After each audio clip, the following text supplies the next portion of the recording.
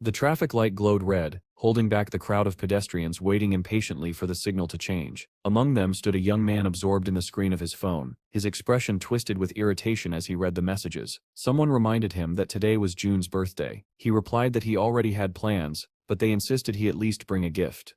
At last, the light flicked green, releasing the crowd across the road. Even as he walked, a nearby chat asked where he was. He told them to go without him. One friend even offered to buy him food, but he refused. Caught in the tide of people, the young man bumped shoulders hard with an older passerby. The man snapped at him to watch where he was going, and the boy apologized quietly. He sighed to himself, thinking the day was already bad enough without strangers crashing into him. He tried to remember what June liked so he could choose a gift, but before he could gather his thoughts, a deafening roar rolled across the area. People stopped and looked around in confusion. Someone wondered out loud if it was an earthquake. Then lightning, massive beyond imagination, tore down from the sky. The crowd froze in disbelief. From the point of impact, a shock wave burst outward, sweeping away everything in its path. Panic erupted, cars exploded, buildings collapsed, and people sprinted forward, leaping over debris. Another colossal bolt struck a nearby building, and it too began to crumble as shattered glass blasted outward. Screams filled the air. People ran in every direction, trying to escape the falling wreckage, but not everyone managed to get away. A man clutching his head called out to a woman who lay unconscious. Smaller bolts of lightning began to rain from the sky, each one carving destruction wherever it fell. People and cars were tossed like toys. Covering his head, the young man ran with all his strength, dodging burning vehicles and the stampede of terrified pedestrians. A girl burst out of the metro station, screaming for help, not knowing where to run. He shouted to her and beckoned her toward him. She rushed forward, but before she could reach him, an ambulance plowed through the street and struck her. He kept running, unable to understand what was happening, desperately hoping this was all a dream. Lost in his thoughts, he reacted too late when a truck came hurtling toward him. His life flashed before his eyes. He threw an arm over his head, a useless gesture but braced for impact. It never came. He slowly opened his eyes, trembling. His fear gave way to confusion as everything around him blurred. His body twisted, his mind spun, as if he had been tossed inside a washing machine. A flash of lightning lit the sky once more, followed by another earth-shattering strike somewhere in the distance. His eyes snapped open fully. He looked around without moving, trying to understand. A moment ago he had been hit by a truck, hadn't he? With effort, he rolled onto his back, and what he saw made his breath catch. Above him hung two moons, one blue and one red. Enormous griffin-like birds soared across the sky. Naked and lying on unfamiliar ground, he could only stare in disbelief. Then came a terrible roar. He scrambled to his feet and turned toward the sound. As he stepped closer, his jaw clenched in shock. A massive bear was roaring furiously, foam flying from its mouth, while a pack of wolves circled it. Two wolves clamped onto its paw, and others crouched, ready to strike. Eyes wide, he watched the violent struggle, until suddenly the scene shattered. Instead of the bear, a doctor in a white coat stood before him, calmly writing in a notebook. The doctor repeated his question. Had the boy really awakened on another planet with two moons and witnessed wolves attacking a bear? Realizing how absurd it sounded, the young man lowered his eyes and said nothing. Jotting down the answer, the doctor asked the next logical question. How had he managed to return from that other world? The boy understood the question perfectly, but he had no idea how to answer. The wolves tore into the bear with brutal precision, sinking their fangs into its neck and ripping away chunks of flesh. Under the relentless assault, the bear's massive body lifted off the ground before crashing back down with a roar that sent stones flying in every direction. The pack moved as one. The largest wolves charged forward while the smaller ones stayed behind, surrounding the fallen bear and tearing it apart. Hidden between the rocks, our hero watched in terrified silence. He was so focused on the carnage that he failed to notice a snow-white wolf cub sneaking up behind him. The cub stared at him with calm curiosity, showing neither threat nor friendliness. Panic surged through him, and he cursed inwardly as fear filled his eyes. He bolted. Running with everything he had, he leapt over rocks as dust clouds burst beneath his feet. Dawn crept across the sky, painting it orange, but he could not slow down. His lungs burned, sweat stung his eyes, and every breath felt like fire. Still, he ran. Then, without warning, a translucent message appeared before his eyes, visible only to him. It read, "Your physique has increased by 1.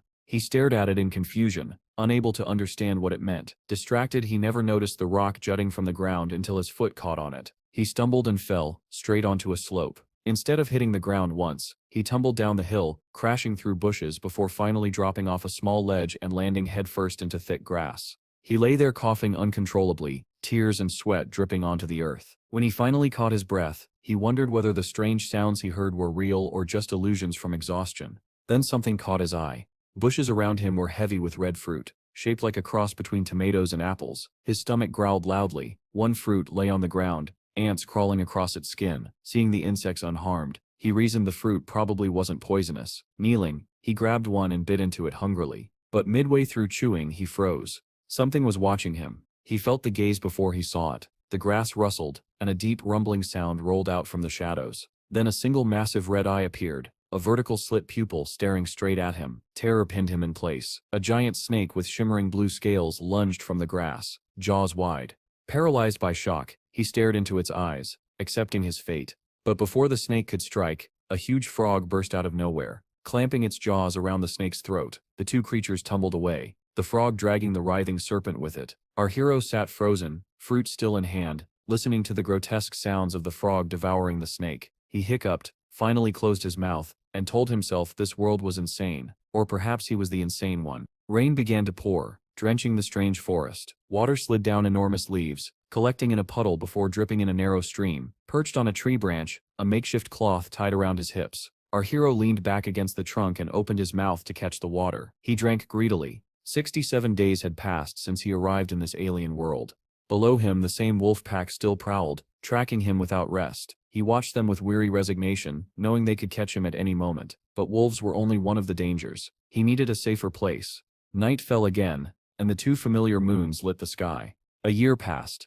Now stronger and more resilient, he discovered a giant bunch of bananas, each one as large as he was. With great effort, he tore a single banana free. It slipped from his grasp, but he caught it before it fell. Another message appeared. Your strength has increased by 1. Feeling the truth of it in his muscles, he hauled the enormous fruit onto the branch. While eating, he reflected on how he had managed to survive, or perhaps simply adapt to the madness around him. Below, the white wolf cub stood beneath the tree. It had been following him persistently for months. With cheeks stuffed full of banana, he realized he had almost grown accustomed to its presence. He might even miss it when it wandered out of sight.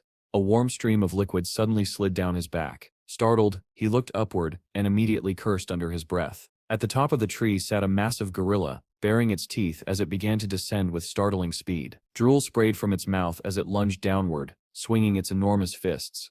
Our hero tensed, watching the creature surge toward him. With one mighty blow, both fists slammed into the branch where he sat, shattering it into splinters. But he reacted in time, grabbing the hanging liana with one hand, while still managing to keep hold of his banana with the other. Dangling in the air, he cast an indifferent glance at the gorilla and muttered that perhaps she'd get lucky next time. But luck wasn't on her side. The branch she landed on snapped beneath her weight, sending her plummeting. The white wolf cub below watched wide-eyed as the giant body fell and landed right beside him. The impact blasted rocks and branches outward, and the cub was thrown back by the shockwave. Still clinging to the liana, our hero noticed the wolf cub's injury. A branch had pierced its paw. Before he could react, the gorilla, astonishingly still alive, slammed a massive hand into the ground and pushed herself upright. Her attention shifted from him to the cub. The wolf bristled, refusing to retreat even as the gorilla growled, lowering her gaze to him. She raised a massive fist.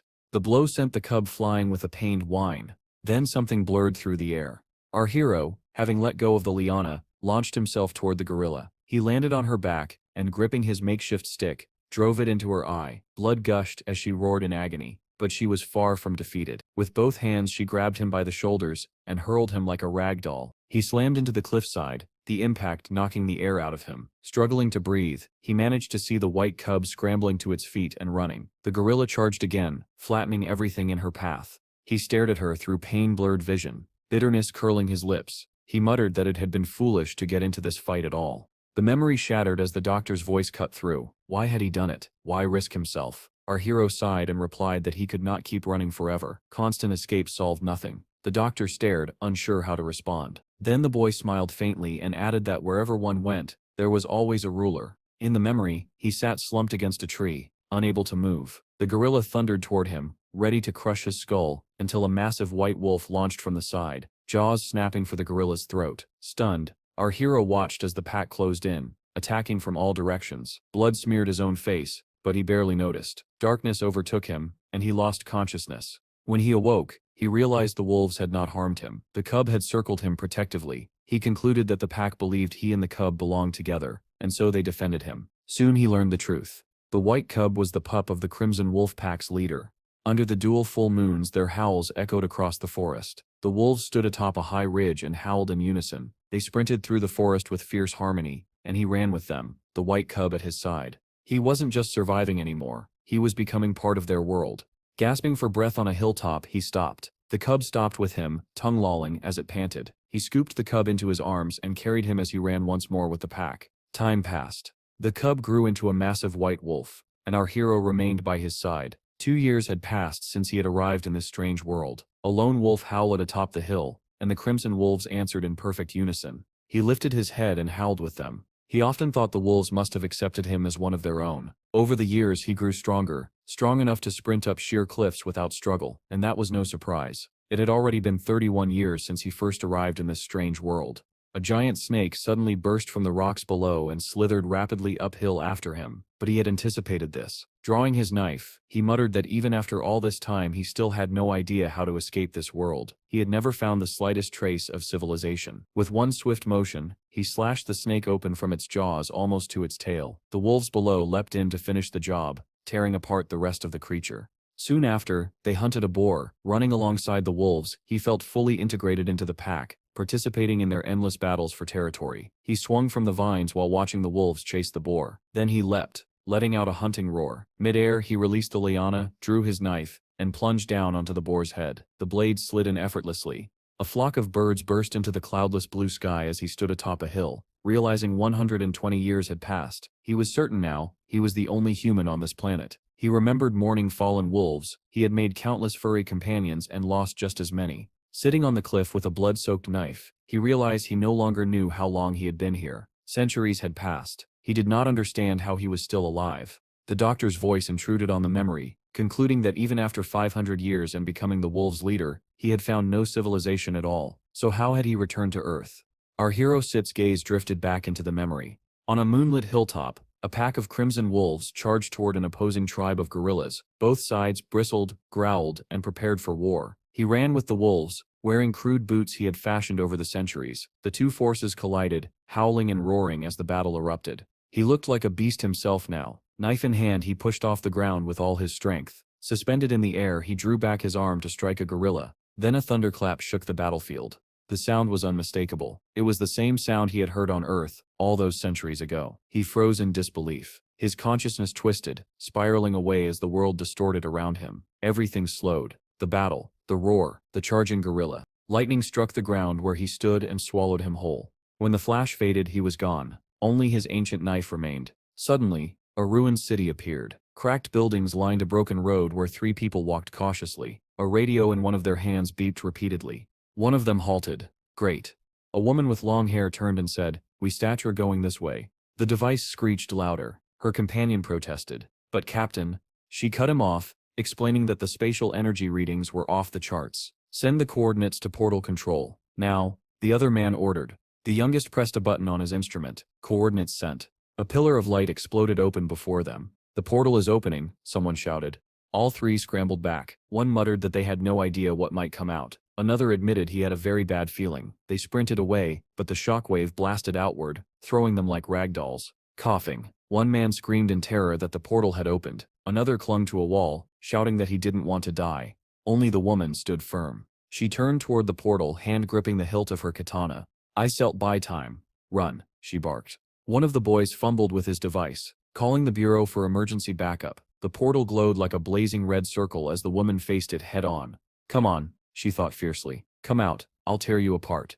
A silhouette stepped into view within the crimson glow. Her breath caught. Her defiance faltered. She stared as the haze dissolved and a human figure became visible. It was him. Her fear melted into stunned disbelief. "Is that truly a human?" she whispered, as a tremor ran through her body. Our hero, after centuries living like a beast, stumbled out of the portal in utter confusion. His instincts, sharpened by 1,000 years among predators, lashed out first. He opened his mouth and released a deafening scream. It sounded nothing like a human voice. It was the roar of a wild animal. The girl standing before the portal froze in absolute shock. Her hand gripped the hilt of her katana so tightly that her knuckles turned white. She had prepared herself to face an unknown enemy, but the creature emerging from the portal, this man radiated a primal, suffocating pressure that made her tremble. Steve snarled at her, his eyes sharp and predatory. She could hardly believe he was human at all. Her instincts screamed that this was a beast, not a man, but then the roar abruptly stopped. Steve's strength drained. He sank to his knees, then collapsed entirely as the portal's fading hum quieted behind him. The two men who had called for reinforcements approached cautiously. They stared at the unconscious figure on the ground, astonished that a human had come through. The girl's fear eased, replaced by bewilderment. What had she just witnessed? What kind of power did this man possess? She looked at his sleeping face and admitted silently that she had never felt such overwhelming pressure, not even in the highest level dungeons. She could not understand who or what he was. One of her companions radioed in, saying reinforcements were no longer needed. Someone had returned, and they needed medical support immediately. Steve sat on a hospital couch as the doctor switched off his recorder. The man smiled gratefully and said he would pass Steve's testimony to the Bureau of Awakened People. Steve's vitals were normal. He would be discharged soon. Steve lowered his head and quietly called the doctor by name. The doctor, already at the door, paused in surprise. Steve told him that for the first time in 1,000 years he was speaking to a civilized human being and thanked him for listening. The doctor replied that Steve had shared an extraordinary story and that the world should be thanking a hero who survived a millennia-long ordeal. Steve watched him leave, suspicion flickering in his eyes. The door clicked shut. Down the hallway, the doctor walked to his office, deep in thought. He found Steve fascinating. His story was so vivid and detailed that he could have been a novelist, but all the same, he had to file the report. The Bureau of Awakened People towered over the city, several high-rises with helipads dotting their roofs. In the captain's office, the girl with the katana, Jean, scanned a file. "Is this information correct?" she asked. The captain blinked. "What step's wrong?" "This says he sits rank F." The captain nodded. "A rare case. If he were rank E, the state would grant us benefits." John frowned. "Rank 5 means he sits basically an ordinary civilian. Someone like that shouldn't sit even be able to cross a portal." "Are you certain this isn't an error?" "Maybe he was lucky," the captain suggested. "Or hiding. He could have stumbled across a return stone by accident." He handed her a tablet. "Here." The Dr. Sip's report from the hospital. The diagnosis listed post-traumatic stress disorder and a prescription for antidepressants. Jean Sip's eyes narrowed at a specific line. "He exhibits wolf-like behavior." She remembered the man emerging from the portal, that overwhelming pressure, those wild eyes. At the time, she had trusted her instincts. Now she wondered if she had imagined it. Everything seemed too surreal. "This is his file," she confirmed. "Yes." Regardless of the details, the captain said, "We still treat him as a returned." Jean requested permission to deliver the documents personally. The captain stared, confused why she insisted, but she simply replied, "I need to see it with my own eyes." Though years had passed, the hospital looked the same as any other. Steve lay on his bed, thinking, 2 weeks since his return. 2 weeks in a world he once belonged to, yet now felt alien. He had long wished for this day, but now that he was here, he didn't know what to do. A nurse entered with a food tray, telling him it was time to eat. His stomach growled loudly. Only now did he realize he was starving. The dishes looked delicious, and he decided survival came first. A knock sounded. The door opened immediately, and Jean stepped inside. She stopped cold. Steve was squatting on the couch, eating like a feral animal. No cutlery, no restraint, just raw instinct guiding his movements. When he glanced at her, it was only briefly, as if assessing a presence near his food.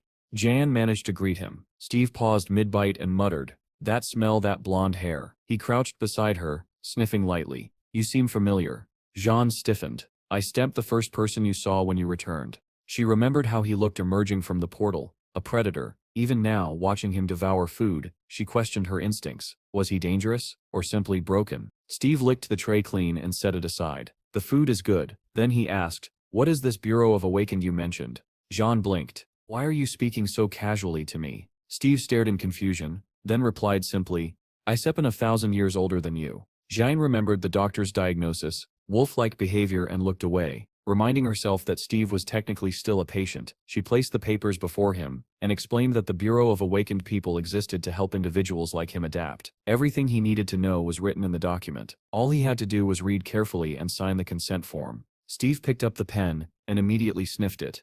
Jean stared at him. "Why do you keep sniffing everything?" He replied, almost offended. 1,000 years have passed, and you still use pens." Jean snapped, "Sign it. Don't draw with it." He apologized softly and added, "Usups is still the same as you were 1,000 years ago." She muttered a curse, called him a Neanderthal, and thinking he really was just an idiot, pointed once again to where he needed to sign. While she waited, she noticed him doodling instead, sketching a wolf on the corner of the page. Slightly embarrassed to interrupt, she asked, "Did you learn to draw there?" "I already knew how," he replied. "And did you learn anything else?" she pressed. Magic, voodoo, martial arts? He blinked at her. I lived in the forest to survive. Jean finished the sentence for him, annoyed. So you spent 10 years running for your life. Steve stopped drawing. 10 years? What are you talking about? To become a real returnee, someone who can pass through the portal, you need to kill monsters and absorb their spatial energy, but you probably just stumbled onto a travel stone. She sighed. I misread the situation. Steve repeated in disbelief. 10? I wasn't set in the jungle for 10 years. I was there for 1,000. John Sepp's voice rose. Stop joking. You Steph been gone since 2015. It's Sepp's 2025. 10 years. Steve snatched the documents, flipping through them frantically. The dates were there. Clear. Undeniable. Only 10 years had passed on Earth. He felt the world tilt beneath him. Jan tossed him a card. Your awakened ID. Half of your medical expenses will be subsidized, so read the documents, and when you recover, go back to your family. She left without waiting for a reply. Steve stared at the closed door. Family. A word he had forgotten. He clutched the documents, trembling as he read. If only 10 years had passed, were they still alive? His eyes widened when he reached the page listing his relatives. His mother, his father, both dead.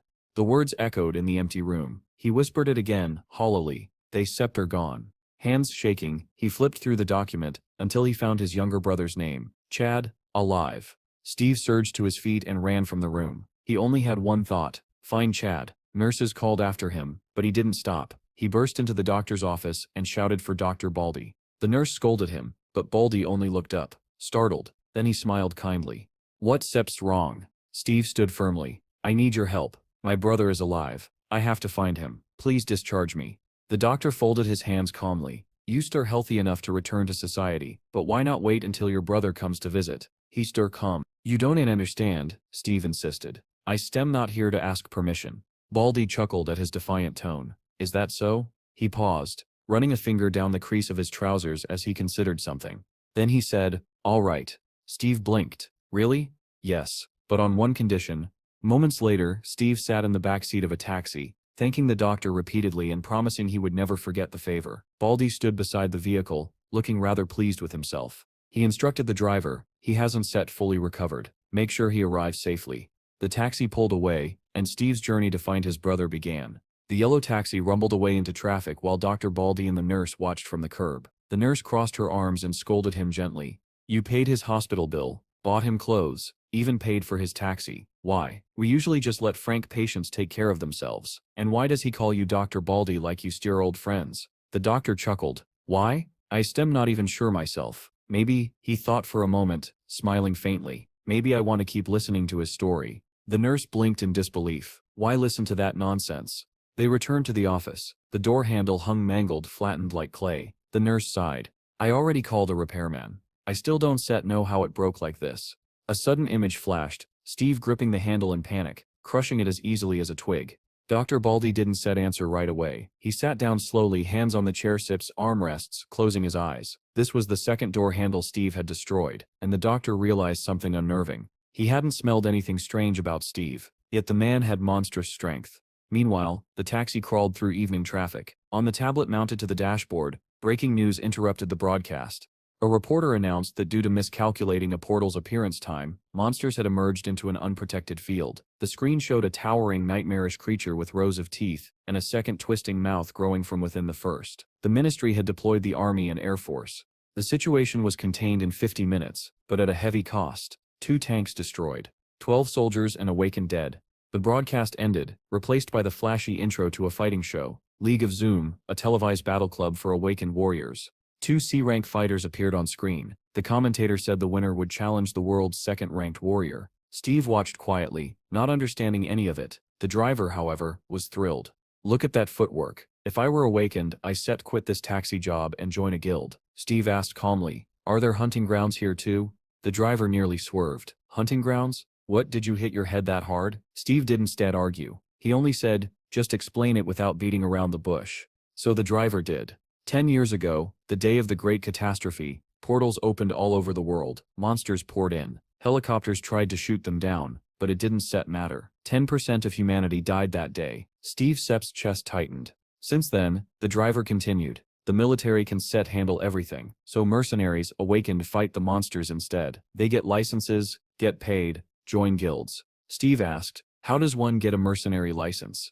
The driver laughed. Not just anyone. You have to be awakened and pass the Bureau Sits exam. Steve absorbed this new reality. It felt more alien than the world of wolves. By sunset, the taxi reached the outskirts of the city. Narrow streets, small houses, old cars lining the curbs. The driver parked beside a two-story brick home. "This is it," he said. "Spend time with your little brother." Steve thanked him, swallowing hard. He approached the house slowly, heart pounding. Was Chad really just behind that door? An elderly woman at the window noticed him and leaned out, annoyed. "Who are you?" "I came to see Chad," Steve answered. The old woman froze when she heard the name. She stared at him closely, her expression shifting from shock to anger. "You brat," still wet behind the ears. "How dare you speak to your elders like that?" Steve blinked in confusion, completely lost. He waited for an explanation but none came. The woman simply glared at him like he had offended her somehow. And Steve, who had fought beasts and survived a 1,000-year nightmare, found himself utterly baffled by an old woman in a window.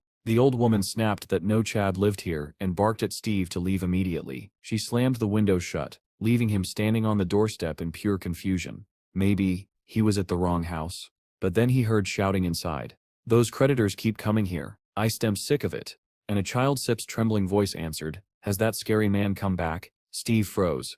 A child afraid of a loan collector? His confusion deepened as he listened. The old woman soothed the child, saying the man hadn't returned yet. Steve couldn't understand how this world supposedly civilized could terrify a child who had done nothing wrong. He approached the front door. Inside, the old woman muttered that the boy's father worked non-stop, yet their debts only grew. The child asked, "Is Daddy drowning in debt?" And the woman quickly hushed him, telling him to keep eating. A mailbox hung crookedly beside the door, stuffed full of envelopes. Steve took one out. The name on it, Chad. The sender, a debt collection agency. Steve Sepp's stomach tightened. Chad, a debtor? He stepped away, unwilling to trouble the old woman further. As he walked down the street, he mulled over what he'd learned. In the wild world, strength was law, but here, money was strength. And without it, even a child suffered. His fists clenched. He needed power, real power, if he was going to survive in this world and help his brother. Lost in heavy thoughts, he arrived at the Bureau of the Awakened. He entered without issue, and approached the scanning terminal. When he placed his ID card down,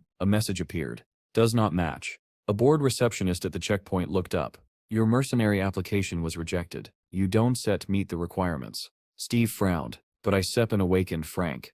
"Oh, you start rank F, alright," she said, "but you don't have enough awakening points." "I just came out of the portal 2 weeks ago," he insisted. She laughed. "Normal people can go through portals, they be ripped apart."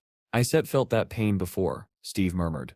"Leave the fantasies at home," she sighed. "Go to school or earn points in the field, then come back when you are properly awakened." Steve drifted toward the reward wall, reading the poster, goblins. $500 each. He read it twice, not understanding what goblins they meant. Exhausted, he stared blankly. He needed answers, and money.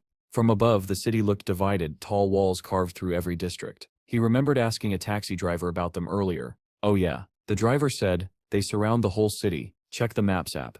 "What app?" Steve had asked, causing the driver to stare at him like he'd grown another head. The driver explained the city's structure, 12 districts, gates separating them, and gates leading out to the fields. Steve realized he absolutely needed a phone. The taxi stopped at a massive gate, marked 27. The driver pointed ahead. "This is the field gate. Good luck, man." Steve thanked him and stepped out, staring at the towering structure. According to what he had learned, crossing through these gates meant entering the hunting grounds, hostile zones filled with monsters. He walked through the checkpoint cautiously, then approached 2 armed soldiers guarding the entrance. "What brings you here?" one soldier asked. Steve replied firmly, "I in here to hunt." The soldier scowled. "License?" Steve lowered his head. "I don't have one." The second soldier stepped forward. "Civilians are banned from entering the field." But before anything else could be said, a loud commotion erupted from the entrance. "Close the gate," someone shouted. "It's too late," another voice yelled. An SUV blasted out of the field, smashing through barriers. A grotesque creature clung to the driver's neck, its fangs buried deep. The vehicle swerved violently, flipping and slamming into a concrete wall with bone-shattering force.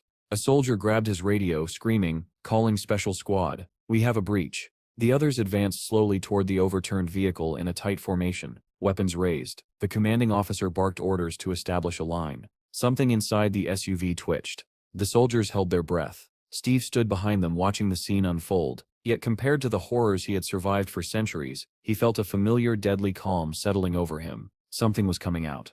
The soldiers steadied their rifles as something inside the overturned SUV began to move. "Take aim," the commanding officer shouted.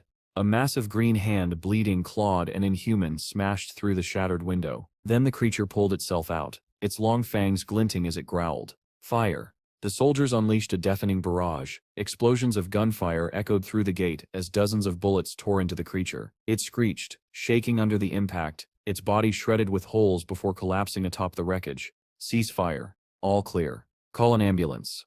Only then did one soldier notice something strange. "Where steps that guy? The one who came in a taxi? The crazy one? He ran away. Must have been scared." But Steve hadn't set run from fear. He had slipped through the gate. He walked slowly down the broken road, whispering to himself, "Is this really a field?" He closed his eyes and let his senses open. He could smell everything, hear everything. The field was alive, and he felt all of it. He climbed a rubble-covered hill, staring at the ruined buildings stretching across the horizon. The sun painted the sky orange as it set behind the shattered silhouettes of a fallen city. Darkness soon followed, and he stood still beneath it, feeling a familiar comfort. Night. A world he understood. He stepped forward off the cliff without hesitation. His body plummeted. His eyes closed. Now, the hunt begins. He landed hard, one knee striking the asphalt. Dust exploded around him. The ground cracked beneath the force, yet he rose smoothly, ignoring the damage. Hand to the ground. Leaning forward, he lunged. The pavement detonated beneath his feet as he surged ahead. So fast he became a blur. The dust trail behind him was the only sign of his passage. He leapt upward, ascending the height of an entire building. But midway, something felt wrong. His breath faltered.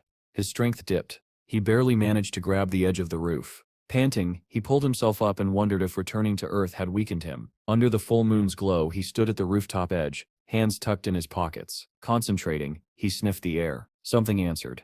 He turned his head toward it. He jumped off the building, landing lightly, then sprinted toward the source of the scent, the same building he had noticed earlier from atop the hill. Inside that crumbling structure, a white wolf, its fur stained crimson with blood, was cornered. 3 monsters surrounded it, their eyes gleaming with triumph. The largest growled deeply, savoring its imminent kill. But the wolf refused to bow. It pressed itself against the wall, snarling defiantly. Steve approached quietly, step by step. The wolf met his gaze.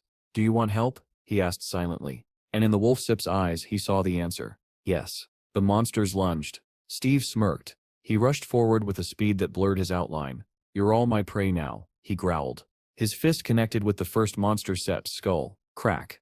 And it dropped instantly, its head splitting open like a crushed watermelon. Suddenly, a glowing message materialized before his eyes. "Searching for your class. Searching for your class. System error." More windows popped up, multiplying rapidly. "What?" Steve muttered. "System error?" He waved dismissively. "Delete." And they vanished instantly. Along with his distraction went the monster's patience. A pack surrounded him, teeth bared. One monster charged. Steve struck once. Its teeth shattered into powder.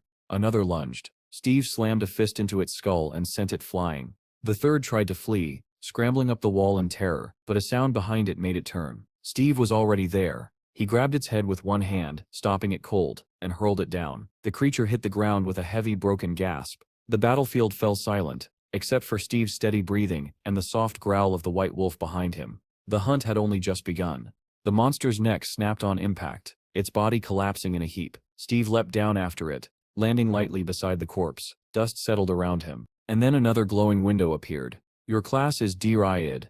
Resetting statistics. Impossible. Failed to obtain new abilities. Fatal error." Steve stared at the last message, his eyes widening. He remembered this error hundreds of years ago in the jungle. When his constitution reached its maximum, the system had stopped increasing it. No matter how much he trained or fought, he never received another improvement message. And now he realized something else. Statuses existed on Earth too. "Maybe that's why I feel weaker," he muttered. Another window blinked into existence. "Access to store. Open." "A store?" Steve whispered, stunned. He pressed the button. A new interface appeared. Velk points. 7. Water bottle. 1 Velk. Bread rye. 2 Velk. "That's it?" Steve groaned. Still, he chose water and bread. A bottle and bun materialized in front of him, hovering in midair before dropping softly at his feet. A faint whine snapped him out of his thoughts. The white she-wolf, bleeding heavily, lay against the wall, a small wolf cub crying beside her. Steve approached slowly so as not to frighten them. Kneeling beside the she-wolf, he stroked her muzzle. She was dying. Her breaths were short and ragged. "Poison," the cub whimpered. Steve sighed. I didn't come here to be a babysitter, he said softly. Talk to me. But the she-wolf could no longer respond. Her eyes fluttered shut. The wolf cub stared at him with impossibly sad eyes. Steve sighed again. Fine, I get it, he muttered. Maybe this meeting was meant to be. Instead of taking the water, he reached into his jacket and pulled out the rye bun. He placed it gently in front of the cub. Eat. While the cub ate, Steve returned to the battlefield. 7 dead monsters. He counted them all. A car would have been useful, he said with a tired exhale. The sun rose over the ruined city, painting the world gold. Steve stood with his eyes closed, soaking in the warmth. Later, he sat beneath a large tree. The cub slept curled in his lap. Before him lay the freshly covered grave of the she-wolf. He stroked the pup's back. It's time to go. At gate 27, chaos erupted. Cars were backed up. Drivers argued with soldiers about quarantine procedures. Suddenly, everyone fell silent. Heads turned. Eyes widened. A soldier whispered, "Is that?" From the gate, Steve walked out, calm, steady, carrying a wolf cub in one arm, and strapped across his back. 7 monster corpses, still dripping blood. A driver gaped. He carried all that by himself? Another choked. Did he kill them alone? The soldier finally recognized him. It's Tim. Steve marched straight into the Bureau of Awakened People and returned to the clerk who had denied him earlier. Her jaw hung open as she calculated his earnings. For 7 goblins, that sips $350,000. 3 heliotrope minerals, $60,000. Quarantine and puppy vaccinations, deducting $200. Total payout, $410,000. Steve blinked. What sips heliotrope? She held up a glowing red stone. This is taken from a goblin sit's heart. Value depends on size and energy. She added, since you don't have a bank account, you get cash, but you should open one. You said we're capable. Steve stared at the thick stack of bills in his hands. If I keep hunting, money won't set to be a problem. Meanwhile, somewhere else in the city, a white van pulled up to a small corner store. The driver greeted the owner. Where's Chad? Haven't seen him lately. Part-time job, the young man replied. Poor kid suffering from debt. Field work is tough, Chad admitted, but the pay worth it. The owner handed him a chocolate bar. Bill likes these. Chad handed over a bottle of beer. Count that too. The van rolled off again. Chad, cheerful and humming to himself, was on his way home, completely unaware that his older brother, whom he thought long dead, was finally back in the world, and getting closer with every step. Suddenly, someone behind Chad called his name. He turned, startled by the familiar voice, but before he could react, a baton struck him brutally from behind. Chad collapsed, the groceries spilling out of his bag across the ground. The man holding the baton grinned cruelly, saying he was glad to see Chad again. He added that they were starting to think Chad had abandoned the child and run away. Blood trickled down Chad's forehead as he stared at the group of men in terror. The quiet neighborhood filled with sobs and the dull sound of blows. The man with the baton looked Chad over and commented mockingly that the boy's face had improved. Then he lowered the baton to his shoulder and began shouting. He complained that he had lost count of how many times he had come here for the money. Chad apologized repeatedly, trying to endure the pain. He held out a wad of cash. Everything he had earned, $240,000. The man counted it aloud, $160 for the month, $120 in interest, gasoline, dry cleaning. He sat down on the steps, unimpressed. Too little. 2 more men stood behind Chad, blocking his escape. Hearing this, Chad trembled violently, tears welled in his eyes. I get the rest, I swear. 3 days, please. I get it in 3 days. The man struck him again. And do you know how much interest builds in 3 days? He raised the baton once more. If you lie to me again, he never finished the sentence. A voice cut through the street like a blade. Hey, freak. Everyone turned. Steve approached with calm, steady steps, and beside him padded a small white wolf cub. The man frowned and demanded to know who he was, but Chad had already recognized him. His breath caught. His eyes widened. His voice broke. Big, brother. Steve's face was carved in stone. No smile, no softness, only a cold, controlled fury burning behind his eyes. He saw only one thing, his little brother on the ground. Chad rose shakily from his knees, unable to believe who stood before him. The bandit stared between them, confused. Steve took one step, then another. He stopped before Chad, knelt down, and looked him directly in the eyes.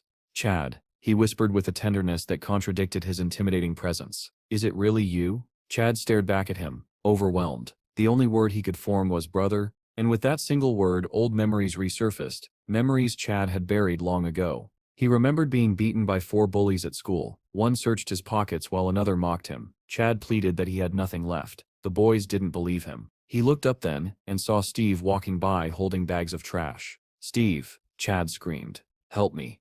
The bullies turned in surprise, but Steve only walked past them toward the dumpsters. He didn't even glance at his brother. He simply threw away the trash and walked back, ignoring Chad as he begged.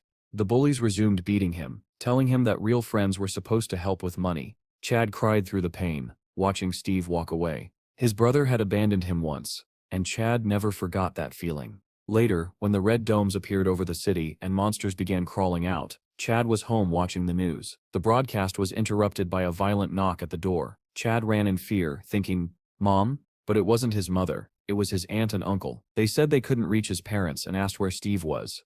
Before anyone could answer, an explosion ripped through the hallway. The blast threw Chad across the room. The wall collapsed, stones flying everywhere. A monster with 3 long snake-like necks rose above the destroyed street. As people screamed in terror, Chad lay bleeding on the floor, paralyzed with fear. Through the broken wall, a giant monstrous eye stared directly inside. He held his breath, certain he would die. But the monster didn't see him and moved on. Sitting in the wreckage, Chad thought bitterly that he no longer cared if Steve vanished from the world entirely. And now, seeing his brother standing before him after 10 years, he realized that these were the exact thoughts he had carried all this time. Steve smiled faintly. "You still gotten older, Chad." Chad still stared at Steve in disbelief. For 10 years he had truly believed his older brother was dead. Now Steve stood before him, alive. Their reunion was interrupted when the bandit crouched beside Chad and mockingly asked if he had hit his head. Pointing at Steve, he sneered, "How could this brat possibly be your older brother?" That was the moment Steve's expression changed. Before anyone could react, Steve grabbed the man's head and slammed him toward the ground. Then, with effortless force, he hurled the bandit backward. The man flipped through the air and crashed against the wall, knocking a stack of wooden rods onto himself. Chad watched, stunned. He had never seen anyone move like that. The 2 other thugs growled at Steve, furious that their leader had been tossed aside so easily, but Steve didn't even acknowledge them. He looked only at Chad. "Are you hurt?" Chad shook his head. "I stamp fine." The bandits took Steve's calmness as disrespect. One rushed forward and kicked Steve in the neck. Steve didn't flinch, didn't react, didn't even look at him. A heartbeat later, the thug screamed as he was launched sideways, his leg twisting into an unnatural shape. He collapsed onto the pavement, clutching his shattered limb. The last thug froze where he stood, trembling. He immediately understood. Steve was awakened. Steve turned his gaze on him. "You, come here." The boy backed away in terror, babbling that he never attacked anyone and had tried to stop the others. Steve wasn't interested in harming him. He pulled a wad of cash from his pocket and dropped it on the ground. "Take it," he said coldly, "and get out." The boy bowed repeatedly, scooped up the money, and fled. Steve helped Chad to his feet. Together they walked home in silence, the wolf cub trotting happily beside them. When they arrived, it was already dark. Stars glittered above the small old house. The same elderly woman who earlier shouted at Steve now stared at the brothers in complete shock. She looked from Steve, to Chad, to the wolf cub, then back to Steve. Is this really your older brother?" she whispered. Chad grinned and nodded. "Yeah, it's Steve." Steve handed her a bag. "This is beef." Suspicious, the woman opened it. Fresh, good quality meat filled the bag. Her eyes widened before she muttered a quiet curse under her breath. She sighed and ushered them inside. "You should have told me sooner you had family." The boy fell asleep waiting. Inside, Bill, the little boy, slept on the floor. The wolf cub immediately padded over, sniffing his hair curiously. Steve knelt beside him.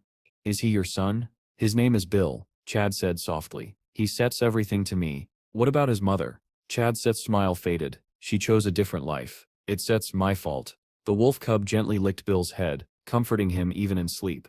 Steve watched them both with sadness. "Let's get a drink," he suggested quietly. Chad accepted. Later, in a small diner, the brothers clinked glasses. Neon lights reflected off the table. Chad still couldn't believe Steve had returned, and returned stronger than any awakened he had ever seen on TV. Steve Sepp's tone shifted seriously. "How much do you still owe?" Chad hesitated. "About $5,000. Steve grinned. That amount didn't worry him anymore. "I can cover that, now that I have a job." Chad blinked. "A job? What job?" Steve tilted his head. "You tell me. What's your job?" Chad drank from his glass, embarrassed. "I loader, a delivery driver. No one else takes the dangerous routes, so they pay me well." "Is the truck yours?" Steve asked.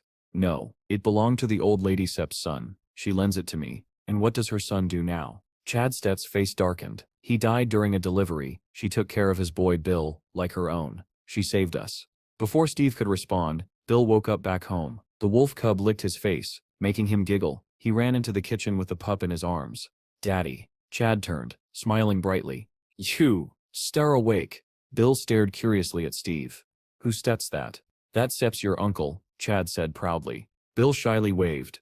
Can I play with the puppy? Steve couldn't help but smile warmly. Of course. Bill Sep's squeals of happiness echoed through the house. As he played with the cub, Chad laughed. He Seps wanted a puppy for years. Yusef made his whole world. Steve didn't respond at first. He simply watched them, his family, with a quiet, unfamiliar warmth growing in his chest. After a moment, he looked at Chad. Why don't we work together? He said. Chad blinked, stunned by the offer. Work together? What do you mean? Steve insisted he would handle everything himself. All Chad had to do was help with the truck. Chad blinked in confusion, asking what job Steve was even talking about. With a dark, confident grin, Steve revealed his plan: monster hunting. Chad was sure he'd misheard and asked again, only to get the same answer. The next day, Steve arrived at the Bureau of the Awakened. The receptionist looked over his documents with clear excitement. She told him he was officially registered as an Awakened, and immediately boosted his level. He received his new identification card, stamped with his class. Druid, rank F. She explained that he would now receive government payments directly to that card.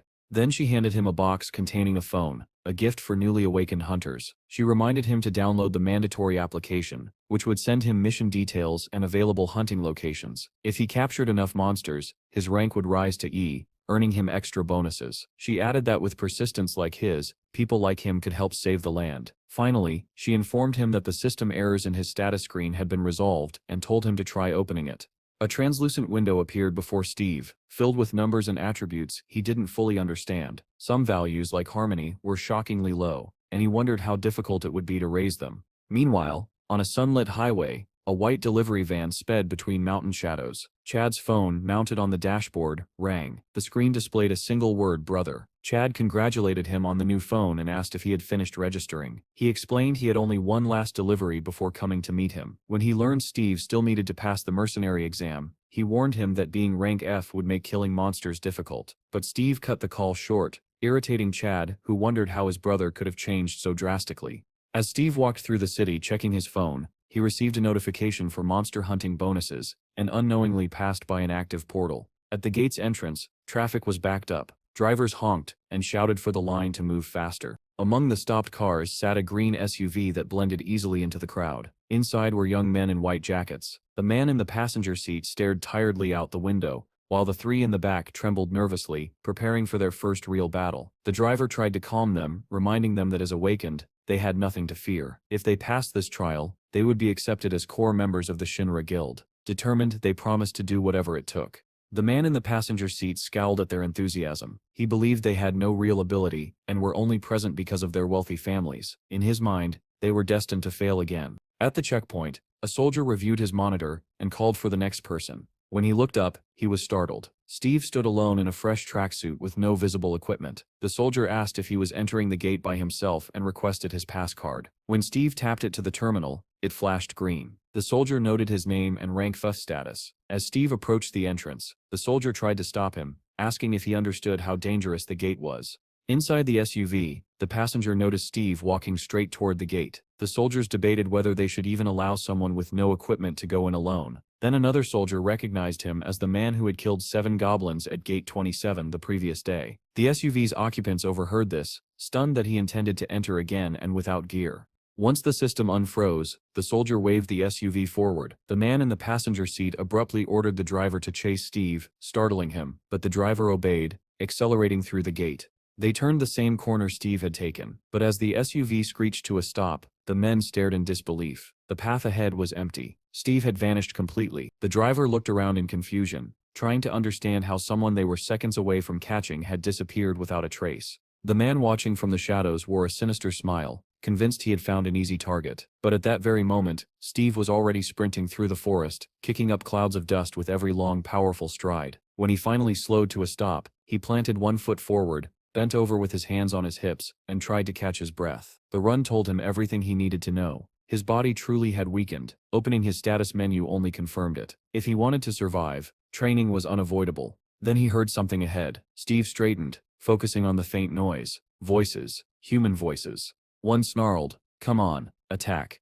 coward." Another shouted back, Do you want to die? From the sound of metal clashing, Steve guessed they were sword fighting. He glanced left, pinpointing the direction, and a predatory smile crept across his face. This wasn't monsters fighting. This was a clash between awakened. He couldn't resist watching. A scream cut through the forest as a severed hand, still gripping a sword, sailed through the air trailing blood. Someone roared, "Attack!" Steve broke into a run and climbed onto the top of a ruined building overlooking the scene. Below, chaos unfolded. 3 men in green uniforms were surrounded by a group of rough-looking bandits dressed in brown, while one bandit barked threats, demanding they drop their possessions and leave. The men in green clearly didn't want to fight. Steve watched silently, noting their trembling stances and unwillingness to engage. A blue pickup truck suddenly pulled up beside the confrontation. A large, muscular man stepped out and planted his foot in the dirt. "Why is it taking so long to deal with them?" he demanded. The boys in green froze when they saw him. Someone whispered his name, Shiek, the notorious C-rank robber, with a 400 million bounty on his head. That number caught Steve's attention. 400 million. Even he couldn't pretend that wasn't impressive. The bandits mocked the green uniformed boys, saying they should have surrendered earlier. Now it was too late. Sheikh rubbed his hands together and smirked, introducing himself and daring anyone brave enough to catch him. The boys in green panicked, realizing the stories were true. One even begged to leave everything behind if they'd be allowed to walk away. Sheikh dashed forward without warning. Too late. That's not fun anymore. One of the green uniformed boys tried to stop him, voice full of terror, insisting they didn't care about their belongings anymore. Before Sheikh could strike, a figure dropped from above. Steve landed between the two groups with a heavy thud, hands still buried casually in his pockets. Dust billowed around him. Everyone froze. Sheikh, the boys in green, even the bandits in brown. Steve stepped forward as the dust settled. Sheikh asked who he thought he was. An angel descending from heaven, but Steve ignored the taunt. He pointed at him and asked only one thing. Is the bounty really 400 million? Towering over him, Sheikh demanded to know who he was. Steve replied with a cold seriousness, I just need the money. The bandits recoiled, dumbfounded. The boys in green stared at him as if he'd lost his mind. Shang burst out laughing, delighted by the absurdity. With a sneer, he asked if Steve actually thought he was from the commission. Steve didn't answer. He simply stared. Then Sheikh's eyes glowed red. He told Steve that anyone who looked into his eyes for 5 seconds would be unable to move. Steve stood frozen in shock as his own body began to glow a faint shade of red. He couldn't understand what was happening. One of the boys in green recognized the technique and went pale with fear. Sheikh chuckled, confident his ability had worked, and ordered the green uniformed boys to seize Steve. Cautiously, the boys approached him. Why did you interfere? They demanded. Behind them the bandits stood ready, though far less certain. But then something impossible happened. Steve moved. In one swift motion, he struck Sheikh. Everyone froze. The bandits gaped. The boys in green stared wide-eyed. No one understood how Steve had broken the immobilization skill. And the most shocked of all was Sheikh himself, unable to comprehend how this newcomer, this rank theft nobody, had just landed a blow on him. Steve tightened his other fist, preparing to strike again. His lips curled into a feral, animalistic grin. That's just magic, he said, as if dismissing Sheikh's ability entirely. Sheikh flinched at his tone, staring at Steve in disbelief. Teeth clenched. You're funny, Steve added, raising his fist as his eyes glowed bright blue. Sheikh's own red eyes widened in fear. He tried to regain control, roaring, Stop. His eyes flashed red. To everyone's surprise, Steve's body froze. His fist halted mere centimeters from Sheikh's face. With a smug smile, Sheikh taunted him, claiming he wasn't so simple after all. Drawing a knife from his belt, he swung it, and advised Steve never to let his guard down. But before the blade even reached its target, Sheikh's nose smashed against Steve's rising knee. The knife tumbled from his hands. What else can you do besides that pathetic trick? Steve asked, almost disappointed. Anything more interesting? He threw a punch at Sheikh's face. The man tried to trigger his magic again, starting the incantation, but never finished it. Steve silenced him with a brutal hook, knocking out several teeth. A second blow crashed into Sheikh's solar plexus, forcing the air from his lungs. The final kick struck his ribs, folding him over. Steve grabbed Sheikh's jacket, and with a single decisive movement, flipped the large man over his shoulder. Sheikh crashed through a nearby window, shattering the glass and scattering shards across the ground. Breathing evenly, a faint smile on his lips, Steve said, Too easy. The men in green stared in disbelief, unable to comprehend how Steve had taken down Sheikh so effortlessly. With Sheikh unconscious, Steve turned to the brown-clad bandits holding their swords out defensively. Are you planning to attack? He asked. They vigorously shook their heads, insisting it was all a misunderstanding. Steve ordered them to gather together, and they rushed to the spot he pointed to. He then asked the green-uniformed boys if they had any rope. One grinned nervously and said he did. Steve turned back to the bandits and asked how much they would pay for their freedom. They panicked, babbling that there was no bounty on them, that Sheikh was the only wanted man, and that they were victims who had been threatened. Meanwhile, Sheikh regained consciousness and listened in outrage as the men claimed Steve was now rich thanks to capturing him. Tears welled in his eyes as he shouted that they were traitors, leeches who clung to him for their share. Steve looked down at him, surprised he was awake already. The green-uniformed boys spoke up, insisting the brown-clad bandits were lying and that capturing all of them would earn a higher reward, but the bandits objected, insisting they were only servants. Sheikh tried appealing to Steve directly, asking if the government's rules didn't bother him. He said that inside this place, Steve was free to do anything, and if Steve spared him, he would consider Steve a king. Before he could finish, Steve's sneaker slammed into his face. "Sleep a little longer," Steve said. Sheikh collapsed again, unconscious, a clear imprint of Steve's shoe marking his cheek. Steve turned to the bandits. "There's a reward for them too?" he asked. The green-uniformed boy confirmed they were all criminals. The bandits wilted with despair as Steve commented that there were far too many of them. One of the green-uniformed boys brightened suddenly, saying they had a truck. Steve liked that idea. With a wicked smile, he wished the bandits good night. The forest filled with the sounds of fists, groans, and desperate protests, some insisting there was no bounty on them even as they were knocked out. Soon a red pickup truck sped down the ruined highway, its bed stacked with tied-up bandits like firewood. The driver glanced gratefully at Steve. "Thank you for saving us," he said. "I didn't want to save you," Steve replied flatly. The boys in the back protested, saying that, whether he wanted to or not, he had helped them. That made him their savior. Steve sighed and accepted it since arguing seemed pointless. On the way, he asked the driver about his abilities. The man said he had the skills of a fencer, a stalker, and a scout. Steve was stunned. 3 abilities. The driver explained he had started with one and learned the others through practice. Steve sat back thinking, skills could be acquired? The idea intrigued him. The driver was equally confused, wondering how Steve didn't already know something so basic. Remembering the moment Shaq had shouted, "Stop," and how effective it was, Steve concluded that learning a magic-type skill might be a very good idea. As the pickup sped through the ruined forest, something ahead caught Steve's eye. Through the cracked buildings and leaning trees, a massive blue dome shimmered against the pink sky. The truck was heading straight toward it. "Is that the portal?" Steve asked. The driver stared at him as if he had asked where the sun came from. "That SIP's a level 1 portal, the easiest kind. It SIP's where we were headed in the first place." Steve sighed, disappointed. "Too bad I don't still have a mercenary license yet. Otherwise I could go in." The driver almost choked. "You don't still have a license? At all?" Steve, missing the shock in his tone, simply answered, "Not yet." The driver kept glancing at him in disbelief. He explained that when portals opened, the military would bombard them first. Only a fraction of monsters survived the initial strike. Level 1 portals gave very little experience. To grow stronger, hunters needed level 2 portals, but those were filled with terrifying creatures. That was why the driver couldn't understand how someone who had never cleared even a level 1 portal had managed to defeat a level C criminal like Sheikh. Only now noticing the man's expression, Steve asked, "What SIP's wrong?" The driver struggled for words and finally managed, "What level are you?" "F," Steve said. The driver nearly veered off the cliff. Before he could say more, Steve leaned forward. "I have a request." The driver tensed. Up ahead, the military had set up a perimeter around the portal. Tanks, armored vehicles, and ambulances were stationed nearby. As the haze inside the portal thinned, the first silhouette appeared. One of the boys from the green SUV. 4 others followed him, and one supported a blonde teammate, whose arm had been reduced to a bloody stump. The team hurried toward the medics. The captain, jaw clenched with rage, complained loudly that guilds accepting members like this should be wiped out. Another tried to calm him, saying many younger awakened behaved this way now, but the captain wasn't comforted. He believed rich kids bought monsters through underground brokers, pretended to finish them off, then hired bounty hunters to boost their levels before joining guilds. When monsters were stronger than expected, casualties followed. He was tired of a world ruled by money.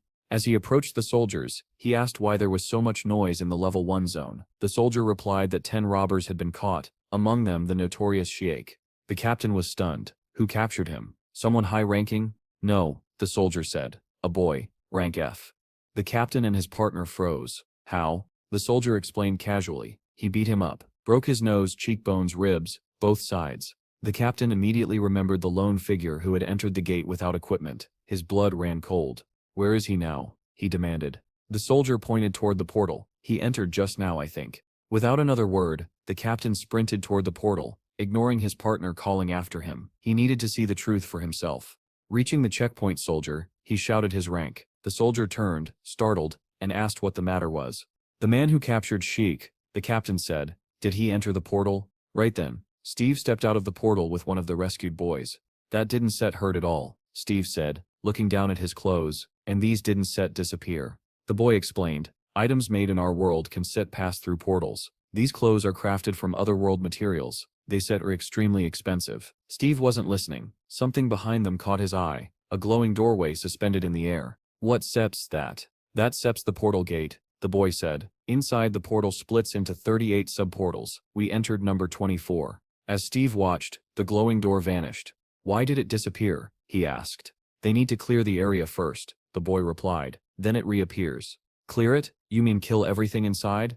No, just the boss. Steve rolled his shoulders, warming up. Wait here. I still be quick. Wait, what? How could I stay here alone? But Steve was already sprinting forward, ignoring him entirely, ready to dive into the next fight. A crater blasted open where Steve had stood, dust rising in thick pillars. The boy he left behind watched him vanish into the portal's interior, stunned. What kind of person was he? Perhaps one of those exceptional fighters, but then he reminded himself, someone who defeated Shikaran Says could surely handle a level 1 dungeon. Suddenly, horror struck him. He had forgotten to tell Steve something vital, the location of the exit door after the boss died. If Steve didn't reach it in time, he would be trapped in the dungeon forever. Panic poured through him as he sprinted forward, praying he could catch up. Meanwhile, at the portal control booth, a soldier stared at his monitor reading door 24 closed. He reported the update to the captain. The captain cursed loudly. Steve was sealed inside. Inside portal number 24. A faint fog drifted through the forest. 3 goblin-like monsters patrolled between the trees, weapons raised. One heard a noise and spun around with a growl, only to have its head crushed by a single punch. The second monster was struck in the gut and flung sideways. The third collapsed when Steve drove a blow into its stomach, dropping its knife. Steve picked the weapon up, examining it with mild interest. Pretty good, he muttered. He crouched beside one corpse and stabbed the knife into its chest. Even behind his bandana, the rot smell of monsters filled his nose. He retrieved a red mana stone from the creature and studied it. 1 stone from 3 monsters. Money isn't a problem anymore. His priorities had shifted, but leveling up is more important. The boy finally reached the battlefield and stared at the heap of slain monsters. How many had Steve already cut down? His eyes glowed white as he activated his tracking skill and located Steve's direction. Steve, meanwhile, was examining his status screen. He had enough points to buy 2 skills, Beast Taming and Tree Spirit Summoning. He opened the description for Beast Taming, but 2 monsters crashed down on him from above. Steve sensed them instantly. He spun, smashing one in the face with his fist and striking the other with his elbow. Both monsters spiraled away through the air. A new notification appeared. Achievements, 545, breaking another monster sip's jaw. Steve grinned. He leveled up again, but then a red error message flashed. Irrecoverable error. Additional synchronization initiated. Again, Steve groaned. But this time, after the glitch, his stats increased. His level rose by 1. He unlocked the skill menu. Tree Spirit Summoning, 100 points. I'll take it. A bright orb appeared before him, glowing softly. Inside floated a tiny winged creature, a fairy-like being Steve vaguely remembered seeing near the jungle before, thinking it was a firefly. Tree Spirit, he said, find the remaining goblins. The spirit darted off and hovered, projecting a beam of light into the soil. It read the memories of trees and plants, but slowly, its level was low. Steve browsed the remaining skills and bought reconnaissance with the rest of his points. Kneeling, he placed his hand on the ground. White light filled his eyes. Tracking. The information came, but it was all about the dead. Then, something deeper in the forest caught his attention. Not goblins. Something bigger. Something hostile. He grinned. Without hesitation, he bolted toward the sound.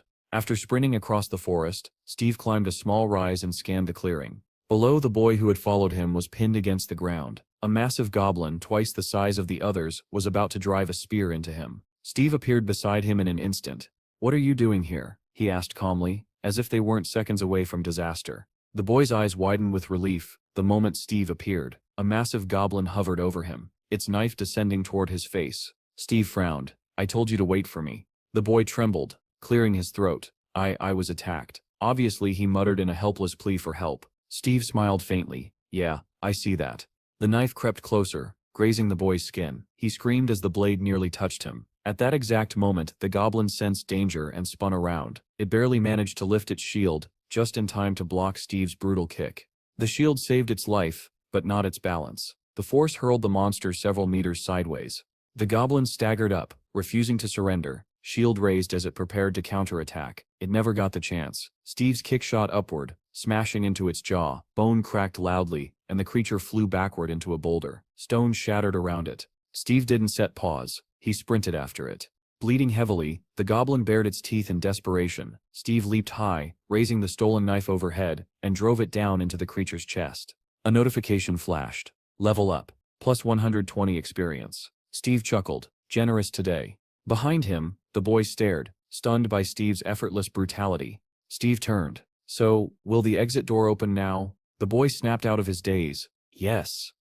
Of course. Right on cue, the door reappeared. The two stepped through and returned to their world. Soldiers noticed them immediately. Hey, isn't that the guy who caught Shiek? One asked. Yeah. The other replied. The captain set's been looking for him. He glanced at the monitor, then laughed in disbelief. No way he cleared it that fast. The rescued boy thanked Steve and returned to his group. Steve simply nodded. Good work. Feeling hungry, he headed toward the storage room to retrieve his belongings. The captain approached him, an imposing man with a sharp expression. Good to meet you, he said. I Stemp Morris, commander of the 27th Attack Squad. Steve blinked. Who? Morris smiled and introduced himself again, handing over a business card for Sillig Guild. Then he invited Steve to talk. They sat in a diner, sipping coffee. Sillig is a top guild, Morris said proudly. You Stet have excellent opportunities to grow. Steve calmly shook his head. Not interested. Morris stared at him, baffled. No one refused invitations from major guilds. He tried again, leaning forward. If you Citra already committed somewhere else, we can offer formal transfer terms, very generous ones. No. Steve took another sip of coffee. Morris sists patience frayed. Sillig is ranked 4th nationally. That is not a low standing. Whatever you want, the guild can match. Steve set his cup down sharply, smiling wearily. I just don't want to work for anybody. Morris froze, unable to respond. He had never met someone so strong yet so uninterested in power or prestige. With the conversation over, Steve stood and left. Steve arrived at his younger brother's house, but no one was inside. He looked around. Guess they steer out. He climbed to the roof, lay back on a table, and basked in the warm sunlight. Maybe Chad and his son were spending time together. The thought made him smile. An elderly woman climbed up with a basket of laundry balanced on her head. What are you doing lazing around in the middle of the day? She scolded. Steve grinned. Perfect weather for a nap, Granny. Wanna join? She huffed. Can sit you see I sit been busy hanging laundry. Steve stood and began helping her. She supervised, occasionally correcting his technique. After a moment, she became strangely serious. Are you really Chad Sit's older brother? Yes, Steve said, still hanging clothes. Her face brightened. Amazing. You actually grew up? Steve pretended to be offended. I've grown up plenty. You rascal, she laughed. Steve couldn't help smiling back.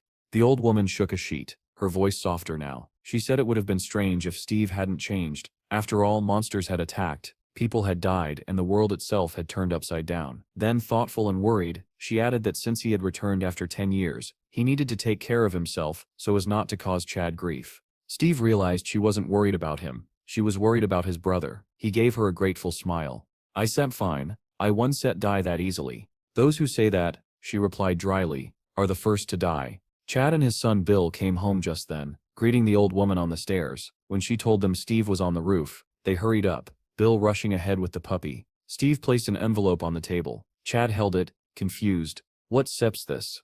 $40,000, Steve said casually. Pay off all your debts. Chad opened the envelope, stunned. Where did you get this kind of money? Steve only smiled. Go pay it off. Then let's Sets have dinner. Chad Stitt's eyes grew misty. How can I repay you? Steve looked at Bill rolling around with the puppy. I don't need anything, just come back soon. Chad turned away, wiping tears, murmuring that he understood. Steve suddenly called out in a conspiratorial tone. Chad turned, still sniffling. Pick up some meat and booze on the way? Chad laughed through his tears. I get everything. Watch Bill for me. Steve agreed. While Bill played with the wolf cub on the roof, Steve opened his status menu.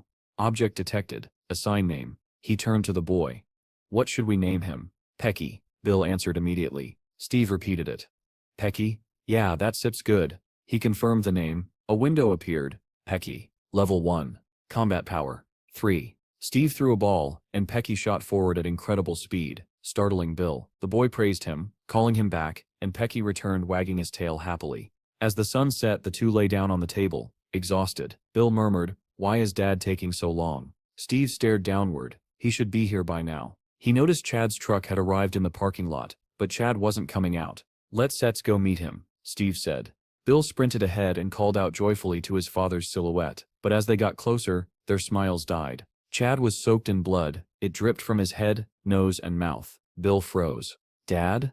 Chad swayed, barely staying upright. He whispered his son's name before collapsing. Bill screamed and ran to him. Steve froze in shock. Then something in him snapped. Bill's desperate cries pulled him back, and anger surged through him like fire. Across the city, in a dim shop on the first floor of an old apartment block, a sign hung, "Trust interest-free loans. Instant approval." Inside, men in suits played cards while another worked at a computer. "How's betting this week?" the computer operator asked. His partner listed numbers. They discussed match results. Male versus Jorans, the insane upset from last time, the guild beyond the horizon, and the gambler's expectations. Then a noise outside. Everyone fell silent. "What's going on out there?" the man at the computer barked. Two men went to check. The door slammed open. A figure stepped in, face covered in blood. They stared at him. "It seems," the man said shakily, "Yusuf got a problem." A hand clamped over his head from behind. He screamed as he was yanked backward. His body vanished from the doorway, flung like a rag doll into the darkness. Panic erupted. "What the hell was that?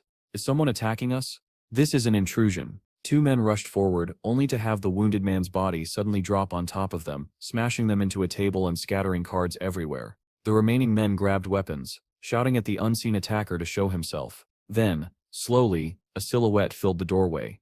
Only the eyes were visible. Glowing blue. Steve stepped into the loan office like a storm breaking through a wall. Literally, he tore the front door off its hinges with one hand and lifted it above his head. The suited men stared in terror. "Psycho," one yelled.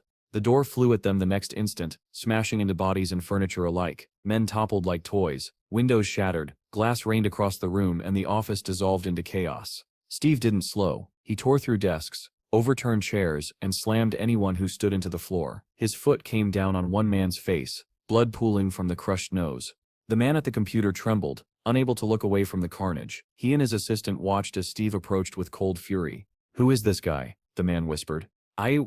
I think he sips awakened," the assistant stammered, "and I think I sip seen him before." He never finished. Steve kicked the table they sat at, sending both men crashing backward with screams. One howled that his leg was pinned under the heavy wood. Steve swept the monitor and keyboard aside, climbed onto the table, crouched down and asked, voice low and dangerous, "Are you Mr. Scott?"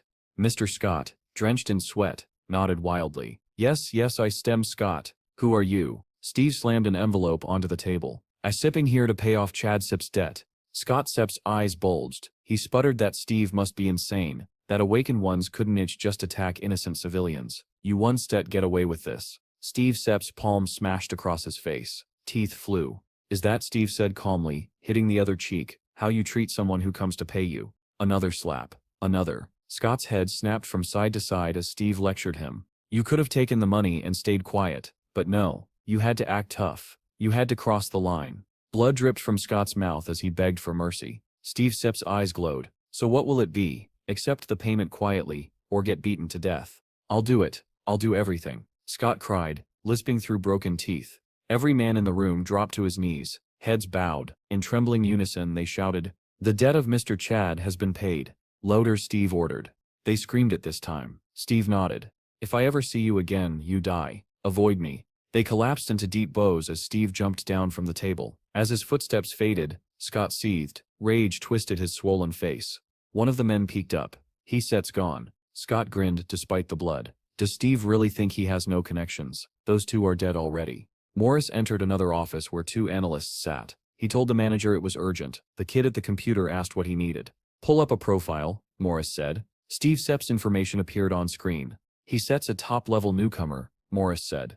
The kid blinked. "Rank F. Registered today and still top level?" "Exactly. Impressive. Isn't said it." But when they attempted to access classified details, the screen flashed. "Access denied." Both stared at it. "Why would his file be locked?" the kid asked. "Try digging illegally," Morris said. The kid rummaged through hidden systems, bypassing firewalls. Finally, got it. They read Steve's history and stared in disbelief. He sets really level F. And missing for 10 years. Why is all this sealed? They scrolled to his combat data. The kid choked. "What kind of bread and water is this?" "What?" Morris demanded. The kid pointed at the entry. "It says he beat Sheck using only bread and water."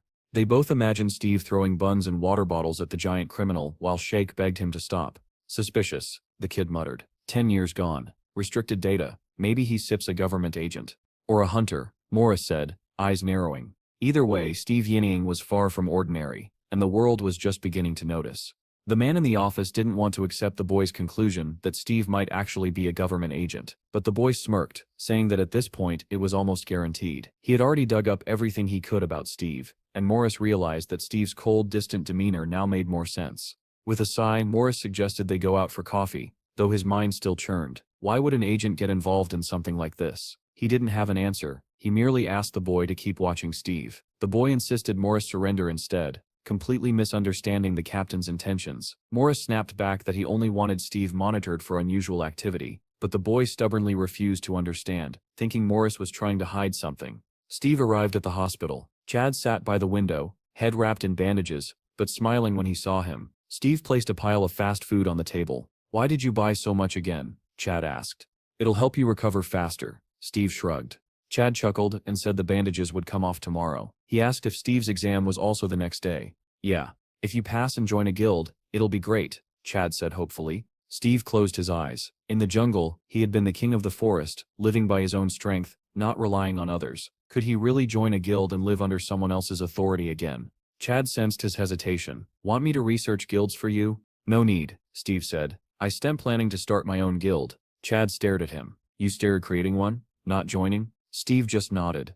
The day of the exam. The exam was held at the Bureau of the Awakened. Jean, the blonde swordswoman with a katana, was walking through the corridor when the department head called her name. He immediately launched into frustration. 2 riots in your district this week. If a portal had opened, the entire city would have been wiped out.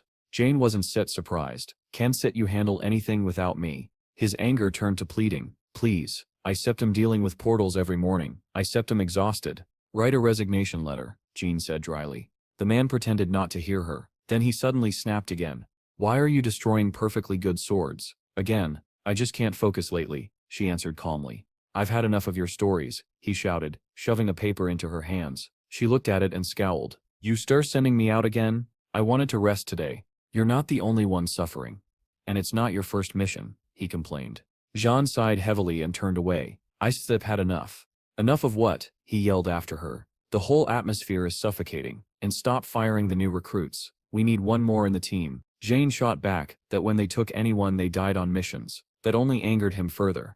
Inside the exam hall, crowds filled the hall, buzzing with tension. Some muttered that they had to pass this time. Others groaned that it was already their 4th attempt. A young live streamer talked to his camera. "I set him at the Awakened exam. Wish me luck. If I pass, I'll start filming hunting content. Thanks for the $20 donation. Link is in the bio." Just then, 3 exam instructors in red caps entered. The boy cursed filming was banned. He cut the stream and turned around, only to see Steve standing silently behind him staring at the phone. "You've never seen someone broadcast before?" the boy asked. Steve blinked. "Who were you talking to?" The boy waved him off.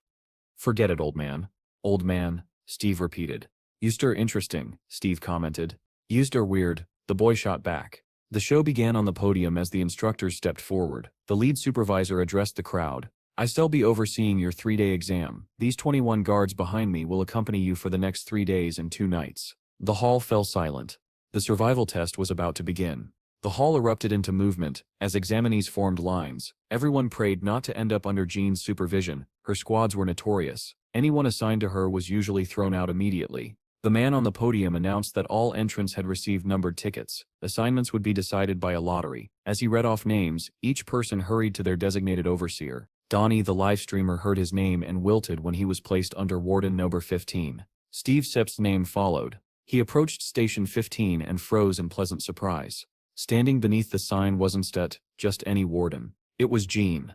The blonde swordswoman stared straight ahead, ignoring everyone, until the sense of being watched pulled her attention sideways. Then she saw him. Steve, smiling at her like they were old friends. Her eyes widened. She couldn't believe it. The assignments finished, and examinees were sent to their dormitories. Groups murmured anxiously, complaining loudly if they had drawn the blonde. Others peeked around curiously at the rooms, impressed there was even a training hall. Donnie walked with his head down. He muttered to himself that he must have cursed his luck. Assigned to Jean again, in front of his subscribers he'd bragged, but in reality he felt doomed. Examinees filtered into room 15. Some changed clothes, others sat nervously. Steve noticed Donnie sulking on a bench and sat down across from him. "You were giggling a minute ago," Steve said. "Why so sad now?" Donnie glared. "Why should I be happy?" "What do you mean?" Steve asked genuinely. "Do you even know what that blonde is like?" "They call her a witch," Donnie snapped. Steve frowned. "A witch? Jean?"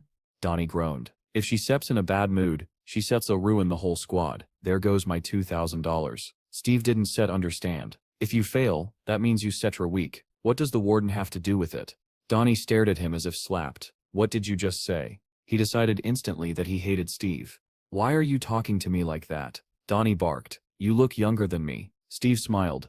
"Want to deal with me? This is the perfect place." The locker room went silent. Donnie shot to his feet. "You think I septum weak? Are you serious?" "Yes," Steve answered calmly. The word lit Donnie Sepp's fuse. "You stir dead. Come on." He stormed toward the training room, tearing off his jacket. The others, excited and terrified, followed. Inside the cage, Jean entered the locker room and found it empty. Her irritation flared instantly. Where did everyone go? Meanwhile, her entire squad crowded into the training hall around a massive metal cage. Donnie and Steve stood inside. "If we get caught, we're finished," someone whispered. Another sighed. "We star in the blonde Sips squad. We star if finished anyway." Donnie scowled at Steve. "You jerk, acting all cool. You haven't heard of Stone TV, a Thistuma rising YouTube fighter." "What Sep's a YouTuber?" Steve asked. "Some kind of food?" That nearly made Donnie faint with rage. "You stir mocking me." Behind them, the crowd cheered. "Go Donnie, get him." Donnie threw a series of flashy punches at the air. "Straightening out idiots like you is my hobby. I've got tons of views on my exam videos." Steve listened quietly, expression unreadable, and then said, "Interesting." Donnie Sepp's vein popped. "Stop talking nonsense, you psycho." He lunged. "Take this." He swung at Steve Sepp's face with everything he had, and Steve didn't move an inch. Then, "Enough." The voice cracked through the air like thunder. Everyone turned. Jan stood there, eyes cold as winter. Donnie swallowed hard. "Blonde witch. Out," she barked.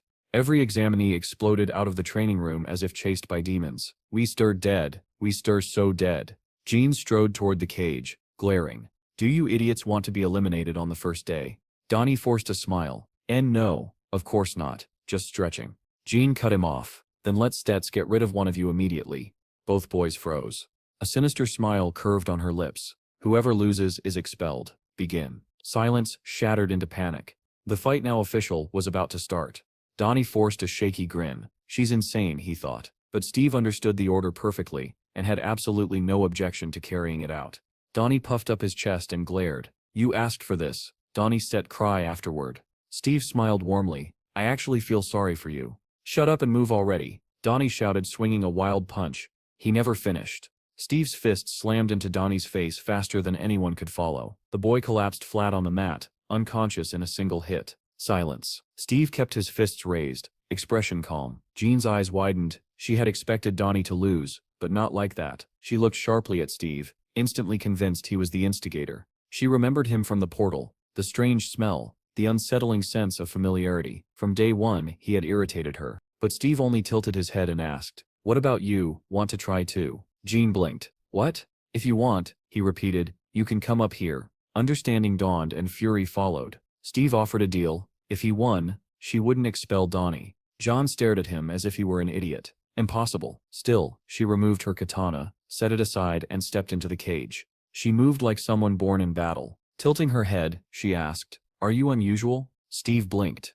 "What do you mean unusual?" She didn't answer. Instead she attacked. "Survive," she said, "and I still tell you." She burst forward. Steve dodged the first blow easily, slid aside from the second and blocked a third with effortless precision. Jean accelerated, fists, elbows, knees, striking with deadly rhythm. He avoided everything. Then she switched to kicking, unleashing a flurry so fast the air cracked. Steve blocked them as if swatting away leaves. Then, Steve Sepp's posture shifted. He sensed danger. Jean's eyes flashed. She prepared a technique he couldn't dodge. "If you win," she whispered, "you can ask for something else." She flipped backward through the air and kicked Steve full force in the chest. He flew across the cage, limp, showing no sign of life. She landed lightly. Something felt wrong. She turned her head toward the trajectory, only to hear a voice above.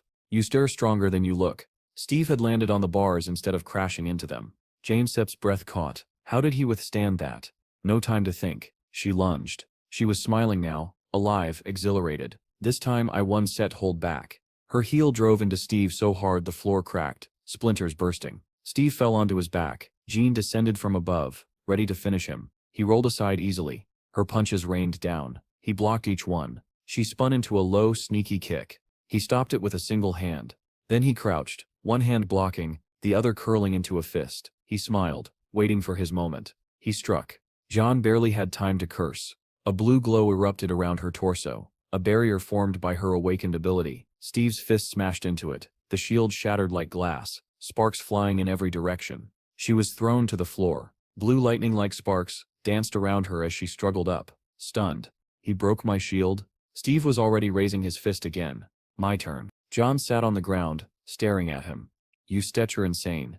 But Steve only shouted with bright-eyed excitement. This is fun.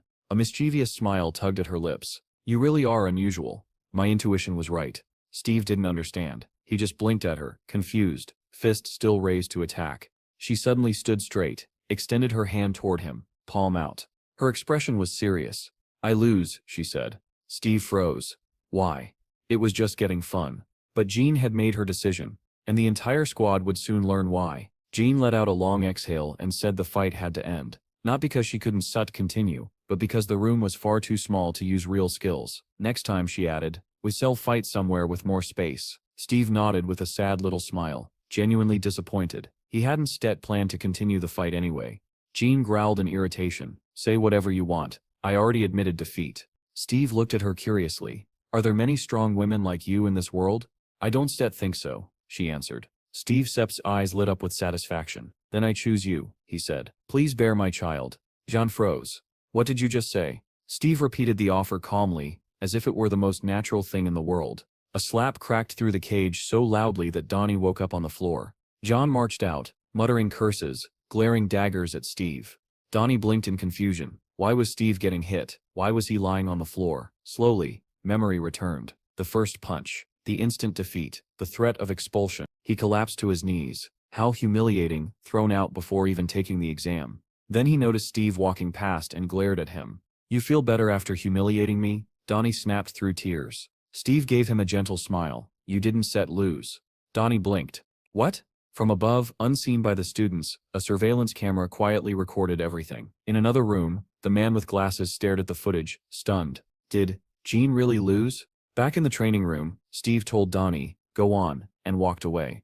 But Jean said the loser gets kicked out. How am I supposed to stay? Donnie shouted after him. I asked her not to kick you out. Steve replied simply. Donnie stared blankly, his cheeks still swollen. What? Why did she hit you then? He added. Steve only shrugged. None of your business. He kept walking, leaving Donnie behind in dazed confusion. Then a thought struck Donnie. Did they agree that I could stay if Steve survived her strike? Tears welled up, his face twisted with gratitude. That man, he's a real man. He burst into tears. Brother. Wiping his eyes, he ran after him. Let's go together. Suddenly a voice echoed through the speakers. Awaken Steve Yinin, report to the Warden Sip's office. Both boys froze. Is that your name? Donnie asked. Seems like it, Steve replied. Steve knocked, entered, and sat across from the man who had just witnessed the entire fight footage. The warden placed a recorder on the table. Everything said in this room will be recorded. Steve swallowed nervously. I just saw your sparring session with Jean. She Sep's a B rank awakened. Are you unusual? She asked me the same thing, Steve replied. What does that even mean? The man stared. You really don't know. He began explaining. There were 3 known planets connected to Earth through the bridging portals. Aruka, a peaceful world of elves and dwarves, where Earthlings learned magic, crafting, and artifact making. Kushan, a divided world where the Man tribes and the Chungwan people battled for dominance. If the portal opened in Man territory, war. If it opened elsewhere, exchange. Midul, home to warlike orcs and terrifying monsters. When a portal opened there, battles erupted instantly. People who return with powers from these worlds, he continued, cannot be measured by normal awakened rankings. We call them unusuals. Steve listened with polite boredom. When the explanation ended, he said, that Sep's all pretty complicated. But then he added quietly, actually, it's Sep's not just 3 planets. The warden blinked. What do you mean? His mind raced. He can be from one of those 3. Was he raised in a dungeon? No. That wouldn't make him capable of defeating a B rank. Where did you come from? The man finally asked. Steve answered plainly, I already told that bald doctor everything. I lived 1,000 years with wolves. The warden dropped his pen, and the recorder kept running. The warden stared at Steve in stunned silence, replaying the wolf story in his head. 1,000 years. Wolves. B-rank defeat. None of it made sense, and yet Steve had said it with absolute sincerity. Steve tilted his head. So is the conversation over? The man jolted out of his thoughts. Yes. Yes, you may return to the dormitory. He tried to smile, but his face twitched. Steve thanked him and left. The moment Steve closed the door, the warden slumped back and muttered, so the rumors might be true. Just then, a man entered and saluted. Senior Sergeant Sheldon reporting. The warden instructed Sheldon to take over as Warden 15. Sheldon blinked. Jan isn't set coming? The warden clicked his tongue. She ran away. Ran away? How? The warden adjusted his glasses. Because Steve is in Team 15. Sheldon stiffened. He was ordered to keep a close watch on Steve during the entire exam and file a detailed report afterward. A voice echoed through the dormitory. All examinees, put on your uniforms and assemble at the stadium. Groans erupted. It begins. At the stadium, each warden stood beneath their squad numbers. Sheldon stood at 15, and the moment the group saw John wasn't there, cheers exploded. She sips gone. Thank the heavens. Sheldon replaced the witch. Sheldon introduced himself with a grin, and announced today's tests. Run 100 meters, in 9 seconds. Complete 40 triathlons in 1 hour. Easy, right? The group erupted in complaints. That sip's unfair. People have different builds. Not everyone is a sprinter. Nearby, a chubby girl finished the 100 meters in 13 seconds. Eliminated, the warden declared. I am a healer. Lower the bar. Monsters won't slow down for healers, he replied. Then he called, Group 15, Donnie, to the start. Donnie swaggered forward. 9 seconds, child's play. His teammates panicked, but Donnie grinned and flashed a victory sign at Steve. The whistle blew. Donnie exploded forward, feet kicking up dust. He crossed the finish line triumphantly. 8 seconds, Sheldon read. Passed. Donnie cheered, until Sheldon called the next name. Steve Yaning. Steve stepped up calmly, set his feet on the blocks, and stared down the track. Donnie yelled, Let's go, brother, while the rest watched nervously. The whistle blew, and Steve vanished. All they saw was a shockwave of dust exploding behind him. The finish line sensor beeped before anyone could register what had happened. Donnie Sip's jaw dropped. He Sips not human. Inside the administration office, a phone rang. The warden picked it up. Sergeant Sheldon Sip's voice came through. Sir, Steve passed. His results are beyond shocking. Sending video now. The warden tensed. What about journalists? Sheldon turned, and froze. Journalists were already alive with excitement. Cameras aimed at Steve like hunters spotting prey. A phone rang again. A woman answered. Returnee Management Bureau. This is Manager Kim. This is Major Swan, the caller said. ISEP sent you 2 videos. Please review immediately. She opened them. Steve's run captured in full detail. Her eyes widened. What? What is this?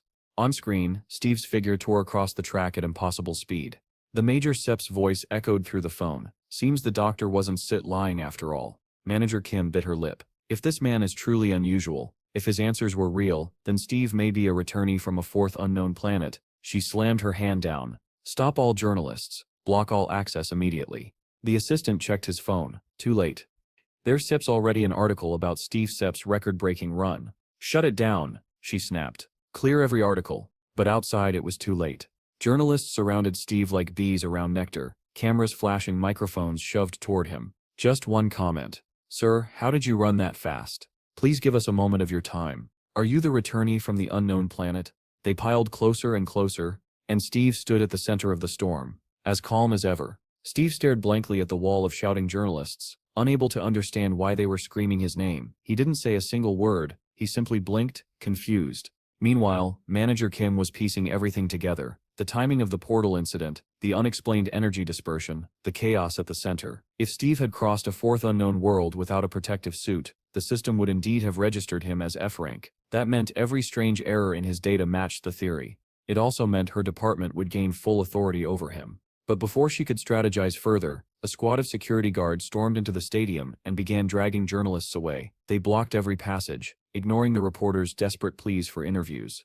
Inside the cafeteria, the examinees gathered at tables, buzzing about how Steve had drawn such media attention. Behind the frosted windows, journalists hammered at the glass, shouting questions. Steve didn't care. He calmly devoured a mountain of food while Donnie stared with sparkling admiration. Of course, Donnie thought, I couldn't have been knocked out by some normal kid. I should Seth recorded that fight. Steve caught Donnie staring. What are you looking at? Finished eating?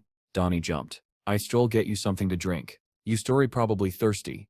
As Steve polished off the last of his enormous lunch, Donnie hurried away thinking, just looking at the way he eats, you can tell he's built differently. Back in the locker room, Steve sprawled across a bench. Donnie sat opposite, scanning the half-empty rows of lockers. So many people failed already, Donnie muttered.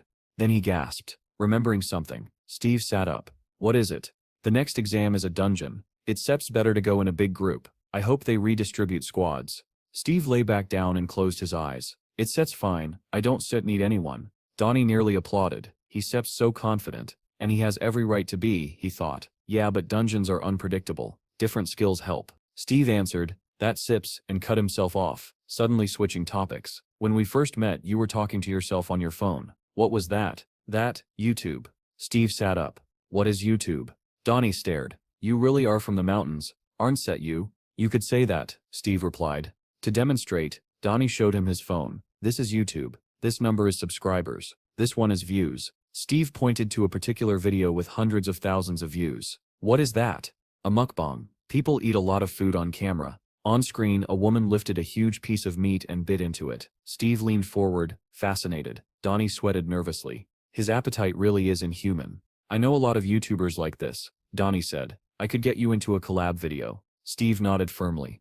I remember the promise. Donnie blinked. His enthusiasm, his intensity, it was overwhelming. You're a good guy, Steve said out of nowhere. Donnie flushed, remembering how much attention Steve had drawn from journalists. He really could become a superstar. Strong, handsome, viral potential. Steve added, join my clan. Donnie froze. Your what? My clan, Steve repeated calmly. I am creating one. You can join. Donnie stared speechlessly. His mind stalled. His childhood flashed before his eyes. The cheap boxing gloves, the endless sparring, the constant failures in the license exam, the friends who told him awakening was his only way out. Now that boxing couldn't feed a family. And now, this. The most talked about awakened of the year, asking him to join his clan. Donnie Sip's breath hitched. His eyes trembled. Steve waited patiently for his answer.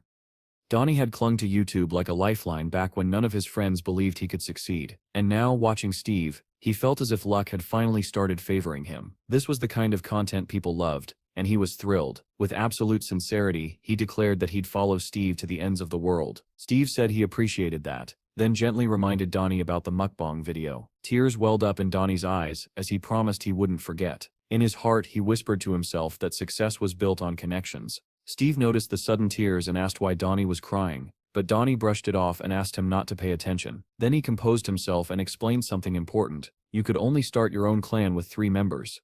Before Steve could reply, the locker room door burst open. Someone stepped inside. The boys turned around, confused, studying the figure in the doorway. It was a bald man dressed like a monk, a weapon strapped across his back. The boys eyed him warily, waiting for him to speak. Donnie broke the silence first, asking where the monk had come from. The man introduced himself as Munch from Team 15, ending his sentence with a calm Muma Buddha. The boys exchanged surprised looks. Donnie asked how a Buddhist monk could possibly be a hunter, but Munch didn't answer. He simply stared at them in silence. Before the tension could settle, a voice echoed through the speakers. Everyone was ordered to assemble in the briefing room after changing into their combat suits. The boys were stunned. Donnie grumbled that not only were they being dragged out at night, but they also had to show up in combat gear. Steve wondered aloud if the dungeon raid wasn't supposed to happen tomorrow. Munch quietly explained that depending on the situation, the raid could be moved up. Mumata Buddha, he added again. Donnie was horrified. How could they start a raid without proper warning?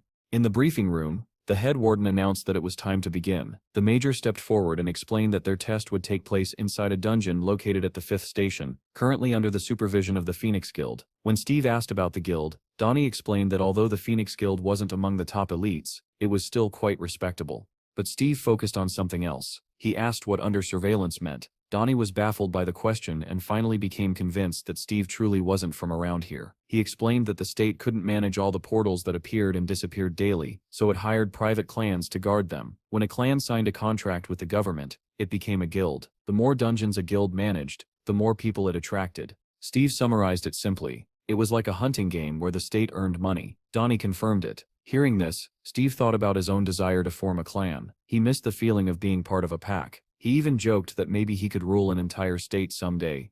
Donnie continued explaining that owning a dungeon was great, but only if you had the proper permissions. Steve barely reacted. He was already fixated on their real goal, creating their own guild. Donnie laughed nervously and reminded him they had to pass this exam first. Steve stared blankly, and Donnie wondered if he was dealing with an idiot. The Major resumed the briefing. On the screen appeared an image of the dungeon abandoned for 15 days, level 1, and structured like a labyrinth. He explained that weaker monsters meant less danger, but also meant a greater abundance of spatial energy. The raid briefing officially began. Donnie swallowed hard. The problem with labyrinth dungeons wasn't the monsters, it was getting lost. One wrong move and you were trapped. Clutching his head, he muttered that he could really use an intelligence-type skill right about now. Steve overheard and casually revealed that he had such a skill. Donnie was thrilled for a moment, then froze. The exam hadn't even begun, and Steve already had a skill worth more than 20,000. A dangerous thought crossed his mind. What if Steve was actually rich? Meanwhile, Munch sat quietly, lost in his own thoughts. Donnie turned to him next and asked what his awakened skill was. Munch hesitated, debating whether he should speak. Finally, he answered with just a single word, but that one word drew him deep into his own memory. He remembered the temple, the Buddha statue, and the Tibetan bowl in his hands. He had been meditating, producing a resonant sound that echoed through the hall, but the sound had drawn something else. Monsters began gathering outside, dozens, then hundreds. Another monk had rushed in, shouting for him to stop immediately. Confused, Munch had asked what was happening, but the man only yelled for him and the other monks to escape. Behind the monk, a monstrous creature emerged, ready to strike. Munch's mind snapped back to the present when the Major announced that the briefing was over. Donnie whispered to Steve that something was seriously wrong with this guy. The Major laid out the final instructions. They would proceed to the target point, engage the monsters under guard supervision, and read the manual carefully. He wished them luck, and the buses rolled out.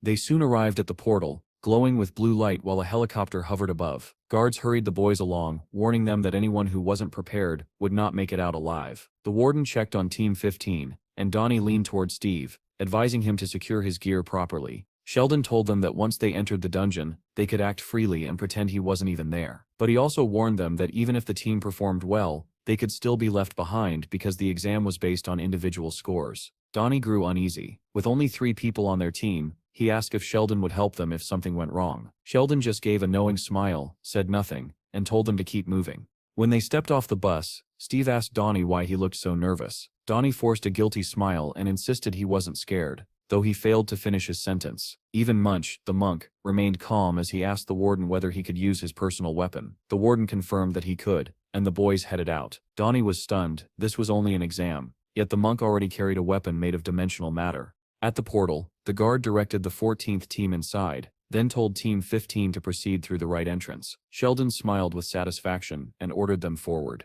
As they stepped into the portal, the warden announced that their team had officially entered. Steve took the lead, which made Donnie panic.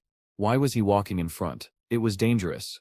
Donnie hurried to warn him but instantly regretted speaking. Making noise before reaching the safe zone would lower his score. Suddenly, a skeletal monster in a robe lunged out from the side. Steve didn't flinch. With a single blow, he shattered the monster's skull. Donnie said the creature must have been attracted by his own scream, but at least they took it down. Impressed, he declared Steve perfect. As expected, Donnie then asked if Steve would use his recon skill if anything else went wrong. Before Steve could answer, a soft click echoed through the hall. A tile under Munch's foot began glowing. Donnie recognized it instantly. He opened his mouth to explain, but he didn't even finish the word trap before a storm of arrows came raining down.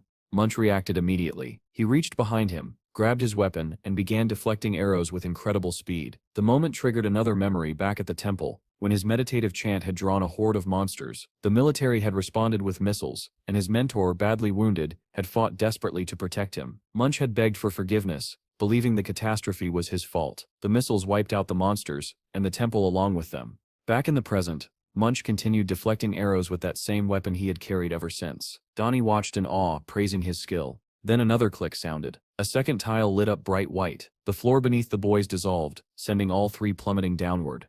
They hit the bottom hard. Steve and Munch landed on their feet, but Donnie lay in a heap of rubble, groaning loudly. He stared blankly at the ceiling, mourning the fate of his ambitions, but then a growl echoed from deeper within the tunnel. Donnie jumped up, horrified, and declared that they must be cursed magnets for monsters. Munch apologized, explaining that his monk abilities naturally attracted them. Donnie froze. His skill attracted monsters? Steve, on the other hand, was delighted. To him, this was perfect. Now he wouldn't even have to go looking for enemies. He stared ahead with a calm smile and said it was even better this way. He was too lazy to hunt them one by one.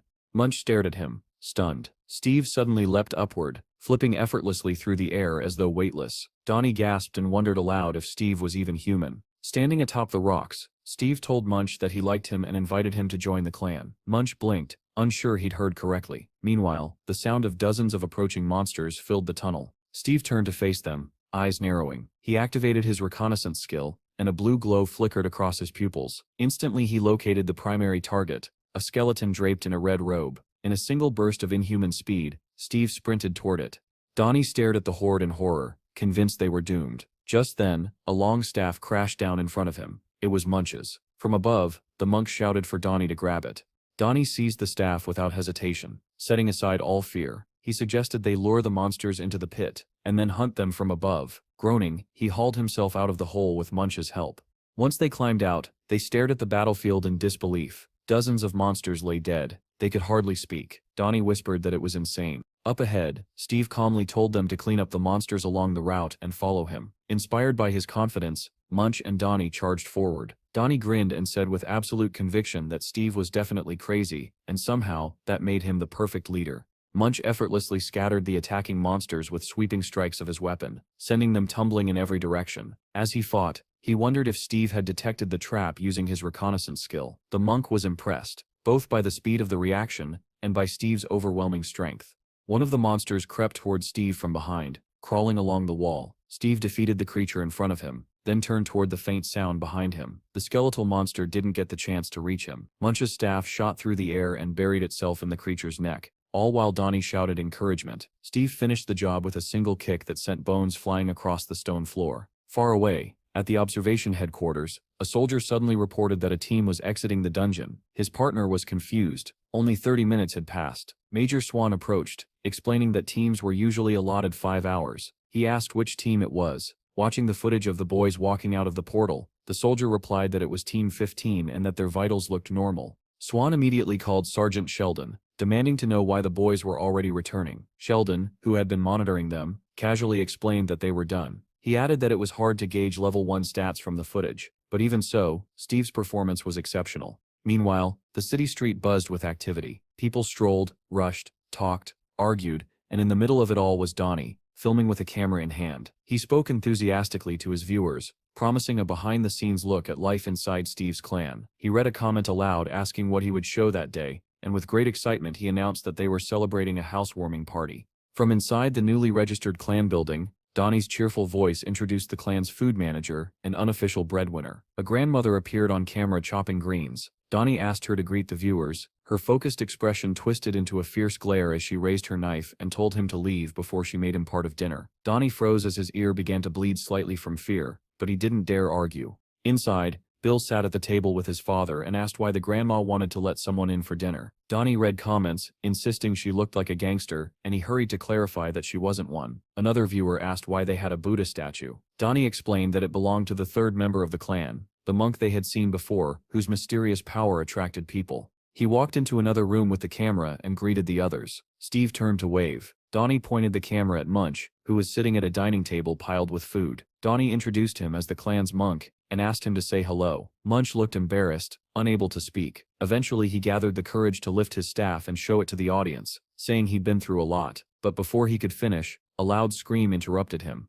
A white truck screeched to a stop in front of the house. Chad leaned out the window and shouted to Steve that everything was ready. The boys ran outside, grinning. Donnie rushed after them asking about the bill. Soon a white van was speeding through a rundown district, with a quadcopter hovering above, filming. Steve spotted it and asked what it was, offering to smash it. Donnie sighed and admitted he didn't even know what a drone was.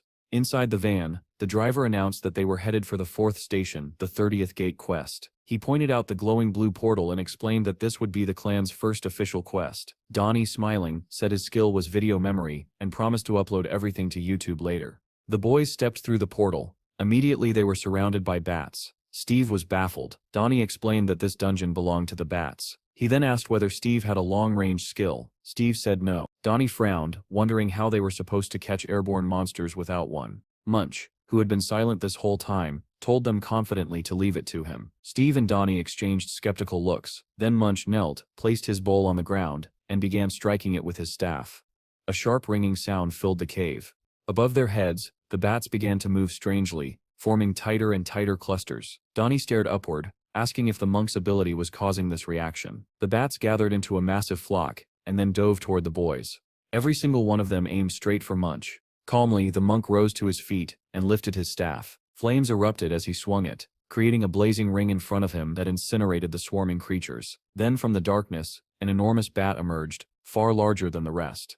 Donnie shouted with exhilaration that they had finally reached the dungeon's final challenge. Steve struck the giant bat with a single decisive blow, slicing the creature cleanly in half. As the remaining bats fell, Donnie exhaled in satisfaction and declared the mission complete. Seated atop a mountain of monster corpses, Steve quietly noted that the door ahead had opened. They should hurry. Donnie, still thrilled, said he would record everything. Back at headquarters, a young man approached a girl who was staring wearily at her monitor. He reported that they had examined all 4 headquarters stations, capable of completing 20 missions per day, and now Steve's clan had gone so far as to incinerate a nearby dungeon. Reading the storm of comments under Donnie's latest video, the girl clutched her head, frustrated. They had barely imposed an embargo, and yet Steve's clan already had a streamer broadcasting everything. The young man added that the video had jumped to 3rd place in trending and asked if they needed to step in. The girl replied that she was aware of its popularity, but then something on the screen caught her eye. It was a clip of a fight, a Russian fighter, known as the Bear, squaring off against a mysterious figure called Hero. The video claimed Hero had defeated him with a special move, and was now naming his next opponent. The next challenger, a tall dark-haired man, looked powerful, confident, and strangely unusual. The clip posed a question: what would happen if the authorities were forced to intervene, and what if this opponent marked the beginning of Hero's reappearance?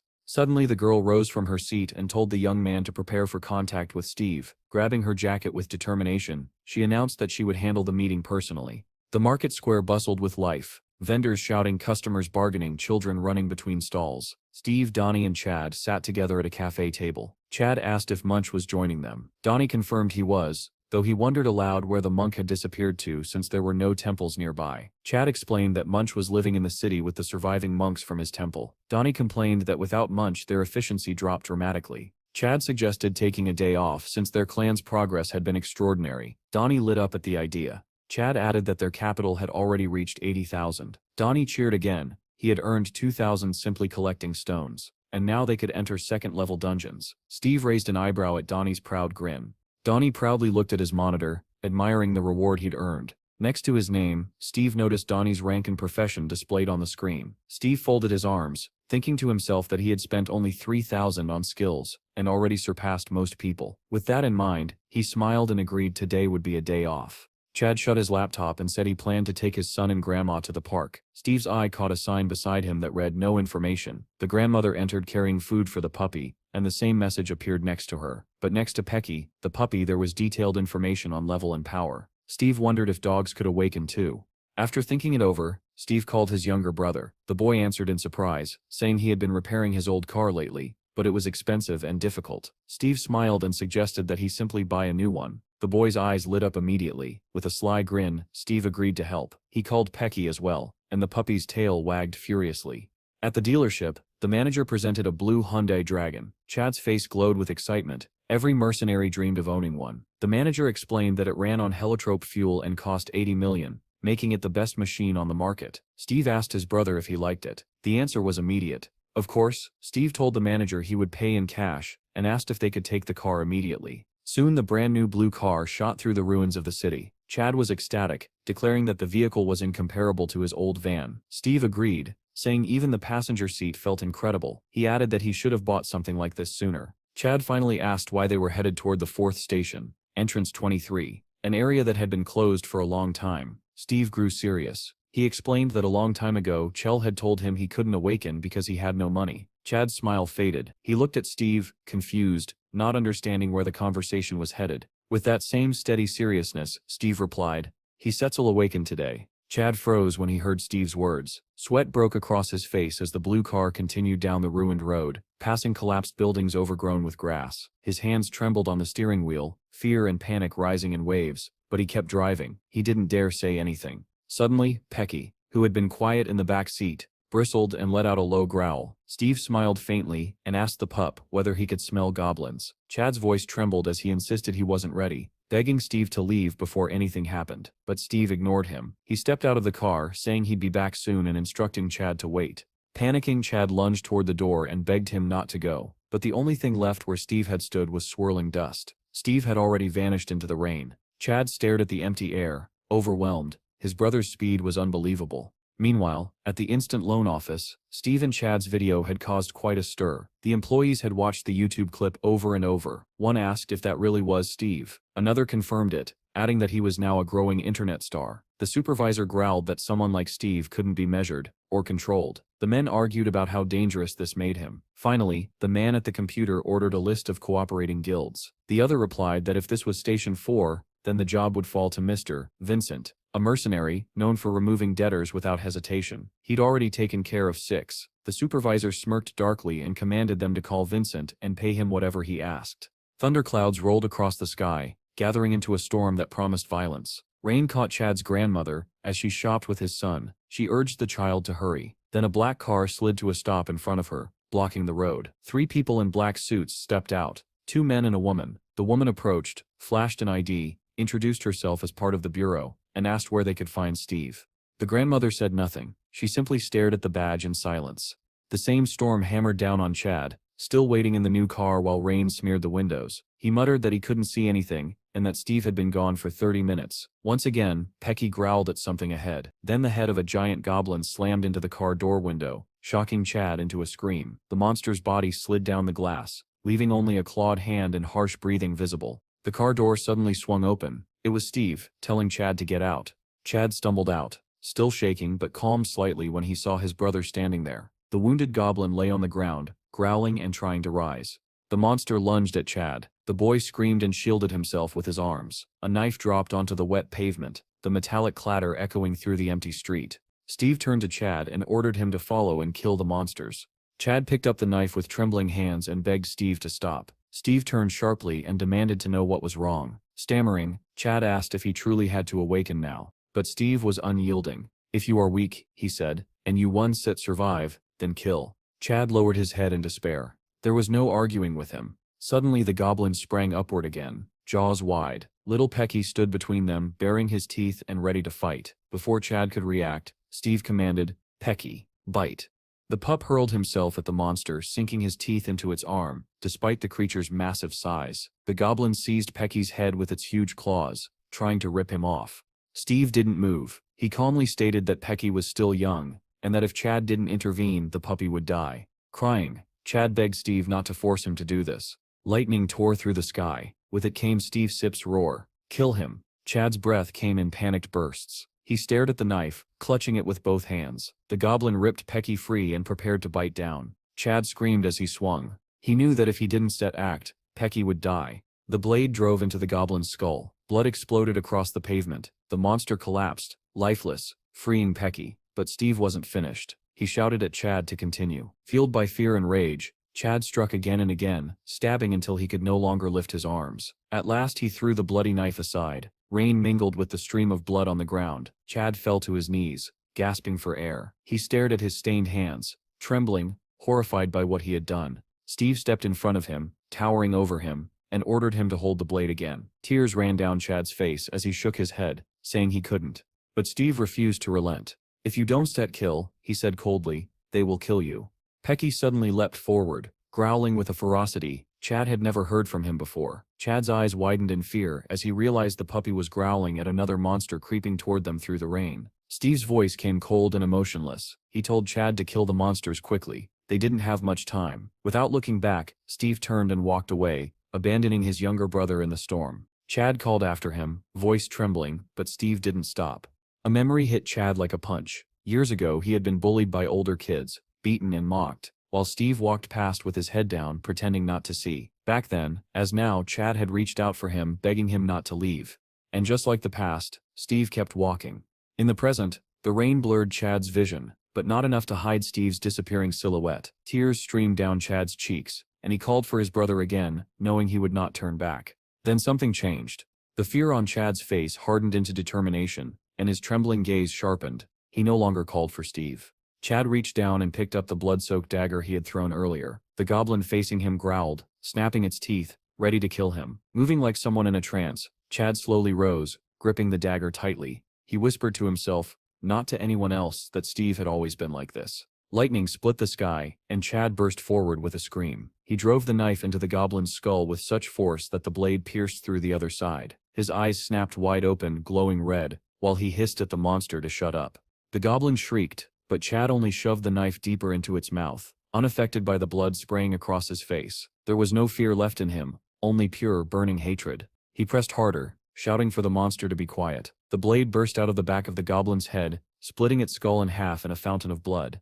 But Chad wasn't done. He leaned over the corpse screaming "Die!" as he stabbed the dead body again and again, slashing wildly until the ground was painted red. At last he stopped, panting, the rain mixing with the blood on his hands.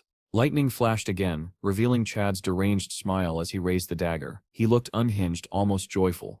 Another goblin lunged at him, grabbing the hand that held the blade. Its dripping jaws snapped inches from Chad's face. They toppled to the ground together. Chad thrust the dagger into its mouth and sliced upward, severing the creature's artery. Another geyser of blood drenched him. With the monster dead, Chad stood, muttering to himself about the sticky feeling on his arm, the sensation of cutting through flesh. His smile twisted into something unrecognizable. He whispered, "Nonsense. What are you doing? Donset, save me." Then he burst into manic laughter. High above, Steve sat on a rooftop, watching the transformation. He saw Chad's awakened status appear, cold-blooded killer. Even Steve was taken aback. Looking down at the drenched, laughing boy, he commented casually that his little brother was cute. Then, louder, he asked Chad whether he had been working part-time at a slaughterhouse. Chad was nearly unrecognizable, eyes wild, filled with murderous hunger, but Steve didn't react to any of it. He simply told him to get up. Still giggling, Chad obeyed, though the madness in his gaze remained. Steve declared the battle finished. Behind him, the ground was littered with half-dead goblins, dozens, maybe hundreds, wheezing and twitching in the rain. After clearing the monsters, the brothers headed to the Bureau of the Awakened. They approached the front desk. Steve looking annoyed, Chad drenched entirely in blood. The receptionist stared in disbelief before asking why they were there. Steve pointed at Chad and said he had just awakened. The receptionist instructed that Chad needed a shower, then a quarantine check, and finally a strength measurement test on the 3rd floor.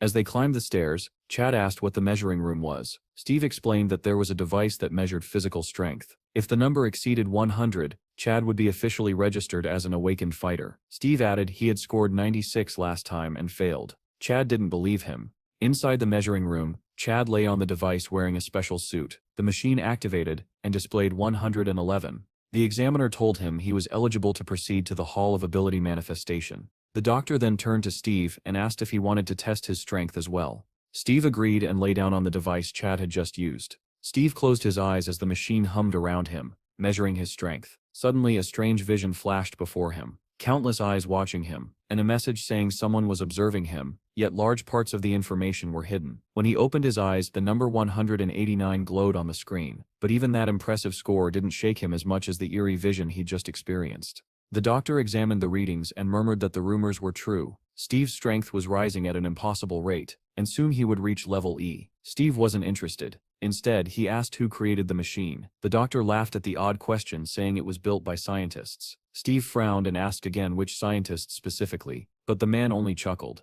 Downstairs, the receptionist handed Chad an awakened ID card inside a small box containing a phone. She explained the phone was a gift and that he'd scored high enough to qualify as a mercenary. Steve congratulated him, and Chad shyly thanked him. Steve asked whether Chad had seen anything unusual during the test. Chad shook his head. He'd seen nothing. Steve assumed it meant he was simply too sensitive. He then asked what Chad's awakened skill was. Chad lowered his head, clearly disappointed, and muttered, "Decapitation." Before Steve could comment, a familiar blonde woman passed by with several subordinates around her. Steve immediately noticed and ran after her, calling out with cheerful excitement, "Blondie!" Her subordinates froze, shocked. One demanded to know who dared address their leader like that and whether he had a death wish. Another recognized Steve, and suddenly all of them realized who he was. With an innocent smile, Steve apologized casually for his earlier words, explaining that he wasn't used to speaking with civilized people, but the woman cut him off, saying she understood, and suggested they never meet again. She walked off with her group. Her subordinates gossiped while following her, saying something had to be going on between the two of them. One even joked she was practically getting married, while another insisted Steve would be the one to save them all. Jean snapped at them to hurry, and they immediately picked up the pace. Steve watched her leave, muttering that it was a shame she had the temper of a shrew. A black car sat parked outside the building labeled Steve's Clan. Inside, Grandma and Melissa, the same blonde, sat together at the table. They clinked glasses, almost spilling their drinks. Melissa tasted the strawberry liquor with delight, saying it was perfect. Grandma grinned, explaining that young people always loved it, though her son-in-law had begged for it for 10 years and never managed to try any. Melissa finished the drink and declared passionately that she wished all monsters would die. Grandma praised her for speaking beautifully. Then Melissa tasted the dumpling soup, calling it the best she'd ever had. Grandma nodded, saying it paired perfectly with the drink. Melissa glanced at the door, noting that Steve was late. At that moment, Grandma announced that he had finally arrived. Steve and Chad walked into the room, surprised to see Grandma and Melissa sharing drinks. Bill ran over joyfully, excited that his dad and Pecky were back. He jumped into Chad's arms, asking why he took so long. Chad asked if he'd had fun while they were gone. While father and son talked, Melissa approached Steve. He tensed and asked who she was, but he already saw her name and rank displayed above her, rank A2. She introduced herself as Melissa, a manager from the Bureau of Awakened Repatriate Administration. Steve asked why she had come, and she said she wanted to make a deal with him. Steve blinked, unprepared for that answer, and asked what she meant.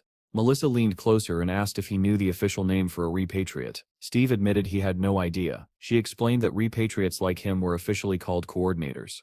The title surprised him, yet it intrigued him. She then asked whether he had returned through a red portal. Steve said he had. Melissa explained that a red portal meant the repatriate had fulfilled the condition for safe return. Steve didn't understand, so she continued a portal that turned red would appear again and would work both ways. Steve asked where it would appear. Melissa raised her finger and pointed directly at him. Steve stared back, confused. Melissa clarified, the portal appears next to the coordinator. In this case, next to you. Steve rubbed his chin thoughtfully. Memories of the wolf pack he had lived with for 10,000 years flickered through his mind. He wondered if he could see them again.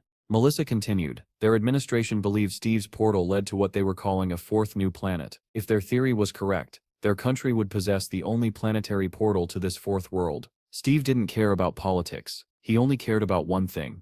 When will the portal appear? Melissa answered calmly, in 99 days. Steve asked Melissa directly what she wanted from him. She replied calmly that until the portal opened, Steve would be forbidden from leaving the country. Steve wasn't expecting such a restriction, and demanded to know why. Melissa didn't sugarcoat it. She said they couldn't allow him to become the second hero. Steve frowned. He didn't recognize the name. He asked who Hero was. Melissa stared at him, surprised he didn't know the story. She explained that Hero was the strongest awakened in the world, rank 1, and he had once been a citizen of their country. Steve asked what that meant. Melissa explained that in the early days of the disaster, the government had detained many repatriates due to the unknown risks. Hero, who had returned as a rank B, escaped confinement. The portal to planet Kachun, now located in another country, was created by him. If Steve activated a portal while abroad, the dimensional industry could collapse, and their country would face catastrophic losses. Steve quietly processed everything. Then, with typical bluntness, he asked the only thing that mattered to him, so what do I get in return?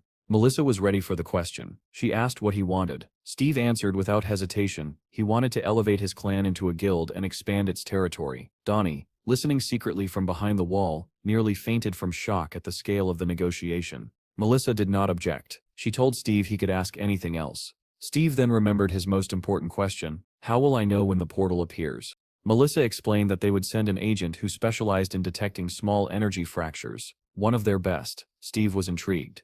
Meanwhile, elsewhere in the bureau, Jean was training furiously in the gym, still angry about Steve's earlier comment that they should have children together. She punched the bag with so much force that its stuffing exploded out. Her colleagues watched in disbelief, wondering what had triggered her this time. Jean muttered that he should have been charged with harassment. Melissa appeared beside her and calmly asked who she planned to charge. Jean dismissed the question, saying she was simply in a bad mood. Melissa asked when she wasn't. Jean snapped at her to stop stalling and explain why she was here. Melissa handed her a mission file. Jean read it, and began trembling with anger. She demanded why she had been chosen. Melissa answered without hesitation, she was picked because she was a professional. Jean asked again, louder. Melissa replied because she was the best. Jean glared at her, wishing she could overturn the assignment by sheer force of will. Melissa asked what Jean thought would happen once the portal opened. Jean had already seen the footage, and answered quietly that hell would break loose. Melissa nodded. If Jean detected spatial cracks, she was to leave immediately with Steve. Until then she would have to stay with him at all times. With a mischievous grin, Melissa repeated, always, emphasizing every syllable. Then she walked out laughing, leaving Jean fuming and threatening to file her resignation. Elsewhere, Chad sat in his room, clutching his head as obsessive thoughts circled through his mind. Don't leave, they'll kill you. Don't leave, they'll kill you. His son's voice finally snapped him out of it, calling him to dinner. Later, the clan gathered at a cafe beneath the newly hung wall clan sign. Someone inside shouted in excitement. Chad asked what was going on, and Donnie proudly announced that their clan was thriving, now eligible for second-level dungeons. Steve was pleased by the progress, but Chad pointed out they needed rank D to enter those areas and didn't yet have enough fighters. He suggested they farm first-level dungeons for a while. Donnie agreed, but added that with Steve around, second-level dungeons weren't a problem. Steve decided they would build up funds and strength in first-level dungeons first, then recruit new members. Everyone agreed. Footsteps approached their table. Donnie turned. Munch stood beside them, greeting everyone with folded hands and saying, "Save us, great Buddha." Donnie asked if he had eaten. Bill waved in excitement. Munch replied that he had and suggested they depart. His level indicator showed F5. At the dungeon entrance, traffic was backed up. Cars honking, people yelling. Many teams crowded near the portal, eager and energetic. In the bustling crowd, one man recognized Steve's group and called out to them. The four entered the dungeon together, with Chad taking up the rear. The man greeted Steve warmly. Steve shook his hand, and the man happily said he'd heard all about the creation of Steve's clan. The adventure continued. Steve asked Jim what happened to the teammates he'd been with last time. For a moment, Jim's smile faded and a rigid seriousness crossed his face. He hesitated, deciding how much to say, then forced a smile again and claimed everything was fine. Steve pressed further, asking why he was alone. But before Jim could answer, his new teammates called out that it was time to enter the portal. Avoiding the question, Jim excused himself and promised to contact Steve later. Steve waved and said he'd wait. Munch asked who the man was. Steve replied that Jim was a friend he'd met in a previous dungeon. The four stepped into the portal together, their bodies engulfed in a blue glow. All of them were filled with enthusiasm and ready for battle. None of them noticed the figure watching from a distance, the mercenary Vincent observing Steve's clan with sharp interest. In another part of the crowd, Jim's own team prepared to depart. One teammate recognized Steve, while another said they needed to hurry. Jim, however, was troubled. He couldn't bring himself to tell Steve the truth about his clan's collapse. Two of their core members had quit under the excuse of needing rest. When the core left, the entire clan dissolved overnight. Null clans were easy to form, but just as easy to break. The stress of killing and nearly being killed had shattered his former partners. They might never return to mercenary work at all. Entering the portal, Jim's captain called him to the vanguard, hoping he could carry the team. In this world, clanless mercenaries formed temporary one-day parties to clear dungeons. Some of them forged bonds and eventually rebuilt new clans. Jim hadn't given up. He vowed to start again. Meanwhile, a motorcycle sped through the city. Jean rode it, crimson suit gleaming in the wind. She reported that she had left Steve's clan headquarters and heard they went into a dungeon in the morning. Melissa replied that she would send the coordinates to her. When Jean received the location on her helmet display, she accelerated toward the site, her long hair whipping behind her. Inside the dungeon, Steve's team fought fiercely. Monsters flew in all directions, as Munch unleashed a powerful spell. A dragon, glowing blue, surged across the battlefield, his brand new summoned spell Dragon Chase. Nearby, Chad slashed through enemies with his knife. Donnie narrated proudly, explaining that he recently earned a clan nickname, Bounty Hunter, and his new skill, Chase. Donnie warned Chad to look behind him. A monster dove at Chad from above. Chad reacted instantly, thrusting his blade upward and tearing open the creature's belly. A feral smile spread across Chad's face, one dangerously close to a beast's grin. Donnie saw it and wondered in fear if Chad actually enjoyed the killing. Up above, Steve watched the battlefield with satisfaction as his teammates handled the monster horde together. Not far away, another team wasn't so lucky. A series of explosions ripped through the forest. One reckless mage hurled fireballs at a swarm of frogs, giant monsters with long red tongues, without caring that his own teammates were caught in the blast. Jin fell, injured, cursing the mage for nearly killing him. Before he could get back up, a frog monster wrapped its tongue around the mage's waist and dragged him away. The rest of the team was devoured as they screamed for help. Jen, barely conscious, thought of Steve's clan and felt a painful twist of jealousy. Surely they wouldn't accept a washed-up E-class mercenary like him. By then Steve's team had already finished and stepped out of the portal, glowing in blue light. Donnie said happily that this run saved them time and spared them exhaustion. Munch added that he had tested skills he didn't even know he possessed. Steve praised them and said they would begin splitting into groups to attack more efficiently. At that moment, a stranger approached them and asked if they were Steve's clan. Steve immediately asked who he was, eyeing him with suspicion. The man introduced himself as Vincent from the BDG guild and handed over his business card. Donnie nearly choked. BDG was a rank 5 guild. They owned 4 stations and even possessed a personal portal. They ranked 20th on the national list. Steve examined the business card and asked what Vincent wanted. Vincent smiled politely. He said that since BDG shared territory with Steve's rising clan, they wanted to give them a welcome gift. Everyone was stunned. Vincent explained that he'd heard the clan leveled up recently, and wanted to congratulate them by offering tickets to a second-level dungeon under BDG's direct jurisdiction. Donnie's eyes sparkled. Second-level tickets were extremely valuable. Vincent asked if they wanted to go immediately. Chad hesitated, pointing out they should probably prepare first. Vincent waved the concern away, saying BDG would provide everything they needed as part of the gift. Donnie was amazed. Such support guaranteed success. But Steve declined. He said they would farm first-level dungeons to train teamwork. He alone would handle the second-level descent for now. It would be more efficient. Vincent smiled, a little too satisfied, before hiding it. The clan agreed with Steve's plan. Vincent gestured toward a brown SUV and invited them into his vehicle. Their next challenge was about to begin. The SUV rumbled toward the dungeon entrance, passing destroyed buildings tangled with overgrown vines. Vincent radioed ahead, saying they would use entrance #47. The operator confirmed they were cleared to enter immediately. Steve noticed the empty surroundings and commented that there were no mercenaries nearby. Vincent agreed, explaining that this portal had appeared only recently. He had taken care of all the arrangements, so Steve could step inside without delay. Steve said it was very kind. Vincent smiled and replied that if Steve's clan continued using BDG portals in the future, they would consider it a favor repaid. Steve, after a moment of thought, said the two guilds were indeed neighbors. When they arrived, Vincent asked a worker if everything was ready. The worker nodded and handed Steve a backpack filled with supplies. Steve slung it over his shoulder, turned to Vincent, and said that if he came back alive, they'd have lunch together. Vincent waved and promised they would share a drink when he returned. Steve pressed a switch on his suit. A helmet materialized around his head. With steady confidence, he stepped into the portal, swallowed by blue light.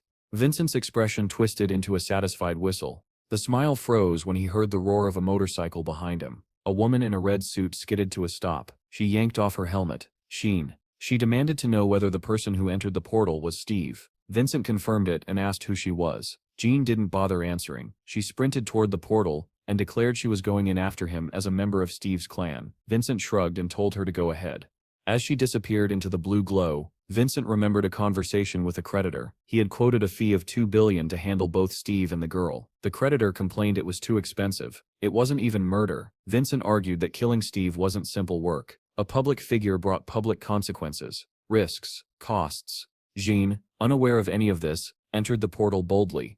Earlier that day, she had arrived at Steve's headquarters and asked the others where Steve was. Chad explained that he'd gone into a dungeon. Jan jumped on her motorcycle immediately and followed the SUV. Melissa watched everything remotely via monitor feeds. When Jan asked why she had to chase after him, Melissa said she needed to observe Steve's skills personally. Jan protested. She wasn't even suited up, but Melissa reminded her about the bracelet. Jan snarled that she treasured her equipment. Melissa coolly said she'd double her bonus. Jan cursed and stormed into the portal. Inside, Steve had already arrived. He stood still, noting how different the atmosphere felt here. The portal flashed again behind him. Before he could turn, Jean Sepp's furious voice pierced the cavern. Dawn Sepp, turn around. Stay still. Steve obeyed, facing forward while glancing sideways at the portal. Jean pressed her bracelet. A dark substance spread across her hand, forming a combat suit over her body. She muttered angrily about her terrible mood. She swore she'd demand triple pay for this assignment. Then she noticed Steve staring directly at her the entire time. Outraged, she screamed that she told him not to look, and called him a pervert. Steve flushed and insisted he was just admiring her bracelet. Did it have inventory functions? Jean's face turned red. She demanded to know how long he had been looking. Her rank, B8, appeared beside her. Steve suddenly remembered something. On the day he returned from the other world, she had seen him naked too. He grinned smugly and said they were even now. Jean snapped that she hadn't seen him by choice back then. Steve changed the subject and asked why she had come. His first guess was, "Did you want to fight me?" Jean said Melissa had sent someone to monitor him. Steve remembered and said Melissa promised to send a professional. Jean, flustered, admitted that she was that professional. Steve raised an eyebrow and said, "It doesn't seem like it." John bristled and said she rushed here in casual clothes because she didn't want to be late. Steve told her seriously. Dawn Sepp interfere. Jan replied she wouldn't. She was only an observer. Then, something pulsed through her nerves. A warning. She said they had company. Steve turned and a lumbering monster came into view. A giant orc in a loincloth, holding an axe. Its aura alone was far stronger than any creature from earlier dungeons. It didn't charge immediately. It watched. Jan whispered that this orc was incredibly strong. She said Steve was extremely unlucky to meet an orc boss at the very start of a second-level dungeon. But Steve remained unfazed. "There are 4 of them," he said. Jan Sepp's head whipped toward him. "What?" Roars erupted around them from every direction. The ground trembled as more orcs approached. Jan stared at Steve in disbelief. This can set be real. Not in a second-level dungeon. Steve smiled. Second-level dungeon? That sip's what you sip are calling it? John froze. What? What do you mean? Their situation was about to become much worse. Steve asked Jean if she hadn't felt the abnormality when passing through the portal. Was she truly a pro? Jean bristled with irritation and tried to excuse herself, saying the disruption was because of the bracelet. Steve stepped forward, preparing to sprint. He told her to stay out of his hunt. The next instant, he shot forward with such explosive speed that the ground cracked apart beneath him. The shockwave knocked Jean off balance. Shielding her face, she stared in disbelief. What kind of insane speed is that? Steve appeared in front of the nearest orc, and struck its chest with a powerful blow. As the orc staggered back, dazed, Steve spun, seized the axe from its hands, and prepared his next strike. The creature dropped to one knee, rubbing its head.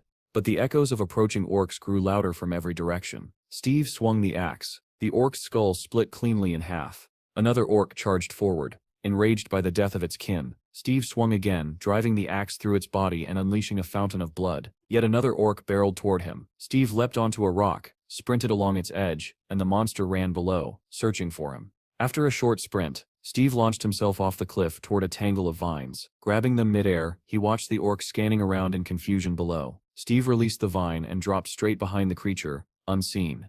Meanwhile, far away, Vincent called the client. He said they should transfer the remaining payment. Even a sea-level mercenary would struggle to survive a dungeon like this. The client grinned when asked what level this dungeon actually was.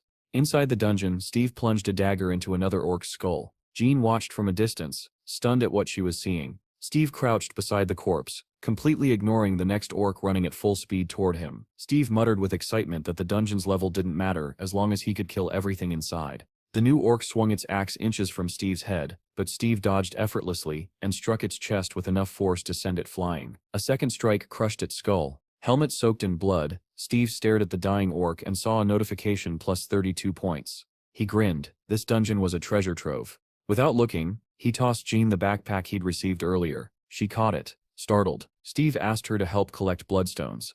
Then he walked off toward another corpse, leaving her baffled. Jane watched him with a mixture of confusion and growing horror. He was just an F rank, yet he was massacring the battlefield. The conclusion formed itself: Steve was completely insane. A twitch ran up Jane's spine. She sensed something and turned her head sharply, activating her reconnaissance skill. Her eyes glowed blue. Steve, meanwhile, pried a massive bloodstone from a corpse and proudly showed her its size. Jane ground her teeth. Not now. Steve blinked, confused, and asked why. Jean threw the backpack to the ground and said that even if he killed 4 orc bosses, the portal still wouldn't open. The bag only contained stones. Steve began stuffing bloodstones inside, saying that in that case, he'd put them all there. Jean rubbed her head in frustration, wondering what exactly was wrong with this man. Unable to take it anymore, she snapped. This is a 4th level dungeon. If the difficulty were any higher, even together we wouldn't get out alive. Steve froze. So Vincent had sent him into a 4th level dungeon for free. Jane watched him, horrified. Half of what she'd said had flown over his head. Steve, delighted, shouted that if he survived, he would definitely pay for Vincent's dinner. Jane stared at him like he was out of his mind. Are we actually idiots? A sudden pressure hit her senses. Jean spun around just as a monster lunged at her with a weapon. She reached instinctively for her sword, but the sheath at her hip was empty. She'd forgotten it on her motorcycle in her rush. Before she could react, Steve slashed the monster's head clean off. The corpse collapsed beside her, splattering blood everywhere. Steve smiled and told her he was strong, though he'd been stronger before. Jean stared at him skeptically. Another pulse. Jean's eyes widened. She and Steve turned simultaneously. Jean activated her clairvoyant skill. Her eyes shone blue. Through infrared vision, she saw dozens of monsters rushing toward them. She cursed. A mob of orcs was closing in, and fast. Their path was sealed. Jean asked in panic if there truly was an entire army of them. Steve only smiled. Even without Munch here, the monsters were coming straight to him. Jean snapped at him to be quiet. The first wave arrived, orc riders mounted on snarling wolves. Jean shouted that it looked like nothing but orcs. But Steve wasn't listening. His eyes sparkled. He was thrilled by the sight of the harnessed wolves. The ogre drew closer, raising its massive weapon. Steve dashed forward, telling Jan not to touch his monsters. Jan snapped back that he should be worried about other things, but still activated her shield skill, successfully blocking an incoming strike. Steve didn't stop. He rushed past her, splitting the next orc's skull cleanly in two. Before its body even hit the ground, Steve was already charging another target. Jean summoned her sword from her inventory and struck the orc attacking her, but the monster merely stared at the shallow cuts on its body, confused. Jean clicked her tongue. She had grabbed only the blade, not the heavier weapon she usually carried.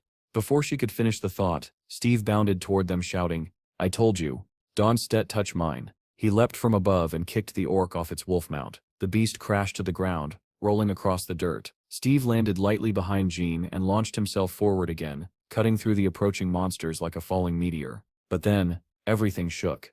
A colossal club slammed into Steve's side, sending him skidding violently across the ground. The attacker was enormous, even compared to the other orcs, draped in a fur mantle with ornaments hanging from his neck. He looked every bit like a commander, if not the orc general himself. Steve hit the ground hard. His dagger slipped from his hand.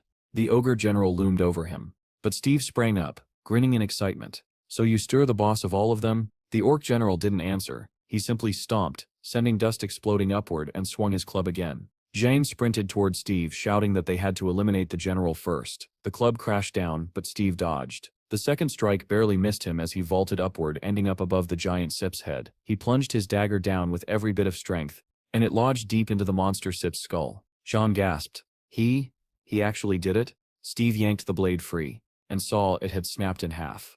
The orc general, still alive, finally connected a blow. The club smashed into Steve's stomach, launching him backward like a rag doll. Jane froze. Steve had actually been struck. Meanwhile, at the Bureau of the Awakened, Melissa received a call. Her subordinate hesitated. "May Stom isn't set something strange." Melissa asked what he meant. The man said that Steve and Jean's phones were now far apart, too far, and neither device had sent any signal for nearly an hour. According to their data, Steve appeared to be in a level 1 dungeon. Before he could say where Jean was, he faltered. Melissa felt a growing dread. "What are you talking about? They should be together." Elsewhere, Steve's clan returned to their truck to rest. Donnie peeked into the SUV and saw Steve's phone still lying on the seat. Jean's phone, still on her motorcycle, rang endlessly. Melissa, unable to reach her, ordered her subordinate to check again. Where were they? He swallowed and answered. "I found Jean in a 5th-level dungeon." Melissa's stomach dropped. She remembered Jean forcing her way into the portal. Was it worth risking so much for this mission? She steadied herself and demanded to know who managed that dungeon. The subordinate replied, "It belonged to the DGB Guild," and sent their details. Melissa immediately ordered a full history of all entries into 5th-level dungeons, then told him to connect her to the guild leader immediately. Back inside the dungeon, Steve crashed into a stone wall and slumped, dazed. More monsters surged forward, growling with weapons raised. Jean screamed his name and sprinted toward him, but Steve didn't respond. Then a voice echoed in Steve Sepp's mind. "Get up." His eyes snapped open. He saw the mob of monsters rushing at him, and his grin returned. This is getting fun. He dug his hands into the ground, sprung upward, and grabbed the nearest monster. With a twist of his body, he hurled it into another orc. Both tumbled away. Steve snatched 2 axes from the ground and leapt into the air, hurling them with immense force. They spun through the air and buried themselves in 2 orc skulls. Those 2 fell instantly. But the rest kept advancing, undeterred. The real fight was only beginning. Jean sprinted towards Steve as a rain of arrows fell from above. She was stunned. This orc army even had archers. She rolled into a forward somersault, narrowly avoiding several arrows, but stopping even for a moment allowed a swarm of monsters to close in around her. She didn't panic. Activating defensive bomb skid, she released a burst of blinding light from her hands. Every monster caught in the blast disintegrated into dust, but more surrounded her immediately. Just as the circle closed in, Steve grabbed her wrist and yanked her forward, dragging her through the gap. The orc boss watched their escape from afar, letting out a furious roar. Jean demanded to know what Steve was doing. He told her they needed to run without letting go of her hand. She shouted angrily that they were surrounded. How exactly were they supposed to run? Steve pulled her toward the mountainside, saying it was empty. She looked ahead and saw only a cliff, and answered in terror that she couldn't go there. "That's why we are going there," Steve replied. When they reached the edge, Steve suddenly lifted her into his arms. Jean screamed, asking what he was doing. Steve only told her to hold on tight. Without hesitation, he leapt off the cliff. They plummeted downward. Several orcs leapt after them, but only to fall to their deaths. Steve landed on both feet, the impact cracking the earth beneath him. The orcs that followed crashed against the ground around them, their bodies shattered. Jean clung to him in shock, realizing she was still alive. Steve sighed, dropped his hands, and let her fall unceremoniously to the ground. "We're still going to die," he muttered, already walking forward, leaving her stunned and breathless. When she finally looked up, she saw the dizzying drop they had survived. The orc boss glared down from the cliff above. Somehow, she and Steve had lived through that fall. Brief rest, and a grim realization. They found a cave to rest in. A long howl echoed through the barren forest. Inside the cave, Jean hugged her knees, complaining that the monster's cries were unbearable. Calling Steve Mr. Unusual, she asked what his plan was. Steve answered simply, "We kill more orcs, then we level up and push forward." Jean sighed heavily. Level ups had no limit, but stat increases did. Steve shrugged and replied that he had no limits at all. Jean stared at him, confused, and asked what he meant. Steve only gave her a calm smile. Meanwhile, the world outside fell into chaos. Two military vehicles sped toward the dungeon entrance. Crowds of journalists, soldiers, and onlookers swarmed the site. The authorities pushed them back from the portal. A reporter explained, they were at the 5th-level dungeon managed by the DGB Guild, where a deadly incident had occurred 2 days prior. Steve's clan knelt nearby. Donnie was crying hysterically, terrified for Steve's safety. Police dragged out Vincent in handcuffs. He claimed Steve and Jean had entered the dungeon voluntarily, but after interrogation, he finally confessed. Reporters shouted questions, demanding to know Steve's last words. Vincent growled in frustration. He had no idea Jean was from the bureau. The reporter continued explaining that Steve drew so much attention because he was believed to be a repatriate from the 4th planet, which had massive political and scientific implications. Back at the bureau, Melissa burst into her superior's office, furious. She accused him of allowing this disaster to happen, and demanded the criminals be arrested. The chief said they had already detained most of the conspirators, except for one assistant who escaped. Melissa argued that this was a 5th-level dungeon. How could the guild treat it so lightly? The chief countered, asking if shutting down the entire guild would bring Steve and Jean back alive. She exploded at his indifference. He said the belief that Steve came from a 4th planet was only a theory. Perhaps he originated from a dungeon instead. Melissa was horrified by his skepticism. A news broadcast declared that the government would impose stricter regulations on illegal guild activities, frustrating the chief even further. Melissa barely heard him. She broke down crying, confessing that she was the one who sent Jean after Steve. The chief looked at her in surprise. He tried to calm her, saying all they could do now was believe and wait. The reporter outside concluded grimly that survival chances inside this dungeon were extremely low. Melissa collapsed to her knees, sobbing uncontrollably, her mind filled only with thoughts of Jean. Fog thickened through the ancient forest. The trees were bare, though red and yellow leaves still clung to some bushes. Orc patrols searched relentlessly for Steve and Jean. One orc checked the area, axe ready. Suddenly a tiny fairy appeared before him, glowing a faint blue. The creature floated toward his face. The orc lunged to grab her, but she darted away. Frustrated, the orc roared an incantation. His axe glowed yellow as he swung wildly, trying to hit the elusive fairy. She flitted into the bushes, disappearing from sight. The orc growled, stepping forward, and Steve's blade dropped from above, splitting his head cleanly in two. Steve wiped the blood from his face and grinned. 3 more to kill. Then I level up. Jane used clairvoyance, her eyes glowing in blue infrared. She saw another orc hiding roughly 100 meters ahead. She relayed the information to Steve, who was already poised to sprint. The moment he heard it, he vanished, leaving a shockwave behind him. Jen gasped and ran after him, screaming that it was a trap, but it was too late. The orc triggered the mechanism beneath Steve's feet. Sharpened logs shot up from below and struck him mid-charge, hurling him backward. He slammed into a stone wall. The wind knocked out of him, and his dagger fell from his hand. Jen froze in horror as the orc grabbed a horn and blew a thunderous signal. All around the forest, the orcs heard the call and understood exactly what it meant. Steve had been found. The ground trembled as several hidden orcs emerged from underground, having lain in ambush. Jane sprinted towards Steve, shouting at him to get up. Her voice jolted him awake. He turned, anger flashing in his eyes, but his body felt strangely heavy and unresponsive. His limbs trembled, his vision blurred. The orcs closed in. Steve grabbed his chest, confused at why his strength was failing. His senses dulled, his stamina dropped sharply. Then it hit him. He had not eaten in 2 days. Jean arrived just as the first orc swung at Steve. She activated Defense Bomb, unleashing a violent burst of energy that vaporized the front row of monsters and mortally wounded the rest. The blast consumed her strength and she collapsed. Steve rushed to her side, scooping up a fallen axe as he passed. In one sweeping strike, he cut down 2 orcs. A wicked grin crept across his face. "One more," he said.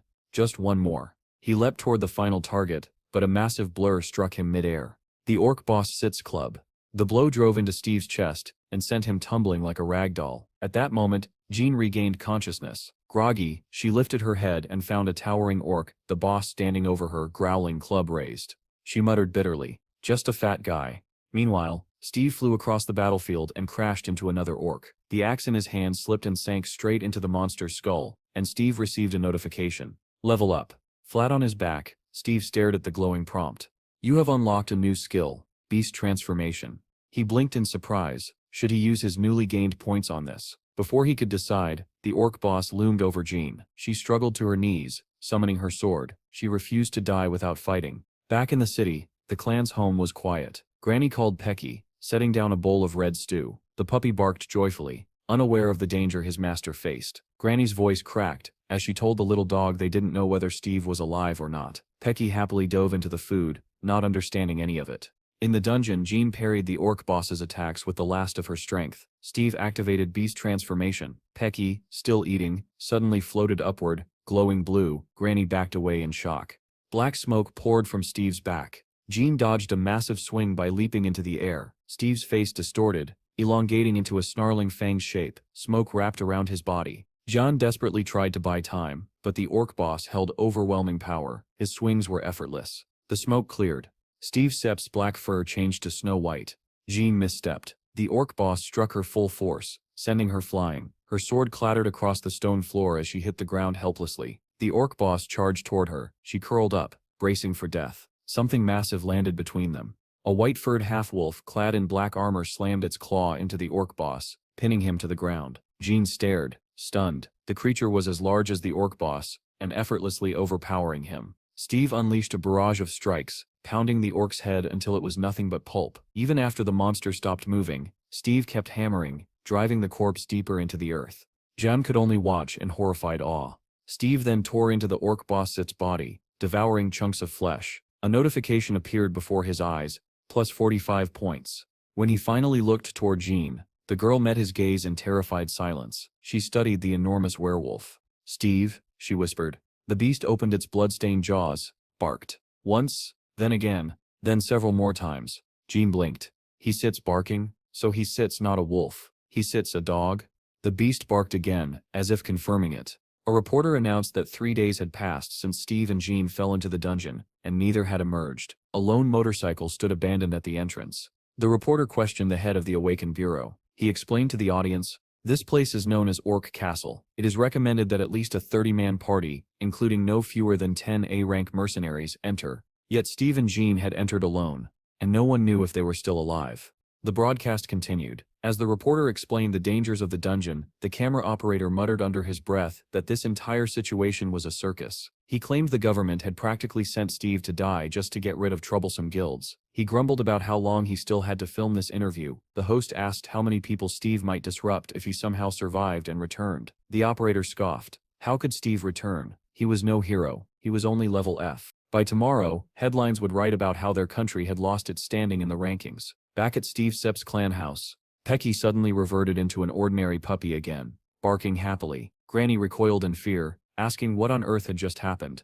Jean, like Granny, was shaken by what she had witnessed. Steve shifted back into human form and explained calmly that he could merge with the animals he tamed. It wasn't transformation, it was unification. He turned toward Jean, who stood frozen in disbelief, and asked why she was still staring. They had to collect everything they could and escape. But Jean answered in a trembling voice that it was useless. Steve frowned, unable to understand. Jean said quietly that this place would be their grave. Rain began to fall, drenching the sky in a cold gray haze. Steve asked what she meant. Jean pointed out that they had already killed the boss, yet the portal remained closed. What did he think that meant? Realization struck Steve. The portal hadn't set opened. He gestured toward the crushed corpse of the orc boss, and asked if she was seriously implying that this thing wasn't the true boss. John replied without hesitation, yes, someone even stronger existed in the dungeon. Steve grinned, intrigued, and demanded to know who this mysterious someone was, the one who made her talk about graves. Jean's expression hardened. In the pounding rain, she began her story. 3 years ago, when Jean had just reached level B, she joined a 20-person raid. 10 of them were A-rank mercenaries from the Bureau. Together, they descended into a 5th-level dungeon. Jean walked in the middle of the formation, her face tense with concentration. Suddenly, the man ahead of her, Tim, turned back and stared at her. Jean blinked, wondering what was wrong. Tim asked about her ankle. She flushed with embarrassment and said it was nothing. It had healed. Tim smiled warmly and said he was glad. From behind, Melissa teased them. She said they were a cute couple, and this was exactly why couples shouldn't join missions together. The squad stormed the orc castle. Explosives detonated, blasting apart one of the fortress walls. A horde of orcs charged out, racing toward them. An officer barked orders to push toward the tower. He assigned Melissa to defend the right flank at 3 o'clock. Melissa unleashed a flaming spell, turning dozens of orcs to ash. She shouted that the flank was secure. Another mercenary yelled that the defenses were weakening at 4 o'clock. He tried to report his position, but an orc struck him before he could finish. Jean picked up his call and screamed that they needed backup. Melissa sprinted toward Jean, demanding she hold out a bit longer, but Jean was knocked off her feet. She hit the ground hard, crying out in pain. A massive orc approached her, teeth bared, weapon raised. Jean froze, paralyzed in terror. Before the killing blow landed, Tim hurled a spell that turned the orcs surrounding her into stone dust. Melissa arrived moments later, blasting through the orcs with fireballs and clearing the path. Explosions erupted everywhere. But the orcs kept coming. Melissa shouted at Jean and Tim to look at the 2 o'clock direction. They turned and saw another squad of orcs rushing toward them. Tim smiled reassuringly and told Jean to keep moving. Jean tried to warn him, her voice trembling, but Tim grabbed her hand and pulled her along, saying they could talk once outside. But something felt wrong. Jean sensed a presence, a crushing pressure watching them. Then she saw it. A towering orc with 3 eyes appeared in the distance. One blinding flash later, Tim's arm, still holding his sword, was severed and flung across the battlefield. Jane tumbled forward, barely catching herself before falling flat. She lifted her head just as a sword stabbed the ground inches from her stomach. Chaos erupted. Every mercenary turned, horror etched into their faces. Tim Sip's body lay behind Jean, face pale, blood covering him. Above him stood the real ruler of the dungeon. The Orc King, clad in iron armor, weapon raised high. Tim Sip's glassy eyes turned toward Jean. With his remaining strength, he whispered one word: sword. Jean didn't understand. But then she remembered their training in the dojo, and Tim Sip's voice echoed in her mind. Put part of your soul into the blade. Like a fan cannot live without the wind, your sword, your faith, and your heart must become one. The memory ended, and Jean trembled. She knew exactly who was waiting for them in this dungeon now. The 3-eyed Orc King. Tim smiled warmly at her and said, "Here sips the sword, Jean." The Orc King swung his massive spear downward, and blood sprayed in all directions. When Jean finished her story, she lowered her head and discreetly wiped away her tears. Steve placed a reassuring hand on her shoulder, and gently turned her toward him without saying a word. He rested his palm on her head, trying to comfort her, then pulled her close and murmured, "So that's what happened." Outside, far from the dungeon, the sword Jean had left behind on her motorcycle suddenly began to glow. Heat radiated from the blade and white smoke curled into the air as if the weapon itself mourned. On a live broadcast, Donnie sobbed uncontrollably, mourning Steve and shouting that he couldn't imagine life without him. Commentators argued heatedly over what had occurred. Some refused to believe Steve was dead, others insisted that even he couldn't survive a 5th-level dungeon. Still others loudly wished for him to slay every last orc and return triumphantly.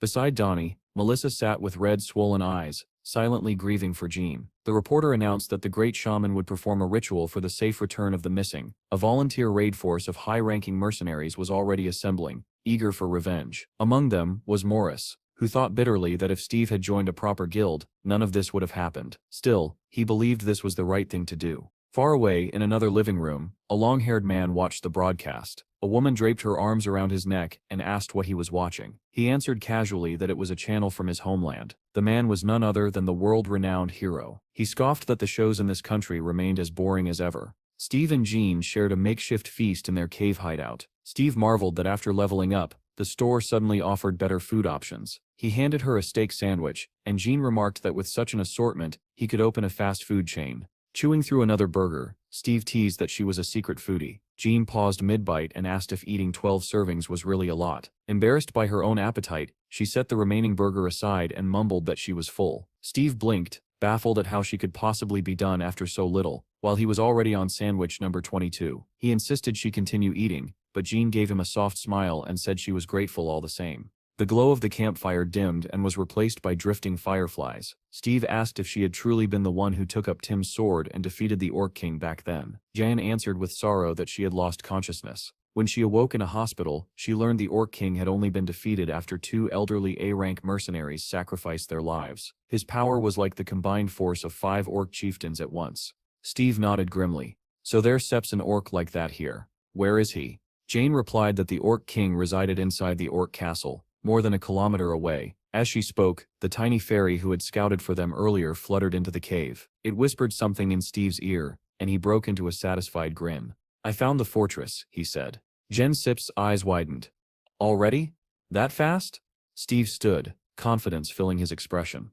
"Let's go." Jean hesitated. "And the plan?" Steve Sip's smile hardened. "Find and kill." Jane let out a tired laugh, saying she would have smacked him for that answer if she had the strength. Chaos erupted within the orc castle. Roars echoed across the wooden battlements as the drawbridge lowered over the moat. Dozens of orc warriors thundered out on armored wolves. Then Steve burst from the bushes in the form of Taki, the great wolf, Jean gripping his mane tightly as she rode on his back. They sprinted at full speed toward the still open gate. The goblins stationed on the walls spotted them instantly. The mounted warriors turned back, raising weapons as they prepared to intercept. Jean shouted that an entire army was chasing them, and urged Steve to speed up. Ahead, the gate began to rise. Archers atop the walls knocked their arrows. A hail of arrows rained down, but Jean's shield spell blossomed like a dome, deflecting every projectile. They reached the half-closed gate. Jean screamed for Steve to jump. He leaped upward, catching the rising gate just in time, pulling them both through while the pursuing warriors stayed behind. But inside the walls, another battalion waited. Jan hurled a defensive bomb spell. A burst of light exploded outward, blowing apart the front line of orcs and clearing a path. Steve dashed through, dodging the survivors. Straight to the center, Jean shouted. Hold on tight, Steve told her silently. He surged forward, the shockwave knocking aside any orcs behind them. Running parallel to the wall, he used the stone as a ramp. Jean tightened her grip on his mane as several orcs leaped down from above. One collided with her, knocking her off Steve's back. Jean plummeted but twisted midair and grabbed hold of a nearby platform's edge. She hauled herself onto it just as a mob of orcs charged toward her. She didn't hesitate. Her sword materialized in a burst of blue lightning, illuminating her stance as she prepared to fight again. Steve continued running up the wall, while the orcs below could only watch and snarl helplessly. At the very top of the spire stood a solitary throne, exposed to the open air, with no walls surrounding it. Seated upon it was the three-eyed orc king. His eyes, once closed, snapped open as he sensed an approaching presence. Rising from his throne with regal menace, the monster strode toward the edge to see what had disturbed him. At that instant, Steve burst forth. With jaws spread wide and fangs gleaming, he lunged at the orc king, clamping down on his throat and savagely tearing at his neck. The impact sent both of them tumbling from the tower. As they fell, the massive body of the orc king was impaled upon a towering spire below, his chest pierced clean through. A message flashed before Steve's eyes, informing him that his level had increased. Fragments of stone broke loose from the shattered tower and rained down like hail upon the orcs gathered beneath. Suddenly, a violent explosion erupted from another tower. The orcs turned in alarm as bodies were flung into the air. Orcs and Jin were hurled toward the ground, and amid the chaos, the girl thought in despair that this might truly be how she died. Then, without warning, a white paw tipped with sharp claws seized her hand. She looked up in shock to see Steve. He yanked her toward him just before they struck the ground, then surged forward at full speed as the orcs gave chase. After they had gained some distance, the girl asked what had happened to the king. Steve answered calmly that he had killed him. He tossed her onto his back and told her it was time to leave. As he prepared to sprint, Jean grabbed his mane and demanded to know if he had truly slain the king. Steve told her to scan the area. Activating her clairvoyance skill, Jean stared in disbelief and announced that the portal had opened. She could hardly believe that Steve had defeated the Orc King and done so in such a short time. Meanwhile, far below, one of the monitoring devices began to beep, and a timer appeared on its screen. A member of the DGB guild could only groan in shock as he realized what he was seeing. He managed to mutter that this was the 127th dungeon. His partner, equally stunned, demanded to know what that meant. Donnie noticed the countdown hovering above the dungeon and asked in confusion what it signified. When Melissa heard the announcement that the portal explosion countdown had begun in dungeon number 127, tears filled her eyes as she realized that Jean might still be alive. Around the portal, the crowd erupted into thunderous shouts as the countdown began. Steve asked Jean if she had located the portal. Slightly disoriented, she replied that she had.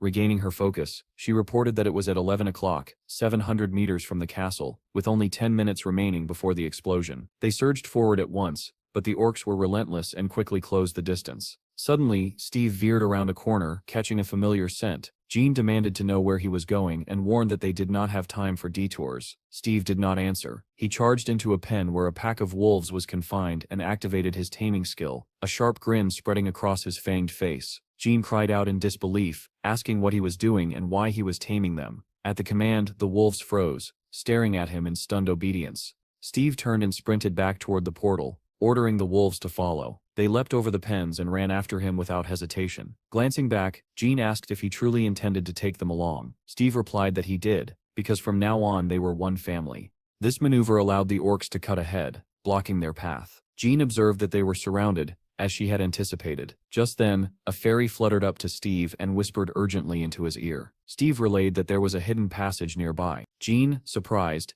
immediately activated her clairvoyance and spotted a right-hand turn. She shouted for them to turn immediately, and Steve plunged into the passage, followed closely by the pack of wolves. The orcs stormed after them, roaring with fury. Ahead, Jean pointed to a massive gate and said they needed to reach it. Steve felt a surge of hope and declared that they were getting out. Accelerating even more, together with the wolves, they burst through the gate and raced across a bridge. Jean warned that there was only 1 minute left before the portal exploded.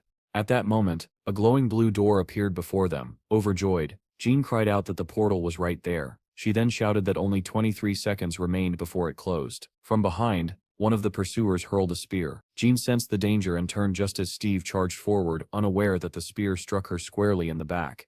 The impact sent her tumbling to the ground as the orcs rushed closer. The wolves had already vanished into the portal when Steve turned and realized that Jean had fallen. The spear had pierced her backpack, spilling stones that scattered across the ground and struck the approaching monsters as she struggled to rise. Steve wheeled around and sprinted toward her, rising onto his hind legs as he ran. Jean tried to stand, but her strength failed her. She lowered her head, accepting what she believed to be the end. Seeing Steve charging toward her, she shouted for him to stay away, but he did not slow down. He only ran faster, closing the distance with every stride. Jean screamed once more, desperately begging Steve to stay away. Instead, Steve seized the spear that had struck her down. An orc had already reached Jean and raised its weapon, preparing to deliver the final blow. Steve was faster. With a powerful throw, he drove the spear straight into the orc's chest, knocking it violently off its mount.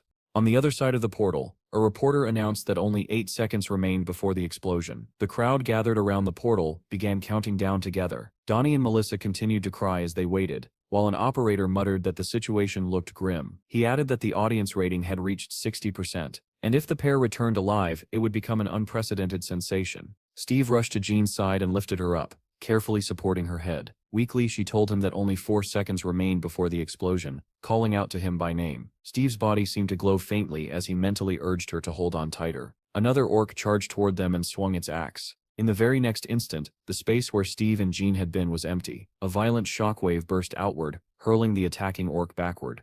The countdown reached 0. The crowd fell silent, unable to believe that no one had emerged. Near the portal, the orcs watched as its blue glow shifted to yellow. Moments later, the portal detonated. Orcs standing nearby were torn apart by the blast, and the survivors fled in panic. The presenter announced that the countdown had ended and that the spectators were frozen in stunned anticipation. Steve and Jean were nowhere to be seen. Then sudden flashes of lightning burst from the portal, igniting excitement among the onlookers. The first figures to emerge were wolves. Shouts erupted from the crowd as the entire pack poured out, one after another, leaving everyone staring in stunned silence. Immediately after them, 2 figures shot out of the portal at bullet-like speed. The viewers could barely discern who had appeared, unsure whether they had even seen a human form. Military personnel and reporters rushed toward the impact site. A crater had been blasted into the ground, and at its center lay Steve, clutching Jean tightly in his arms. The crowd exploded with cheers, shouting that they had survived and wondering how such a miracle was possible. The wolves joined the uproar, lifting their heads and howling loudly.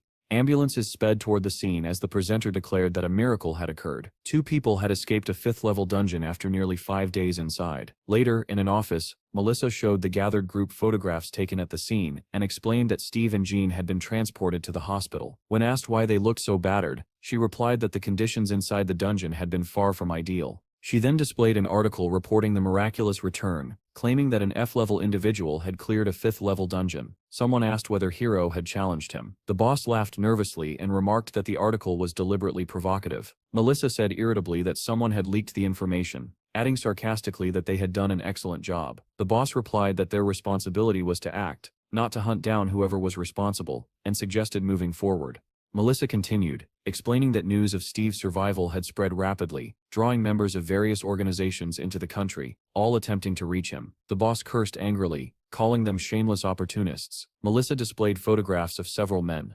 identifying them by name and affiliation. When the chief saw one of the images, his expression darkened as he recognized a particularly notorious agent. Melissa confirmed that he had arrived as well, adding that he was the same man who had lured Hero away previously. The boss stated that their priority was to secure Steve and asked if there was any way to do so without using a contract. A doctor who had spoken with Steve after his return explained that Steve's family was already present and that he would not abandon them. The boss asked in disbelief whether Steve truly valued family over money. The doctor replied that Steve had lived with wolves for nearly 1,000 years and deeply missed his family. The chief added that when Steve returned to Earth, he missed the wolves just as much, making him difficult to understand. The doctor concluded that the most important thing to Steve was being with his family, which was entirely understandable. He suggested providing Steve with a place to live alongside them and leaving him undisturbed. Under those conditions, Steve would not oppose the government.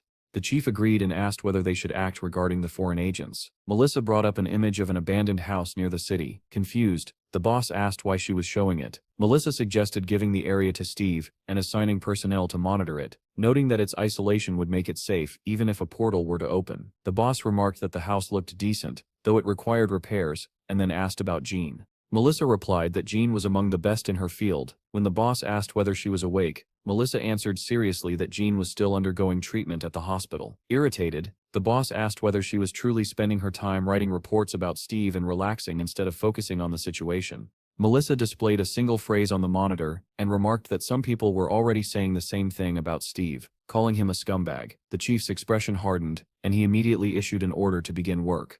The scene shifted to a roaring arena where the crowd was in an uproar. The host stepped forward, greeting all SPFC fans with boundless energy. Dressed in a bright, eye-catching outfit, he declared into the microphone that this was the greatest competition on Earth, and that the long-awaited main event, the Match of Champions, was finally about to begin. The audience erupted, boys and girls shouting, waving their arms, and screaming themselves hoarse. In the darkness, the silhouette of a man appeared. He wore a cloak, and his long hair was tied back into a ponytail. Standing beneath a blazing spotlight, the host announced that the champions would now be introduced. A massive screen lit up, displaying the figure of a man as the presenter proclaimed that he was ranked #1 in the world, 211 victories, champion among all 45 SPFC divisions. The host shouted that he was the strongest man alive, and the hope of humanity. Continuing the introduction, the presenter added that he was an extraordinary SS-level fighter, the strongest magical swordsman. The long-haired man appeared clearly on the screen, dressed in a classic black suit. Black smoke gathered around his hands as the host called out his name, Hero. At the sound of it,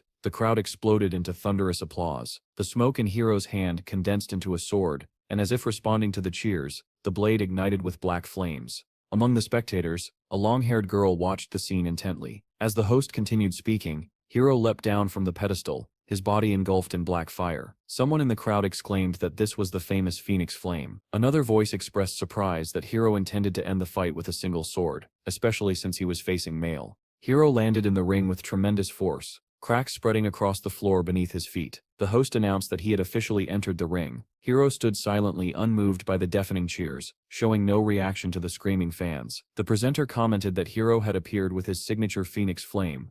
The host then began introducing the second participant, a man-machine Class C, a rising star with 13 victories, ranked 32nd, the Russian brown bear, Mikhail. Mikhail appeared on the podium and was greeted by the crowd. He easily jumped down into the ring, the ground cracking beneath him as well. The presenter announced that he too had entered the ring. Male immediately charged forward, the weapons in his hands beginning to glow. Wearing a vicious grin, he told Hero that this would be the end for him. The weapons continued to charge as Male leapt into the air and slammed them down where Hero had been standing. Stone fragments flew in all directions, and Male was forced backward by the shockwave, raising his arms to shield himself from the dust. Seeing that Hero had dodged, Male cursed him as a little rat and opened fire. The host announced that Male had begun mana shooting. Shrapnel struck even the fence, yet Hero weaved through the barrage with astonishing speed. Spotting the next attack, the presenter shouted that Male was using a mana bazooka. A blast of terrifying power tore through the arena, obliterating everything in its path. Hero evaded it once again and closed the distance.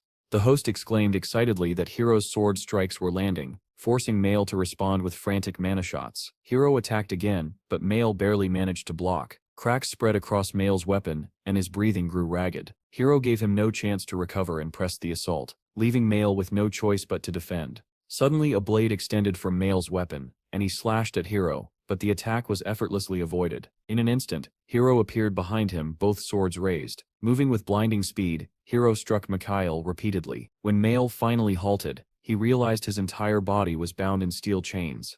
Mikhail grinned smugly and declared that he had caught him. As he prepared to fire, he screamed that Hero Sip's bones would shatter. Hero replied calmly, "The seventh note, Male, you Stev already lost." In the next moment, Male let out a strangled wheeze as blood spilled from his mouth. Cuts opened across his entire body, blood gushing out as he screamed in agony. The audience stared in shock as the massive bear-like male collapsed to the ground. Hiro shook off the chains as if they weighed nothing. The crowd erupted. The host, stunned, demanded to know what had just happened, and then declared the result. Male had lost. The host announced that Male, who had been determined to win, had lost and could no longer get up. The match was immediately halted, and medical personnel rushed into the ring. Several men surrounded Male, attempting emergency treatment, but he showed no signs of life. One of the experts eventually shook his head, signaling that regeneration was impossible. The screen lit up with the result, declaring Hiro the winner, and the host confirmed that this marked his 202nd victory. After leaving the stage, one of Hiro's attendants quietly asked whether he had used a new method. Hiro replied calmly that he had struck with nothing more than an ordinary sword. He thanked everyone for their efforts and promised to have a drink with them later. However, the moment he entered the waiting room, a girl who had been watching the match threw her arms around him. Sadness filled her eyes as she asked if he had killed his opponent. Hiro answered just as quietly that Mikhail was one of the 7 evils of the future. The girl told him that he should not carry all the burden alone. Taking him by the arm, she asked if something else had happened. Hiro questioned her in return, and she said that nothing unusual had occurred, aside from a call from the administration. When he asked who had called, she replied that the boss had contacted her, told her to take care of herself, and advised her to pack up and leave. As Hiro changed his clothes, the girl mentioned that the man who had been trapped in a 5th-level dungeon had gotten out alive. Hiro froze and looked at her in surprise. She showed him her phone and explained that the man could become the 2nd hero, and that the news was already dominating every channel. She added that his name was Steve. She asked in disbelief whether Hiro truly did not remember him, reminding him that she had even collected articles about the incident. Hiro studied the photograph carefully, and said that he did not recognize the man at all. The girl asked again, astonished, whether he really did not remember him in the slightest. She suggested that Steve might be an awakened swordsman, but Hiro replied that such an awakening would only occur in a year. She then said that Steve was a druid, and if he truly returned from where the reports claimed, it might mean that a portal to the 4th planet could be opened. Hiro did not show it outwardly, but the mention of the 4th planet deeply unsettled him. The girl added that Steve was only F-level, making his return all the more unbelievable. Listening to her, Hiro concluded that it was simply impossible. He reflected silently that he had lived for over 500 years, and experienced 25 regressions. Because of this, he knew all the major awakenings and critical events in history. Yet Steve's name was absent from all of them. In all that time he had never heard it once. History could change slightly, he admitted, but the butterfly effect had limits. Mikhail was supposed to die 10 years later. Anna being alive, despite her destined death 2 years earlier, could still be attributed to that effect. However, the major events, such as the appearance of the 7th-level dungeon or the connection to the 4th planet, had never changed. This meant that the 4th planet would not appear within the next 5 years. The girl asked whether it would not be better to draw Steve to their side. Hiro thought for a moment and answered honestly that he did not know. She added that, for the moment, Steve was the most talked about man in the country. Hiro replied that they should simply observe him for now. As terrifying memories of giant monsters surfaced in his mind, Hiro felt that the end was approaching. Monsters devoured humans like snacks, and humanity, which had survived the initial cataclysm, began to collapse under the endless assault of dungeons. Enormous red wyverns filled the skies, attacking people and breathing fire. As monsters overwhelmed both land and air, mercenaries fought desperately, but for the awakened, survival often depended on the country they chose to flee to. That was why Hiro remained in this nation, even though he was labeled a traitor by his homeland. As long as the dungeons here were managed by truly capable people, this land would offer the greatest chance of survival. Refugees would arrive by boat, relieved to have escaped, and when they saw him, they would believe they were saved. He imagined that his surviving compatriots would one day call him a savior rather than a traitor. In his thoughts they would chant his name, calling him a hero, and a faint smile formed on his lips.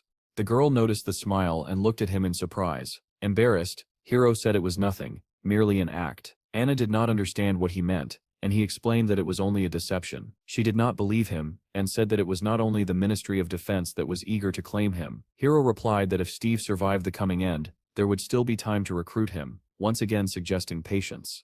Shinsum Hospital stood as one of the few buildings still intact in the city. Melissa entered Jean's room without knocking, interrupting her reading. She approached the blonde and asked whether it hurt. Jean replied that it still hurt badly. Melissa did not believe her, remarking that something felt off, but Jean insisted once more that the pain was severe. The brunette scoffed and said that the entire hospital was gossiping about a masked man who visited her every night. She asked if it was Steve. Jean quickly changed the subject and asked whether Melissa had bought what she requested. Melissa placed a bag on the table and said she had been lucky enough to find both food and a man for her. Jean pulled the food and a jar of coffee out of the bag, but displeasure flickered across her face. She shook her head and said she wanted a different flavor. Melissa replied that it was the same color. Jean looked at the box in disappointment and added that she wanted a different kind of chicken. Melissa's patience snapped. Her palm glowed white as she said sharply, "Eat what they give you."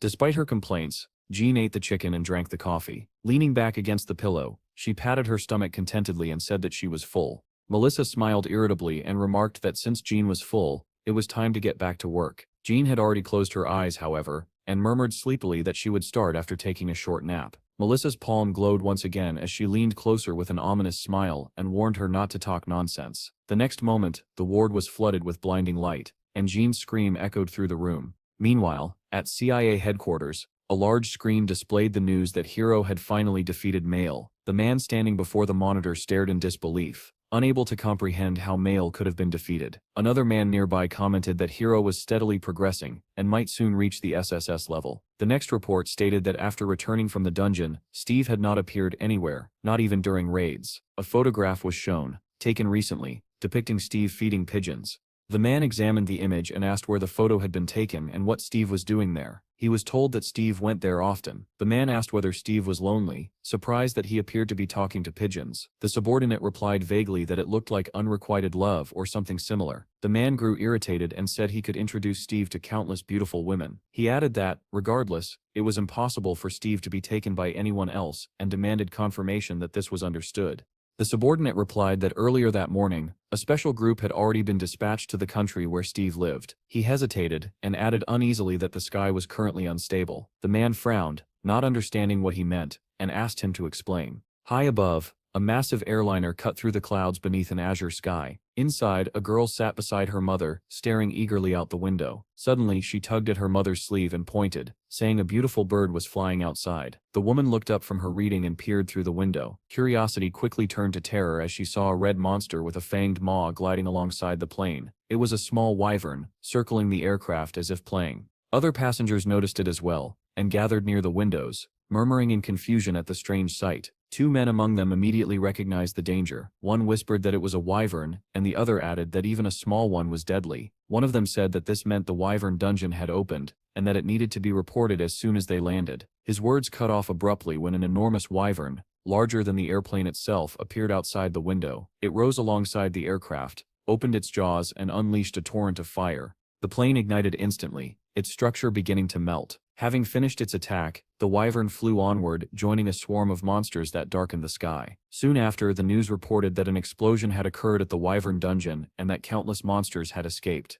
At the same time, two SUVs drove along a dirt road. Someone asked whether they had truly entered the wilderness. Chad, who was driving, replied that they had, but Donnie sounded doubtful, and soon others began to question it as well. Donnie stared ahead nervously and asked Steve whether the building in front of them was a cursed house. Steve saw nothing unusual. Donnie pointed at the two-story structure ahead, and Munch let out a heavy sigh. As they approached, someone exclaimed that the house really did look cursed. Ivy covered its walls, the windows were cracked, and a raven perched ominously on the roof. After getting out of the vehicles, everyone complained loudly, saying the place did not even look suitable for spending a single night. Donnie asked whether there was any internet reception, while Jean said in fear that she thought she had seen a ghost on the second floor. The group groaned at the idea of sleeping there, convinced the building would collapse the moment they stepped inside. Jean continued insisting that there was a ghost, prompting Jean to angrily tell Melissa that she could not live in a place like this. Melissa told her to quiet down and then turned to Steve, asking whether they were disappointed because they had expected something better. She smiled broadly and said that restoration work would begin the next day. Steve replied calmly that he did not need any repairs. He said he liked everything just the way it was, and asked if he could move in immediately. Jean grabbed him by the jacket and tugged him closer,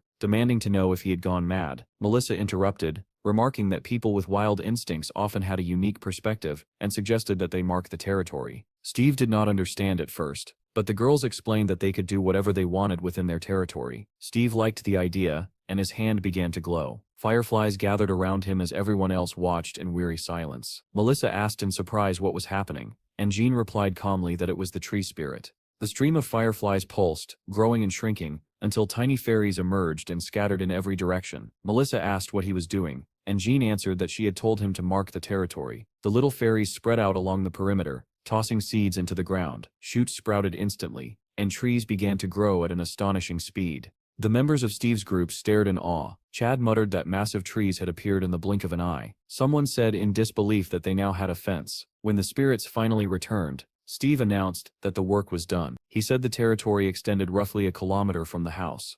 Melissa laughed nervously and said it was wonderful. Stepping closer, she declared that the area would be designated as Steve's guild territory, and that everything within it belonged to them. Steve replied that aside from the restriction on traveling abroad, everything sounded fine. Melissa immediately stated that the restriction was non-negotiable. She added that their first priority was Steve's family. Jean snorted quietly at the remark, though Steve did not notice and said he was satisfied. Melissa nodded and said that in that case he needed to sign a contract. She handed him a stack of papers and a pen. Jean stepped in and warned that it needed to be read carefully, but Melissa pushed her aside and pointed to where Steve should sign.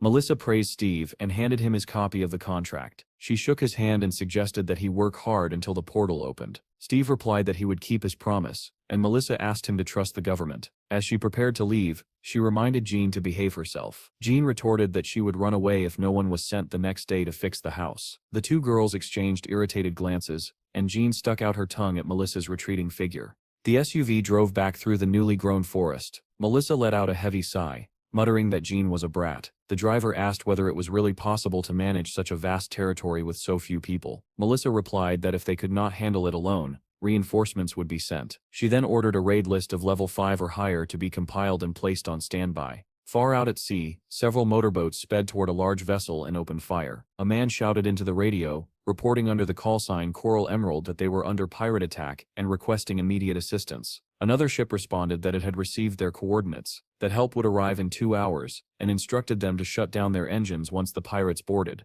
The pirates drew close and began climbing onto the ship. A soldier reported that they were already on board and that their numbers were increasing. The captain ordered the engines shut down, all power cut, and the crew to gather in the staff compartment. Suddenly, the ship lurched violently, and the crew struggled to stay on their feet. In horror, they watched as something from the sea scattered the pirate boats in all directions. The next instant, a massive tentacle surged upward toward the ship.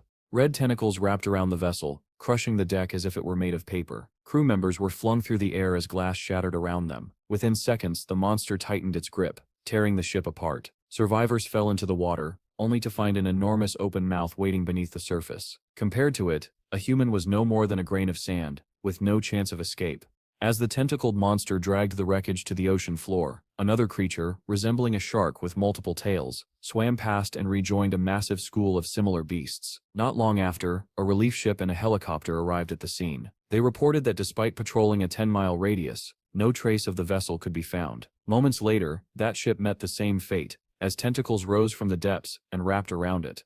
Back at Steve's guild house, fireflies drifted among the trees, helping them grow even taller. The ringing of a phone echoed through the house, coming from Jean's room, where she slept soundly. Without opening her eyes, she answered groggily. Melissa's voice came through the line, remarking that she was getting a real taste of life. Jean scratched her stomach lazily and asked what she wanted, saying she was already working. Melissa demanded to know whether Jean was with Steve or not. Jean murmured that she did not know, still half asleep. Melissa lost her temper and shouted that the sun was already up, and Jean still refused to get out of bed. Jean glared at the phone as if her annoyance could travel through it, then hung up. After making herself some coffee, Jean stepped out onto the balcony and looked at the towering trees. Sipping from her mug, she thought about how much Steve had planted. Overnight, the tree nearest the house had grown several times taller than the building itself, surrounded by drifting fireflies.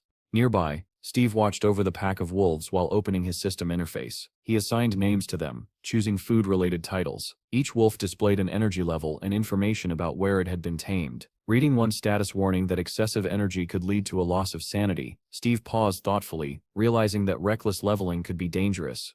At that moment, Jean approached and asked what he was doing. Steve explained that he was naming new members. Jean looked surprised and asked if he meant the wolves. Yawning, she said he should have woken her and asked why he had gone out alone. Pico, now noticeably larger, ran over to them. Jean commented on how fast he was growing, and asked about the younger wolves. Steve replied that they had gone out for breakfast, and were probably near the dungeon. Jean praised their diligence, especially in such heat. Steve gestured toward the forest and asked her if she wanted to take a walk. Jean tilted her head in surprise and asked him again. In the next instant, Steve transformed into a massive white beast and extended a paw toward her. Jean jumped onto his back without hesitation, and Steve told her that he wanted to show her something. Smiling, she teased him, asking whether he really intended to boast about his achievements, but Steve ignored the question and simply told her to hold on tighter. In his beast form, Steve surged forward at tremendous speed. Jean struggled to keep her balance and shouted for him to slow down. The wolves sprinted after them, trying desperately to keep up, while Jean screamed that she had lost her shoes.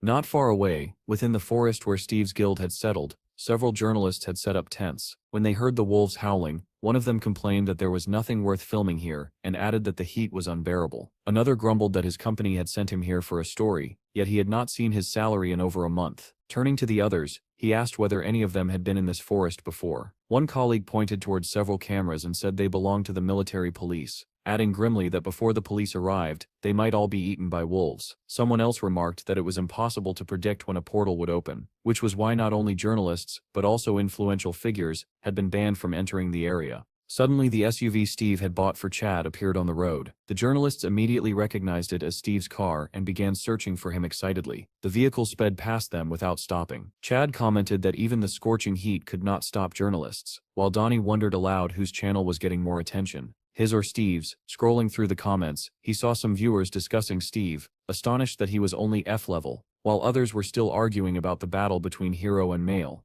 Donnie suddenly gasped, startling Chad, but when asked what was wrong, he awkwardly claimed it was nothing. In truth, Donnie was staring at the screen as donations from several major countries poured in, totaling 4 billion. He noticed that most of the funds were coming from Europe and hesitated, unsure whether to tell Steve. At that moment, the SUV pulled alongside a pack of wolves, led by Steve. Donnie shouted in surprise. Jean spotted the car and waved enthusiastically from Steve's back. Donnie waved back and jokingly called her his brother's wife, shocking Chad with the remark. Jean immediately clenched her fist and shot Donnie an angry glare. Donnie only grinned and said that they used the same toilet, ate together, and slept under the same roof. He then looked resentfully at Jean riding Steve and complained that he had never been allowed to ride like that. Steve suddenly accelerated, overtaking the SUV and leaving the two men stunned. Donnie laughed and urged Chad to push harder. Chad replied confidently that they would not lose. He shifted into sport mode and floored the accelerator. The car surged forward, briefly overtaking the wolf. Donnie shouted that the loser would buy dinner, and joked that moving at the speed of light was against the rules. All at once, Jean sensed something and excitedly called out to Steve. Steve remained calm and asked whether she felt it too. Jean's eyes glowed blue as she confirmed that a crack had been detected within a 200-meter radius. Her thoughts drifted back to a conversation in the hospital, when Steve had quietly approached her. Exhausted at the time, she had still asked him what planet he came from. Looking out the window without turning back, Steve had replied that he was from the planet of the animal kingdom. Jean had asked whether there was truly nothing there but animals. Steve had answered that, in hindsight, it was a beautiful and romantic place, saturated with more than 700 times the energy of Earth. Jean had been stunned by the figure. Steve had continued, explaining that it was a realm of eternal survival, where the struggle for dominance never ceased, and that anyone who ruled had to be at least U-class. Even after becoming their leader, he still believed he needed to accept their challenges. Jean had mused that if a portal bridge existed, it might allow entry and exit without restriction, and if the beings on the other side were warlike, this world could soon become a battlefield. The thought of a war against beasts of Class C and above had filled her with dread. At the same time, Melissa sat in a cafe with her superior. He asked whether Steve's planet was friendly. Melissa replied that the risk was high, but the man said that was not what he meant. Raising his glass, he stated calmly that on that planet, Steve had been a king. Back in the present, Jean stared at Steve in horror and asked how he could say that so casually. She reminded him that he had been their king, so why could he not simply return? Steve replied quietly that if they realized he was no longer strong enough, would they not want to kill him? Jean cursed under her breath and demanded to know how things had turned out this way. Gripping Steve tightly, she ordered him to run at full speed toward the northeastern field, away from the city. Our hero rushed in the direction John pointed, his charge sending towering columns of dust into the air. Chad asked in shock where they were running, and Donnie immediately ordered him to follow. A massive bolt of blue lightning split the sky. Jean shouted that it had begun. Space itself was starting to twist and warp. Back at the office, Melissa answered John's call and demanded to know what was happening. Jane shouted over the noise that they were already near the lightning, and that a portal was forming right in front of them. Melissa, stunned, asked her to repeat that. Jane yelled for her to immediately send the portal's coordinates to the backup unit. Military vehicles were already racing toward the location. They screeched to a halt. Rocket launchers were deployed, and the commander reported that the brigade was ready to fire. As Steve approached the forming portal, he calmly stated that this was not the planet he had come from. Jane looked at him in surprise and asked how he could be so certain. Steve stepped closer and said he could feel it. This was not his world. Jane speculated that it might be because he could sense spatial gates used by repatriates. Then she remembered that when Steve returned previously, the energy of that portal had exceeded even that of a portal bridge. She dismissed the thought, assuming the device back then must have malfunctioned. Looking at the current phenomenon, she noted aloud that the energy was not nearly as oppressive. Steve confirmed her conclusion, saying that this was a dungeon portal. The journalists had seen the lightning as well. One asked whether it was a spatial wave, and another quickly agreed. Moments later, cars from the Bureau of the Awakened sped past them, followed by helicopters, leaving the journalists stunned. One muttered in disbelief whether a portal to a new planet was truly opening. The lightning condensed, forming a massive glowing sphere. Steve and the others rushed toward it, and Steve reverted to his human form. Jean stared at the portal, uncertain, wondering if it truly led to a dungeon. For the first time, she realized that Steve's perception might even surpass her own, despite him not being a trained specialist. An SUV pulled up near the portal, and an odd exclamation came from inside. Donnie jumped out and ran toward them, asking excitedly if this was a gateway to a new planet. Before anyone could answer, 2 more Bureau vehicles arrived. Soldiers stepped out, carrying equipment cases, and announced that they were the 11th team and would begin installing the measuring device.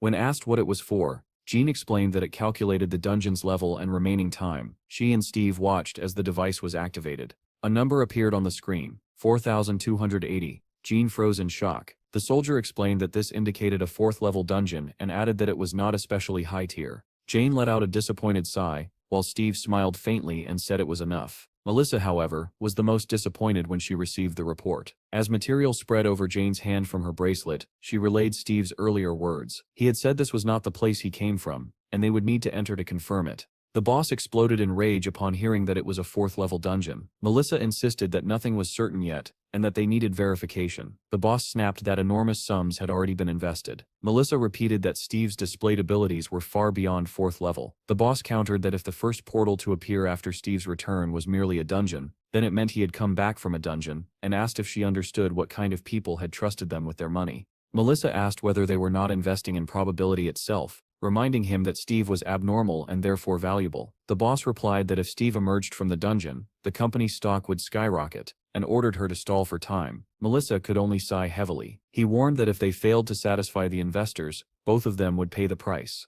Jean reported that there were 50 days left before the portal exploded, and requested that mobilization be suspended. At that moment, one of the soldiers turned to Steve and asked in surprise what he planned to do. He explained that a 4th-level dungeon usually required 5 or 6 clears, and asked whether Steve was afraid with his current strength. Steve replied calmly that he was not afraid at all. He added that it did not sound bad and casually asked how much the equipment cost. The soldier blinked and asked if he meant the measuring device. He explained that each guild had one, and that a new unit cost around 30 million. Steve remarked that it was expensive, and the soldier agreed. He then produced a contract, explaining that he had recently received approval to gift permanent equipment, and asked Steve to sign. Steve looked at him in surprise and asked why he was being given such a gift so easily. The soldier smiled awkwardly and chose his words carefully. He said that even if Steve never returned from a new planet, the government would never abandon him, and that foreign powers were already interested in him as well. Steve looked even more surprised. The soldier spoke with enthusiasm, saying that his country considered Steve family, calling him a priceless gem. The remark made Jean feel slightly sick. Steve replied that no one from abroad had contacted him, which shocked the soldier. At that moment, Donnie stepped into the conversation, his face glowing with excitement. Pulling Steve aside, he said that an actual war was raging overseas. Steve had no idea, since he rarely used the internet, but Donnie had been collecting donations sent by fans. Before Donnie could finish, Steve interrupted him calmly and asked a single question. How much had he collected? Donnie replied sheepishly that he had collected around 500 million. Steve placed a hand on Donnie's shoulder and turned to face him. He advised him not to become a slave to money, adding that a day would come when he would choose something far more valuable than 500 million. Donnie lowered his head and said he understood, then smiled awkwardly, and admitted that he should have shown Steve the proposal 3 months earlier. Steve looked at him in confusion. Donnie asked nervously whether the hitman would kill him for failing to show the offer. Steve suggested that Donnie simply say he had shown it, and that Steve had not responded. Donnie's face lit up at once. As he left, Steve told him to get ready together with Chad. Donnie replied that he would spend a little of the money and deposit the rest into the guild's account. Steve agreed and then walked toward the portal. Donnie watched him go with a bright smile, thinking how terrifying Steve was, and how merely staying close to him brought profit. He skipped back toward the car, already calculating how much he would keep for himself. Steve's suit nearly enveloped his body as he announced that if everyone was ready, they could proceed. A soldier shouted that a team from the bureau was on its way, and suggested entering together. Steve replied that it would not be possible, surprising the soldier. He explained that the contract allowed only 2 people from the mobilized personnel to enter, and the same rule applied to hunting. Jean nodded and said everything was clear, urging them to move. The soldier turned to Jean and asked whether there would be enough personnel for the dungeon. She replied calmly that he could simply record the operation. Pico ran up to Steve, and Steve asked if he wanted to warm up as well. Giving the order to advance, Steve stepped into the portal. On the other side, the group paused to take in their surroundings. Jean asked what he thought, and whether this was the same world. Steve replied thoughtfully that he could not tell yet. Jean activated her clairvoyance skill while Steve studied the bare trees around them, saying that the place felt familiar. The soldier asked Donnie anxiously whether they could just keep walking without forming up. Donnie answered calmly that as long as Steve was in front, they only needed to follow. Suddenly Jean raised her fist and shouted for everyone to stop. The group tensed and stared into the forest ahead. She reported that a monster had appeared 70 meters away, or rather 3 of them. Donnie stepped forward, drawing his dagger and preparing for combat. The soldier also drew his sword and asked whether that was enough. Donnie snapped at him irritably, telling him to stop pestering. A monstrous howl echoed from the forest. Chad pulled out his sword as well, giggling as he advanced, which startled the soldier. He asked in fear what had come over Chad, but Donnie said nothing. Still laughing, Chad hurried after Steve. Seeing his younger brother's state, Steve struck him sharply on the neck with the edge of his hand. Chad collapsed face first onto the ground. The soldier stared in shock as Donnie stepped forward. Steve ordered Donnie to revive Chad and administer a sedative. When the soldier demanded an explanation, Jean replied that Chad had a mental illness. Whenever he held a sword, he became a psychopath. Donnie struggled to give Chad the medicine and bring him back to his senses. Meanwhile, Steve continued forward, eyes fixed ahead. He told everyone to stay behind him and drew his dagger. At that moment, a monster burst from the forest with a deafening roar. 3 lizard-like creatures wielding spears emerged from the trees.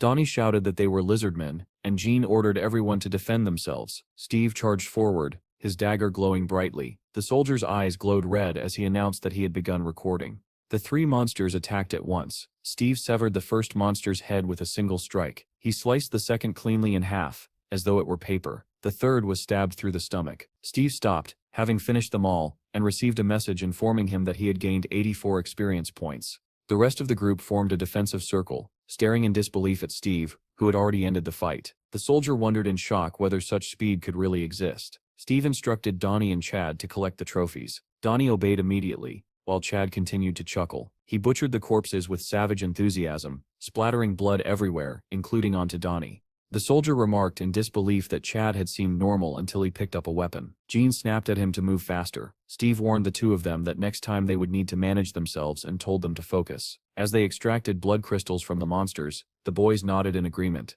The soldier was deeply unsettled, wondering whether Steve truly intended to leave a fool and a psychopath alone among mid-level monsters. Steve then called Piku over, and the creature happily bounded to him. Steve ordered the little beast to head into the forest and lure more monsters back. The soldier could hardly believe his ears, but Piku understood perfectly and barked excitedly. In the next instant, he rushed into the forest, barking loudly and drawing attention. The soldier asked nervously whether this could be considered animal cruelty, and questioned Jean about what would happen if Piku brought back an entire army of monsters. Jean replied calmly that he should focus on filming. Donnie suddenly grew serious and shouted that the monsters were coming. From deep within the forest came groans and distorted, incomprehensible sounds. Hearing the sounds from the forest, Chad began to giggle even louder, baring his teeth in a crazed grin. The soldier was horrified and thought Chad was having another seizure. Donnie rushed toward him, offering another sedative, but Chad no longer heard him. Laughing wildly, he charged straight toward the approaching monsters. Steve turned back and shouted to Donnie, warning him that the monsters were closing in. Donnie immediately understood and sprinted forward. At the same time, Pecky burst out of the forest. While the growls of the monsters grew louder, Chad suddenly hurled his dagger forward, startling Steve. A spear flew right after the puppy. It slammed into the ground beside Pecky, making him bark furiously, while Chad's dagger struck one of the charging monsters squarely in the head. The lizard creature collapsed instantly. Another monster shouted something in its own language as it prepared to strike, but Chad was already rushing toward it, gripping 2 shining daggers. He closed the distance in a blink, slashing as the monster raised its spear. Steve arrived at that moment, knocking aside the arm holding the weapon. While Steve restrained it, Chad delivered a clean blow to the lizard's head. Beside them, Pecky sank his teeth into the monster, his jaws strengthening as his level rose. Suddenly, the soldier shouted in terror, warning of danger nearby. A massive tooth-filled maw opened beside Chad as he focused on killing yet another monster. Steve and Chad turned just in time to see lightning tear through the creature's head. Donnie stood in the distance, holding a sniper rifle and providing cover. He fired again, piercing the monster with multiple shots. Chad screamed and slashed twice, carving deep wounds into its body. The next second, the monster collapsed into 3 pieces, and Chad's level rose to E1. Chad continued to grin madly as blood poured from the corpse. Donnie also leveled up to E9 and laughed in delight. The soldier asked in disbelief whether this was truly a 4th level dungeon. Gene shot back, asking if he seriously thought it was 3rd level. Donnie exclaimed cheerfully that he was not worried at all, while Chad kept chuckling to himself. Gene cut them off, telling the soldier to stop talking and keep recording. Pecky suddenly bristled and growled, then rushed off again. Gene shouted to Steve that they were being attacked from all sides. Steve spun around and saw one monster charging at him with its mouth wide open, another rushing in from the opposite side, and a third leaping down from above with a long spear raised high. Steve was already prepared, dagger poised in his hand. Elsewhere, a white car approached Steve's house, but was blocked by journalists camping nearby. One of them stepped forward and saluted Melissa. She snapped angrily, asking what he thought he was doing and whether he wanted to die. The journalist replied calmly that he would move if she asked, and explained that he had seen Cedric arrive at the head of a squad. Melissa asked sharply what that had to do with anything. The journalist replied that Cedric's presence meant the dungeon was 4th level.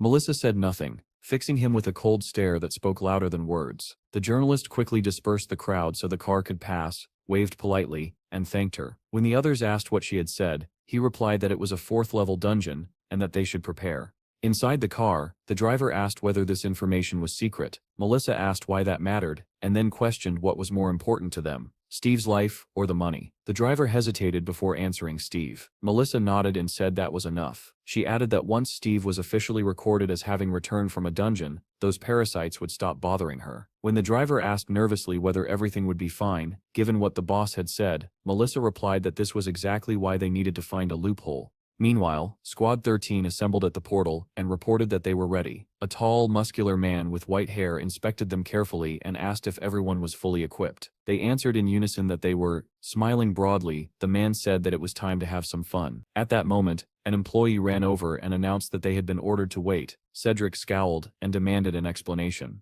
A car arrived at the portal, and Melissa stepped out. She greeted Cedric with a polite smile, but he ignored it and asked bluntly what this meant. Melissa replied calmly that entry into the dungeon was currently prohibited, and that no one was allowed inside without Steve's authorization. Cedric bristled and asked what she meant by unauthorized, pointing out that his team had dropped everything to rush here. Melissa replied evenly that circumstances had changed. Cedric argued that the contract included reconnaissance rights and questioned the logic of blocking the team. Melissa smiled faintly and said that it simply meant a few more clauses would be added. She explained that she was there to prevent unnecessary trouble, and that she was acting on the boss's orders. Cedric cursed loudly, demanding to know why everything had to be so complicated. Melissa suggested they continue the discussion in the car. Elsewhere, the boss studied an article claiming Steve had returned from a 3rd-level dungeon and reassured the chairman over the phone, calling it a misunderstanding and asking for more time. The phone rang again immediately after. The chief clutched his head, saying he might die from stress, and shouted,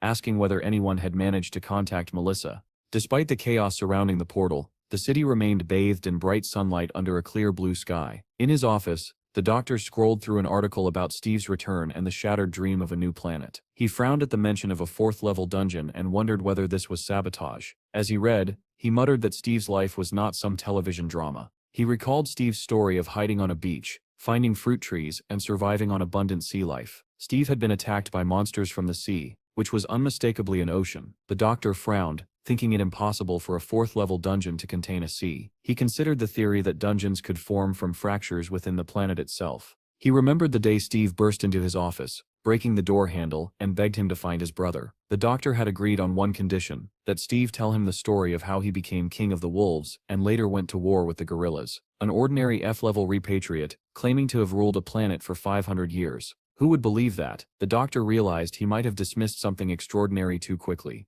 Meanwhile, Steve was cutting through monsters with terrifying efficiency, leaping high into the air and slaughtering them mid-flight. Heads flew, necks were severed, and bodies were torn open. By the time he landed, every monster lay dead. The soldier was stunned by the speed and coordination, noting that all the attackers had been neutralized almost instantly. Steve turned to the others and asked why they were still standing there, ordering them to gather the loot. After collecting the spoils, the group moved on, carefully surveying the area. Jean remarked that the place was strangely beautiful. Donnie added that the rocks glittered like diamonds, though the atmosphere felt heavy. Steve said this was definitely a new location, yet it felt oddly familiar. As they approached a large stone, they noticed an inscription carved into it, written in their own language. It read, "No way back. Leopard territory." Steve stared around in shock, as if trying to recall a distant memory. Jean asked whether Donnie was joking, but he denied it emphatically. She narrowed her eyes in disbelief, then turned to the soldier and asked whether he was still recording. He replied that the recording had ended. Jean demanded to know where their language had come from. Turning around, she realized Steve had already climbed ahead among the rocks. She ordered the others to move. The group followed Steve upward until they reached a cave entrance. Steve stood frozen there, confusion etched across his face. The others were stunned to find a cave in such a place, and the soldier grew tense. Fearing an ambush, Steve summoned the spirit of the tree and thousands of fireflies poured from his body. Everyone froze in shock as Donnie exclaimed in disbelief. The fireflies illuminated the cave walls, revealing that they were completely covered in inscriptions, all written in their language. The group stared in astonishment, realizing that someone like them had once lived here. Donnie read aloud, "I want to eat chicken. I want to eat soup," and asked whether some underground Robinson Crusoe had lived here. The soldier read another line slowly and intently, "I want to see a person." Suddenly, everyone went silent as they noticed another inscription carved nearby. "How I want a woman. I really want affection."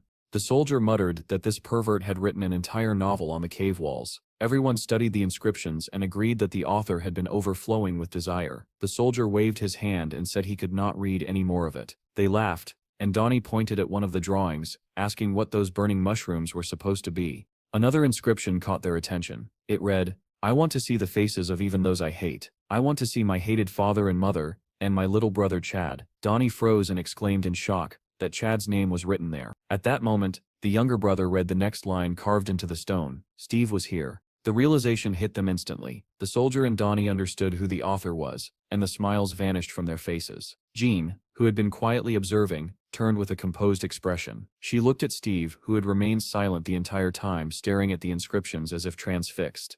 Donnie remarked that the drawings resembled ancient cave art, and the soldier added that the creator had impressive skill. Jean stepped closer to Steve and asked whether this was the place he had once lived. Steve did not respond. His eyes were fixed on another carving. The inscription read, 500 years have passed since I became the ruler. For the last 100 years, Kuro could not defeat Steve." Beside it was a roughly drawn map. Steve instantly remembered Kuro, the enormous black tiger he had fought countless times. In his mind he saw the beast's yellow eyes, just as vivid as they had been during their endless battles. Jean asked how he was feeling, but Steve continued staring in shock at another scene carved into the wall. It depicted the Third Lunar War, the guerrilla clan, led by Jack, rising in rebellion. When the third moon rose, the final battle would begin. He remembered the last clash with the gigantic gorilla, the certainty that only one of them would survive. Steve could hardly believe what he was seeing. Donnie continued exploring the cave, and announced that there were knives lying around. The group examined the blades and realized they were carved from stone,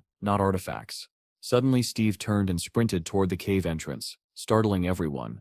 Donnie shouted after him, asking where he was going. Jean immediately chased after him, trying to stop him or at least keep up. Donnie yelled that Steve must be offended because the soldier had laughed at the drawings, but the soldier protested that they had all laughed together. Steve ran straight up the steep cliff, moving with impossible speed. He reached the mountain's peak and looked around, stunned. He could not believe his eyes and struggled to understand what had happened to the land. Jane climbed up after him and called his name. Catching her breath, she asked what he saw and whether this was the place he once lived. Steve answered slowly that it seemed to be, but something was terribly wrong. Jane pressed him to explain. Steve pointed in one direction and said there used to be a snow-covered mountain there. He pointed another way and said fruit trees once stood there. Then he gestured toward the fog-shrouded distance and said that there had been a sea there. Jean was genuinely shocked at the mention of a sea existing inside a dungeon. Steve explained that it was called the Sea of Roar, and that it was extremely dangerous. Jean could not believe that such a thing could exist in a fourth-level dungeon. She asked about the writing on the walls, whether he had left it himself. Steve nodded and said they were his notes, his attempts to remember civilization. He had written them while hiding from beasts, and even after changing habitats, he always returned to this cave to write more. Jean asked whether the lizardmen had existed back then. Steve replied that they had not. She then asked about his animal companions. Steve stared into the distance and quietly repeated her words. My friends. He said this was leopard territory and that they would never abandon it because of some lizardmen. Jean pointed toward the fog beyond the mountains and said that past that point was the end of the dungeon, an ordinary dead end. Steve was deeply shaken. He could not believe that where a vast sea once existed, there was now nothing. Suddenly, a noise echoed from below. Jean shouted that lizardmen were approaching. She activated her clairvoyant skill and reported that they were closing in. Counting quickly, she said there were more than 80 of them. The others climbed up toward the peak where Steve and Jean stood.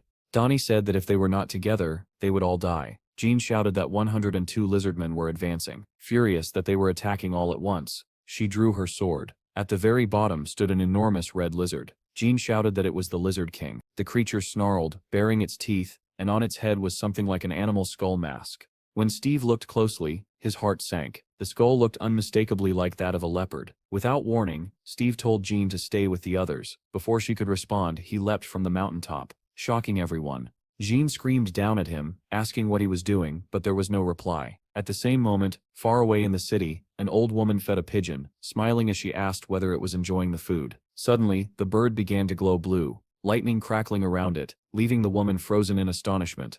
Back in the dungeon, Jean stared in disbelief as Steve transformed in midair. Massive wings burst from his back, and he flew toward the advancing monsters. The Lizard King swung his enormous spear, hurling it at Steve. The weapon missed, slicing through the air as Steve descended and stopped directly before the king. Pecky began to glow as well, lightning dancing around him just as it had around the pigeon. In the next instant, Steve transformed into a massive white beast, baring his fangs. He seized the Lizard King by the throat, and together they plummeted down the mountainside. They crashed into the forest below with an impact like an explosion. Jean watched in shock and muttered that Steve was a psychopath. The others reached the peak moments later. Donnie said awkwardly that no matter how embarrassing it was, Steve should not have jumped like that. Chad stared in disbelief and asked whether that had really been his brother. Donnie added that it looked like Steve had taken a hard fall, which made Jean snap at him, shouting that Steve was fine. While they argued, the horde of lizardmen drew closer. Jean shouted that the enemies were only 30 meters away, and ordered everyone to prepare for battle. The soldier hefted a massive rock and yelled that he was ready. Donnie raised his rifle, aimed it at the advancing monsters, and shouted for them to come on. Chad picked up a rock as well, but his attention remained fixed on his brother and the reckless leap he had taken. Donnie opened fire, cutting down the advancing lizardmen and sending several tumbling off the cliff. Below, Steve was locked in battle with the Lizard King. He smashed his elbow into the creature's jaw, followed by a crushing punch that made the monster's eyes bulge. Steve unleashed a relentless barrage of blows, beating the Lizard King into a bloody wreck. He bared his fangs and let out a furious growl. Grabbing the half-dead monster by the neck, Steve shook him violently, trying to force him back to consciousness. He tore the mask from the creature's face and flung it aside. Digging his claws deep into the lizard's flesh, Steve demanded to know where the leopards had gone. The monster did not answer. Instead, with what little strength remained, it clenched its fist and weakly struck Steve on the head. That feeble blow only enraged him further. Steve snarled, baring his teeth as the ground around them began to tremble. Wind howled violently as he rose onto his hind legs. Without releasing his grip on the Lizard King, Steve shot into the sky, leaving a streak of blue light behind him. On the mountain above, the others continued hurling stones at the lizardmen scrambling upward. There seemed to be no end to them. One boulder knocked a monster down, but two more immediately took its place. Donnie kept firing, screaming for them all to die. Under the combined barrage of bullets and rocks, some enemies fell, but it was impossible to stop them all. The soldier suddenly asked whether melee weapons might be more effective than ranged ones. Donnie replied grimly that firepower had its limits, and that efficiency dropped sharply depending on level. It was a hopeless situation. Jan gripped two swords and shouted at the others to focus and hold their ground. Chad drew his daggers, a manic grin spreading across his face as laughter escaped him once more. Donnie shouted that Chad had lost control again and warned that they could not let him charge forward. Someone suddenly cried out. Steve appeared in midair beside them, holding the Lizard King by the throat. Blue light wrapped around his legs as he swung the monster's body back, preparing to throw it. The group stared in stunned silence as the horde of lizardmen closed in. Steve hurled the Lizard King with all his might. The soldier realized what was about to happen and screamed for everyone to run. The body smashed into the mass of lizardmen, obliterating them and tearing the mountainside apart. Steve received a level-up notification and deactivated his wind control. The impact sent monsters flying in every direction as the mountain itself began to collapse. Cracks spread beneath their feet. Donnie screamed that they were falling. Jean lost her footing and only managed to shout for everyone to take care of themselves. The soldier fell as well, tears of terror filling his eyes. With a thunderous roar, the mountain split apart. Rocks and boulders cascaded downward as the peak broke in two. Jean managed to land safely on a remaining ledge, dust billowing around her. She rose quickly and searched for survivors. Spotting a hand sticking out from the rubble, she rushed over, asking if everything was all right. The soldier was buried under stones but managed to raise his hand and say his name was Henry and that he was alive. Donnie gasped that they had almost died. Chad lay sprawled on the ground as Pecky ran to his side. Suddenly, Steve appeared beside them in human form and calmly told them it was time to leave because the portal had already opened. Seeing him alive, the others rushed toward him in relief, having thought he could not have survived the fall. Henry tilted his head in disbelief and asked how that was even possible. At the portal, Melissa stood with her assistants and Squad 11, led by Cedric. One by one, Steve and his group emerged from the portal, bathed in blue light. Melissa smiled faintly and announced that they were leaving. Steve's group stepped out in heavy silence as the surrounding soldiers watched closely. Steve avoided everyone's gaze, confusion clouding his usually composed expression. Cedric asked if he was Steve and sneered that he could barely drag himself along, but Melissa ignored him and called out to Steve. He looked at her with the same dazed expression. She stepped closer, greeting him and about to speak, when before everyone's eyes, Steve transformed into a dove and flew away. The soldiers stared in disbelief. One asked if Steve had really turned into a dove. Another said he thought he was hallucinating, and Cedric joked that it would probably taste good fried. Melissa asked whether Steve had ever turned into a dog. Jean only let out a long sigh. Melissa asked Jean what had happened. Jean replied that if Melissa had come to negotiate, it was better to leave. The brunette frowned and asked about the video. Jean called Henry and told him to escort Melissa back to headquarters. She then added that the blonde should go as well. Melissa explained that surveillance on Steve had ended and that an order for Jean's transfer had already been issued. Jan exploded in anger, demanding to know where she was being sent this time. Melissa replied calmly that Jean was being reassigned to a frontline offensive near the middle line, where the situation was serious. Jean clenched her teeth but did not argue. Henry told the group that 4 people would remain behind to operate the portal and that it would be sufficient. Chad shook his hand and said he would treat them as guests. Henry suggested hiring staff soon. Chad thanked him and smiled warmly. Henry returned the smile though uneasily, wondering what Chad was truly like beneath the surface.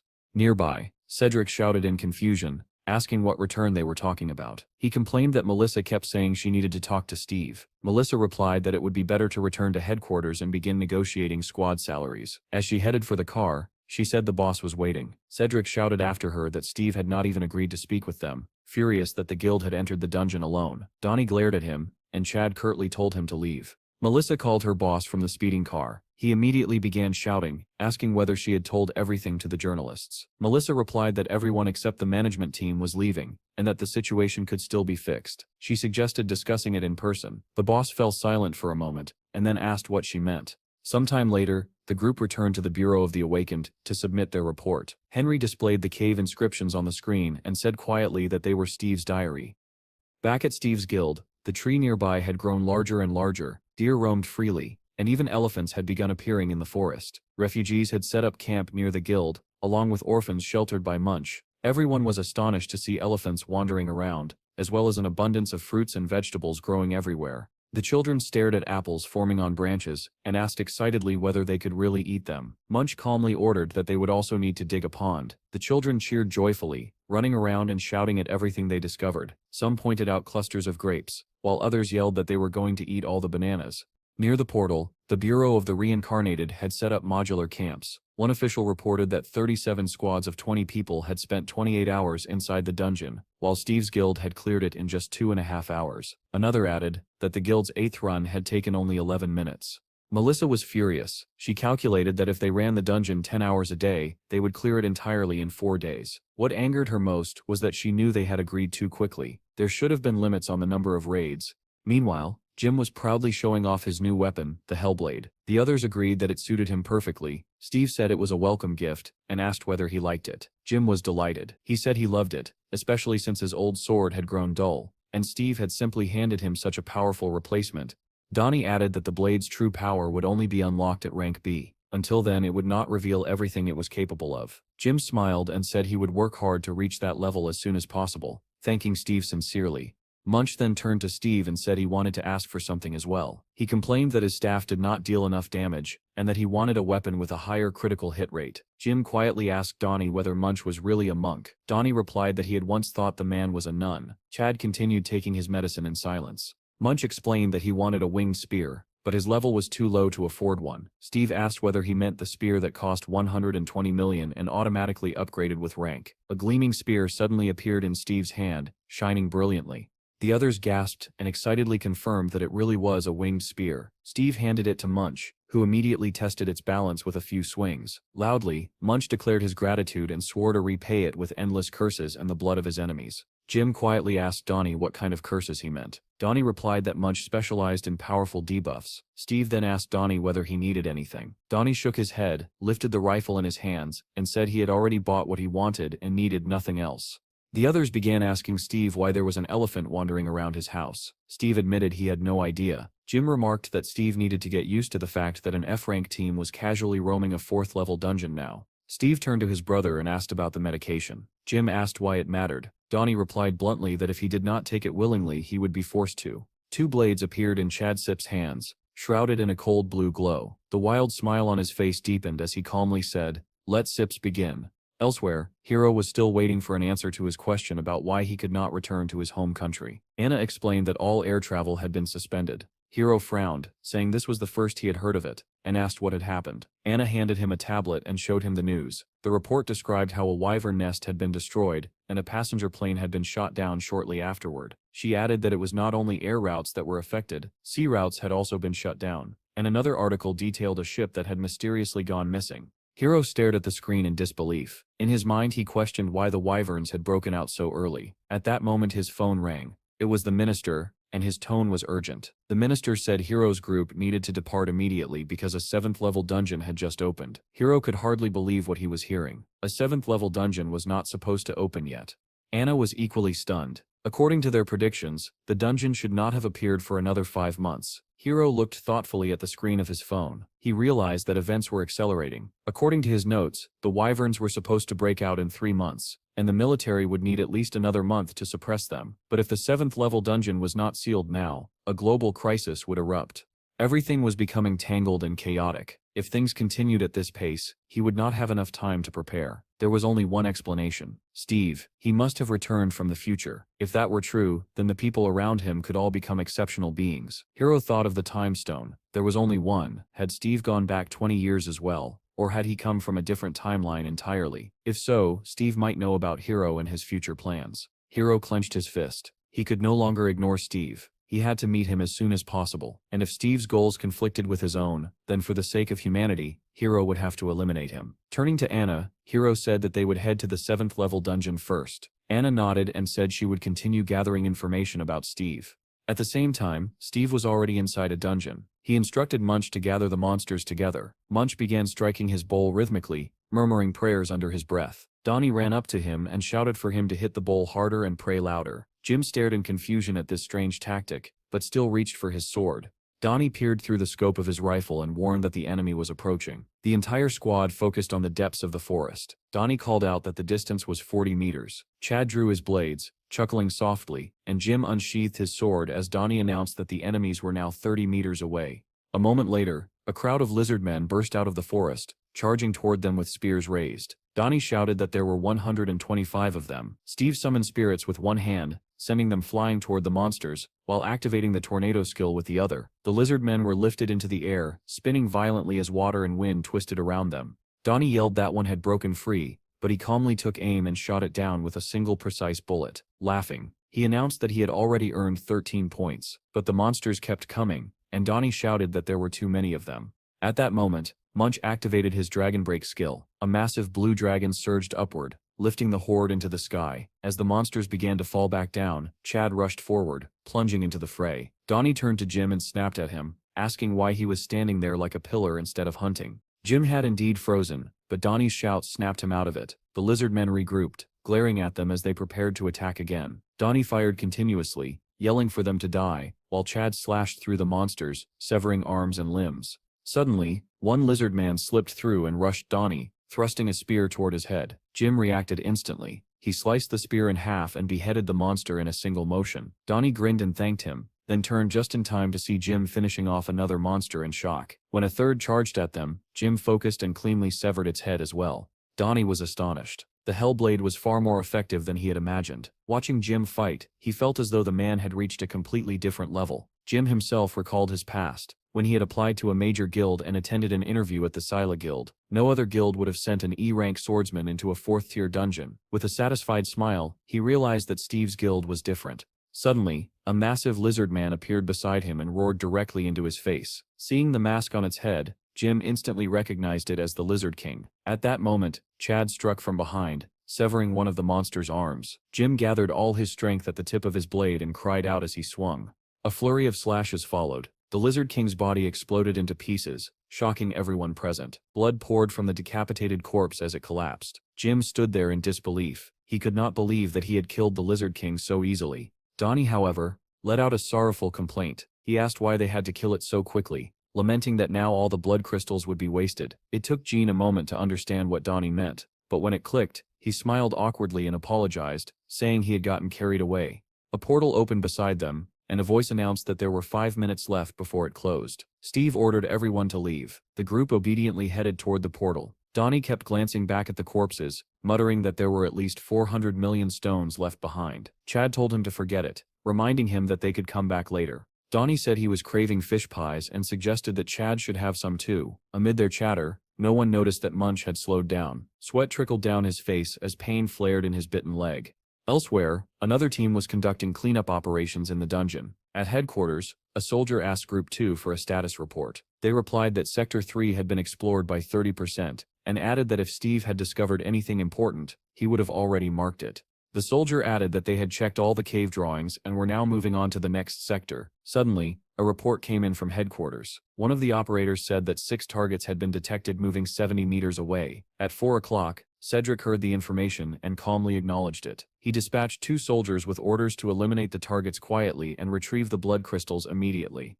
Cedric then contacted the base and asked for the current location of the Lizard King. The response came quickly. The reconnaissance team had spotted it moving through Sector 12. Cedric acknowledged the report, set down his coffee mug with a heavy sigh, and wondered how long it would take to find anything truly valuable if they continued clearing the dungeon at such a slow pace. Just then, a strange sound echoed nearby. One of the soldiers turned his head sharply, asking what was happening. Another report came in, stating that 8 lizard men were approaching the base from 70 meters out. The soldier remained calm, clearly prepared for an attack, and asked whether the monsters had been spotted visually. He glanced toward the bushes, where a red dot glowed faintly. Holding a remote control in his hand, he muttered that if they came any closer, he would turn them into minced meat. At that moment, something sticky dripped down onto his face. He froze, then slowly looked up. Sitting on the ceiling above him was the Lizard King itself, baring its teeth as it stared down at the soldiers.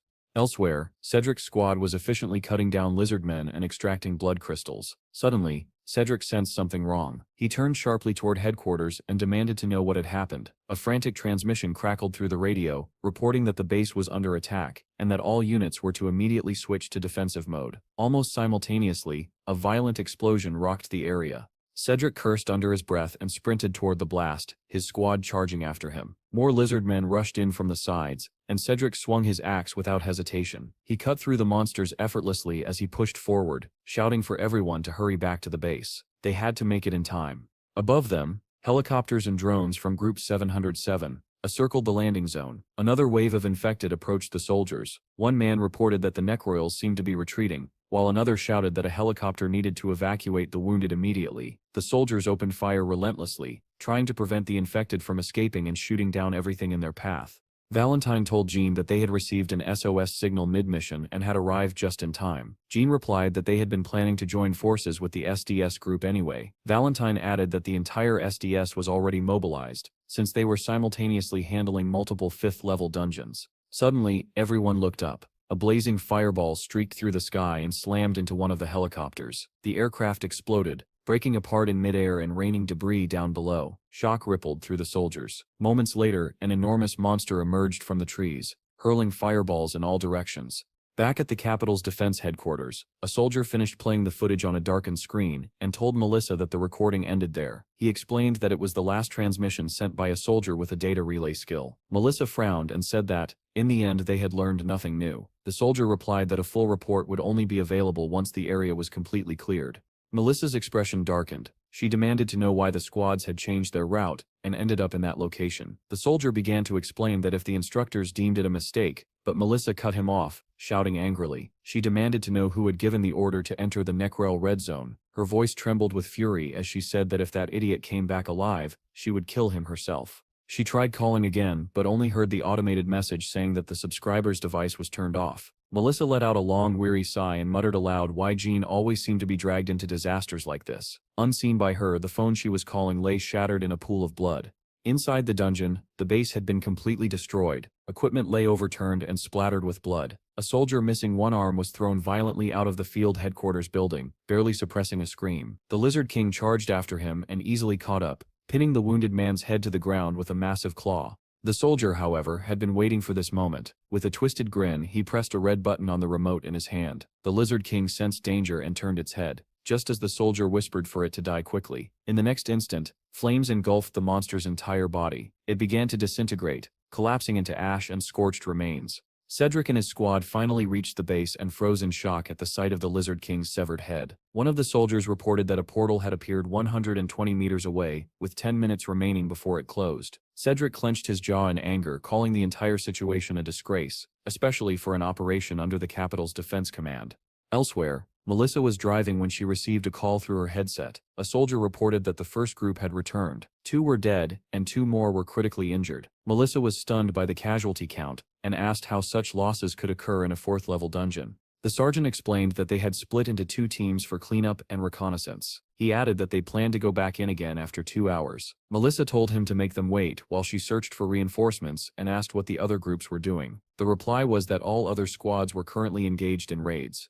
She asked whether they had recovered any valuable items. The soldier said they were fully occupied defending the base and had no additional reports. He added that they had confirmed a time discrepancy. Group 1 had spent 48 hours inside the dungeon, while only 24 hours had passed outside. Melissa fell silent. She recalled her own experience entering the dungeon, where time had seemed to pass at double speed. Steve's disappearance for 10 years meant that he had spent 20 years inside the dungeon. Melissa recalled his words about needing 1,000 years of training to become strong. Now she felt they had already confirmed the truth behind those words. If time flowed at double speed, then his training in reality should have taken 500 years. She could not understand how Steve had managed to spend 1,000 years there. She muttered aloud that Steve's guild was already far ahead of them. Even if they increased the number of mercenaries, they would still need to rush desperately just to catch up. A report came in stating that Steve's group had cleared the dungeon 50 times in just 7 hours. They were now leaving the dungeon on the island and heading to the Awakened Bureau to update their warriors' files. Melissa stared at the report in shock as she watched them leave. Meanwhile, Chad was driving, and his level rose to E0. The others were asleep in the back seat, their levels having increased as well. Donnie reached E1, Munch reached D0, and Jim reached D2. Steve turned to Jim and asked whether he was tired. Embarrassed, Jim replied that everything felt unreal, like a dream. Steve was surprised and asked what he meant. Jim admitted sheepishly that he had been sitting idle for 14 years. He had never entered 3rd or 4th level dungeons before, yet today he had entered a 4th level dungeon 50 times. Even the lizard men he killed in droves were as strong as the bosses from the 1st and 2nd levels. After 3 years of grinding, he had barely reached rank E, but in Steve's guild he rose to rank D in a single day. If he had joined the Scylla guild, he would not even have had time to complete the training. "Isn't this a dream?" Jim asked, blushing. Steve seriously offered to pinch him, but Jim quickly declined. The car arrived at the Awakened Bureau, and Chad shouted for everyone to wake up. Steve told the groggy group to finish quickly so they could go eat lobsters afterward. Inside the energy measurement room, lightning flashed as before, and faint eyes seemed to peer out from within it. Steve kept hearing voices from the machine, and felt that the louder it became, the clearer the voices sounded. He remembered Melissa mentioning that the device had been created by an English scientist and that she would inform him when a meeting could be arranged. Steve felt a strong urge to fly to England to meet the man. Donnie glanced at Steve's results and remarked that his numbers were far higher than C rank, so he did not understand why Steve had only been assigned that rank. Still, he congratulated him. Steve was startled by the realization that they had only just discovered his level, which meant he was the only one capable of seeing other people's levels. He approached an employee and asked who had created their internal interface. Donnie said in surprise that it seemed to appear automatically after awakening. The employee replied that it was more of an internal myth. They called it the Godstone. After the Great Disaster, this object had been discovered and had led to the development of spatial engineering. Donnie said he thought he had heard of it before, and Steve asked what the Godstone actually was. The employee explained that after the Great Disaster, a red stone covered in inscriptions had appeared somewhere in Europe. After its emergence, all European awakened individuals gained access to the interface. Survivors believed the stone was a divine message, engraved with covenants. After deciphering those covenants, fragments of the stone were distributed across the world. Thanks to them, awakened individuals could use the interface. One fragment of the Godstone was embedded in the Bureau's computer processor, allowing them to regulate and control the awakened interface. The group was stunned by the explanation. They admitted they had never heard any of this before. Steve asked what had been deciphered so far, and the scientist replied that it included the fundamentals of the dungeon world, leveling systems, and the use of spatial energy. Steve quietly wondered whether all of this was part of some divine plan. After leaving the office, the group excitedly discussed everything they had learned. Steve asked how one might meet God, and Donnie casually replied that it was probably after death. Steve mused aloud whether it was possible to create an awakened person by inscribing something with atomic energy during a raid, but Donnie dismissed it as fiction, saying special conditions were required for awakening. Steve changed the subject and congratulated everyone on leveling up. Jim was still muttering that it felt unreal, and Steve asked how many times he planned to repeat that. Chad announced that he had reached level 0, stunning the others. Steve then asked his brother whether he remembered the orc dungeon,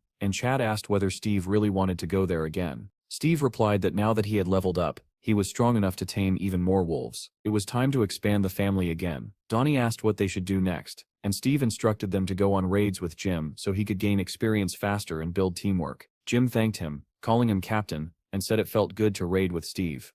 Donnie cheerfully added that, since their levels had increased, their government subsidies would also rise. Chad questioned why they even needed those payments when they had already developed so much in the dungeon. Donnie paused, then admitted he had a point. They were already rich. Munch estimated that they had earned about 5 billion, and Donnie added that they had also collected a large number of blood crystals. Chad turned to Jim and said he had forgotten to explain something. The guild took half of the income, and the remaining half was divided among the raid participants. Jim was shocked when he saw that 500 million had been transferred to him. He protested that he had not done much. Donnie laughed and said that Steve was just a very generous person, but Jim still found the terms hard to accept. Suddenly, Steve loudly announced that he was hungry and told everyone to go eat lobsters. At that exact moment, Donnie grabbed his head and screamed that he had forgotten something. The others stared at him in surprise and asked what was wrong. Tears welled up in Donnie's eyes as he said that it looked like he was going to be killed.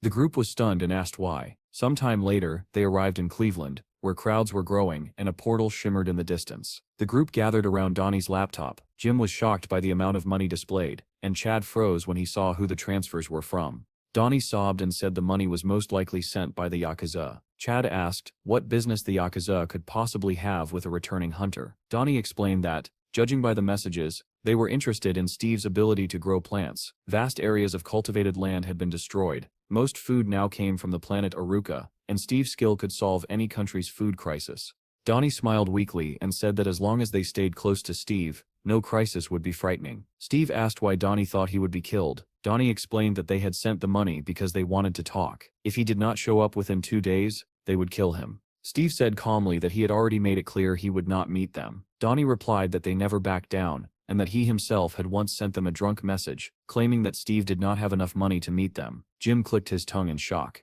Steve calmly asked what was needed. Donnie begged him to record a video message for the sponsors, otherwise, they would do something terrible to him. Steve immediately agreed. Donnie jumped up and bowed deeply, thanking Steve and promising to donate all the money for the benefit of the guild. With tears in his eyes, he added that it would even be worth renaming the channel to Steve's Guild. Our hero said they should finish this quickly and go eat lobsters. The others immediately supported him, admitting that they were already starving. Donnie set up the camera and started recording. He greeted the audience, introduced himself, then pulled Steve into the frame and introduced him as the man they had been waiting for all this time. He said that Steve personally wanted to say a few words to the sponsor. After that, Donnie stepped out of the frame, leaving Steve alone. Steve looked straight into the camera and said bluntly, without any preamble, "I'm not going anywhere." With that, he turned away and added that it was over. Now it was time to eat lobsters. Donnie stood there in a daze and asked if that was really all. The others were just as confused. Jim said that Steve had gotten straight to the point, while Munch urged everyone to hurry up because he was hungry.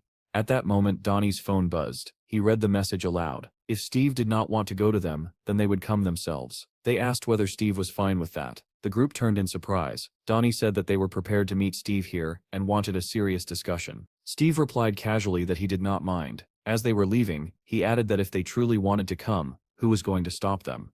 At the cafe, Chad asked which country the messages were coming from. Donnie replied that it seemed to be the same country Hero had gone to. None of them noticed that a man at the neighboring table was watching them intently. Night slowly settled over the city, and cars rushed along the busy streets. Inside one of those cars, a man was speaking to his boss, telling him that he was already on his way. After ending the call, he scowled and muttered that the old man was getting on his nerves. Turning to the driver, he said he was exhausted, and that they would go to the club instead. Another call came in, and he answered it with obvious irritation. It was someone from the cafe. The caller reported that he had found Steve. The man asked sharply where he was. The answer came that after dinner with his guild, Steve was heading to a dungeon. When asked which one, the caller said it looked like the dungeon where an incident had recently occurred.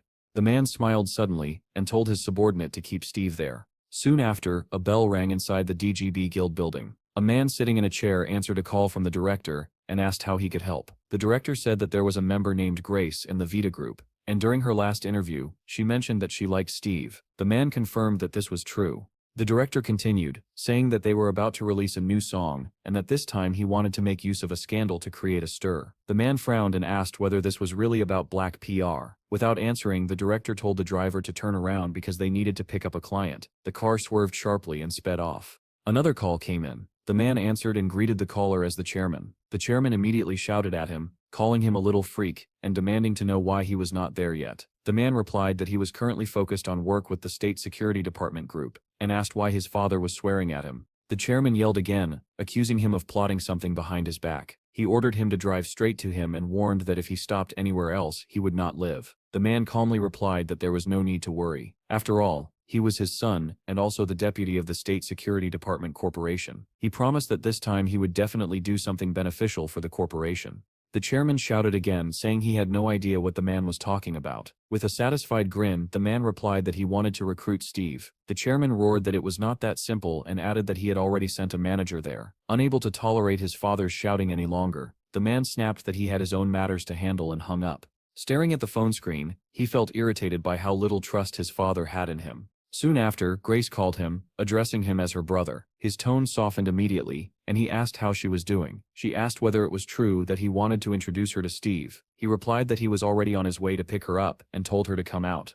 After ending the call, he recalled his argument with his father and felt even angrier at the manager. How dare that old fox interfere with his plans? Young people should talk to young people. Even Steve would not be able to resist the charm of an idol from the Vita group. If he succeeded, he would no longer have to bow his head to his father. His power would be limitless. Elsewhere, deep inside a dungeon, darkness covered the area. Tall buildings were overgrown with grass, and strange noises echoed throughout the ruins. A helicopter circled overhead while monsters watched it through broken windows. Glowing spheres shot out from the helicopter, each one a device emitting infrared light.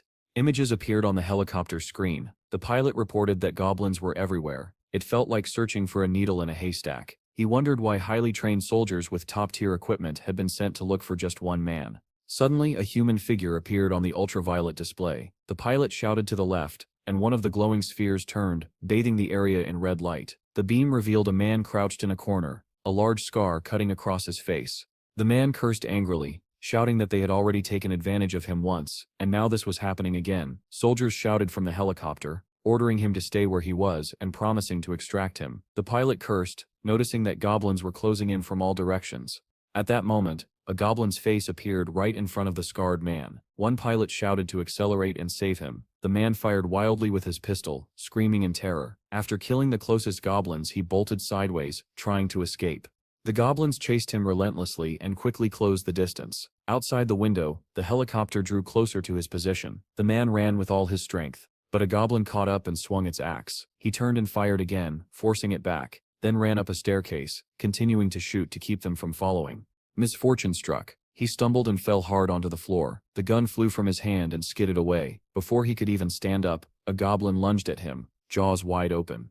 In the next instant, the goblin's head exploded from a gunshot. Glass shattered as a squad of soldiers burst through the windows of the building, storming into the room where the chase had reached its climax. The captain announced that it was a State Security Department unit, and ordered his men to surround the target. The scarred man realized there was nowhere left to run and cursed furiously. At the same time, a black car sped through the city streets. The phone rang, displaying Group X. The man inside answered and heard the familiar voices of his former team. They reported that the target had been successfully captured. The man smiled and praised their work, ordering them to send the target to storage. Elsewhere, the director was berating a manager, demanding to know what he had done. The manager replied angrily that he had only been following orders, explaining that he had been told to detain Steve until the director arrived. He recalled the moment Steve had walked toward the portal amid shocked cries, heading in alone. The manager had called out to him, handed him a business card, and introduced himself as a representative of the DGB company, but Steve never listened. He stepped into the portal, his figure blurring and vanishing in an instant. The manager apologized repeatedly, saying Steve had disappeared before he could even finish speaking. The director turned away, saying he did not want to hear any excuses. He asked how long it had taken them to clean up last time. The manager replied that 2 people had done it in 4 days. The director grimaced and said it would take him 8 days alone. He muttered that Steve must be insane, going alone into a 5th-level dungeon. At that moment, the car window lowered, and a girl asked when she would be able to see Steve. The director closed his eyes, turned his back to her, and muttered something about trouble he did not need. Meanwhile, Steve was already deep inside the dungeon, standing atop a mountain of goblin corpses. He calmly studied their traits. He had gained all the druid points available, but he still needed more experience. Just as he was thinking this, he felt movement beneath his feet. Smiling broadly, he asked if anyone was still alive and activated his search skill. A single goblin lit up within the corpse pile, somehow still alive. Steve rushed forward without hesitation and brought his axe down. The strike crushed not only the goblin but several bodies around it. Steve retrieved the bloodstone and saw the notification. He had gained 23 experience points, exactly what he needed. The stone vanished from his hand and instantly appeared in the guild's main account.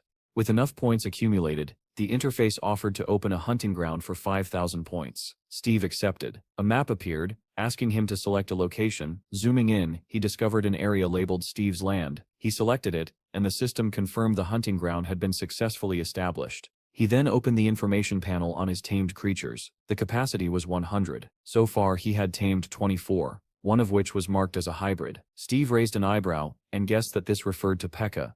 Another squad of orcs was approaching. The interface prompted him to assign a summoning command. The orcs charged forward, roaring and swinging their weapons, but Steve barely paid them any attention. He calmly raised his hand toward them. A blue glow spread across his palm as he said, "Summon beasts." Lightning and radiant rays burst forth, illuminating the battlefield. Even so, the orcs continued rushing forward fearlessly. From the blue light, the outline of a wolf's jaws emerged, rows of sharp teeth gleaming. One by one, wolves appeared on the battlefield. Steve smiled in satisfaction. The entire wolf pack surged forward, crashing into the orcs, while a dove circled overhead as if calmly observing the fight. Steve followed behind the wolves, dagger in hand, his expression relaxed. He smiled and said that today he would fill all 100 slots.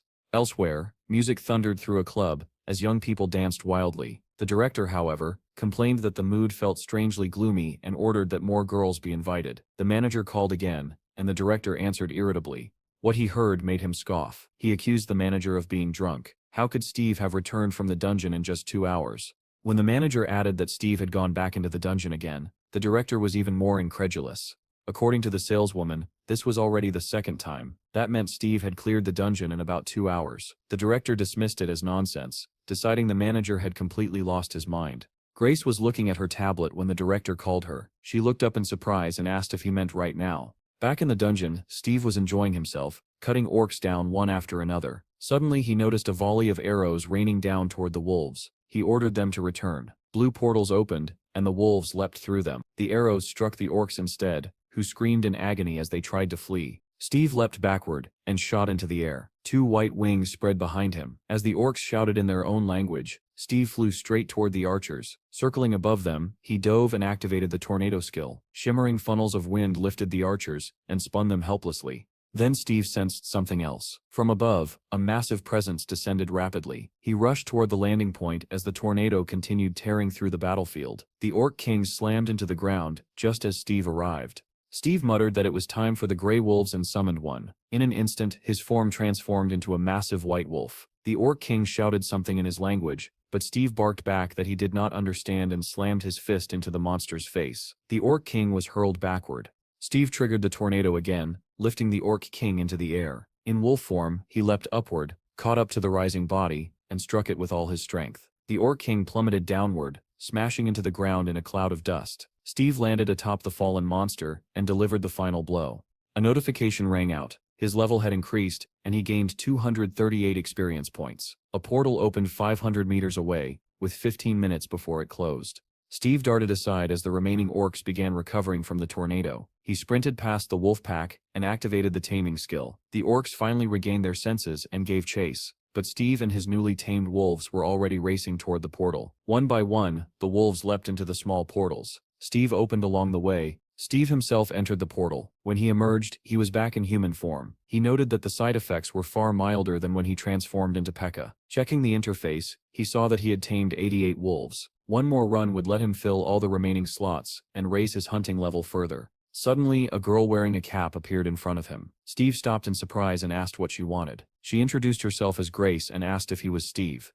Onlookers immediately recognized her, and murmurs spread through the crowd. People whispered excitedly, speculating whether the two were dating. The manager quickly called the director, announcing that they had finally met. The director asked eagerly whether they had managed to catch Steve. The manager replied that Grace was making progress, and that Steve was responding to her. The director laughed in satisfaction, saying that of course he would respond. He was a man after all. Grace took Steve by the arm, and the manager exclaimed that they were heading to a cafe. The director said nothing else was to be expected from her and told him to keep watching closely. The man in the car shouted for the driver to speed up, and the vehicle surged forward. Meanwhile, Steve was busier than ever. When the director finally arrived, he asked in disbelief where Steve had gone. Grace sat at the table, crying softly. Between sobs, she said she had come here with him. Steve calmly replied that he only wanted to wet his throat and had left immediately. The director screamed in disbelief. How could this happen? And Grace broke down in tears once more.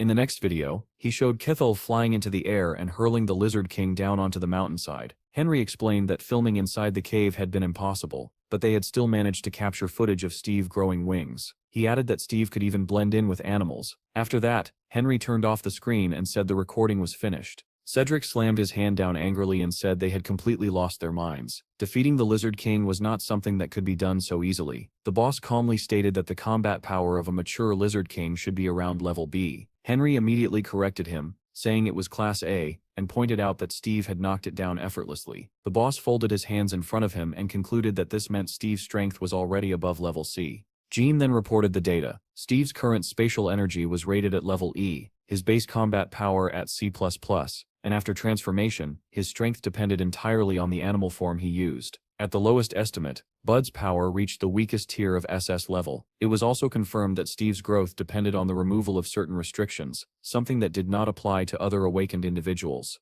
Cedric asked again about these lifted restrictions, remarking that everyone about Steve seemed abnormal. Jean shrugged and admitted she had no idea. The boss then asked what Steve's performance had been like before all this. Cedric mused that if all the missing people returned like Steve, their country would undoubtedly become a superpower. Henry countered that anyone going in without proper equipment would die, and that finding another person like Steve was extremely unlikely. The boss brought the discussion back on track. It seemed increasingly likely that Steve was a returnee from dungeon number 4. Jean firmly stated that they still could not confirm this. The boss sighed and admitted that he disliked this conclusion as well, but the fact remained that no new planet had been discovered. What mattered more was whether the secret behind Steve's success lay within that dungeon. Melissa, who had been silent until then, nodded in agreement. The boss added that Steve had already signed a contract, so why was he interfering with the intelligence service? Cedric sneered and said Steve was simply trying to prevent them from uncovering the secret of his strength, calling him selfish. Jean tried to interject, saying that was not the real issue, but Melissa cut her off and asked whether they were considering further negotiations. The boss bristled and demanded to know what other negotiations there could possibly be, given how many they had already held. Melissa only smiled, and attempted to explain her thoughts, but the boss refused to listen, repeatedly asking what she was getting at. Jean suddenly stormed out of the room like a bullet, shouting that everyone was an idiot, and ranting about secrets of power and strength. At that moment, Melissa finally laid out her plan and asked whether it was not tempting. Cedric said that if they staffed the riot squad with personnel at sea level and above, he would personally take charge of the search, solving the chief's problems at once. The boss smiled in satisfaction and said that even if Cedric took all the loot, it would still be immensely profitable. Cedric added that the bonus would be 780% of the salary. The boss waved it off, saying that if everything went smoothly, it would be a mere trifle. The boss then asked Melissa what they should offer Steve in exchange for unlimited access to the dungeon. She replied vaguely, saying they needed to give back what was left. The boss frowned, confused, and asked again what exactly was left. Far outside the city, surrounded by neatly kept gardens, stood a small house. Munch walked ahead while several boys followed him, asking whether they were going to pick tomatoes. The monk laughed and told them to pick potatoes and peppers as well. The boys immediately began arguing about who had planted more potatoes and tomatoes, while Munch listened with a gentle smile. He opened the door to the warehouse filled with bags of fertilizer and gardening tools. The boys rushed inside, discussing how many tomatoes they would harvest and what they would cook for dinner. Munch told everyone to grab a hoe and head to the garden. None of them noticed the figure standing outside the window, watching with wide-open blood-red eyes. Elsewhere, a military detachment was preparing to depart. A report came in that there were 10 minutes remaining before departure. One officer ordered the group commander to check passenger numbers and equipment status. Both commanders reported that everything was normal and that they were ready.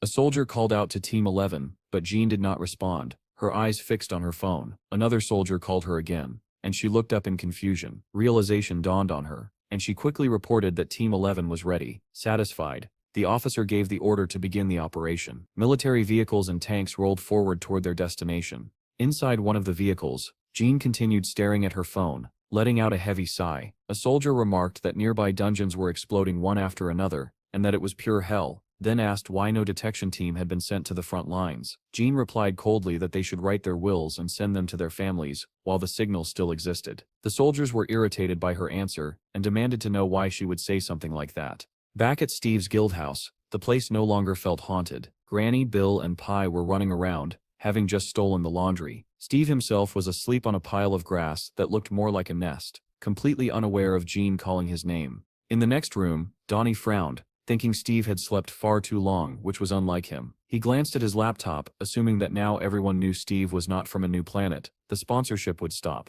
But when he opened the account, he shouted in shock at the amount of money displayed. At that moment, Chad walked in, startling him. Donnie snapped that Chad should knock next time. Chad smirked and asked whether Donnie had been watching adult films. Donnie retorted that it was broad daylight and asked how Chad could even think that. Chad then asked whether Munch had called. Donnie said no. Chad looked worried, saying he could not reach him and feared something had happened. Donnie remained calm and replied that Munch was probably enjoying himself with the kids. He then noticed the bag in Chad's hand and asked what it was. Chad explained that Grandma felt weak, so he had bought her some medicine. Donnie laughed and joked that it sounded like Steve's fiancée. Chad then asked whether Donnie thought Steve had been sleeping too long. He said he was just about to wake him up. At that moment, Steve had already awakened and was sitting on the floor, lost in thought about what had happened inside the dungeon. He had believed that when the portal opened he would see his friends again, but the world he returned to felt like nothing more than a grain of sand. He remembered that he had not encountered any old companions there, only infected monsters. His thoughts drifted to the family of red wolves and the joy they shared while hunting together. He recalled the massive black tiger, Kuro, with whom he had fought countless battles over territory. He also remembered Jack, the giant gorilla. It was in the midst of that fierce battle that Steve had returned to Earth. Smiling faintly, he wondered where they all were now, where they had gone, and whether they had truly fled to other places after being frightened away by the great snake. Our hero stopped his thoughts with a quiet resolve. No matter what, if fate had truly bound them together, they would meet again sooner or later. Just then, Chad entered the room. Seeing that Steve was already awake, he invited him to lunch. Steve readily agreed, adding that while he had been asleep, he had not even realized how hungry he was.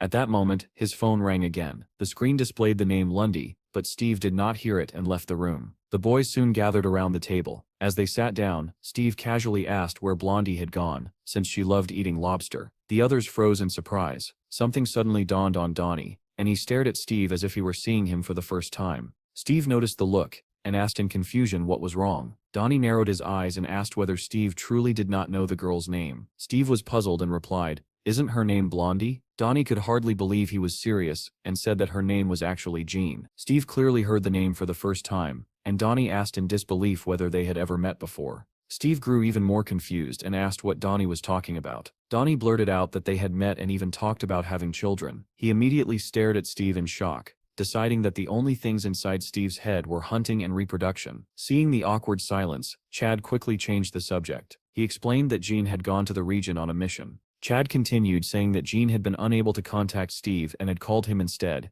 asking that someone be brought into the guild. Steve frowned at the proposal and asked whether it was really necessary. Chad replied that it was unavoidable. They needed someone to operate the measuring equipment, because they had no idea where or how the portal might erupt. Steve turned to Donnie and asked whether he had anyone suitable in mind. Donnie hesitated, then said that perhaps one of his friends from boxing, or even someone he followed on YouTube, might respond. He added that there was no one like Steve, then remembered that Steve himself had only just returned.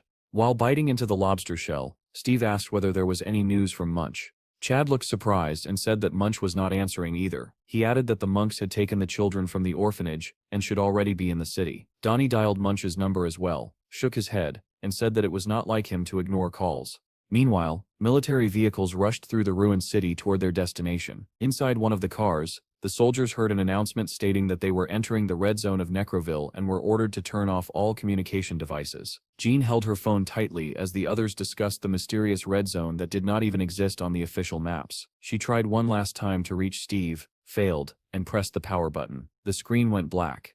At the same moment, Steve picked up his phone and noticed several missed calls from Blondie. He immediately called her back, but a mechanical voice informed him that the subscriber was out of range. Vehicles sped through the forest, where zombie-like monsters roamed between the trees. Only one of them stood still, watching the military convoy closely with glowing red eyes. Steve stood in the room, listening to the endless beeping tone on his phone, unaware that on the other end, the device lay in a pool of blood. He muttered that she was not answering, put his phone away, and began to feel uneasy. Not long after, Melissa and Cedric arrived at Steve's guild house. Melissa called Chad and asked whether they could see Steve. The white-haired man smiled faintly, glanced aside, and remarked that this was a dog man. Not far away, beneath a tree, Steve sat with his head tilted back. They soon sat down together to talk. Steve asked in surprise what kind of research they were referring to. He said that this was not the planet they had been searching for all this time, so why were they so obsessed with exploration? Melissa replied that they wanted to uncover the secret behind Steve's strength, and that the answer lay there. Steve responded calmly that if one trained for 1,000 years, everything would naturally work out, and asked why they could not believe that. Cedric frowned and told him not to behave that way in front of his fellow countrymen. He explained that it was not simply curiosity, but a matter of stopping a national crisis. Cedric went on to explain that the number of 6th-level dungeons was increasing, while the time needed to clear them was shrinking. The number of infected people had risen sharply, and food shortages were becoming severe. Training high-level individuals like Steve had become a matter of survival. Steve caught the word infected and asked what kind of infection it was. Cedric explained that after the cataclysm, an unknown virus had begun spreading among people living underground. Those infected did not die but instead attacked and infected humans and animals alike. They were called necroils, creatures resembling zombies with red eyes. Melissa showed a map, pointing out the red dots that marked their zones. If those areas expanded, it would become increasingly difficult to block dungeon breakthroughs. She added that it was believed the virus originated from portals, but the infection rate was so high that response times were dangerously insufficient. After listening carefully, Steve said that in exchange for permission to explore the dungeon freely and hunt without limits, he wanted 2 gifts. Melissa replied that the first would be raising Steve's guild to level 5. Steve asked whether that meant they could enter 5th-level dungeons, and she confirmed it.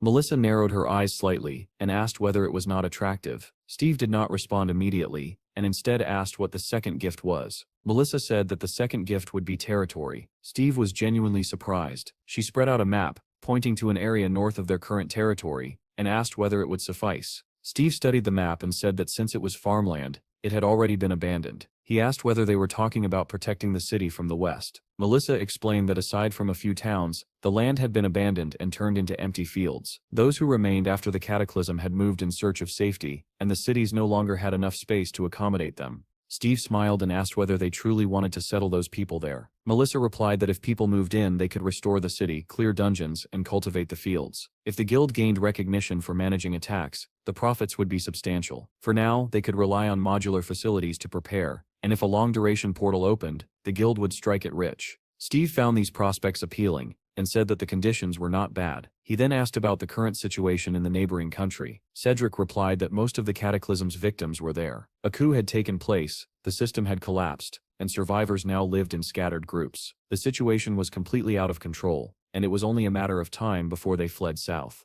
The 3 of them fell into a heavy silence, faint, calculating smiles on their faces. Steve wondered whether he was being lied to, or whether he himself was the one deceiving them. After a moment of thought, he nodded and said that everything was fine, then agreed to sign the contract. Melissa was clearly pleased with his answer and said that he had made the right choice. Steve then asked whether the requirement to remain in the country for 100 days had been lifted. Melissa nodded and confirmed that it was true.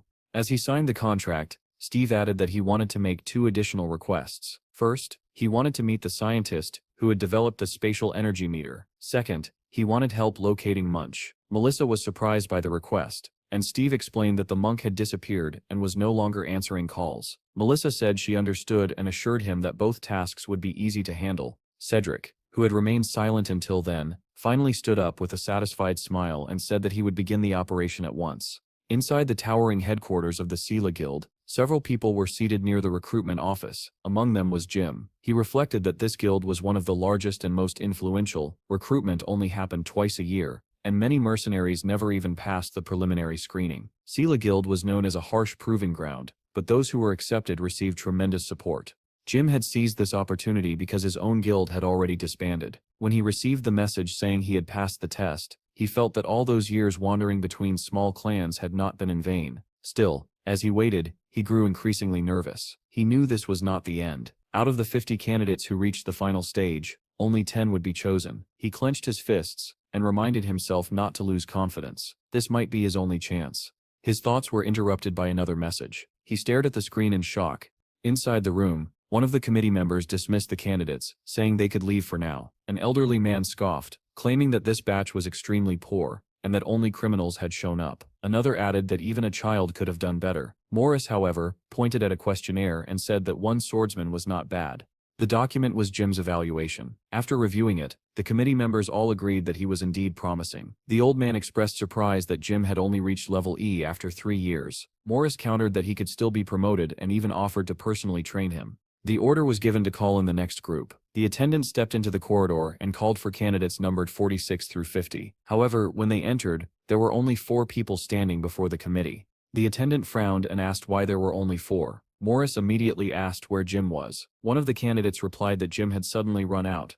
In truth, Jim had received a message that read, "If you want to join my guild, come to the specified address in the city of Cleveland." Without a moment's hesitation, Jim sprinted out of the building. There was no need to think twice. The message was from the Savior himself, the most talked about man in the entire country. Meanwhile, military vehicles continued pushing through the red zone, passing clusters of Necroville-infected creatures. The driver glanced at the monitoring screens, then turned to tell the sergeant to look. The sergeant laughed coldly, remarking that those monsters were said to have experience, yet they scattered in panic. The driver said that nothing was clear yet and suggested eliminating them the same way the sergeant had once wiped out 2,000 enemies. The sergeant shook his head and ordered them to stay on the planned route, warning that any deviation would prevent them from reaching their destination on time. Suddenly the driver fell silent and called out to the sergeant. Something was blocking the road ahead. The sergeant tensed instantly and cursed under his breath, as he demanded to know what it was. As the vehicles drew closer, they saw several infected creatures devouring the carcass of a massive bear. The headlights illuminated the scene and one of the infected turned around, glaring at the convoy with glowing red eyes.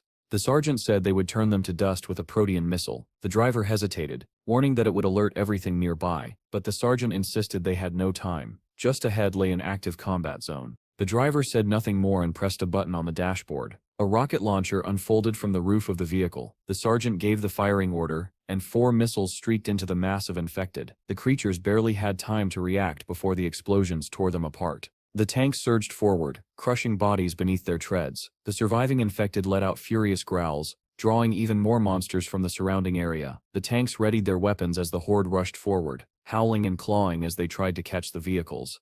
The sergeant shouted that they were advancing and ordered all units to open fire. Gunfire erupted in deafening volleys. Bullets shredded the infected, carving a clear path through the road. Far away, a white van sped along deserted country roads. Behind it, a growing mass of Necroville infected gave chase, their distorted forms flooding the road as they surged relentlessly forward. Suddenly, an icon on the dashboard lit up, warning that the fuel was running low. The driver cursed under his breath and shouted that they were almost out of gas. Munch immediately urged him to head straight for the camp. The van surged forward, speeding past a roadside sign that pointed the way. Behind them, the monsters continued their relentless pursuit. Munch yelled that if they kept going a little farther, they would reach the mountain camp. The driver apologized repeatedly, admitting that he had insisted on coming here and never expected the monsters to have already spread this far. Munch moved closer to the senior monk and said that he had only wanted to prepare fresh vegetables for the children. The elder monk felt awkward hearing this, yet he was deeply grateful for Munch's intentions. Munch added that there was still a great deal of field work to do, but first they had to shake off their pursuers so they could eat peacefully with the children. The senior monk agreed, saying that the children were probably hungry by now. Behind them, the infected kept chasing the van,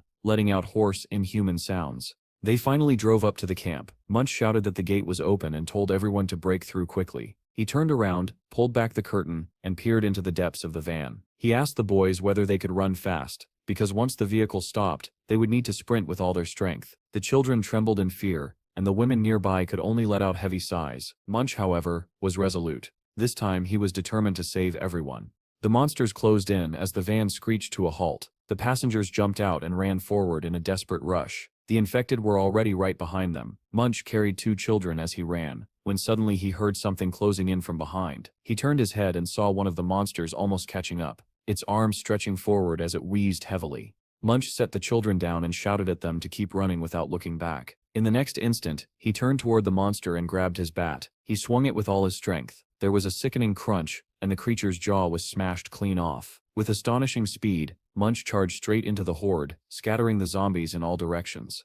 After breaking through the first wave, he stopped and stared at the mass of infected still approaching. There were simply too many of them, and there were still 6 minutes left before the dragon's dash could be used again. Just then, something caught his eye. Tiny fireflies began to appear around him, drifting through the air and surrounding both Munch and the zombies. In the next moment, towering columns of wind erupted from the ground. Tornadoes formed, lifting the monsters screaming into the air. Everyone froze in shock as the infected were swept up and spun violently overhead. Munch stood stunned, fireflies glowing all around him, when he sensed someone behind him.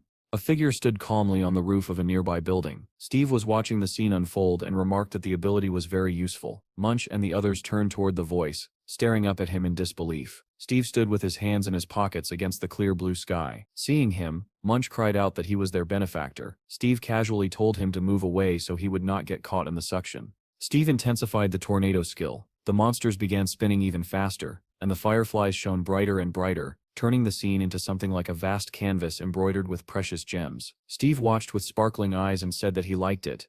Elsewhere, the military convoy continued firing at the monsters. The sergeant, his voice tight with tension, shouted into the radio that he was requesting access to the military network. He reported that they were being pursued by necroils and urgently requested reinforcements at their location. At that moment, a barrage of stones rained down, and dozens of monsters swarmed around the tank. The infected clawed at the cockpit, trying to force their way inside. The sergeant shouted for everyone to hold on. More stones flew, and the number of monsters only increased. They climbed onto the tank, fell off, and immediately scrambled back up again. Suddenly, the tank rolled over a raised cobblestone, and the massive vehicle tipped violently onto its side. The soldiers in the vehicles behind saw the first tank overturn, and immediately ordered everyone to turn back. In another vehicle, Jean was sitting quietly when she noticed her sword begin to glow faintly. A report crackled over the radio that the lead vehicle had overturned. The convoy stopped, and the soldiers demanded to know what had happened. One of them nervously told the captain that they seemed to be in deep trouble. The necroils began climbing onto the next vehicle, covering it like a swarm of insects. Jean pressed a button on the control screen,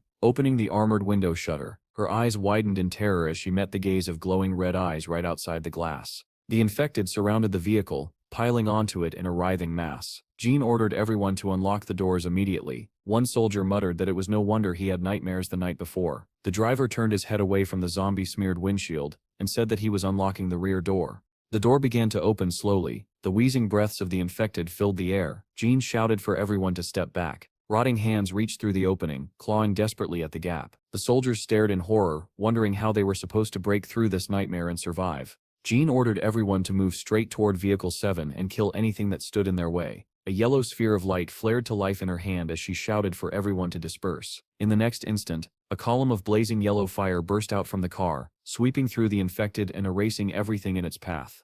The soldiers stared in shock at Jean's power and shouted that the rear route was now clear. Jean did not hesitate. She ordered everyone to rush for the exit, warning them that the zombies were closing in again. She told the driver to get out as well, declaring that they were abandoning the vehicle. One of the infected suddenly leapt down from the roof, lunging straight at Jean. She reacted instantly, drawing her sword and cutting the monster down with a single swing. More infected swarmed toward her from all sides, and she cursed in irritation. Spinning in place, she slashed her blade in a wide arc, scattering the monsters in every direction while shouting for the others to move away. The sergeant from the overturned lead vehicle fired back at the approaching infected and ordered the gunners to form a defensive circle around the car. One soldier volunteered to check the second vehicle for survivors. After peering inside, he reported grimly that both the driver and the front seat passenger were dead. The infected showed no sign of stopping and were drawing closer by the second.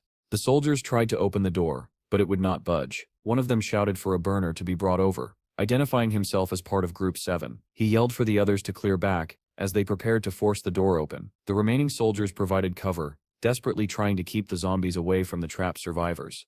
However, their numbers were insufficient. The infected broke through the defensive line and began attacking them directly. The surviving soldiers shouted in fear that they were being overwhelmed and could not hold on much longer. The captain barked back at them to stay calm and insisted that they only needed to endure a little longer. A soldier with clairvoyant abilities suddenly shouted a warning, saying the infected were only 30 meters away. The horde grew denser, completely surrounding the soldiers who continued firing non-stop. The sergeant pulled out a dagger and ordered everyone to prepare for close combat. Just then, flashes of blue lightning appeared behind the mass of monsters. Bolts of electricity ripped through the infected, tearing their bodies apart and flinging shattered remains in every direction. The lightning multiplied rapidly, soon engulfing the entire horde. The soldiers cried out in shock, demanding to know what was happening. Someone suddenly shouted for them to look at the sky. Several figures were descending from quadcopters, and the marking 707A was clearly visible on their gear. The captain broke into a relieved smile and said that those lunatics had arrived just in time. One of the Special Forces soldiers landed atop a vehicle, startling the troops below. Meanwhile, Jean continued fighting, cutting down infected one after another, unaware that reinforcements had arrived. She turned to strike again, only for her sword to be intercepted by someone who appeared behind her. Jean froze for a moment, then realized it was Valentine. The soldier who had landed on the car announced that he would handle the rest and activated a device mounted on his back. Valentine placed a hand on Jean's head and pulled her close, calling out loudly, "Shield." At the same time, the soldier atop the vehicle opened fire, launching massive red orbs from his weapon. The glowing spheres flew toward the approaching infected without immediately exploding. Then the soldier shouted, "Fire." The orbs detonated simultaneously, ripping the monsters apart in a chain of violent explosions. Flesh, rock, and shattered trees were hurled into the air. At the very center of the devastation, Jean and Valentine remained unharmed. Soon, everything in the area where the monsters had stood was burning or exploding. Drones and helicopters circled overhead, attempting to contact the soldiers on the ground. They requested a head count once the wounded and dead were tallied. Suddenly, one of the helicopter pilots reported that an unknown object was approaching them at extreme speed. Elsewhere, infected bodies fell from the sky after being flung upward by a raging whirlwind. Steve smiled at Munch, who stared at him in stunned silence. The air around them shimmered with glowing fireflies, and the corpses of the infected rained down around Munch like a grotesque hailstorm. The orphans watched the scene with a mixture of awe, joy, and terror. When it became clear that no monsters remained, the children rushed toward Munch, shouting excitedly that all the monsters were dead. Steve smiled and told Munch that it had been fun, but now it was time to go home. The monk turned to Steve, calling him a benefactor, and asked how he had managed to find them. The other monks and children gathered around, staring at Steve and asking who he was. Munch began to speak with a satisfied smile, saying that he wanted to properly welcome him, but his words were cut short. One surviving infected suddenly clamped onto Munch's leg, sinking its teeth into his flesh. Munch looked down in horror as blood began to spill. At the same time, in a neighboring country, a new portal opened. The ground collapsed, swallowing cars whole as a massive monster emerged, triggering widespread panic. A fleeing woman stumbled and fell, and the stroller carrying her sleeping child rolled away. It was stopped just in time by Hiro, who arrived at the portal's edge. The residents erupted in cheers, shouting his name in relief as he stepped forward. Men dressed in black suits, swords in hand, quickly surrounded the monster. The creature raised its head and unleashed several fireballs. One of the men activated a stealth skill, black flames wrapping around his swords. A fireball suddenly flew toward him and exploded nearby. The monster continued hurling fireballs, blasting apart everything in its surroundings. Yet where one black-clad fighter had stood, several more appeared. Someone shouted in disbelief that they were clones. While the clones distracted the monster, Hiro closed the distance and cut straight through its body. His movements were smooth and precise, as if he already knew exactly where to strike next. He unleashed a rapid series of slashes, carving the monster into multiple pieces that tumbled to the ground. The creature collapsed completely, its massive body breaking apart. The people who witnessed the victory erupted in cheers, shouting the name of their hero again and again. They cried out that it was Hiro's team, and that they had saved them once more. Military vehicles raced toward the portal as news broadcasts reported that a giant monster had emerged and caused massive destruction, but that heavy casualties had been avoided thanks to Hiro's team. Anna praised Hiro for a job well done and asked what he was looking at as he stood silently, gazing ahead. The girl said that the video was about Steve and asked whether Hiro, the druid she had been talking about, remembered him. With a faint smile, Hiro asked what was wrong with Steve this time, wondering whether he had gotten himself stuck somewhere again. The girl replied that he had just returned from a dungeon. Hiro watched the story with mild indulgence. He had been through similar experiences himself, and saw no reason to make such a fuss. Then something caught his attention, and he asked her to scroll down. She stopped at a general photo labeled as an in-depth analysis of Steve's guild. Hiro stared at the image in disbelief, because he recognized one of the boys immediately. The girl asked whether Hiro recognized anyone in the photo. Hiro sat frozen, shock flooding his mind. That boy was the eighth evil. He was certain of it. The child must have recently lost his father and ended up in an orphanage. That explained why Hiro had wanted to kill him before. That boy was supposed to be a terrifying villain. The eighth evil. Why was he here? Another face in the photo caught his eye. It was a newcomer named Jim, introduced as a new member of the guild. Hiro remembered him clearly as a hellish swordsman. He also recognized Monk, whom he knew as the Immortal Destroyer Monk. Hiro could not understand how or why all these people had gathered under one guild. The girl continued showing him videos, explaining that she had collected everything so he could see it for himself. Anna added that, in her opinion, no one seemed to be in control of the situation. One video showed Steve effortlessly slaughtering a horde of monsters attacking him. Another showed Steve battling the Lizard King and smashing the massive creature into a mountain. Hiro was stunned. The girl pointed out that this level of strength was absurd for someone from an F-level dungeon. Hiro agreed. This was clearly not the power of an ordinary person from such a place. Anna suggested that Steve might be special in the same way Hiro was. Hiro wondered aloud whether Steve had awakened, but had never been registered in the database. He found the idea hard to believe, yet everything fit too perfectly. Steve was a regressor, just like him. Perhaps Steve had returned to the past to gather all these villains into one guild, but why? Suddenly Hiro realized that Steve might be trying to change the future, just as he was. The thought horrified him. If that were true, then the flawless plan Hiro had created after traveling back in time could be completely ruined. Anna noticed his unease and asked whether everything was all right. Hiro let out a heavy sigh. He had planned to go there only after the apocalypse. Now he was clearly shaken. When the girl asked what was wrong, Hiro replied solemnly that he needed to return to his home country. He said he had to speak with Steve. Anna immediately responded that it was impossible at the moment, and Hiro asked why in surprise. Suddenly, Grace shouted that Steve had rejected her because she was weak, and that he did not like weak people. However, the director misunderstood her words and immediately asked whether she had used illegal substances. The girl jumped up from her chair, slammed her hands on the table, and shouted that she had not. Without looking back, she turned around and walked toward the exit, declaring that she would throw everything to hell and that she would become a hunter as well. The director then asked the manager what had really happened. The manager calmly relayed Steve's words, explaining that Steve believed his girlfriend should be strong. Hearing this, the director began to panic and muttered that everything was going wrong. The manager tried to reassure him, saying that there were suitable awakened women within their clan. The director asked who he was referring to, and the manager replied that, for example, the red-haired woman was rank A and extremely strong.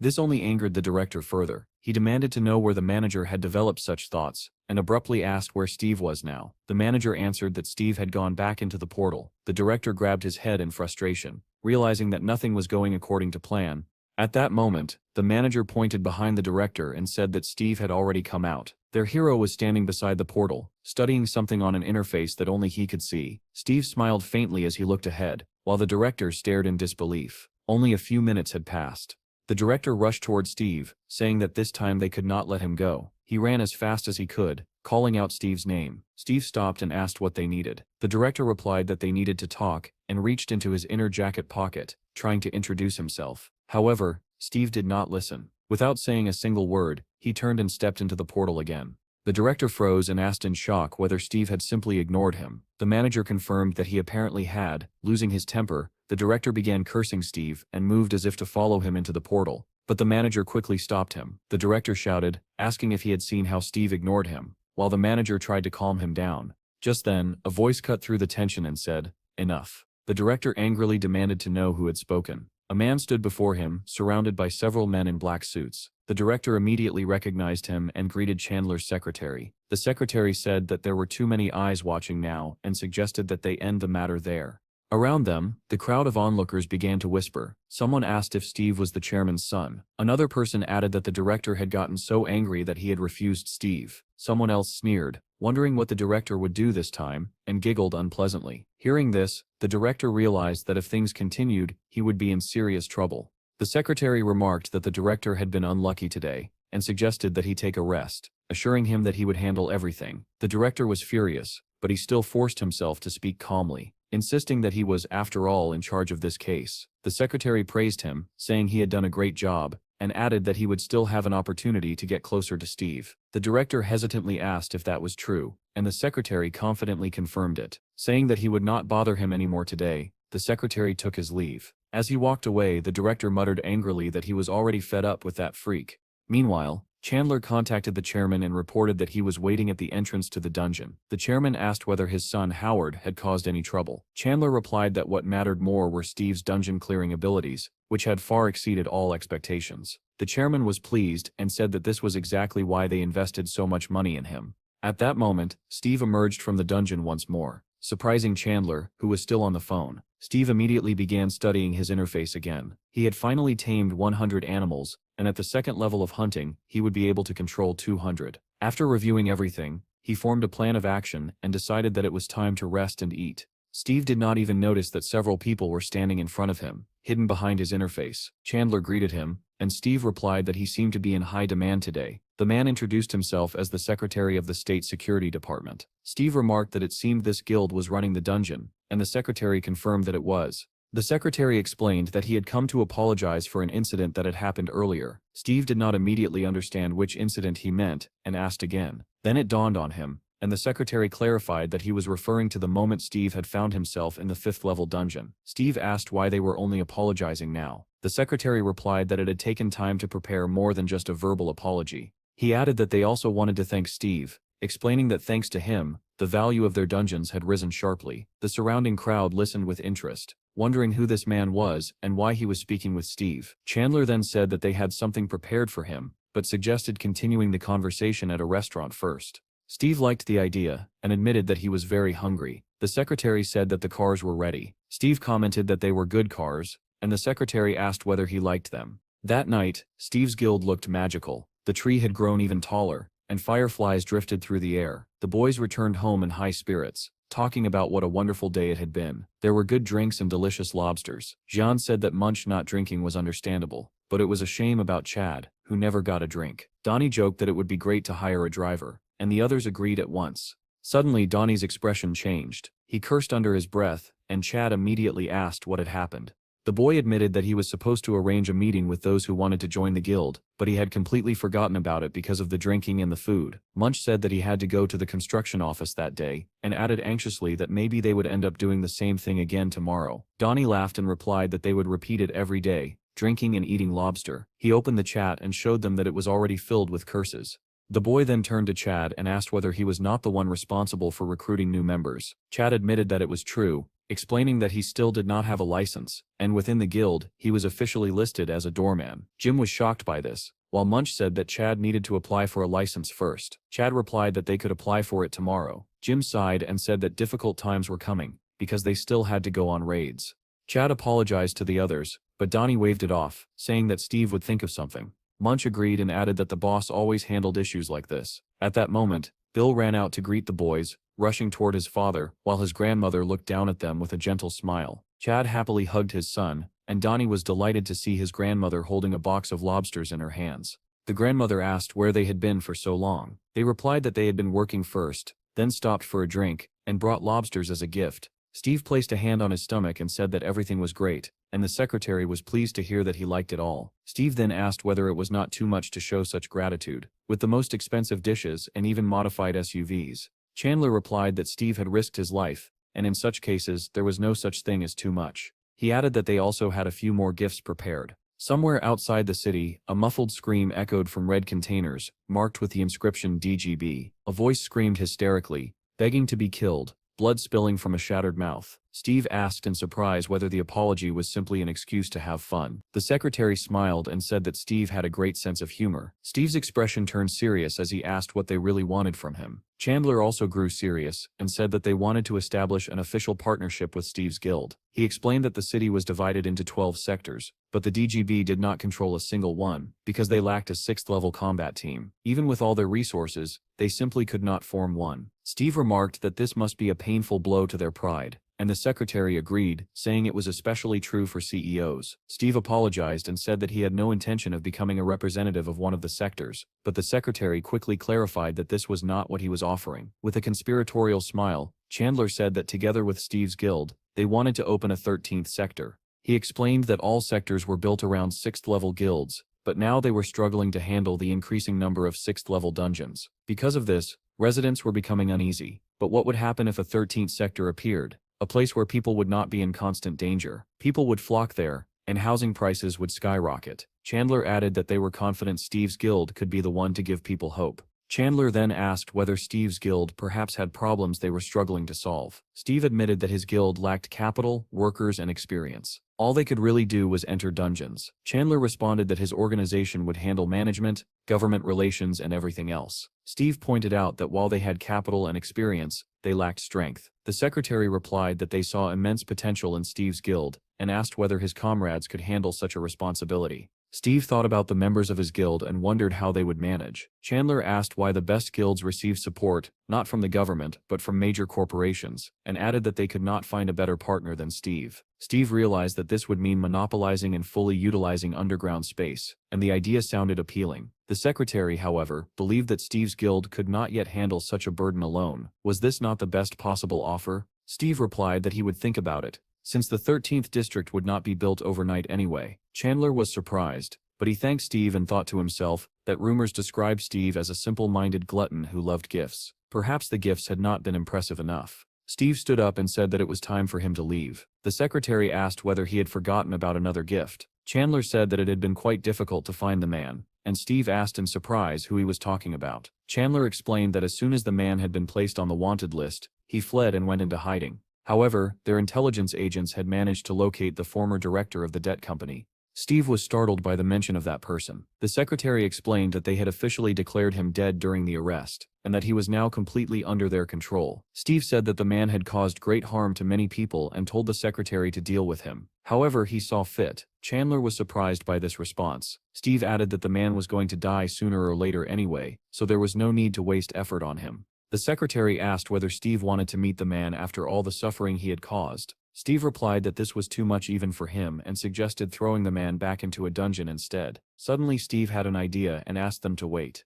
At the same time, Chad was being playfully attacked by his son, who was showing him all the tricks he had learned at school, when the boy's phone rang. The boy answered a call from his brother. After listening to Steve's words, Chad asked in surprise, "Right now?" Steve confirmed that it was right now. Chad asked what was happening there, and was stunned to hear that someone wanted to meet him. Steve said he would send the address, and advised Chad to take a pill before leaving. He mentioned a company called DGB, but Chad did not recognize the name and asked what it was. Chad then got into the car and fastened his seatbelt. The secretary wished him a safe drive. Through the car window, Steve said that his friend would take care of everything. The secretary nodded, saying that he understood, and added that Steve could contact them at any time. Despite the late hour, every window of the DGB company building was brightly lit. The chairman called Melissa's boss and asked whether he was still in the office. The man replied that he was there and had no intention of leaving, then asked what was needed. The chairman said that they had managed to meet Steve, that everything had gone well, and thanked him. The boss sounded puzzled and asked what he was being thanked for, saying that he simply wanted to recover his investment, because soon everyone would begin migrating to Steve's land. He added that they would urgently need to rebuild infrastructure and residential complexes. The chairman replied that moments like these were exactly when they should help one another. Meanwhile, Chad had already arrived at the correct address. He was met by two men who, just to be safe, verified his identity and confirmed that he was indeed Chad. One of them then led him toward a container and told him to follow. From inside the container came screams and curses. The man inside shouted that he was starving, swore violently, and promised to kill everyone once he got out. Suddenly, the door opened slightly and his tone changed at once. He began shouting that he did not mean it, begging for forgiveness and claiming that he was only very hungry. Chad stepped inside the container. The man froze in shock and asked who was there. When he recognized Chad, an evil smile spread across his face. Chad quietly greeted him and asked what he was doing there. The man replied that he had been told someone wanted to meet him. He said he was the same as always, and asked whether Chad's friend had come with him. Chad answered that he had not. Hearing this, the man smiled with clear satisfaction. The man then asked what Chad wanted. In a serious tone, he said that he wanted to apologize. He explained that on the day he beat Chad, his friend had beaten up the collectors, and in the chaos, he had simply lost his temper. Chad said that he understood, and that it was all in the past. The man thanked him and added that, in any case, it had not been him who sent Chad to the 5th-level dungeon. Seeing Chad's distrust, he asked him to think carefully about whether a simple debt-collecting thug could really have arranged something like that. Chad considered his words. The man continued, saying that it had all been the work of the Bureau and the DGB, who wanted to use Steve for their own benefit, and that he had merely become a scapegoat. Chad listened in silence and remarked that it must have been unpleasant for him. The man replied that it had been extremely unpleasant. His business had been destroyed, he had been running around abandoned areas with goblins, and he had truly believed he would die there.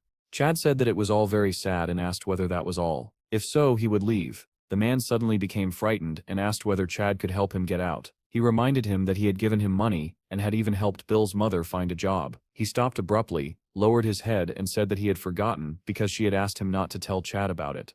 Chad's calm expression vanished, replaced by shock. He asked what job the man was talking about. The man explained that he had managed an employment center for a long time, and that she had come to him, begging him to help her find work. Memories flooded back. He recalled the day they had burst into Chad's apartment, when only Bill's mother had been there, clutching the baby to her chest. He had asked where Chad had disappeared to again and complained that the interest was piling up, that too much had already been taken, and that it was sad for the family to suffer because of one person. The woman had trembled and cried, begging them not to kill anyone. The man had grabbed her by the face and said that they could not kill such a beauty. He had asked whether Chad was really worth her suffering and whether they even had food. He then told her that he could help her find a job, that a hardworking woman like her could pay off the debt in 3 months. She had turned away, still crying, begging them not to kill. He had taken out money, asked whether she was tired of living like that, and said that in their world a woman's life could change in the blink of an eye. He had left the money and a slip of paper with his number, telling her to call when she decided. As he was leaving, he had added that if her husband was not there next time, she would have to pay herself. She had watched them leave in terror, sobbing quietly.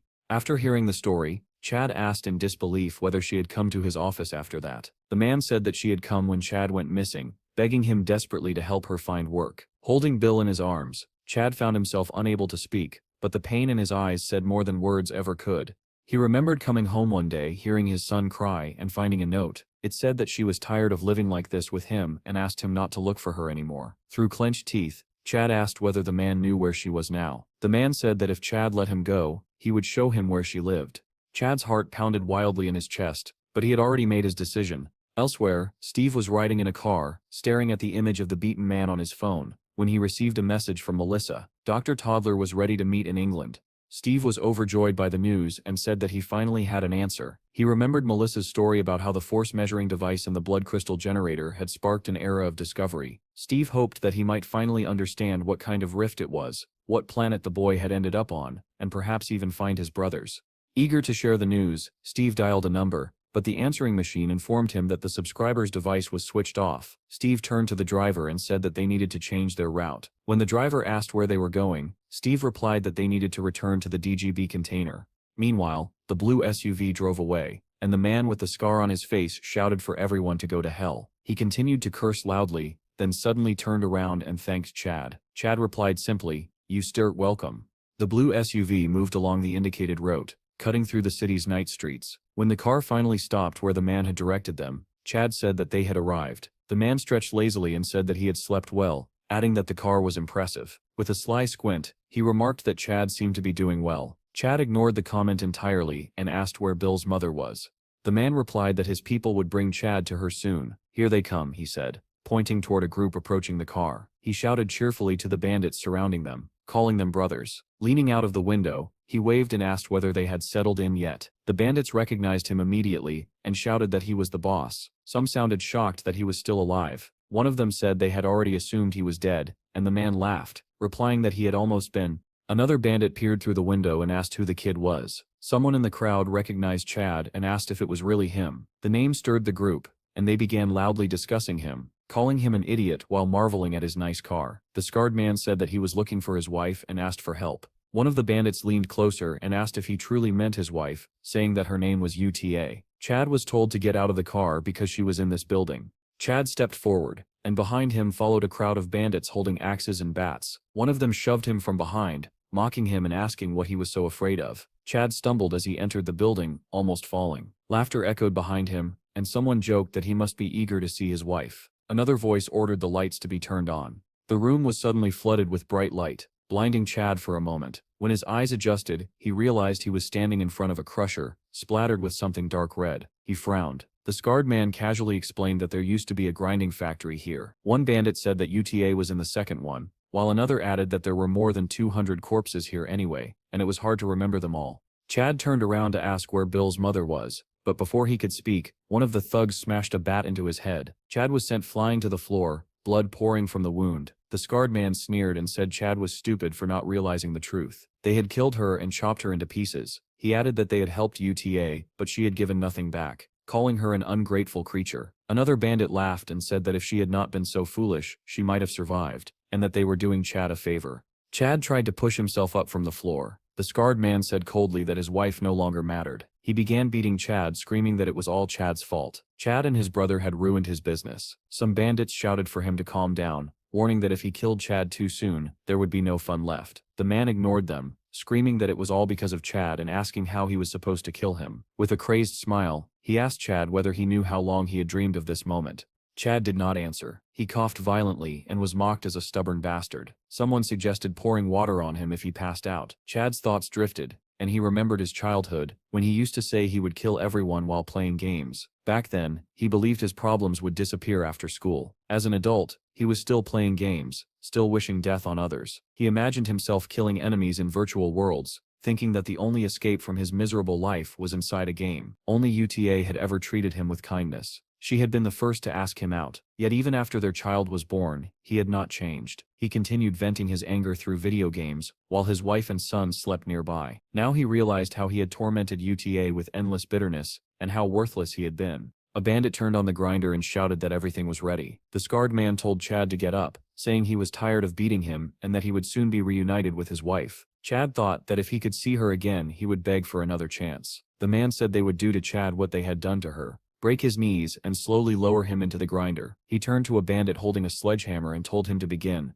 warning Chad to grit his teeth because it was going to hurt. Chad quietly said, "Thank you." The man scoffed, saying Chad was a bastard who deserved to suffer. Yet the blows did not hurt at all. Suddenly the bandit screamed, dropped the sledgehammer and staggered back. Chad had risen to his feet in an instant, calmly severing the bandit's hands. Blood sprayed everywhere as the man screamed. The daggers in Chad's hands were now clearly visible. The bandit stared in horror. Chad said quietly that when Bill's mother left, he had promised himself he would never do this again. Understanding dawned too late. With a sinister smile, Chad said that now he would not let any of them leave alive. The bandits began screaming that he was awakened, and that they had to run. But there was no escape.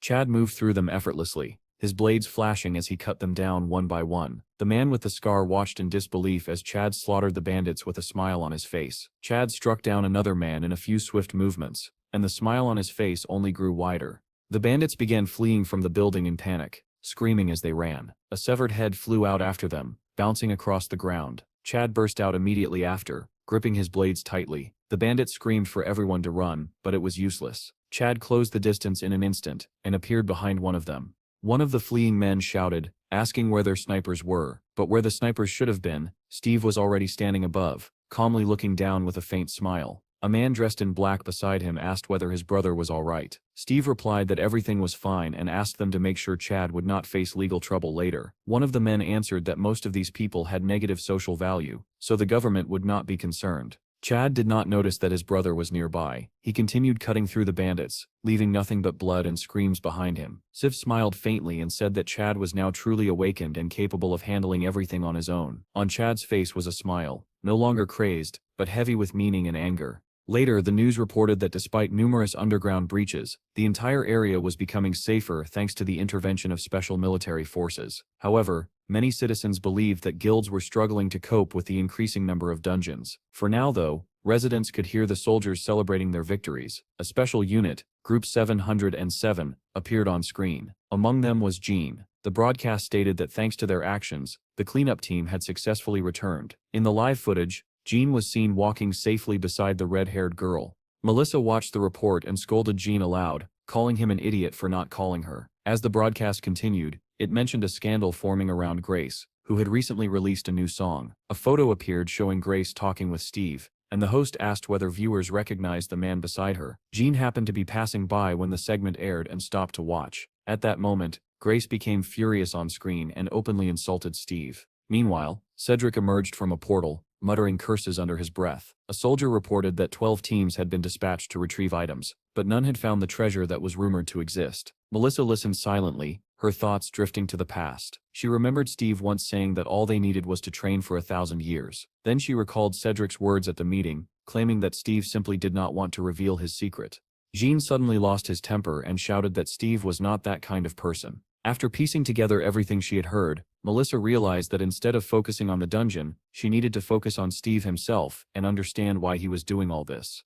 Her phone rang. She answered and asked Steve whether they had managed to find his brother. Steve said that everything was fine, then casually asked what happened to awakened people who were bitten by a necroil. Melissa immediately grew concerned and asked whether someone had been bitten. At that very moment, Munch lay in his room, clutching his leg and screaming through clenched teeth. The bite on his leg was bleeding heavily, and a bloody web-like pattern was spreading upward along his skin. Steve replied calmly that no one had been bitten, that he was simply curious. Munch writhed in agony, gripping his leg, but nothing eased the pain. Melissa explained that according to existing data, only 38 cases of such awakenings had been recorded. Steve asked what ultimately happened to them. She said that on the 48th day, 2 had died from leukemia. 26 had simply gone bald. In 7 cases, aside from pain at the bite site, no side effects were observed. Only 3 had turned into necroils. Typical symptoms included fever, phantom pain, and reddening of the veins. She added that the lower the rank, the higher the chance of transformation. Steve asked what should be done after a bite, and whether the victim needed to be quarantined. Melissa replied that special institutions constantly monitored those who were bitten and conducted research to develop a vaccine. Steve ended the call, thinking grimly that these people were little more than test subjects.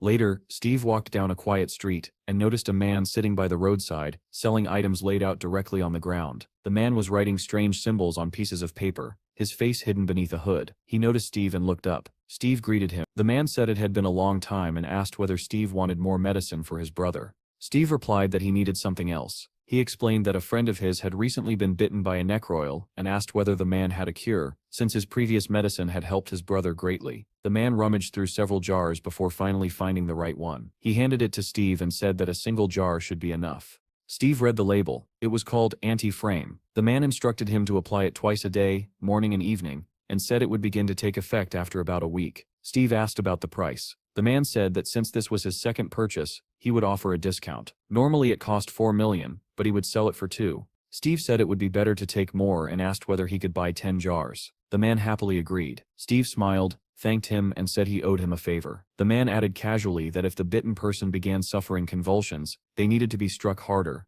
as it would stop the infection. Steve took the ointment and walked away. Moments later 2 policemen appeared, shouting that selling goods there was illegal. In an instant, the hooded man gathered his wares and leapt away just as the police shouted for him to stop. When they reached the edge, one of them said he saw no one. Suddenly a large black bird burst upward from below, leaving the officers staring in confusion. Back at the guild, Munch lay on his bed, writhing in pain and clutching his bitten leg. Donnie, Jim and Bill stood anxiously outside the room, worried that Steve was taking too long. Bill stared at Munch in fear and asked in a trembling voice whether he was turning into a zombie.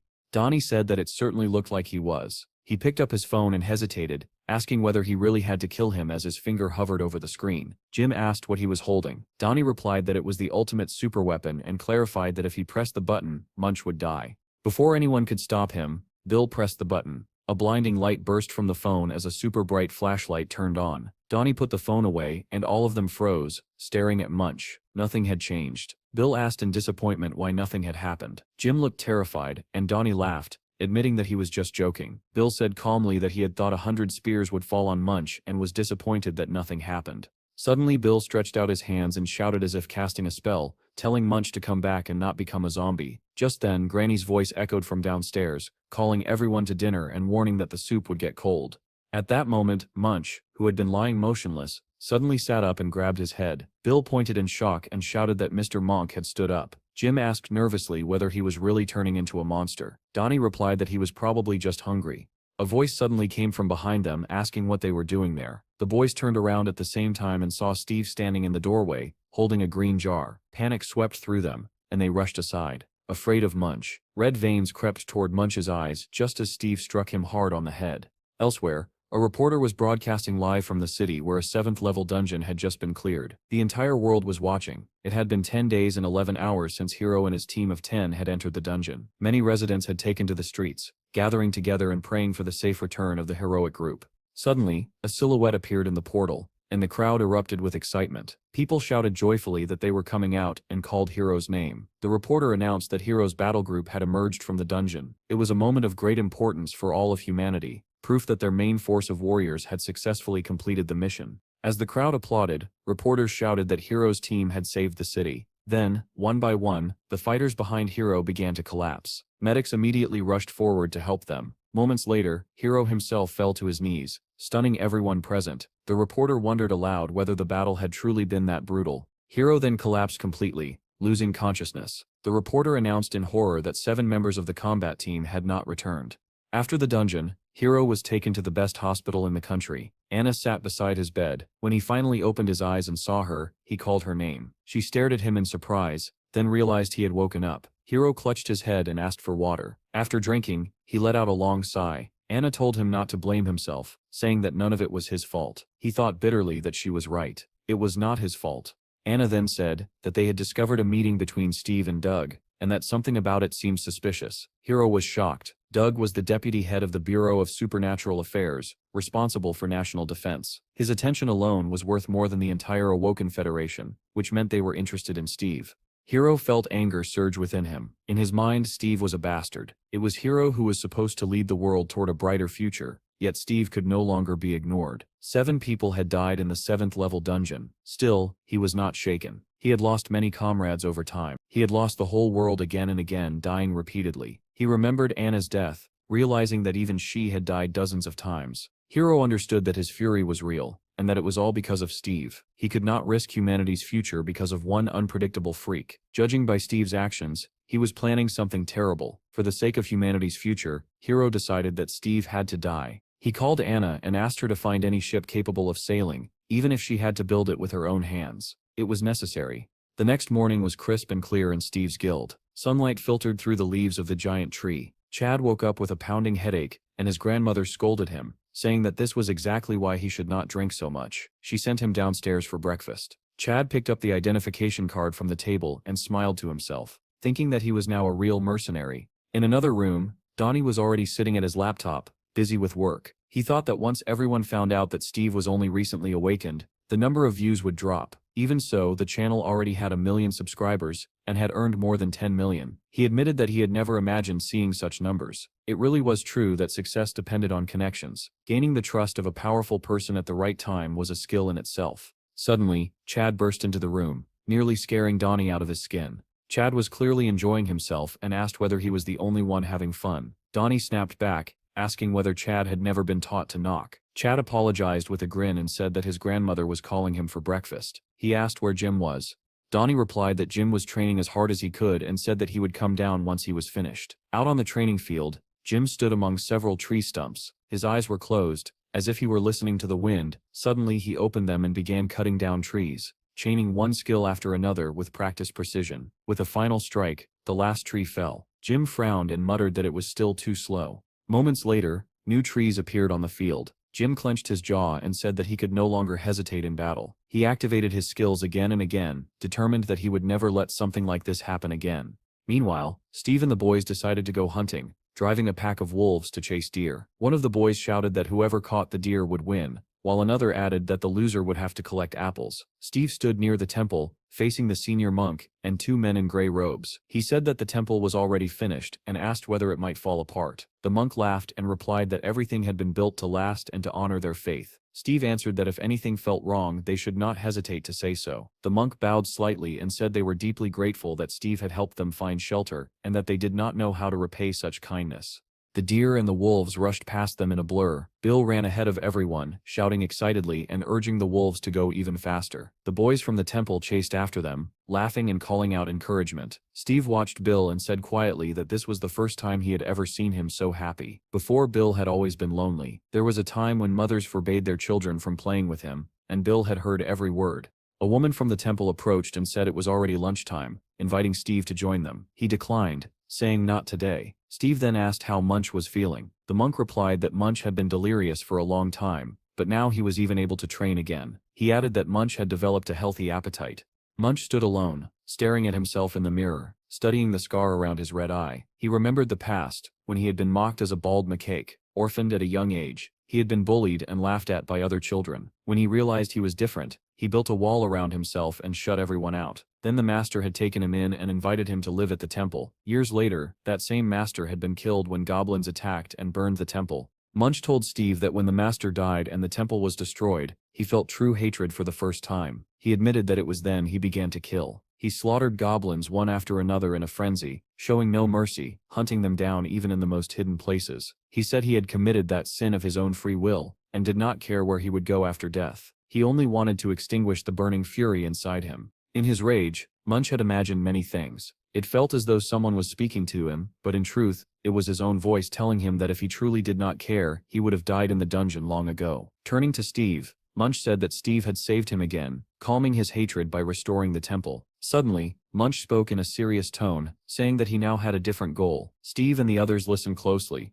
not understanding what he meant. At that moment, Munch summoned a winged spear inside the room, destroying everything around it. The boys jumped back in shock, stunned by the sudden outburst. With a sinister smile, Munch said that for the sake of all those who were oppressed, he would go through hell for them. Jim looked confused and said he did not understand what Munch was talking about. Donnie muttered that now they had two crazy people. From downstairs came the sound of an old woman charging upward with a knife, shouting, asking who dared draw a weapon inside the house. Before anyone could stop him, Munch leapt through the window, shattering it completely. Later, before anyone could catch up, Munch stood alone, staring at his reflection again, listening to someone call his name to come eat. Suddenly he slammed his head into the mirror, and a mad smile spread across his face. That night the full moon hung in the sky, casting a silver trail across the surface of the sea as waves crashed against the rocky shore. A small ship raced across the water. Hiro and Anna stood at the stern. When the vessel reached land, Anna said they had arrived. People were already waiting on the shore, and the women said they would continue the journey by car. Hiro stood silently, staring ahead, thinking that he was following the druid's path. Back at Steve's guild, the boys were discussing whether the monk had returned yet. One said that he had probably been dealt with by the old lady, and another joked that it was not surprising, since he had broken the window. Chad said that the secretary had called, explaining that the city plan had been finalized based on his work. Tomorrow they would receive the map and begin designing the detailed layout of the city. Steve told Chad to keep an eye on them to make sure they did not try anything suspicious. While chewing his breakfast, Jim asked where Steve was planning to go. Steve replied that he was heading to England to meet Dr. Toddler. Donnie shook his head and said that there was currently no way to get there. Steve asked why, and Donnie explained that all air traffic and sea routes had been closed. Steve asked what had happened.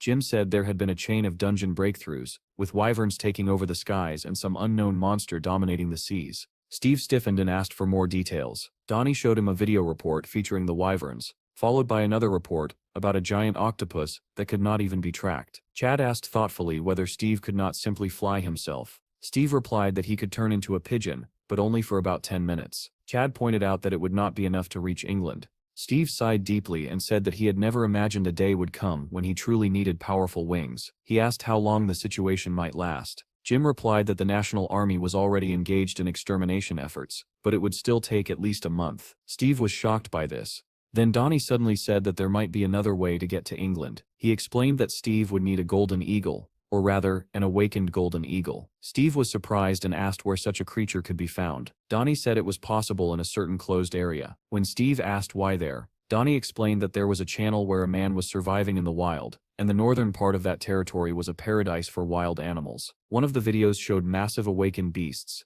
and among them was a golden eagle. Not long after, the blue SUV was already speeding down the road, and someone inside the car exclaimed in disbelief, "Seriously, damn."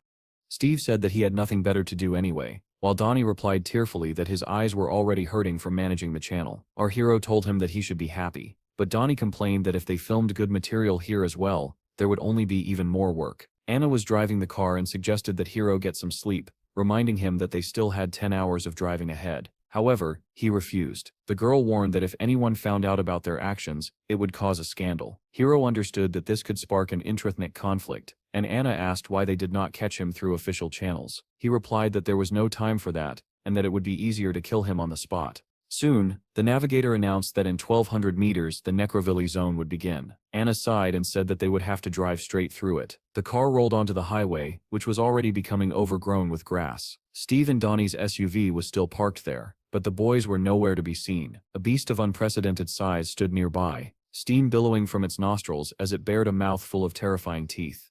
In front of Donnie stood a boar of enormous size, glaring at him with obvious hostility. Steve's voice sounded in his head, asking how he felt. Donnie, trembling, replied that it looked very strong. Steve pressed him for more details, and Donnie added that it clearly did not like people. Our hero liked this answer, and decided that he wanted and needed to tame it. Suddenly the boar lunged at Donnie, Panicking, the boy ran forward and scrambled up a nearby tree. The boar crashed into the trunk head-on, and the impact made the tree sway violently. Donnie shouted for Steve to save him, but at that moment, the boar struck again with its tusks, and the tree began to fall. Donnie tumbled down with it as the boar rushed toward him. He fell onto his back and screamed for help with his eyes tightly shut, only to feel something dripping onto his cheek. When Donnie opened his eyes, he saw a giant rabbit with glowing red eyes standing behind him. Terrified, he began crawling forward. Ahead of him, the boar and Steve were already standing side by side. Realizing that none of the animals were attacking, Donnie asked cautiously whether they were going to eat him. Steve replied that it did not seem that way. Donnie lowered his head in relief, and let out a heavy breath. Pointing nervously at the rabbit, he asked Steve to send it away because it was frightening, and its stats were absurdly high, level C, rank 2. At that very second, a blue portal appeared, and the rabbit jumped straight into it. Donnie then looked at the boar and asked why it had not left as well. Steve climbed onto its back and said that it would give them a ride, deciding on the spot to name the boar Yaka. Our hero rode on Yaka, while Donnie rode on the wolf. Donnie asked whether the transformations were really worth it. Steve replied that they only changed one's character slightly. Donnie said incredulously that it did not look that way at all, and Steve added that he never transformed animals stronger than himself. When Steve asked whether the rabbit had been that scary, Donnie admitted that it was not really. Steve then added that he himself had a higher rank than the boy, prompting Donnie to start whining that even the rabbit was stronger than him. Donnie noted that they had already found 2 strong animals, but there was still no sign of an eagle. He asked how much longer they were going to stay in this place. Soon the group reached a hillside overlooking the entire forest. Steve said that finding the eagle was the hardest part. He called Melissa, who answered and asked how she could help. Steve asked where the blonde was, explaining that he could not reach her directly, and Melissa replied that she was currently in another area. Steve asked her to connect them. Meanwhile, heavy clouds and a leaden sky gathered over a half-ruined city. A soldier shouted to the captain that there were 10 minutes left before the dungeon would be breached. Jean ordered an immediate retreat and demanded to know why they had not received any response to their airstrike request, which had been sent long ago. A transmission came through stating that an airstrike was impossible, and that the artillery was not operational. The soldier cursed and asked why this information was only being reported now. They were then informed that the third battle group would arrive in 10 minutes, and another group in 15. Jean angrily asked whether they were being mocked, since they would have to hold back the spiders themselves. The soldiers replied that it no longer mattered, and that they had to retreat. Irritated, Jean ordered them to take the equipment and leave. The soldiers shouted that they had to get out before the witch changed her mind, and the girl mocked their words, remarking bitterly that this was exactly why no one loved her. At that moment, she received a call and answered, introducing herself as the captain of the 11th Reconnaissance Group. Steve greeted the blonde cheerfully, saying that it had been a long time since they last spoke. She was clearly surprised to hear his voice and fell silent for a moment. Steve explained that he needed to find a golden eagle and asked whether her group could help. The girl listened with clenched teeth, then suddenly screamed at the top of her lungs, "Fuck you, sex maniac." Before hanging up, Steve stared at the phone in shock, unable to understand why she had reacted that way. Turning to Donnie, he asked what catching an eagle had to do with sex. Donnie, tense, stared ahead and asked Steve what that was in the distance. Beyond the city, a towering column of strange black smoke rose into the sky. Donnie picked up his phone and said in disbelief that it was starfish. Steve asked again what he was talking about, and Donnie showed him a news report stating that a starfish dungeon had been breached. The creatures were capable of shooting fire and exploding after death. Our hero was surprised that they could still interfere even after dying. While Donnie looked away in fear, he suddenly shouted for Steve to look at the birds. A massive flock flew overhead, fleeing from the direction of the dungeon. Steve, however, seemed to be enjoying the chaos and watched the scene unfold with a faint smile. Donnie pointed out that the fire ahead was spreading rapidly and insisted that they needed to move. Steve remained calm, staring at the advancing flames without any intention of running.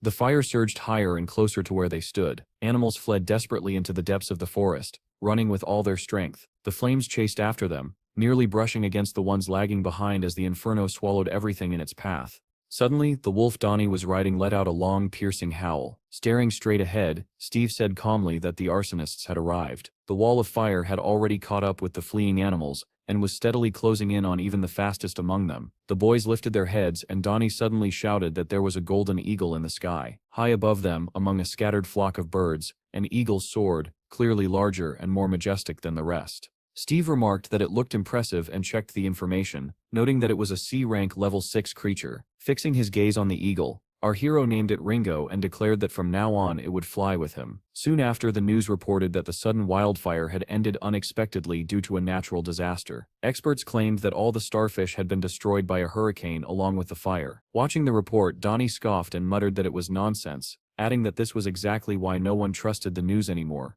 Pleased that the video had finally uploaded, Donnie said that now people would know the truth. The drone footage showed Steve, transformed into a massive boar, charging to the edge of the fire. He ran around the inferno at incredible speed, as if outlining its boundaries with the power of the Earth Spirit. Then he activated the tornado skill, causing the starfish to be consumed by their own flames. The video was titled "Steve has the tornado skill," and comments flooded in almost instantly. Some viewers dismissed it as fake, while others asked whether Steve was a god. Donnie was stunned to see that in just a few seconds, the video had surpassed 400,000 views.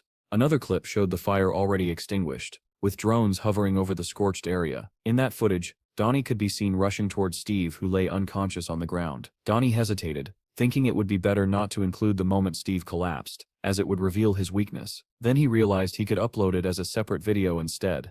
At that moment, someone called out to him, and Donnie turned around in surprise. Holding a glass of coffee, he stepped onto the balcony and looked down to see Chad and Jim standing below. Donnie asked whether they were heading into a dungeon, and one of them replied that a second-level dungeon had opened nearby. Chad added that they still had 3 open spots. Donnie laughed and asked if they really could not clear a second-level dungeon on their own. Chad said confidently that he had the most skills, while Jim added that Munch was already waiting in the car. Donnie reflected that the boys had acquired a wide range of abilities, largely because their small squad was designed to cover as many roles as possible. He asked them to give him a little time to upload another video, promising to join them afterward. His fingers flew across the keyboard, and soon the screen displayed the words, "Steve, I invite you to London, Dr. Toddler." The video footage showed the Earth being ravaged by monsters, with the sky already lost. Even the ocean was now inaccessible, and nothing seemed capable of stopping the destruction. Steve stood with his back turned as a voice declared these grim facts. Then he turned around and said that he would be back soon,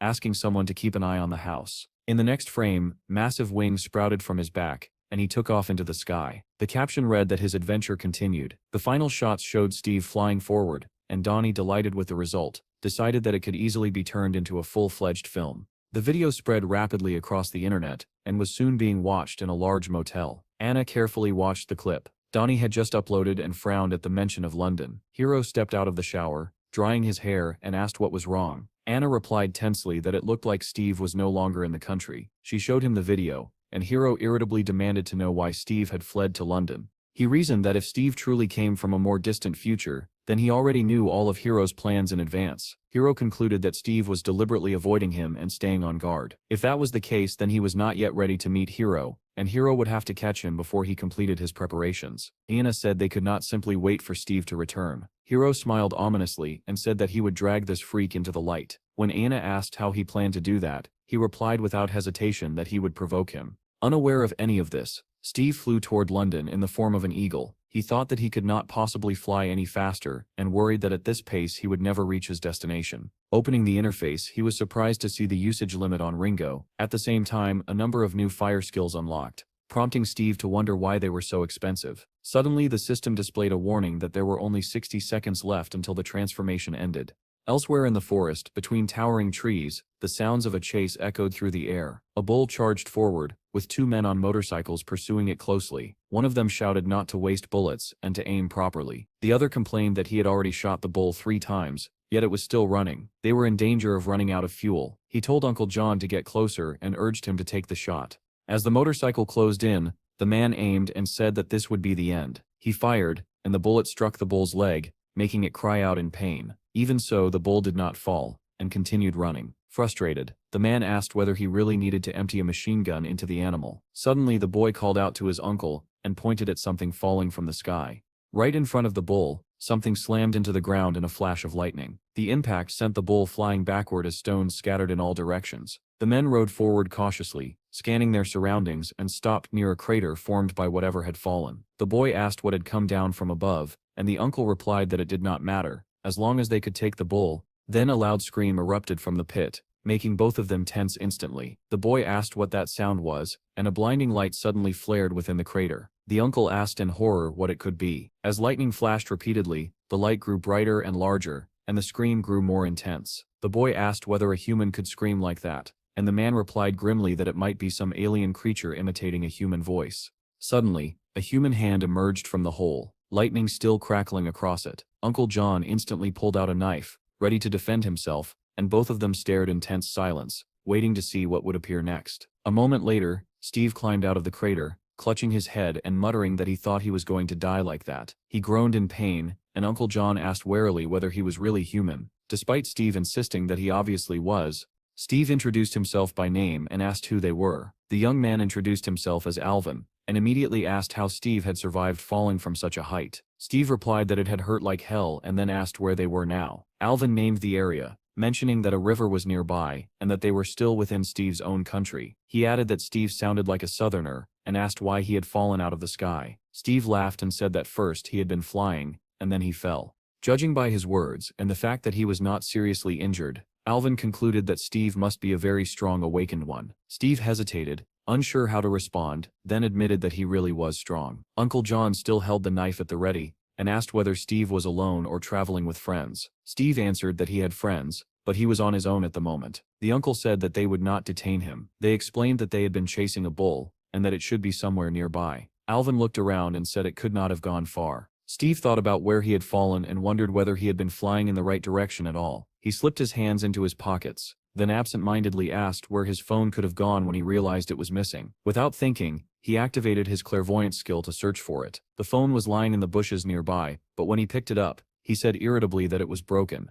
Meanwhile, the men found the bull, which had been thrown quite far by the impact. They doubted whether it was even alive. Uncle John was shocked that the bull had survived so many bullets, only to be killed instantly by a single blow from Steve. Alvin asked whether they would have to cut it up on the spot to carry it back. His uncle replied that they would spend the whole day skinning it, and would also have to fight off wild animals while doing so. Pulling out his knife, the uncle added that if they did not bring the bull back, the villagers would starve.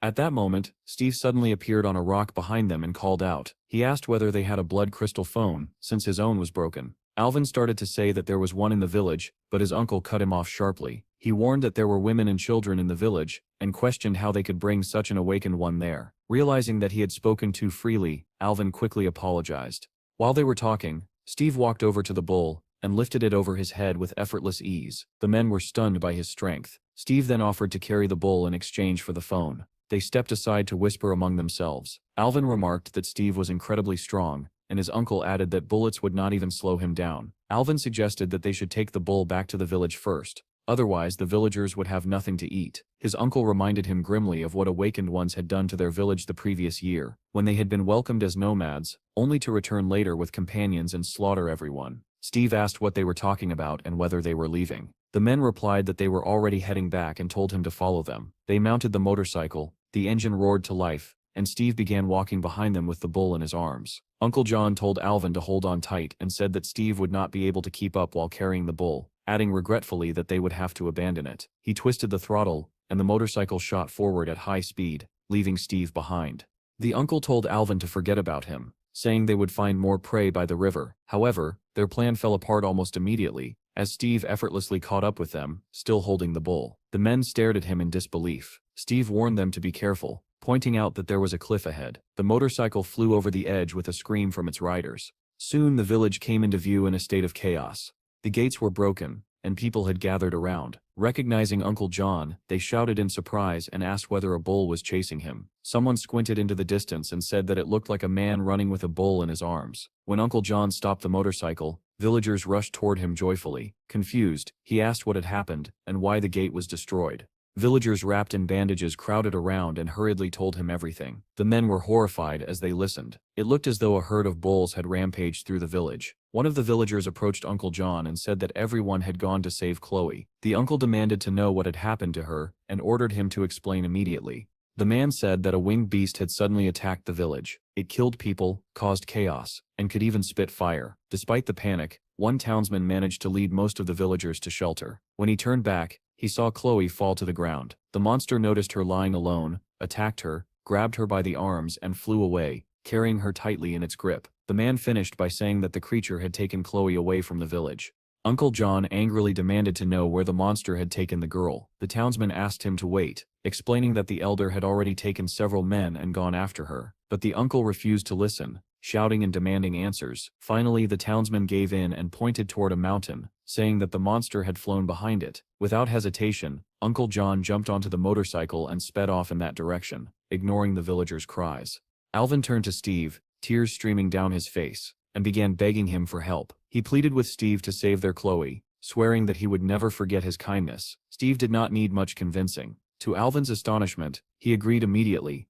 Our hero said that when he returned, they would give him the phone. Blue lightning wrapped around his back, and in the same instant, wings burst forth, lifting him into the air. The villagers stared in shock and asked who this man was. Edwin replied that he was a southerner and a young nomad. Watching Steve soar into the sky, he added that the man was also a beast master. At the same time, deep in the forest, a massive bear was rampaging, roaring and spraying saliva in all directions. Several men were trying to lure the beast into a trap so they could escape, when suddenly one of them tripped. Losing his balance, he tumbled across the ground, and the bear was already closing in. His companion could only shout his name in desperation. The fallen man struggled to get up, but the bear reached him and swung its enormous paw, sending him flying. The remaining men drew their knives and charged at the beast, shouting as they tried to avenge their comrade. However, the bear was far stronger and more agile. With a single swipe of its paw, it scattered them like toys. Someone shouted for a retreat, admitting that they were no match for the monster. Another man protested, asking if they were really going to run.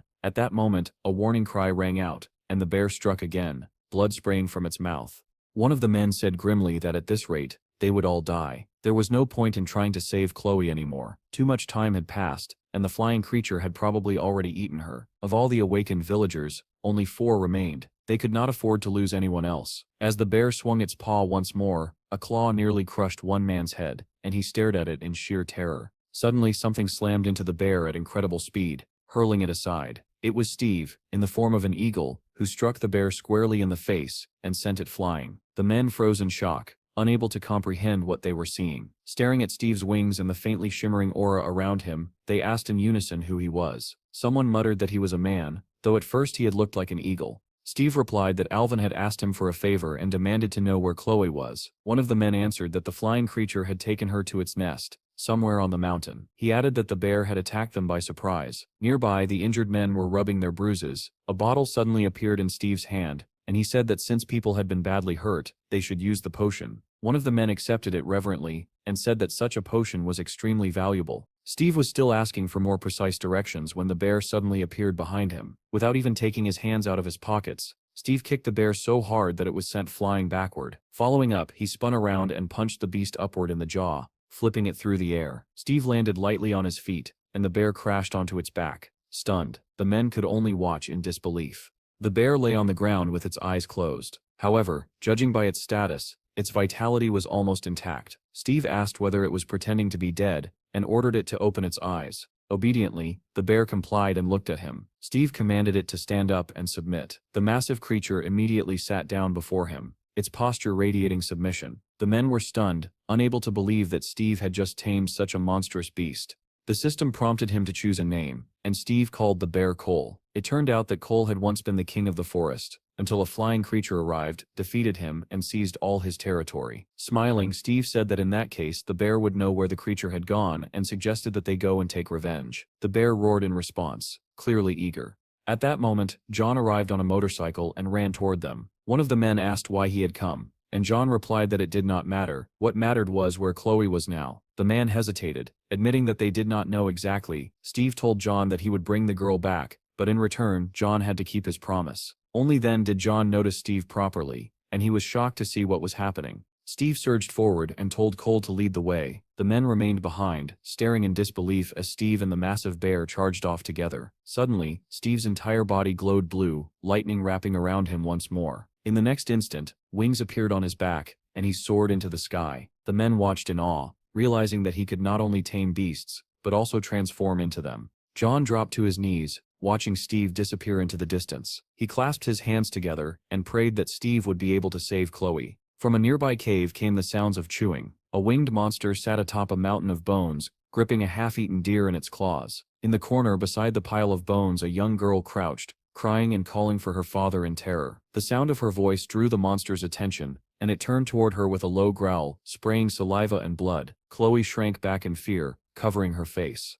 Suddenly, a massive bear appeared behind the monster. Startled, the creature spun around as the bear charged forward, ready to fight. Behind the bear, a huge eagle swooped down. The monster lunged, baring its fangs, but suddenly its body glowed blue and began to shrink. Steve partially merged with the bear, one of his eyes turning red as he perceived the creature's true nature. It was a wyvern, a young and wounded specimen. The wyvern bit down on Steve's clawed paw, but he immediately smashed it with his other paw. Grabbing the monster by the neck, he hurled it forward with all his strength and followed up with a fireball. The wyvern crashed through the cave wall and plummeted down like a stone. Steve turned to the girl and told her that he would save her, but for now she needed to stay there quietly. Just then, the wyvern dragged itself back into the cave, and Steve wondered whether he could tame it, now that his spatial energy was greater. Here, our hero saw the information stating that in order to tame a wyvern, its integrity had to fall below 10%, and he realized that it was possible. Suddenly, a violent thought surfaced in his mind, an urge to destroy the lizard. His hand moved on its own and struck the monster with full force. The wyvern smashed through the cave wall once again and was hurled outside. Its integrity dropped to 16%. Steve immediately understood that S's hostility was spiraling out of control, and that his emotions were becoming increasingly difficult to restrain. The urge to kill flashed through his mind again, and his body instinctively prepared to strike. Steve's furry leg slammed into the wyvern, and he screamed internally that he could not kill it. Realizing that the bear's instincts would not stop, Steve canceled the transformation, and Sui returned, leaping into a blue portal. The wyvern continued to fall, its body smashing against rocks as its integrity dropped with every impact. Steve watched carefully, knowing that the moment had come when its integrity fell below 10%. He immediately activated the taming skill. The wyvern froze in place, and an exclamation mark appeared above its head, signaling that the skill had succeeded. Without wasting a second, Steve activated instant recovery, and the wyvern's integrity began to rise rapidly. When 99% of its wounds were healed, Steve gave the order to fly. The winged creature was still plummeting with a furious roar, but it managed to slow down and finally stop its fall. Steve mounted the wyvern, and together they soared upward. Wrapped in a blue glow from the healing spell, the wyvern carried Steve toward the mountain peak. Below, the men froze in shock, clutching their machine guns tightly. John could no longer bear the strain. Tears streamed down his face as he begged his daughter for forgiveness. Seeing their uncle in such despair, the others lowered their heads, sighing heavily as they thought of the missing Chloe. Suddenly all of them stiffened and looked up in disbelief. Someone pointed ahead and asked if that was the flying creature. Another shouted that a state of emergency had been declared and that the shooters should prepare immediately. The men raised their weapons, ready to fire, when the village chief suddenly shouted for them to stop. Staring into the distance, he told them not to shoot. Confused voices asked what was happening, and the chief replied that there was someone on the creature's back. Another man squinted and confirmed that someone was indeed riding it. Then they saw Chloe. John could not believe his eyes as the wyvern landed before him with Chloe seated safely on its back. The girl spotted her father and leapt into his arms, crying with joy. John held her tightly and finally broke down in tears. That night, the entire village gathered around the fire. Meat was shared freely. Everyone ate until they were full, and they spoke excitedly about Steve and his new title, Dragon Knight. Another batch of meat roasted over the flames as someone joked that the child needed more to eat. While another admitted that he was still afraid to approach the wyvern, Steve watched as children played around the creature and realized that after being tamed it had become far gentler. Through the taming bond, Steve learned the wyvern's past. Her horde had been almost completely wiped out by the Air Alliance. Being very young, she had flown behind the others, which allowed her to survive the slaughter. After crossing the borders, she suffered from severe injuries and hunger. When she attacked the village, she later found Ugulo's den and settled there. The village chief said that thanks to Steve, they could celebrate that day. Using magic, he had brought them food, healed the wounded, and even repaired damaged houses. The chief explained that even before the government collapsed after the disaster, they had lived in poverty, but they were happy. When they realized that even together they could not survive, they were forced to flee. It became impossible to live in the cities, so they moved deeper into the continent. There had once been many such nomads, but now very few remained. Hunting was nearly impossible, nothing grew from the ground, and monsters and marauders attacked constantly. The chief said that when they first fled, there were 400 of them. 2 years later, only 60 remained. He added that they had planned to move again because it was impossible to stay here any longer. Steve asked with interest whether the continent was safe. They replied that nowhere was truly safe now, as vast territories were overrun by monsters and bandits. However, the chief had heard rumors of protected zones with barriers that sheltered civilians. Still, he said that surviving there without connections would be difficult, especially since they spoke a different language. As simple refugees, it would be a miracle if they reached such places alive. Steve remembered Melissa's words that Asia would soon become one massive battlefield, and that refugees would eventually flood into his lands. The nomads had heard from guards that if people could not protect themselves, they should join those who could, but at a price. The chief stood up and said that everyone was already drunk, suggesting that they spend the night there. He mentioned that they had prepared a room for Steve on the second floor. Alvin added apologetically that it was a bit shabby, but suitable for rest. Steve declined, saying that it was not worth it, and that he needed to leave. The chief worried that it was already late, but Steve reassured him that it was no problem. The man agreed, adding that they had already delayed their savior long enough. Steve modestly replied that it was nothing of the sort. The chief asked Alvin to bring the blood crystal phone from his room, and Alvin hurried off. All the villagers gathered to see Steve off, and behind him, the wyvern was already prepared to take flight. Steve accepted the phone and confirmed that navigation and satellite communication were working, adding that he was heading off for a good cause. The chief told him not to thank them, as it was Steve who had saved the village. Suddenly Steve's hand began to glow, and a sphere of lightning formed in his palm. The villagers watched in awe, amazed that he was using magic again. In the next moment, dozens of blood crystals poured out of his hand. The men stared at the glittering pile in shock, fully aware of its immense value. As he turned to leave, Steve said that he hoped the crystals would help them as well, and bid them farewell. The villagers said goodbye with deep gratitude, wishing him a successful journey. Steve waved back, saying that they would meet again. The wyvern leapt into the sky, and Steve shouted that they were now heading to England. John held Chloe's hand, and together they watched our hero disappear into the distance.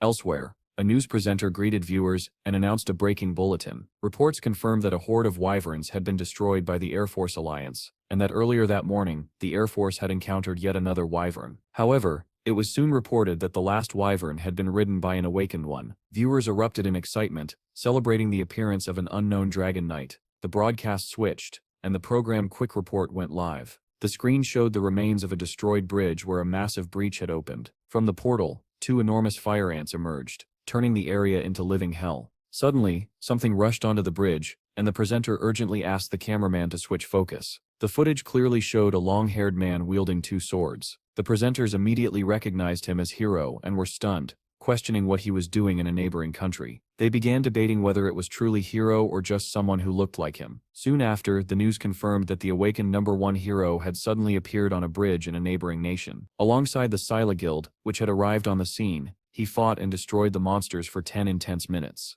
The commentators were sharply divided. Some praised Hero's actions, while others branded him a traitor. Meanwhile, another report stated that the Dragon Knight had supported troops during a Scorpion Purge, and that high-ranking awakened summoners were now gathering there. Everyone was asking the same question: who was this Dragon Knight? Soon after, yet another report announced that the Dragon Knight had once again supported military forces, this time helping them eliminate a group of ogres. As more information came in, it finally became clear that the Dragon Knight was Steve. Commentators erupted with praise, calling him a god, sharing details about his abilities, and even suggesting that Hero should surrender the title of #1 to him. Then came breaking news. The #1 hero, Hero himself, had publicly accused Steve. The host explained that Hero's sudden statement, combined with his unexpected appearance in the country he had once abandoned, had caused an uproar and invited viewers to watch the interview together. Reporters asked Hero why he was blaming Steve, and why he had returned in the first place. Hero replied that he had come personally to announce that Steve, whom people were calling the God of Wind and a legendary tamer, was nothing but a fraud. Journalists pressed him for details, demanding to know why he was calling Steve a liar. Hero claimed that Steve had fled the country the moment he learned that Hero was coming, out of fear that his lies would be exposed. A reporter asked whether Hero was suggesting that Steve's true abilities were exaggerated, and that all his videos were staged. Hero answered that Steve was merely a tamer whose abilities had never been professionally evaluated, and that the government was simply using him to make money. Another reporter noted that it sounded like a personal conflict, and asked whether Hero had a message for Steve. Staring directly into the camera, Hero asked whether Steve could see him and declared that if Steve wanted to prove him wrong, he would be waiting at the SPFC station. Elsewhere, Donnie sipped coffee from a glass and stared at the news in disbelief. He exclaimed that the media was already flooded with Hero's claims that he could deal with Steve using just one hand, and that he had openly challenged him to a fight. Another article claimed that the world-famous Steve had shown a friendly attitude toward the Russian president. Watching this, Chad asked in confusion how Steve had ended up in Russia when he was supposed to be on his way to England. Just then, Chad received a call and answered, saying that it was Steve's guild, and that Chad was speaking. When the caller asked about Steve's whereabouts, Chad admitted that he could not reach him either. Donnie asked whether it was the bureau director calling again, and Chad grimly confirmed it. Donnie was surprised that the director called every day, and Chad replied that sometimes he called every hour. Donnie remarked that just a couple of months ago he could not even look the director in the eye, yet now the man called them daily. They discussed how nothing of value had been found in the dungeons, and how Steve's recent actions had shocked everyone. A gloomy Cedric complained, and his colleague advised him to stop chasing cash and focus on collecting loot. Donnie said that Steve was really needed right now,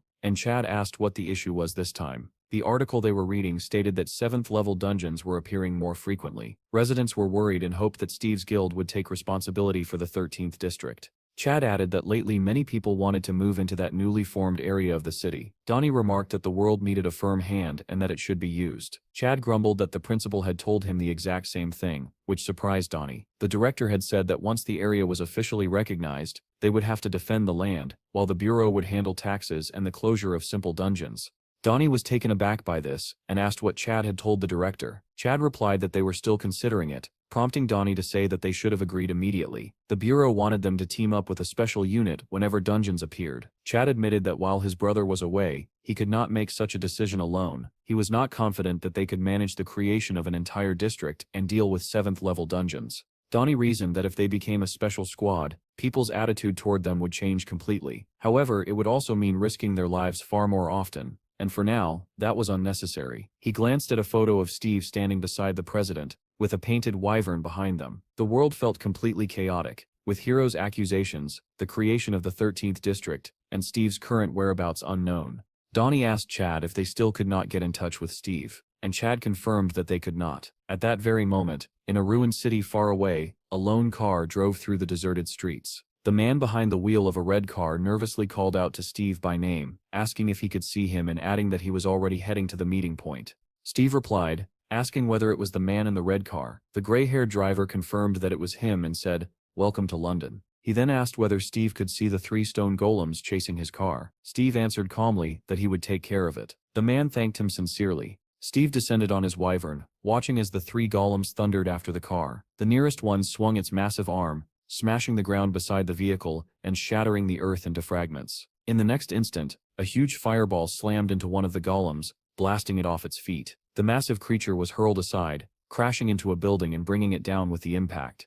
The remaining 2 golems roared and turned toward the incoming fireball. At that moment, Steve flew past them on the wyvern, deliberately drawing their attention. He waved his hand and small flames spilled out, activating the fire fairy skill. Immediately after, he used the fire tornado skill, the wind sweeping up the fairy flames and turning them into a raging inferno. Unable to withstand such overwhelming power, both golems crashed to the ground. Steve walked up to one of the fallen monsters, and a pillar of fire burst from his hand, engulfing it completely. He then approached the second golem and kicked it in the head. The impact split the monster apart, its shattered jaw flying forward and smashing into the wall of a nearby building. Steve remarked that they were weaker than they appeared, and concluded that it was because their level was too low. At that moment, the wyvern landed beside him, stirring violent currents of air. Behind Steve, applause and shouts of delight rang out. He turned toward the sound and saw a gray-haired man taking photos of him, excitedly saying that Steve was exactly as the rumors described. Steve asked if he was Professor Toddler, and the man proudly confirmed that he was. The wyvern suddenly flapped its wings, raising a strong gust of wind, and the professor looked at it in amazement. He asked if this was the famous wyvern. Steve replied that the Russians had suggested painting it to distinguish it from other wyverns. The professor said that even witnessing the Dragon Knight for a short time was enough to feel his presence, and sincerely thanked Steve for saving him. Steve responded that the translation of his words worked perfectly, and remarked that the professor must be using a good translator. The man showed him the device and said that as soon as he learned about the meeting, he bought the most expensive translation tool available. Looking around at the ruined surroundings, Steve asked whether this really was London, since everything appeared destroyed. The professor replied that England was not doing well at the moment, and that London was in a particularly terrible state. He added that when the sun disappeared, things only became worse. Steve said he understood, and the professor suggested they leave. Steve opened a portal and ordered Byron, as he called the wyvern, to return. The wyvern slowly entered the portal, and the professor watched in fascination. He remarked that it was a summoning portal for beasts, and looked ahead in surprise. On the other side of the portal, Byron began to emerge among a pack of wolves. Workers nearby stared in fear as the enormous wyvern fully passed through the portal, which then closed, leaving the animals gathered around it. Suddenly, the wyvern let out a low growl and the pack of wolves answered with their own howls. Watching the animals, someone muttered that it was probably the same wyvern from the news, while another joked that there was a farm of domesticated animals somewhere and that they were all cute there. Meanwhile, the red car sped forward, and the professor said he never imagined he would see such a scene in person. He added that if such a massive wyvern could pass through the portal, then the level there must be at least 3. Steve replied that he was well aware. The professor smiled and said that of course Steve was aware, since he was currently the main subject of the news. He added that he had been waiting for their meeting, and was very glad it had finally happened. Steve, however, did not share his enthusiasm and thought that it sounded like the man wanted to experiment on him. The car passed rows of destroyed houses and headed toward the coast, where enormous monsters swam through the river. Steve asked whether the professor's laboratory was in London. The man replied that London no longer existed, and that New Dover was now the capital of England, where his laboratory was located. Steve asked why they had not arranged to meet there instead. The professor explained that he had come here to collect materials, mentioning that there had recently been a massive bombing and that many blood crystal samples were now scattered throughout the area. The professor went on to say that he was researching the creation of instant teleportation stations that would function like portals for animals. He explained that monster portals operated in the same way during breakthroughs. Excitedly, he asked whether it was not wonderful to imagine a future where humanity could move freely without being blocked by monsters. Steve was not particularly enthusiastic and replied that it sounded good.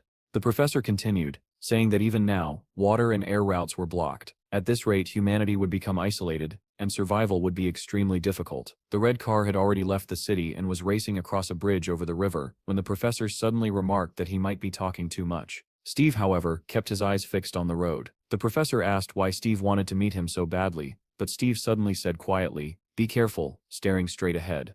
At that instant, the bridge split apart, as if something had struck it from below. A massive whale burst through the structure with its snout, sending the car flying backward. The professor clutched the steering wheel and screamed in terror that it was a whale. Steve saw not only the whale, but also its C2 level and the fact that its integrity was only 18%. Suddenly, a gigantic shark emerged from the water, with writhing tentacles visible nearby. The professor did not release the steering wheel, even as the car was hurled through the air, and shouted in disbelief that it was a megalodon monster. Beneath the shattered bridge, an epic battle erupted between the colossal whale and the megalodon. The car bounced violently, shot upward, then plummeted down. The professor screamed that they were going to crash. In the next moment, the car slammed into the water, followed by the whale. Military forces were already rushing toward the battle site, some in helicopters and others on waterboards. A voice from a helicopter reported that a small vehicle had been hit and ordered attempts to evacuate civilians.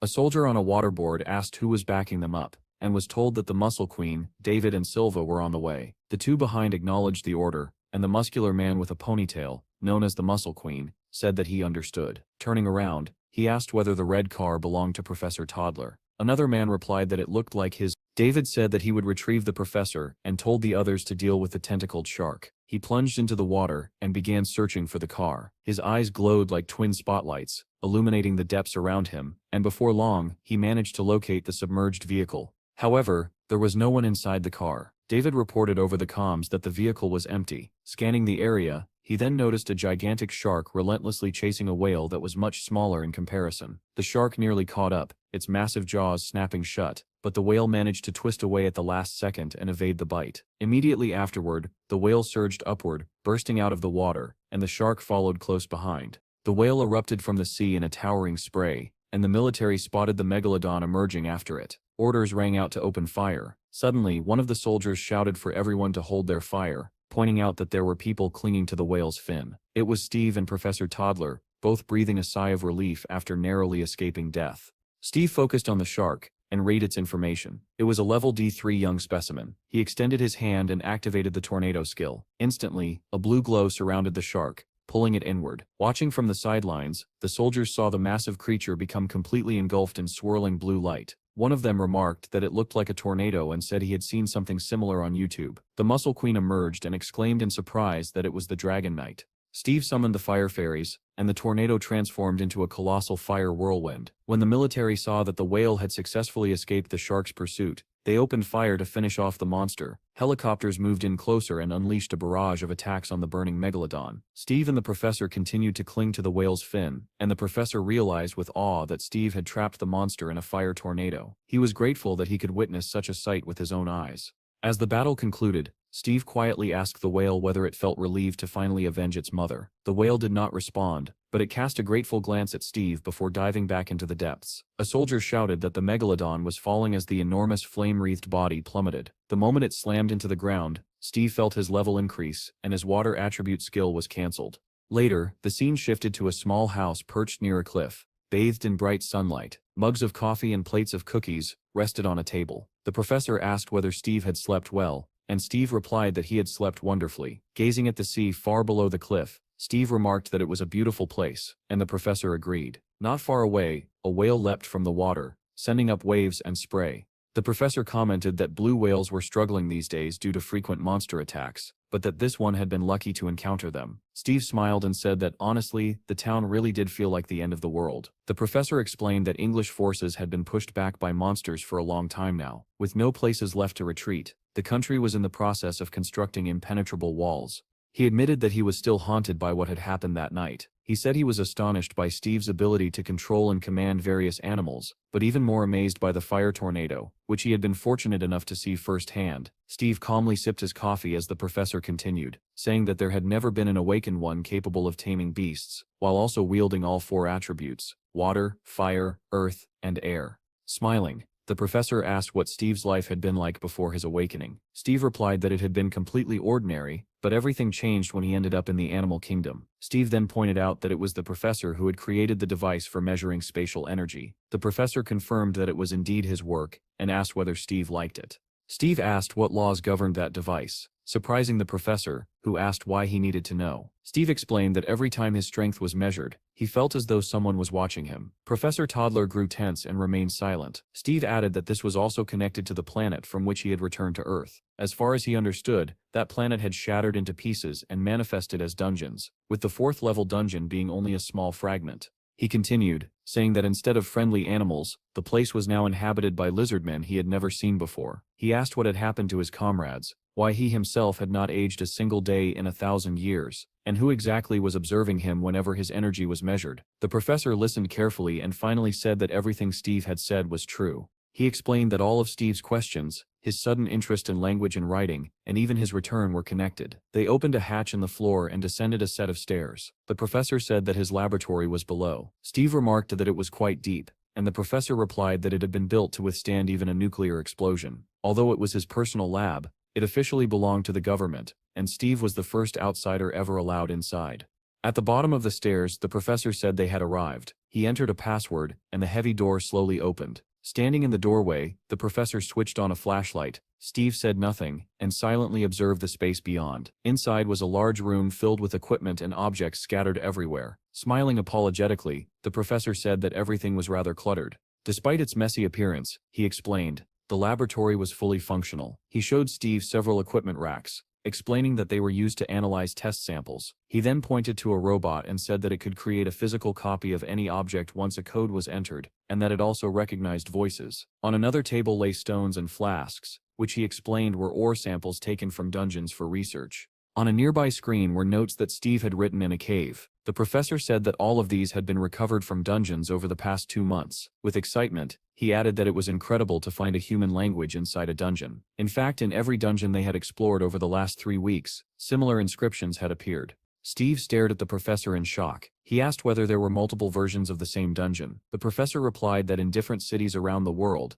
dungeons of varying levels had appeared. In total, 8 such locations had opened globally, ranging from the 2nd to the 5th level. Steve asked whether they were all at different levels, and the professor confirmed that they were, and that they had emerged at different times. Steve remembered Melissa's words, that dungeons tended to open near awakened ones. Perhaps the key was that these were not fragments of a planet, but copies in the form of dungeons. He asked whether the planet had shattered and been duplicated. The professor replied that this was the most logical theory. Steve then asked what had happened to the animals that once lived there. The professor admitted that this question intrigued him as well, and said that this was precisely why he had wanted to speak with Steve.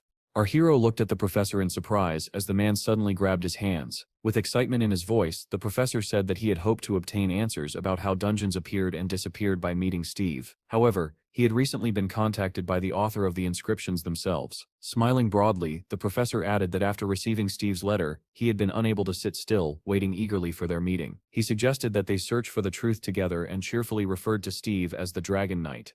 Steve felt a wave of disappointment and irritation, realizing that the man seemed to know nothing concrete at all. The professor then recalled Steve's interest in the device used to measure spatial energy and offered to show it to him. He began rummaging through one of the boxes, muttering that it should be there somewhere. Suddenly he cried out happily that he had found it and pulled out a strange piece of stone. Holding it up proudly, the professor showed it to Steve. Steve asked what it was, and the professor replied that it was called a memory stone. He explained that Steve needed to hold it in his hands and close his eyes. Without asking further questions, Steve did as instructed. The stone immediately began to glow. Steve closed his eyes and once again saw the familiar inscriptions, along with the unsettling sense that someone was watching him. When he saw the inscriptions stating that his data was being recorded, he abruptly opened his eyes. The professor asked eagerly how it felt. Steve replied tensely that he felt someone's gaze on him while holding the stone. The professor nodded, saying that everyone reacted differently and that particularly sensitive people often felt discomfort. Steve then asked whether it was possible to make a measuring device out of the stone.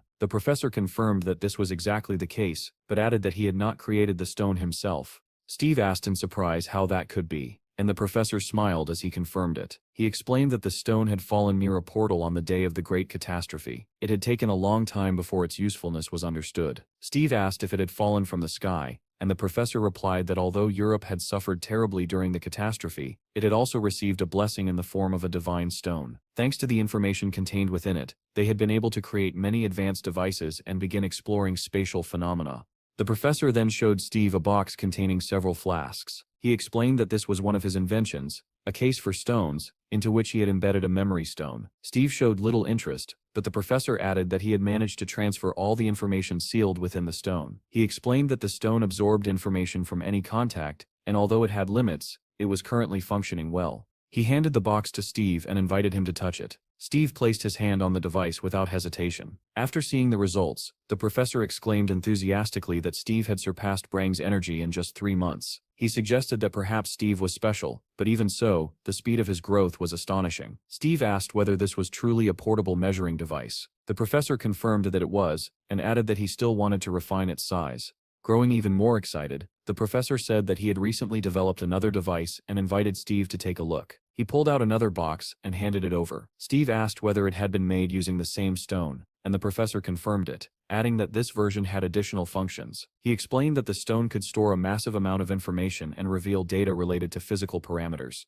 Steve asked what kind of data he meant. Pointing at indicators for agility, the professor explained that the device could determine strength and agility levels, allowing squads to be formed not only based on energy but also on physical capability. Steve listened thoughtfully as the professor described how this would lead to more effective teams. Smiling happily, the professor asked what Steve thought. Steve realized that until now, no awakened person had been able to see the attributes of others so clearly. The professor said that the sample was complete and that a demonstration was planned for the next day. He invited Steve to participate, and Steve agreed, returning the box to him. Suddenly, the device displaying Steve's strength and agility began to flicker. An error window appeared, and the professor said in surprise that this had not happened the day before. Looking embarrassed, he asked Steve to wait a moment.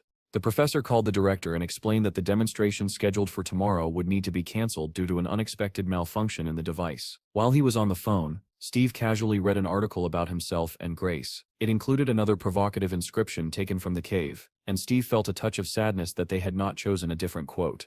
After finishing the call, the professor said that he would like to continue their discussion, but something urgent had come up. Steve asked him directly whether he knew where these stones originated. The professor replied without hesitation that memory stones were mined on the planet Aruka. At the same time, the sun was setting over Steve's guild, bathing the trees and fireflies in an orange glow. Bill and the boys from the monastery were playing in the sand when a man's shadow fell over them. Hiro stood above them, holding 2 swords, fresh blood dripping from their blades. Bill froze in fear, and one of the monks whispered that it was blood. The children and young monks slowly stood, staring at Hiro. Bill was the first to regain his composure and asked who he was. Hiro's clothes and face were smeared with blood, as he calmly asked whether Bill was his name.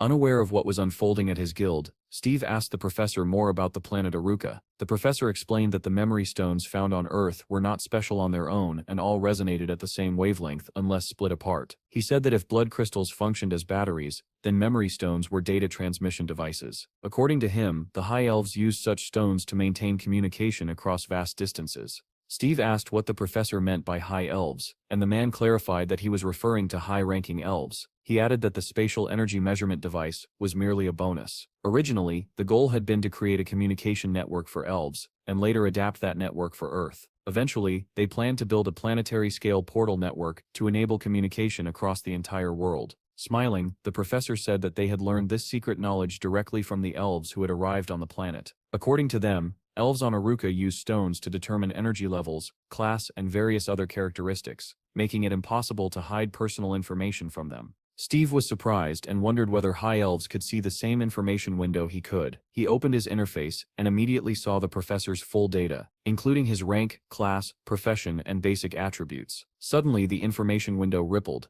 and a message appeared stating that there was no signal. Steve frowned in irritation, thinking that the system was acting up again. The professor, unaware of what Steve was seeing, thought that Steve had stopped listening and concluded that he had talked too much again. He said that the box needed repairs, even if he had to work late, and added that he would not leave the lab until everything was fixed. Steve replied politely that he would not distract him any further. The professor asked Steve to wait for a while, explaining that a guide would soon arrive to show him around the city. As he was leaving, he mentioned that there were many shops along the shopping street, advised Steve not to wander too far, and said that they would continue their discussion the next day. Left alone in the laboratory, Steve began looking around while waiting for the guide. One of the screens displayed information stating that time flowed twice as fast inside dungeons, and that the rock carvings found there were over 200 years old. Steve read the report and realized that this was the extent of their current knowledge. Another screen noted that emotional states changed over time and that signs of emotional instability had been observed. Steve scoffed irritably, calling it all ridiculous. In front of him stood a table covered with memory stones of various shapes. Steve picked one up and once again saw the familiar inscription stating that he was being watched and that his data was being recorded. He thought that perhaps the High Elves knew who was observing him, and might even know the truth about the great catastrophe. That thought led him to the realization that he needed to visit the planet Aruka himself. Suddenly, a voice called out from behind him as someone descended the stairs. Steve turned and asked whether the man was the guide. The man introduced himself as William from the Lawrence Corporation, a pioneer in the field of measurements. Steve immediately said that he needed to go somewhere and pointed at a screen, asking whether he could enter what was shown there. William explained that it was the Southern Portal in London, part of the 11th Operational Zone of the Infantry Brigade. He asked whether Steve wanted to participate in clearing that dungeon. Steve agreed without hesitation. Although surprised, William agreed to accompany him. Meanwhile, Professor Toddler remained in his office, trying to understand the error that had occurred earlier. He measured his own values and found no abnormalities, which only deepened his confusion as to why Steve's data had produced an error. He could not understand why the malfunction had appeared so suddenly. At that moment, the office door opened, and a man stepped inside. The professor greeted David and asked what he was doing there. David replied that there was a Dragon Knight nearby and that he could not possibly miss such an event. He asked where Steve was. The professor explained that Steve had encountered some issues and that he had asked a guide to take care of him. David looked disappointed and asked again, just to be sure whether Steve was really gone. The professor confirmed it and then asked David to place his hand on the scanner since he was already there. Realizing that it was some new invention, David complied and placed his hand on the screen. Instantly, information about his strength and agility appeared. The professor exclaimed happily that the device was working perfectly. David recognized the numbers as his physical attributes and studied them with interest. The professor said that he expected nothing less from a C-rank awakened who had reached the limit of strength. David felt flattered but replied modestly that he would be satisfied even with 4-digit results, though he still needed more training. Those words made the professor's eyes widen as a new idea formed in his mind. David said goodbye and left to look for the Dragon Knight, while the professor remained behind, lost in thought over the mention of 4-digit values. He quickly began typing on the keyboard, muttering that 9,999 was the maximum possible number. When he opened Steve's data and increased the upper limit to 9,999, he stared at the screen in shock and swore under his breath at what he saw. Outside the laboratory, a massive monster was restrained with heavy chains. The chains were anchored to 4 war machines surrounding it. A black car passed by, and a man remarked that the creature had been immobilized for research purposes. Since it would die anyway, the company had decided to purchase it. William was driving, with Steve sitting beside him and calmly observing everything outside the window. When the man finally said that they had arrived, before them stood a portal glowing with blue light, surrounded by a heavily guarded military camp. William explained that this was a 5th-level dungeon filled with giant grasshoppers and that there were only 18 hours left before the dungeon would explode. A nearby screen was broadcasting a video in which a man was yelling at someone wearing a grasshopper costume, threatening to kill him. Moments later, a slogan appeared on the screen that read, "Forward warriors, the crazy grasshopper is waiting for you." William explained that the man in the video was a famous comedian and that squads were trying to earn money by using his popularity.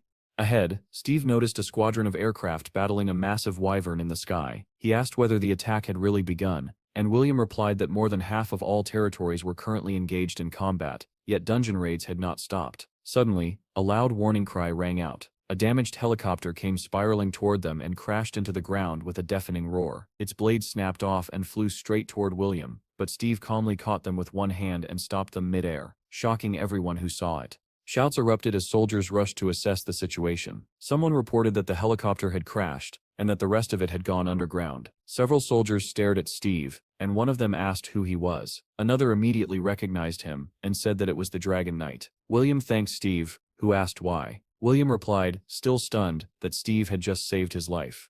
William then said that it could now be said that the issue with the dungeon entrance had been resolved. Suddenly he turned and pointed ahead, saying that they had arrived. He gestured toward a group of uniformed men and explained that they were the Lawrence Corporation's combat team. These were specially selected A-rank awakened, chosen specifically for Steve. William introduced their leader, Robert, the captain of the 2nd Phoenix Squad. Robert greeted Steve politely. However, Steve continued walking forward, saying that it was unnecessary and that he would enter the dungeon alone. William shouted in shock, asking how he could possibly go in by himself. Steve firmly told them not to follow him. William tried to stop him again, reminding him that this was a 5th-level dungeon, but Steve ignored him and stepped straight into the portal, which swallowed him in blue light. Inside, Steve opened his information window and said irritably that it still was not working. After closing it, he remarked that B-rank monsters had energy levels no higher than 1400. William called out to him once more, but Steve no longer listened. As he passed fully into the portal, he transformed into a golden eagle. William stared at his retreating back in disbelief and let out a heavy sigh. Turning to Robert, he asked what they should do. Robert replied that there was no reason to follow him if Steve himself did not want assistance. Nearby soldiers began discussing the situation. Some complained that they were being devalued, while others argued that even if Steve was a Dragon Knight, they should still follow and support him. William apologized to Robert for the confusion, but Robert waved it off, saying that they were still waiting for the quest to officially begin. As the discussion continued, William grabbed his head in frustration, wondering what he was supposed to do. At that moment, a red SUV drove up and stopped beside them. Everyone turned to look, curious about the newcomer. David Dane stepped out of the car wearing a tracksuit and waved cheerfully at William. Approaching the group, he said that everyone had gathered and asked Robert why he was standing around instead of hunting grasshoppers. Robert shot back by asking what a hero who was supposed to save the world was doing loitering in a village. David questioned why he was being judged, and Robert replied with a grin that, for now, he could judge the 9th-ranked hero and the #1 in England. He added that they needed to prepare for the quest, and joked that they would meet later at the party. David laughed and asked whether Robert would really be able to see that drunk fool at the farewell party. The soldiers nearby muttered that conversations like this sometimes made them feel sick. After the exchange ended, William approached David with tears in his eyes. David crouched slightly and asked why his dear William was crying and where the Dragon Knight was. William replied in frustration that Steve had just entered the 5th-level dungeon alone. David was surprised, and William added that Steve had moved so quickly that he had not been able to stop him. William asked despairingly what he should do, saying that if anything happened to Steve, he could be fired. To his surprise, David suddenly burst out laughing. He explained that this behavior was exactly what he expected from a Dragon Knight. William insisted again that it was a 5th-level dungeon, but David waved it off, saying he would wait for Steve at the Pink Ice Cream Cafe, and asked William to inform him when Steve came out. Suddenly, David froze and turned back, sensing something. He pointed at the portal and said that Steve had already returned. William stared in disbelief as Steve actually stepped out of the portal, calmly brushing dust off his suit. William screamed that this simply could not be happening. Nearby soldiers were preparing their equipment to enter the dungeon, and were discussing reports that incoming combat teams had been wiped out. They doubted whether the rift could even be contained. One soldier asked if the area would now be overrun with grasshoppers, and another replied that the National Bureau had already requested reinforcements. Someone nervously asked what would happen if the rift erupted while they were inside, and another soldier admitted that he tried not to think about it. Suddenly, one of the soldiers looked up and froze, asking whether he was seeing things. Another asked what he meant. The soldiers reported to Robert that Steve had already returned, but he could not believe it. William rushed toward Steve in excitement, and David loudly called out to him, addressing him as the Dragon Knight. Steve recognized David and remarked that he was the same strong man from before. However, they had no time to talk. A shout rang out across the camp, warning that the fire boar had escaped. David turned just in time to see a massive boar wreathed in flames charging straight toward them. William cried out in fear, saying that it was a fire boar, while David's expression darkened with rage. He shouted that this pig had destroyed his favorite ice cream parlor and declared that he would never forgive it. With that, he activated the Mega 10 strike skill. His fist glowed blue as it slammed into the boar's head, and in the next instant, the enormous creature was sent flying by the sheer force of the blow. Its massive body crashed into the nearby soldiers, who scattered in all directions. The soldiers burst into excited chatter, saying that this was exactly what they expected from David's thunderous strength, a problem solved with a single hit. Steve also approved of the strike, and remarked with a smile that it was powerful. David walked up to Steve, introduced himself despite the fact that they already knew of each other, and extended his hand. Steve shook it, and introduced himself in return. David said that he had been waiting for their meeting ever since that day. Steve did not understand why, and David explained that he had seen Steve turn the megalodon into fish food. From that moment on, he had realized that they were very similar. David asked whether Steve knew how he had built such muscles, and Steve replied by asking whether he really needed to know. David laughed and said that he had seen a cave drawing of Steve training with giant bananas. Everyone else had laughed at it, but David said that he had seen a kindred spirit. Inspired, he had started training with bananas himself. Steve asked in disbelief whether that was true, and David confirmed it. He even showed a photo, saying that it was what he looked like at his worst. Steve looked at the picture, pretending to understand, while David proudly explained that he had managed to get a job on a banana farm, and that bananas always gave him strength. Steve thought back to his own past, realizing that bananas had once saved his life as well. He found it amazing that someone had seen themselves in his drawings, which had once been nothing more than a joke to others. Because of that, Steve decided that he liked David. David suggested ignoring all the numbers, and asked whether Steve could destroy monsters using only the muscles he had built. Steve liked the question, and replied with a smile that he could do it easily. David said that he wanted to see Steve fight monsters in close combat without using any skills. Steve immediately accepted the challenge and said it was no problem. William tried to interrupt and asked them to wait, but the two of them no longer listened. Together, they stepped into the portal. William and the soldiers watched in awe as David and Steve disappeared inside. Soon after, the news was flooded with reports that David and Steve had saved England by clearing the dungeon 15 times in just 40 minutes, right before the rift collapsed. Every major association, including the Lawrence Corporation, publicly thanked Steve. The Queen of England herself presented him with a gift, and formally knighted him. Melissa and her superior read the news in disbelief, wondering what was happening. Melissa said that Steve had saved the country, but her boss simply grabbed his head in frustration. He asked whether there was still no news from Steve, and Melissa replied that nothing had changed and that she could not contact him either. The chief asked whether Steve's dungeon had been cleared, and whether they had found anything useful. Melissa said that nothing special had happened, and the man sighed heavily, having expected that answer. Melissa asked whether it would be all right to return the money. The boss replied that a 7th-level dungeon was about to appear, and that money was the least of his concerns. He sighed again and muttered that if only they could clone Steve 100 times. Melissa smiled and asked why he was so worried, since he planned to leave once the 7th-level dungeon appeared. The boss said that was not what he meant at all. Melissa teased him, asking where all that patriotism came from, and suggesting that he might know something she did not. The boss quickly changed the subject, and suggested that she focus on how to bring Steve back to the country as soon as possible. Melissa said not to worry, explaining that Steve would come running back as soon as he checked the internet. The boss asked what she meant, and Melissa replied that a new video had been uploaded to their channel an hour ago. With a knowing smile, she added that Hero had certainly caused a stir. The boss started watching the video and asked in surprise what it was all about. Elsewhere, helicopters fired at a massive monster, while nearby, a celebration was in full swing. People thanked everyone who had participated in clearing the dungeon, and champagne glasses clinked beneath a sky lit up by fireworks. David told Steve that this was the best day of his life, even better than the day he had caught the tentacled shark. Steve thanked him and said that his fists had proven themselves impressive as well. David asked whether Steve had met Sylvia when he was in Russia. Steve asked who she was, and David clicked his tongue, saying that she was a very famous tamer. He explained that she had dropped everything and flown to Russia as soon as she heard about Steve. At the time, many tamers had wanted to see him. Steve asked in surprise why, and David replied that it was because he was a dragon knight. He added that there was not a single tamer in the world capable of taming a wyvern, which was why everyone was so shocked. Steve did not understand the fuss and said that it had been easy. Suddenly David grew serious and warned Steve not to give in to provocations. Steve asked what he meant, and David suggested that he had not watched the news yet. An article had been circulating in which Hero claimed that he would not even need a single punch to defeat Steve. Steve was surprised and asked who that was. David was equally surprised that Steve did not know him. He explained that they were from the same country, but Hiro had run away to another one. Steve glanced at the article and said that he had never heard of the man. David replied that regardless, Hiro was a psychopath and a murderer, and he strongly advised Steve to stay away from him.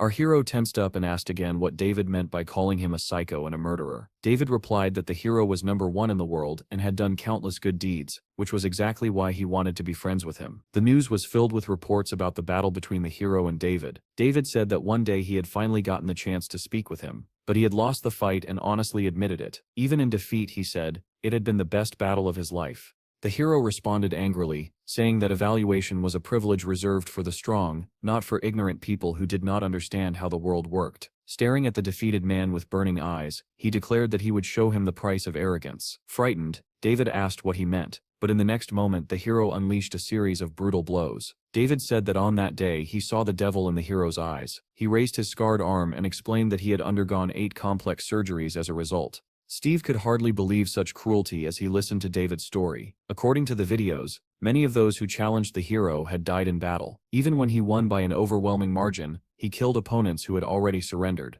That was why David called him a murderer. Steve asked why he did such things, but David said he did not know and warned him once again not to get involved. Steve then asked what offense he had committed to provoke such hostility. The news claimed that the hero had gone too far and attacked Steve's lands, while the hero himself commented that he was merely defending himself. Steve voiced his shock, wondering aloud if that bastard had truly attacked his territory. David was unaware of this report and looked at Steve with confusion. At that moment, a voice came from Steve's guild building, asking why it had taken so long to contact him. Steve demanded to know what had happened in the guild. Chad explained that Hipro had burst in and declared that if Steve did not return, he would kill everyone. 2 wolves on patrol had already died. Steve listened in shock and asked again who exactly had been killed. He insisted it was impossible, because if they had been attacked, he should have received an alarm signal. He opened the information window, but it showed no alert, and he cursed under his breath. It suddenly dawned on Steve that the problem was not a malfunction in the status window. He wondered what the others had been doing while the pack members were dying. Had the system really been designed so they could not leave a certain area? Steve shouted,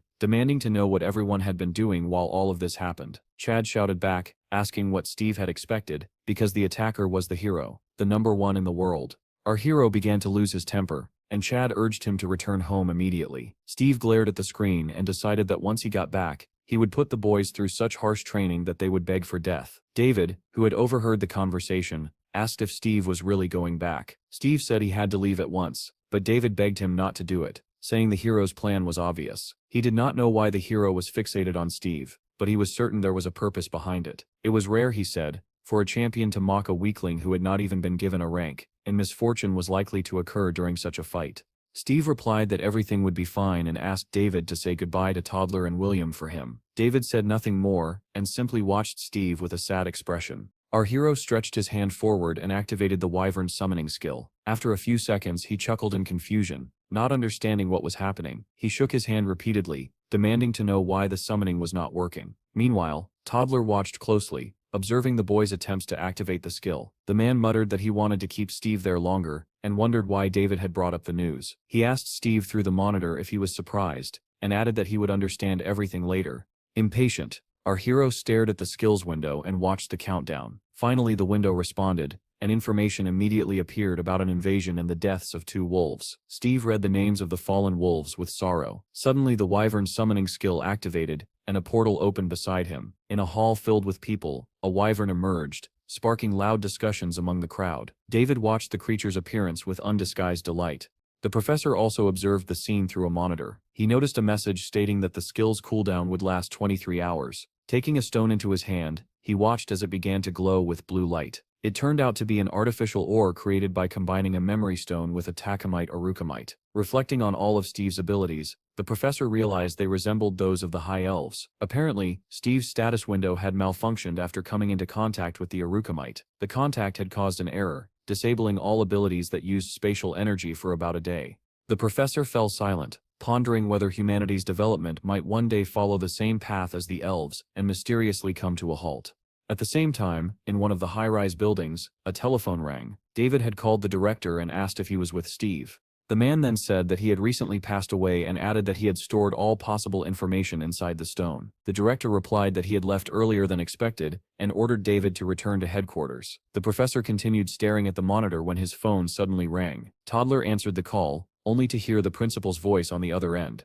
The mustached man asked what Toddler thought and whether the test had been successful. The professor replied calmly that everything had gone exactly as expected. The man then asked if he understood correctly, that if the experiment worked on Steve, it would also work on the inhabitants of planet Aruka. The professor confirmed that this was true. The director smiled evilly and said that it was probably time to teach those arrogant elves a lesson. The professor warned him that they were still close allies with the elves and needed to act carefully. The director scoffed, saying that no alliance lasted forever, and that the elves could turn against them at any moment. The professor replied that there were many unresolved problems before the venture could become profitable. The director countered that crime among the awakened was increasing rapidly, and that relations with the elves could collapse at any time. Toddler tried to argue, but the director cut him off, saying that the era when levels would directly translate into absolute power was approaching, and they needed a way to control it. After ending the call, the professor put the phone away and fell into deep thought. Steve's strength value was 8,000. Would that really be enough to put an end to monsters like him? Steve himself was unaware of what was happening, already flying on a wyvern in search of revenge. He wondered how Hiro had dared to invade his territory and resolved that he would destroy him. Meanwhile, inside Steve's guild, Donnie asked Chad what Steve had said. Chad let out a heavy sigh and showed him the phone screen, saying they might be in serious trouble. The boys were stunned, and Munch asked what the message said. Chad brought the phone closer, and the boys stared at the screen in horror. There was only one message from Steve, a special training session for those who were guilty. The boys clutched their heads and screamed in despair. They demanded to know what they had done wrong. Donnie, on the verge of tears, asked what they could possibly do against a first-rank powerhouse who could easily handle even a C-rank opponent. Suddenly a photo appeared on the television screen, showing the three of them standing in front of Hiro. Commentators beneath the video called it a disgrace to the guild, labeled the monk an imposter, and suggested that they leave the country. Donnie said it was a still image taken from his video. Chad added sadly that people were calling them weaklings. These comments, he explained, were posted on the Heroes Guild forum. Jim muttered that people really were cruel. With tears in his eyes, Chad said that no one was on their side even though they were the victims. Jim asked Donnie why he had uploaded the video, and Donnie replied that he wanted to expose and condemn Hiro. The monk said there was no way to refute claims that the incident had been disgraceful. Donnie responded sarcastically that maybe some people should not drink all night, get into fights with civilians and end up arrested by the bureau. At that, Munch turned away, blushing. The monk said he had only been trying to help a small business when he encountered monsters in human form. Chad added that regardless of the truth, they were not safe anymore, because Steve was furious. Munch said that everyone else had already left the guild to wait out the storm of condemnation. Jim asked what the awakened bureau had said. Donnie replied that there was only one article expressing regret. The boys stared at him in disbelief, shocked that this was all the bureau had done. Jim shouted that a foreigner had illegally entered the country, trespassed on guild territory, attacked people, and caused damage, yet no one held him accountable. Suddenly, Donnie exclaimed that there was another article stating that Hiro had returned to his own country. The boys were stunned, unable to believe that he had simply been allowed to leave. Munch clasped his hands together and began praying to the Buddhist god of mercy. Jim said he could not stand it anymore, and wanted to confront the bureau. Chad urged him to calm down, saying that the bureau would likely claim it was none of their business and tell them to resolve it themselves. Jim asked whether Hiro was part of a security agency and worried that this would turn into a personal vendetta. The monk said that the truly humiliated ones were the officials who pushed their responsibilities onto ordinary citizens. Jim said the most shocking thing was that everyone was against them, even though they were clearly the victims. Donnie read an article from the United States suggesting that Steve's guild should relocate to a superpower that could protect them. Chad said the article was right. It was not that they were weak, but that their country was weak. Immigration was the only solution. Donnie said Steve now had to shoulder all of this and wondered if that bastard's eyes had truly seen everything. Hiro, covered in blood, had told them to bring Steve to him within 10 days, or they would all die. The boys remembered how they had stood trembling before him. Chad had stuttered that they wanted to comply but could not contact Steve. Jim tearfully admitted that he had been so terrified that his body had frozen and he could not even move. Donnie said that if they had tried to fight back, they would have been killed on the spot. Chad added that if they had fought and died, Steve's situation would have been even worse. In the end, they all agreed that they had made the only possible choice. Donnie then asked about Bill, noticing that the monks had been badly shaken. Chad replied that Bill was fine. He barely spoke now and spent his days alone in his room watching television. He used to wander around the area freely, he added, and even the wolves had been afraid of him. Bill was delighted with Hiro, and thrilled that someone so cool had appeared before him. Donnie suggested that they simply wait for Steve to return, confident that he would grind Hiro into dust without mercy. Chad turned to Donnie and said there was something they needed to take care of before Steve came back. Donnie did not understand what he meant and asked again what was going on. Soon, he found himself walking through the area with Chad. Donnie asked why it had to be him, and Chad replied that he had nothing better to do than the others. The two of them walked around holding metal detectors. Chad said he was certain they had buried it here before leaving, while Donnie complained that it felt like searching for a needle in a haystack. Suddenly, Chad received a call and answered with a casual greeting. Melissa thanked them for their continued cooperation and said that they had only been able to explore the dungeon thanks to their help. Chad replied that they had signed a contract, so there was no need for gratitude. Melissa asked him not to blame the government for what had happened earlier. Chad responded politely and ended the call. He walked back to Donnie and suggested they move the conversation to the animal farm, but Donnie immediately refused. Chad explained that people like them often planted listening devices in important locations. Donnie asked him not to be too harsh on Melissa, pointing out that she had been taking care of them all along. Chad agreed, but added that there was a saying that the enemy was usually the closest one. Donnie nodded, saying he was right and that there was nothing wrong with being cautious. The animal farm was filled with all kinds of creatures. There was a pack of wolves, an elephant, a bear, a rabbit, and many birds. Looking around, Chad remarked that there were a lot of them now, and Donnie agreed. Below them, a massive bear was wrestling with an equally huge black rabbit. Donnie asked if they were just playing, but Chad did not answer. Chad said that the family was growing while the owner was absent and wondered where Steve was. Donnie recalled reading an article that said Steve had been seen riding a humpback whale somewhere near China. Chad replied that if Steve was in the Sea of Japan, then he was already very close to home. He asked if there was a pond on the farm, and Donnie said that Steve had been taming animals even before the farm existed. Apparently, Steve had leveled up his taming skill during his travels. He had even frozen the sea to kill monsters. Suddenly, Chad froze and said that he had never seen those before, staring straight ahead. Donnie's eyes widened when he followed Chad's gaze. Two small monkeys were sitting in a tree watching them with clear interest. Donnie asked if those were Japanese monkeys.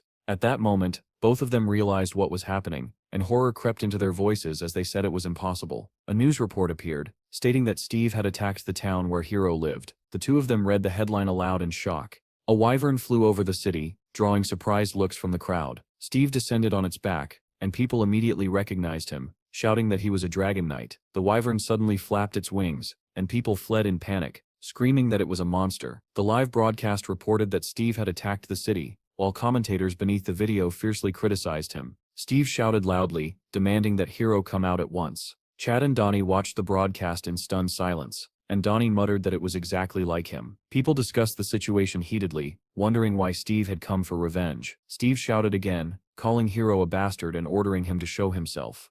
The news reported that the Dragon Knight was in the center of the city searching for Hiro. Authorities announced that Steve had entered the country illegally. Although his presence had blocked traffic, there had been little actual damage. The Awakened Federation Crime Task Force had arrived at the scene. The reporter sounded surprised as a vehicle came into view, saying it looked like Lieutenant Cyrus's team. A man stepped forward, followed by several uniformed officers, and the surrounding crowd began whispering his name. The reporter announced that Team 1 had arrived, and the comments immediately began declaring that Steve was finished. Moments later, the reporter added that a Type 10 tank battalion was on its way, along with an unmanned aerial battalion. Watching all of this unfold, Donnie said in shock that it looked like Steve was in serious trouble. At the same time, officials were urgently gathering inside the local Ministry of Defense building. The operations headquarters was quiet, but everyone moved with speed and precision. One worker reported that the tank battalion was ready. Another confirmed that the combat drone battalion was prepared. A wyvern appeared on one of the screens, and a large red circle was drawn over its back. Another operator announced that the combat satellite had locked onto the target. Two men stood watching the displays. The deputy commander of the Awakened Federation told the Minister of Defense that his people were attempting to recruit Steve. The minister replied that Cyrus had already arrived and suggested they observe for now to see whether Steve was truly at their level. Meanwhile, Cyrus reached the location where Steve had landed and walked toward him amid the excited cries of the crowd. Steve continued shouting for Hiro to come out when Cyrus called out to him. Our hero turned toward the voice and looked with interest at the approaching man. Cyrus announced that Steve was under arrest for trespassing, causing public fear and other disturbances. Steve ignored the speech entirely and asked whether the man was Hiro. Cyrus introduced himself as an officer from the police department and ordered Steve to dismount from the wyvern and surrender. Our hero looked at him calmly and said that if he was not Hiro, then he had better leave immediately. The crowd was stunned by his words, shocked that Steve had openly refused to cooperate with Cyrus. Suddenly, The wyvern and Steve were entangled in black threads that shot out from the red circles on Cyrus's hands. The crowd erupted in cheers, shouting that this was it, the famous Cyrus tie-up. Steve looked down at his body, wrapped tightly in the black threads, and chuckled in surprise. Cyrus shouted for him not to move, warning that the vines would tighten even further. Instead of panicking, our hero continued staring at the strange threads with curiosity. Calmly spreading his arms to the sides, Cyrus leapt forward, preparing to strike, and declared that Steve would now be taken by force. Commentators confidently wrote that it would take Cyrus only 1 minute to deal with Steve and bid him farewell. However, the one who was struck was not Steve but Cyrus himself. Steve's punch landed with terrifying force, sending Cyrus flying into the air as the black vines shattered into countless fragments. The crowd gasped in shock as they watched their hero soar helplessly through the sky. Cyrus crashed to the ground not far from Steve, landing flat on his back. It was a deceptive fall though, because he sprang up instantly and activated his trap skill, still unable to comprehend what had just happened. Blood began to trickle from his nose. Steve smiled faintly and said that this was how it should be. If your territory was attacked, you defended it with your life. As soon as he spoke, the wyvern flapped its wings and completely tore apart the remaining restraints, releasing a thunderous roar. Hearing that roar and seeing how easily his bindings were destroyed, Cyrus admitted that he was frightened. Everything he said was exactly as expected from a dragon knight. Steve was just as strong as the rumors claimed. If he had not activated a debuff the instant he was hit, his face would have been crushed. Steve replied that since Cyrus already understood this, he should leave. But instead, Cyrus launched another attack, shouting that Steve would now face an additional charge for assaulting a police officer. Our hero looked at him with open disdain and called him an annoying guy. The policeman leapt forward and screamed for Steve to die.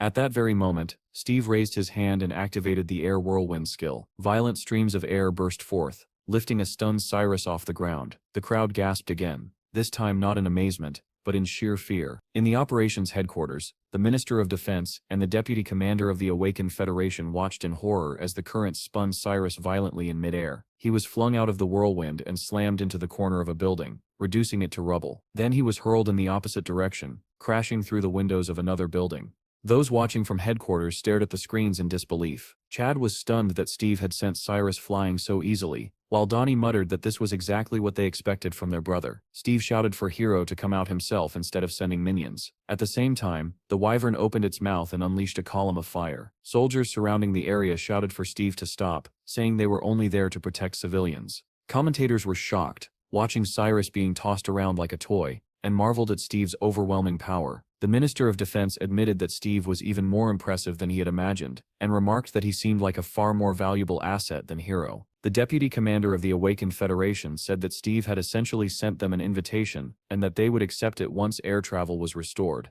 Steve then shouted that if they did not bring Hero to him, he would burn everything within a 1-kilometer radius. Hearing this threat, the crowd panicked and began fleeing in all directions, screaming. Inside headquarters, one officer said the civilians were in danger, and suggested eliminating the Dragon Knight using a satellite strike. The minister smiled faintly and asked why everyone was so nervous, remarking that things were getting interesting. He then asked the deputy commander what would happen next, and the man replied that Lieutenant Massey was preparing to intervene. At that moment, someone behind Steve shouted for him to stop. Steve turned around and saw a large man in uniform standing boldly before him. Checking his information window, Steve was surprised to see that the man was listed as an ordinary person. He asked who the man was, while the wyvern released a threatening burst of flame. The man showed no fear, and introduced himself as Lieutenant Massey of the police department, advising Steve to stand down. Steve replied that they should bring Hero here immediately, and declared that he was giving them 30 minutes. Massey said that Hero could not come right now. Steve asked why, and the lieutenant replied grimly that Hero was currently inside a 7th-level dungeon. Steve said aloud that Hero had gone hunting and asked exactly where. Massey explained that Hero would need 10 days to return. Steve was stunned that he had been provoked by someone who needed 10 days to clear a dungeon. Massey was confused by Steve's reaction and reminded him that it was still a 7th-level dungeon. Steve said coldly that he would return in 10 days when Hero came back. Massey agreed and added that Steve would have to pay for everything he had done today. Steve replied that this situation was their own fault,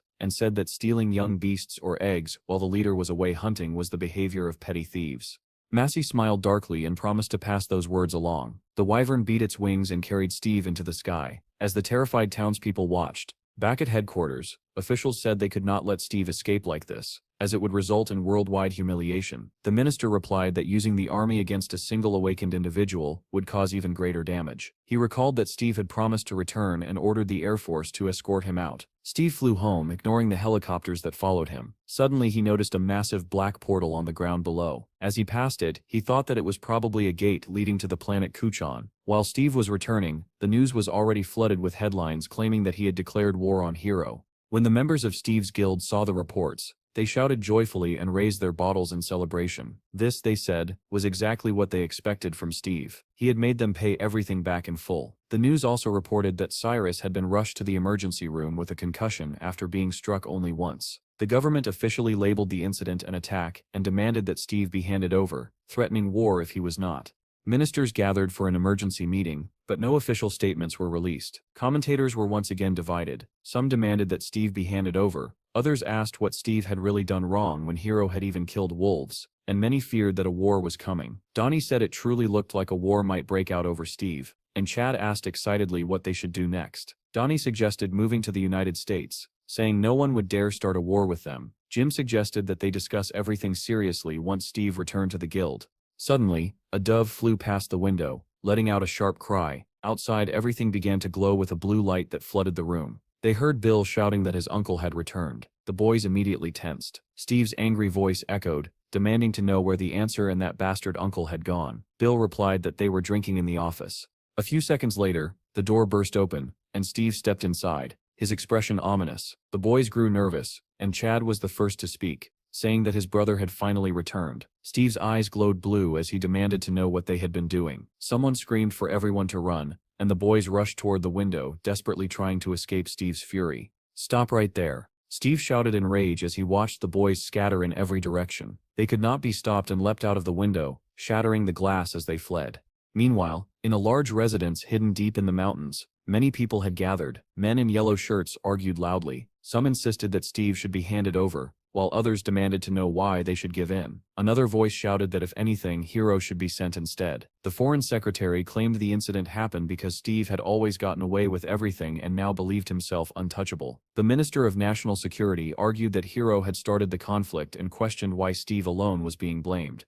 The foreign minister grew furious at those words, and demanded that he repeat himself. The argument escalated until someone asked why they did not step outside if they wanted to fight so badly. Suddenly, a man in a black suit announced that the president had arrived. Another man in yellow sat at the head of the table, and the room fell silent at once. The president asked whether Steve and Hiro knew each other. The assistant secretary replied that there was no known connection between them. The president asked why Hiro would do something like this, noting that no clear motive had ever been found. He said he had heard that Hiro started everything and questioned why someone who had betrayed his own country would provoke a conflict with Steve.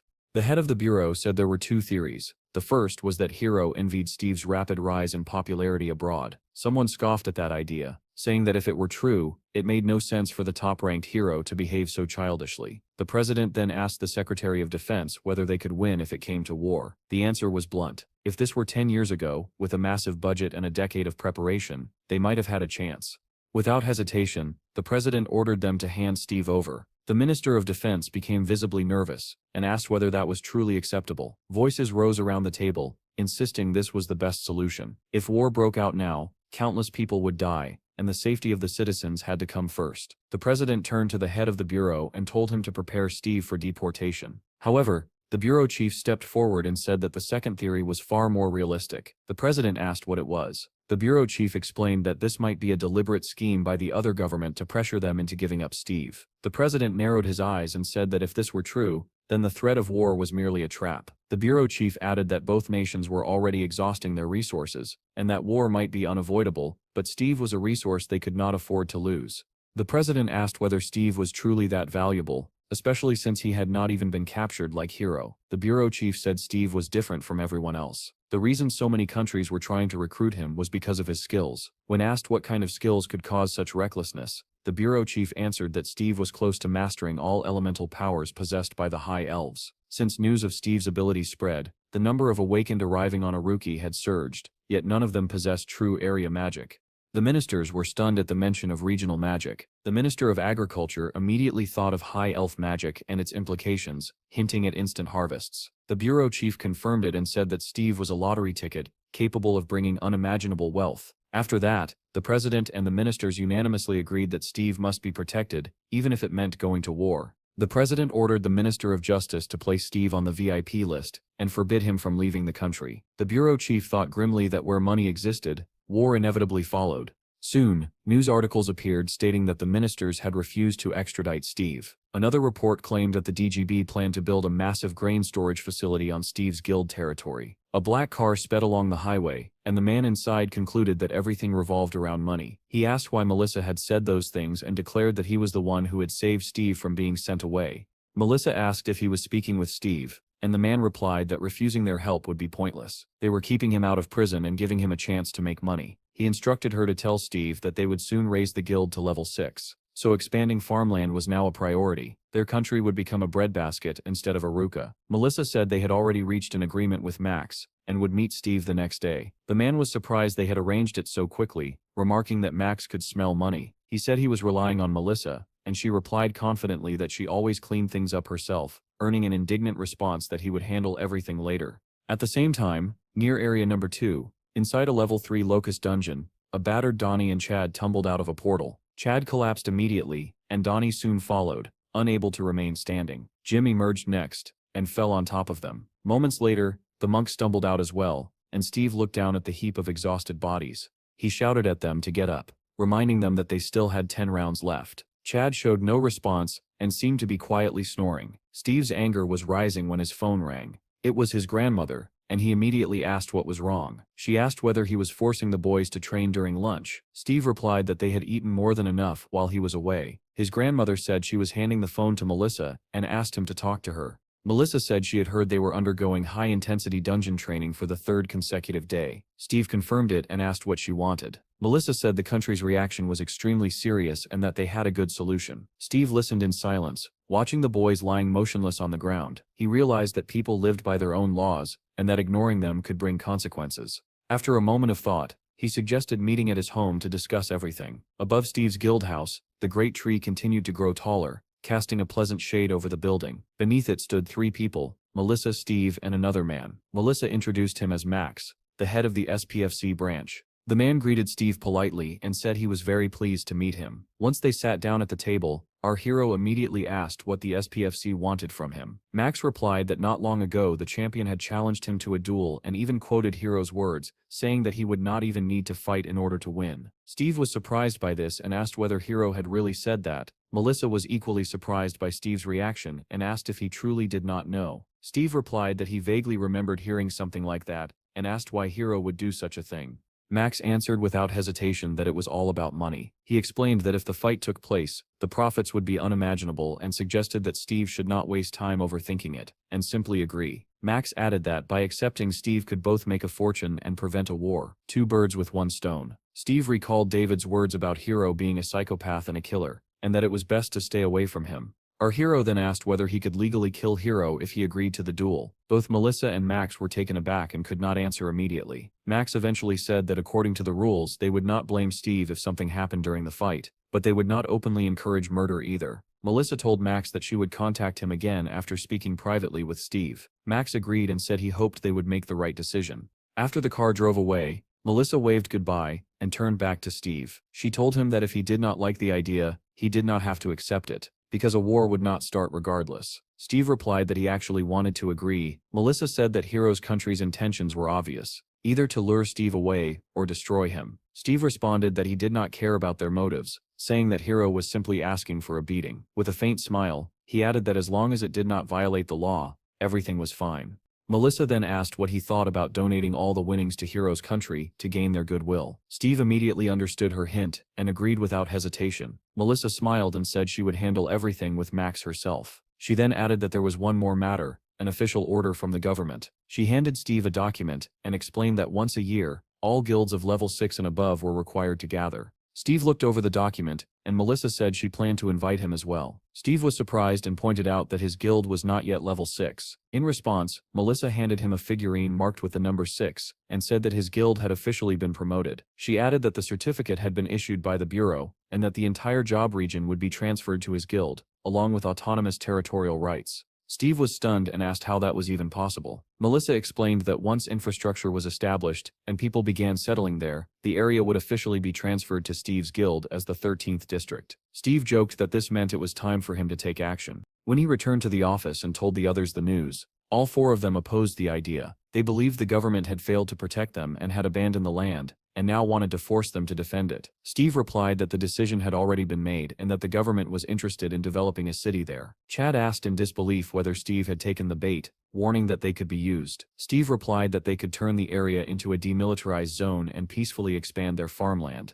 Donnie said it was disappointing and suggested they simply take the money and immigrate to the United States. Steve replied that he planned to keep this area as their headquarters, and eventually divide the new territory into sectors. Donnie asked in surprise whether Steve intended for them to manage those sectors. Jim realized that whoever governed a sector would effectively be its mayor, and if Steve appointed leaders directly he would be more like a feudal lord. Donnie loved the idea and enthusiastically repeated the title of castle manager. The monk then read the news, which stated that thanks to Steve's lands their country could become the world's grain center. The boys wondered whether they could truly compete with Aruka's agricultural industry, which had trade gates across the world. Donnie pointed out that Aruka's produce was extremely expensive, and if things went as planned, Steve would become a lord ruling vast territory and earning astronomical profits. Donnie asked whether Steve had signed the contract, reminding him to keep 2 copies so no one could twist the terms later. Steve replied that they could not even protect their own home, questioning which of them deserved to be castle managers. He then added that if they were done eating, it was time for training. At that moment, Donnie suddenly doubled over, screaming that his stomach hurt and that he urgently needed medicine. Steve slowly began to lose his patience at the sight.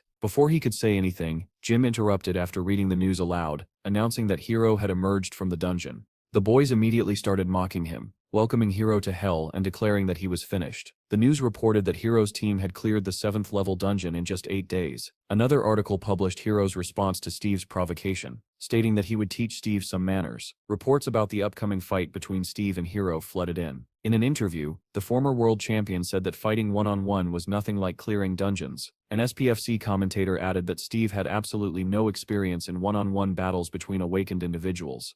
Another article stated that the highest bet placed on Steve had reached 240 million. The boys stared at the number in shock, and Munch said they would not have earned that much even if they had cleared the dungeon 100 times. Then Chad asked Donnie to scroll down, noticing something else. Another article revealed that Steve had donated the entire sum to Hiro's country. Donnie screamed in disbelief, asking what was wrong with Steve, and why he would give away his hard-earned money to another country. Chad suggested that it was done to prevent a war, but Donnie argued that it would not stop the hateful comments. Munch added that there was still the winner's payout to consider. Donnie suddenly remembered that the prize money for the winner was double, and Jim asked in shock whether that was even possible. At that moment, Steve appeared behind them and coldly asked what they were doing there. The boys immediately bombarded him with questions, demanding to know why he was giving away all the money when his own life was on the line. Steve cut them off, saying that if they had finished eating, they should follow him. He was going to inspect Jobs' lands. Elsewhere, the head of the bureau told the president that the payout amount had already been adjusted. Distributing 5 billion each would be sufficient. To be safe, they had arranged for Steve to donate his winnings to the National Fund, which would help suppress rumors of war. With a sly smile, the bureau head added that this was only the beginning, and that once Steve achieved success in agriculture, he would mysteriously fall silent. Steve was already flying toward his new territory on the Wyvern to see how things were progressing. He recalled Melissa's words about a former headquarters building located there, which could house about 100 people if renovated. When he spotted the structures below, he realized she had been telling the truth. Melissa and the workers were already waiting, and they noticed the Wyvern descending from the sky. As Steve nearly touched down, powerful winds erupted from the beating of its wings. One worker wondered aloud if the Wyvern had grown larger, while another admitted he was shocked to see it in person. Steve dismounted, and the Wyvern immediately vanished into an open portal. Melissa greeted him and asked how the view was from above. Steve replied that it looked good. He added that it would be ideal to plant trees throughout the entire area within a 4-kilometer radius. Melissa answered that once the territory was officially marked, she would submit the documents for approval. Steve spread his arms and activated a skill. Firefly-like lights gathered around him, and in the next moment his body began to glow as their numbers multiplied hundreds of times over. One worker asked in awe whether this was a famous ability, and Melissa explained that it was a territorial marker. Elsewhere, a man with a mohawk greeted martial arts fans, announcing that Sidekick was live on air. He declared that only 15 days remained until the battle of the century, Champion Hiro versus Rookie Steve, and said their channel had prepared interviews with both fighters. That morning, after much effort, They had managed to meet Hiro's team in front of a 7th-level dungeon. When asked how Hiro was preparing, Hiro replied that he had no time to train, explaining that the number of 7th-level dungeons would soon increase dramatically and humanity could not afford to rest. However, the headline twisted his words, claiming that Hiro saw no need to prepare for a fight with someone like Steve.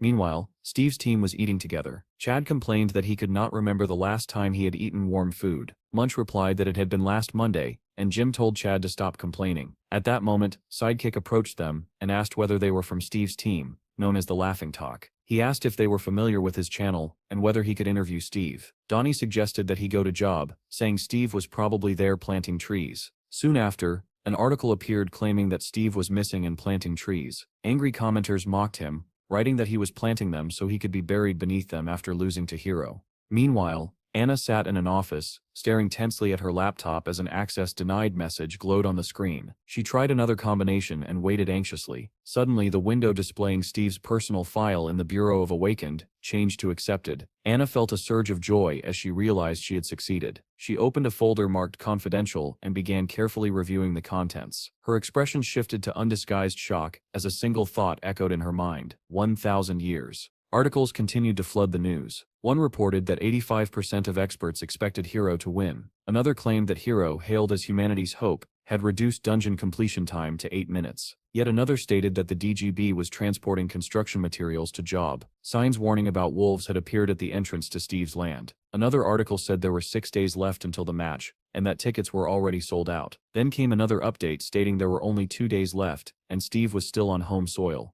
Hiro and Anna were sitting together in the best hotel in the city, drinking wine. Anna asked what he was thinking about as she took a sip. Hiro replied calmly that he was thinking about how he would kill Steve if he failed to show up for the match. Setting her glass down, Anna said she did not think it would be that easy. When Hiro questioned her, she explained that she meant killing Steve. She revealed that she had accessed classified bureau information and learned that Steve had returned after spending 1,000 years on another planet. Hiro was startled and asked whether Steve had used regression multiple times. Anna said she did not believe he used a regression stone like Hiro, and that surviving 1,000 years that way would be impossible. According to the records, Steve had spent 10 years on a planet where time flowed twice as fast. Since Hiro himself had spent 500 years on Earth through regression, it no longer seems so implausible. She added that this also explained why Hiro had never encountered Steve during those 500 years. Hiro asked whether Steve had found the Fountain of Youth. Anna replied that there was a rare item known as the Red Divine Peach. Hiro repeated the name quietly, urging her to continue. She explained that the item appeared only once every 1,000 years on a single planet and vanished after 10 days. Consuming the fruit granted immortality and eternal youth. Hiro admitted that he was becoming increasingly interested in Steve, especially if he had truly lived 1,000 years without regression. Anna confessed that she was worried Steve might have lived longer than Hiro. Hiro stood up and declared that no matter who his opponent was, he would not allow anyone to block his path. News headlines soon announced that Steve had not arrived in the country on the day of the match. Meanwhile, Steve remained busy planting trees on his new land. Apples had begun to grow on the branches, and Steve examined the results while Donnie stood nearby. Steve said that this should be enough for the apple trees. Donnie warned him that there was almost no time left, but Steve ignored him and said that pears were next. Donnie shouted that only 3 hours remained, and that Steve really had to go. Steve replied that his level was still too low to plant many seedlings at once, and that while he was gone, the others needed to buy everything he had listed.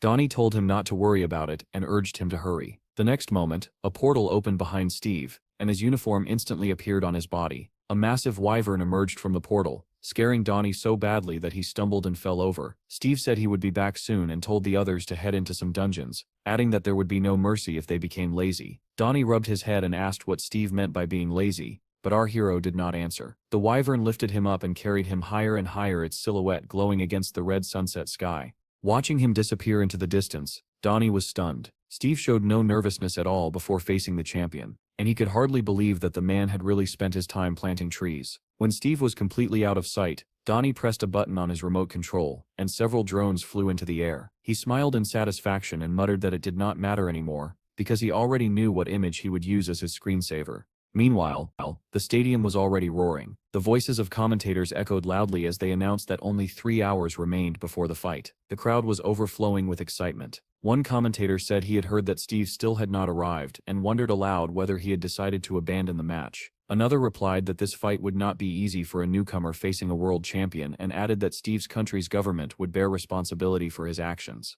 Hiro and Anna also arrived at the stadium and sat in a waiting room with a massive window spanning the entire wall. Hiro asked if there was any news, and Anna replied that Steve had recently expanded his territory and job. Hearing the name of Steve's new lands, Hiro smiled faintly. He thought that Steve clearly knew what would happen in the future. After all, the first 7th level dungeon in Steve's country had opened in Job. When it appeared, the combat squads had thrown all their strength into it and were annihilated. The country lost more than half of its C rank awakened and was unable to stop the monsters. Explosions reduced Job to ashes, and monsters flooded the continent. In the end, unable to contain the disaster, Steve's country fell. Hiro assumed the government wanted to prevent that tragedy with Steve's help. He wished them luck in his thoughts, and dismissed Steve as arrogant. The commentator announced that only 7 minutes remained, reminding everyone that according to the rules, a participant would be disqualified if he failed to appear an hour before the fight. Suddenly the spectators felt a powerful wind rise and instinctively looked up. Whispers spread through the crowd as people asked whether that sound belonged to a monster. Then a massive wing appeared above the stadium, and everyone began shouting that it was a wyvern. Anna stood up, staring at the crowd as their cries grew louder. The commentator announced that, contrary to expectations, Steve had arrived at the stadium riding a wyvern. David leapt to his feet, shouting that he had said Steve would definitely come. The men beside him muttered that Steve was causing quite a spectacle. The head of the bureau exclaimed that the world would belong to Steve if he won. Melissa also watched the broadcast as the commentator said he could hardly imagine Steve showing up just 5 minutes before the fight. Soldiers at field headquarters cheered loudly, urging Steve to crush them all. The commentator announced that the Dragon Knight had landed after circling above the stadium. Jean, standing among the soldiers, quietly cursed under her breath when she heard his name. Steve jumped down from the wyvern, which had grown even larger than before. He said nothing as it roared and vanished into a portal, disappearing from the stadium. The audience erupted in applause, marveling at the summoning magic. Steve looked around and asked why there were so many people and where Hiro was. He then shouted across the entire stadium, demanding that Hiro come out. The commentator noted that Steve was clearly searching for his opponent. The crowd picked up his call, and thousands of voices began shouting Hiro's name in unison.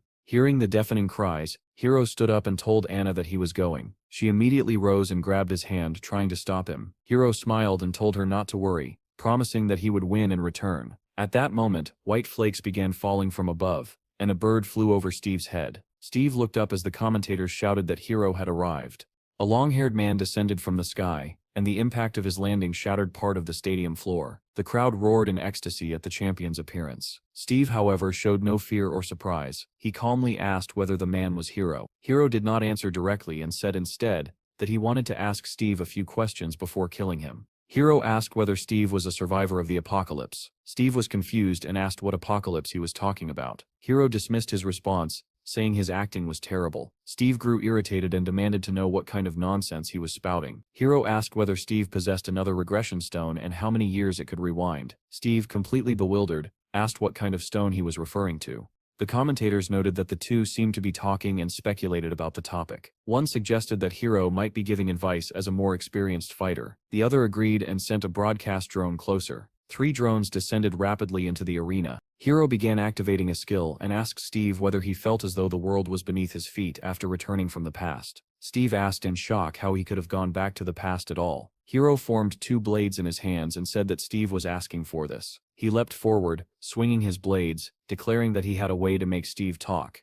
The commentator shouted excitedly that Hiro had begun his attack. In the next instant, everyone froze in disbelief. Steve's fist slammed into Hiro's cheek before the blades could reach him. The force of the blow sent Hiro flying backward into the stunned silence of the massive stadium. He crashed into the ground, leaving a deep crater where he landed. Steve slowly walked toward him as the commentator screamed that Hiro was down. It looked as though the champion had suffered severe injuries and was no longer moving. Steve continued to approach slowly, and the commentator shouted that Hiro was in grave danger. Our hero clenched his fist and muttered that the man was probably just a crazy bastard. He shouted at Hiro to get up and asked if he was really dead. At those words, Hiro's hand twitched. Steve scoffed and asked how a champion could be so weak, ordering him to stand up because he had not yet received what he deserved. Hiro opened his eyes and began to rise unsteadily. The commentators erupted, shouting that Hiro had stood up. The crowd cheered desperately, urging him to keep fighting. Hiro wiped the blood from his nose, unable to tell whether he had been struck by magic or something else entirely. Steve said calmly that everything had to follow its proper course, and that the first thing Hiro needed to learn was humility.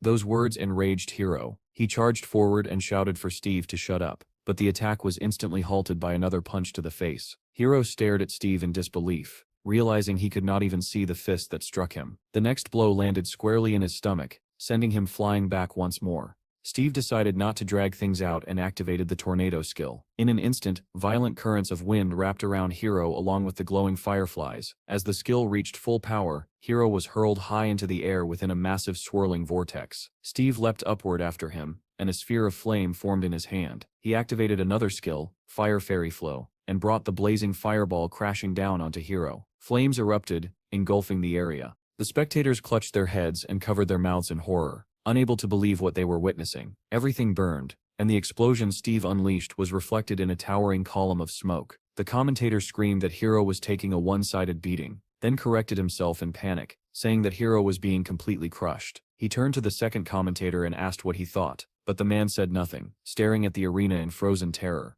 The crowd screamed, some collapsing into tears. Shock spread through the stadium when Steve lifted Hiro's unconscious body by the throat. The commentators cried out that it looked like Hiro had died, but Steve told him to stop pretending, saying he knew he was not dead. He could see Hiro's health bar. Steve said he wanted to ask something, and demanded to know why Hiro had been searching for him. Hiro replied weakly that it was because he wanted to kill Steve, and his health slowly began to recover. Steve did not understand the answer and asked why. Hiro's eyes turned red as his health rose further. He said that Steve deserved to die. Steve asked in shock why he deserved such a fate. Hiro's face twisted, as he replied that because of Steve a plan that had been in development for 500 years had been destroyed. Steve demanded to know what kind of plan could take so long. Hiro's body began to change as his health nearly fully recovered, and he muttered, "Monster breakthrough." Steve realized in surprise that it was a transformation. Hiro screamed that he had to save the Earth. Everything around them glowed red as Steve muttered again that the man was insane. Hiro's transformation completed, and he activated the skill God's Fury. Space itself seemed to rupture as a colossal wave of energy exploded outward, sending Steve flying.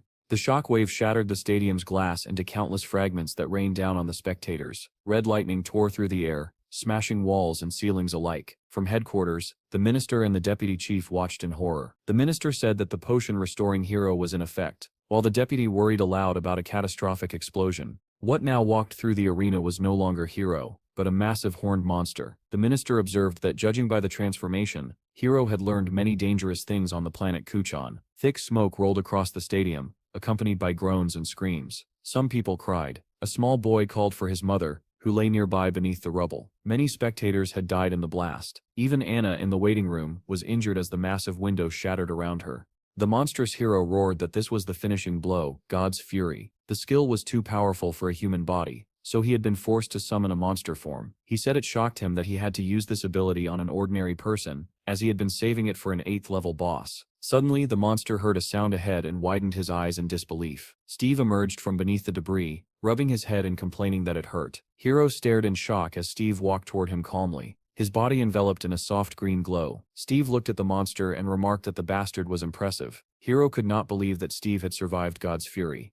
As Steve drew closer, he mocked the monster, saying that it turned out he could transform too. Hiro demanded to know what item Steve was using to be so strong, and what he had used to regress. Steve replied that he had no idea what regression was and said it was not an item, but a skill called Blessing of the Forest. Hiro screamed in disbelief, saying there could not be a skill stronger than the elixir. Steve smiled and replied that it was an elixir-level skill that fully restored consumed life force and mana within 5 seconds. Hiro finally lost his composure and shouted in rage, asking if Steve was really smiling. Steve did not understand the question and chuckled lightly. As Steve prepared to kick, Hiro asked if he thought this was all a joke. Steve glanced at the information window, which identified the being before him as Monster Hiro, a U-rank hybrid. At that moment, the monster struck, catching Steve off guard. Hiro shouted that because of Steve, the world had died, slamming him with his tail. He asked how Steve could still laugh, following up with a crushing punch. Steve blocked it. Hiro roared for Steve to die, unleashing blow after blow, yet the attack seemed ineffective. Steve commented calmly that a U-rank was not that strong. In the next instant, he delivered a devastating kick to the monster's jaw. Steve asked whether Hiro's 500-year plan had been destroyed because of him, and whether the planet's destruction was now also his fault. Therefore, Steve concluded, Hiro believed Steve must die by his hands. He asked this calmly as green light gathered in his outstretched hand. Covering himself from the surging wind, the battle between them escalated once more. Hiro said that since Steve understood everything, he should simply die. At that moment, a mysterious purple stone appeared in the monster's hand, which he clenched tightly. A purple glow spread around his body as he screamed that Steve had ruined everything. He demanded to know if Steve understood how he had reached this level, and how someone like him dared to speak so lightly. The monster suddenly remembered a scene from a movie he had once watched about superheroes. A room full of children had cheered when the hero delivered the final blow and saved the world. Back then, Hero had still been a child, smiling happily as he watched his idol succeed. But then the children on the screen had gasped as the hero fell to his knees, blood seeping from beneath his armor. The hero said that everything had been burned to the ground and it was time to fix it. The children cried as the narration explained that the hero's soul stone turned back time. Only the hero himself did not cry. He smiled at the final scene, unlike the others, thinking that it was fine even if he was forgotten forever. As long as the world remembered a single hero, that memory shattered as Steve's foot slammed into Hero's face with terrifying force. Hero's eyes widened in shock as his body was sent flying sideways. Steve repeated coldly that he was nothing more than a crazy bastard. Hero crashed to the ground on his stomach, digging his claws into the floor to stop himself from being flung even farther. He coughed up blood and slowly forced himself upright, staring at Steve. Hero realized just how strong Steve was. He could not believe that there existed someone he could not defeat in this form, and he wondered who Steve truly was. Seeing no sign of regression, Hero decided it no longer mattered. He could simply start over. At that moment, Steve struck him again and asked what he was muttering about. Steve told him that he was not responsible for the destruction of Hero's plan, and from that point on, he would teach him wisdom. Hero barely resisted, silently urging Steve to keep talking and reveal everything. The purple stone in his hand was a copy stone, and it had already copied 79%. Hero believed that in the next regression, Steve's power would be completely under his control. The stone did not merely copy power, it absorbed the soul itself. Hero nodded inwardly, convinced that he alone should be the hero who saved this world. Steve activated the reality skill. His hand glowed blue as black veins spread across his face. In the next instant, it was no longer a human hand that pierced Hero's face, but the paw of a beast. Steve transformed into a massive bear and struck with overwhelming force. Hero was hurled backward, his nose shattered and several teeth flying from his mouth. The impact was so violent that his body smashed through a wall. Reverting to human form, Hero fell into a crowd, where people recoiled in disgust and called him a cruel bastard. His hair turned white as he lay on the ground, cursing when he realized the copy stone had shattered. Blood streamed from one eye as he squinted upward and saw an eagle circling above. It was Steve, transformed once again, descending slowly toward him. Hero realized then that Steve was no longer human. Steve dropped to one knee beside him and smiled, asking whether he could see the truth now. Hero did not understand and demanded to know what nonsense he was talking about. Steve replied that Hero could not save the world because he was too weak. Hero's eyes burned red with fury as he hissed for Steve to shut up. Steve warned him seriously never to appear on his territory again, or next time he would die. Hero smiled faintly and said that 95% of the population would soon die in the apocalypse anyway, and that Steve was already a corpse. Steve called him a delusional idiot and asked why his past had to become his future. Hero's eyes widened when he heard Steve's words. There is no future for someone who lives in the past like you.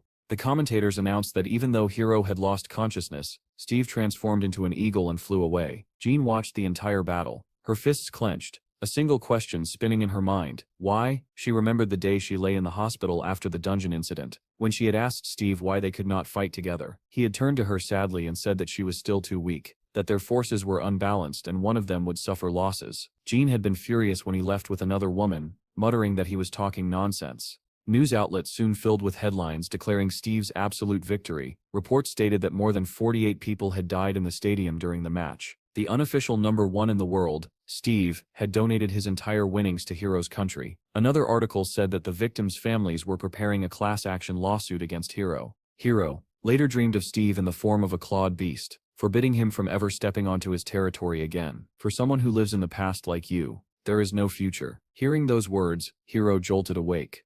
He found himself in a hospital ward and wondered how much time had passed. Spotting a phone by his bed, Hero opened the news and saw headlines about Steve's victory and the lawsuit against the former champion. As he read the comments filled with accusations and death wishes, an ugly smile crept across his face. He muttered that they were all hypocritical bastards. At that moment, Anna entered the room, unharmed. Seeing Hero awake and holding the phone, she was briefly startled, then quickly snatched it from his hands and told him not to read that. She said people were only reacting this way because their pride had been wounded by his defeat. Hero understood that Anna was trying to protect him. He said nothing, only letting out a heavy sigh. The girl asked if he was all right, and Hero replied that he wanted to be alone. She said she would step outside but would take the phone with her, explaining that he needed rest more than anything right now. Left alone in the spacious room, Hiro stared at the door for a long time. Eventually, he stood up, walked to the window, pulled back the curtain, and frowned.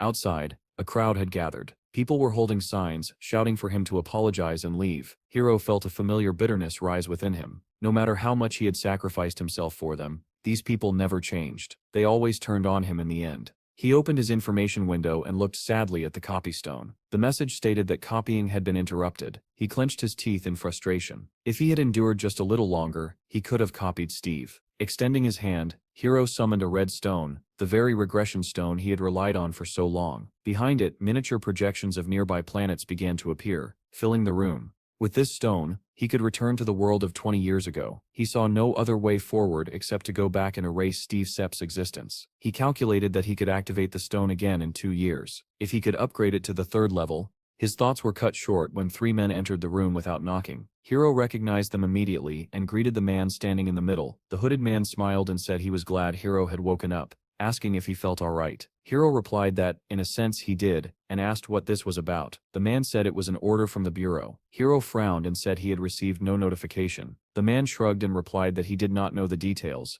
only that he had been told to bring Hiro in. Hiro turned to the other 2 men and asked why they were there as well. Their answers differed. One said he had also been summoned. The other claimed they had met on the way. Hiro studied them silently and understood immediately. The men avoided his gaze, clearly afraid to meet his eyes. All awakened of C rank had been gathered. This was not a reward. Of that Hiro was certain. He told them to wait outside while he prepared. The hooded man agreed politely, and they turned to leave. As they did, the tall man muttered that they should stay quiet, since 2 more were waiting outside the door. The hooded man tried to stop him, but it was too late. The 3rd man sighed and said that Hiro had already figured everything out, so there was no point hiding it. Hiro's lips curled into a cold smile. He asked whether the 5 of them truly believed they could defeat him. The hooded man raised his hands, trying to calm him down, and said that this was merely an investigation and that Hiro only needed to cooperate. Hiro's smile widened as he asked who, exactly, they intended to investigate. All 3 men tensed, unable to answer. Hiro realized that the bureau must have recorded his entire conversation with Steve on the day of the fight. They were likely interested in the items he carried. He asked bluntly whether they wanted the regression stone, whether they planned to lock it away somewhere and torture him for it. The hooded man hurriedly denied it, saying the issue was missing points in the report. The tall man suddenly snapped, calling Hiro names and saying that if he possessed such power, should he not have used it for the benefit of the people? At those words, Hiro's eyes turned crimson. A sphere of energy formed in his hand as he said calmly that the man had crossed the line. Because of this mistake, the country would soon realize what it had lost. The tall man reacted instantly, activating his own skills to restrain Hiro. Hiro's eyes glowed brighter, and faint horns began to emerge from his head. Outside the room, the 2 men waiting by the door saw a blinding light flare through the window, followed by blood streaking down the glass. As they rushed forward, a violent explosion erupted from within, blasting the door outward and throwing them back. When the smoke cleared, they stared in horror at the scene inside. Hiro had transformed into a monster. His tail had pierced straight through the tall man's body, while he held the 2nd man aloft by the head. Hiro asked coldly whether he still looked weak after losing once, warning that he would snap the man's neck if anyone moved. The hooded man extended his hand desperately and called him captain, trying to stop him. The monster snarled and told him not to use that title. He demanded to know who had given the order. The hooded man immediately answered that it came from the commissioner. Tucker, the commissioner of the Bureau of the Supernatural, was a so-called patriot who valued pedigree above all else. He had been waiting for Hiro to fail, and had bared his fangs the moment the opportunity arose. The hooded man explained that Tucker doubted Hiro's loyalty to the country. During the 7th level dungeon raid, 9 members of Hiro's team had died. Tucker questioned whether Hiro had transformed to heal them, and why no such items or skills were recorded. That meant, according to Tucker, that the reports submitted by the team were false. He wanted to know whether Hiro was hiding additional items. The hooded man relayed that before forming an investigative committee. The commissioner wanted answers to a few questions. Hiro laughed darkly and said that was not the truth at all. The commissioner simply wanted to seize all of his items for himself. The monster assumed that if everything had gone smoothly, the commissioner would have offered him the position of captain of the first combat team. The hooded man did not know how to respond to Hiro's words. He remembered the commissioner saying that Hiro's loyalty was beyond doubt,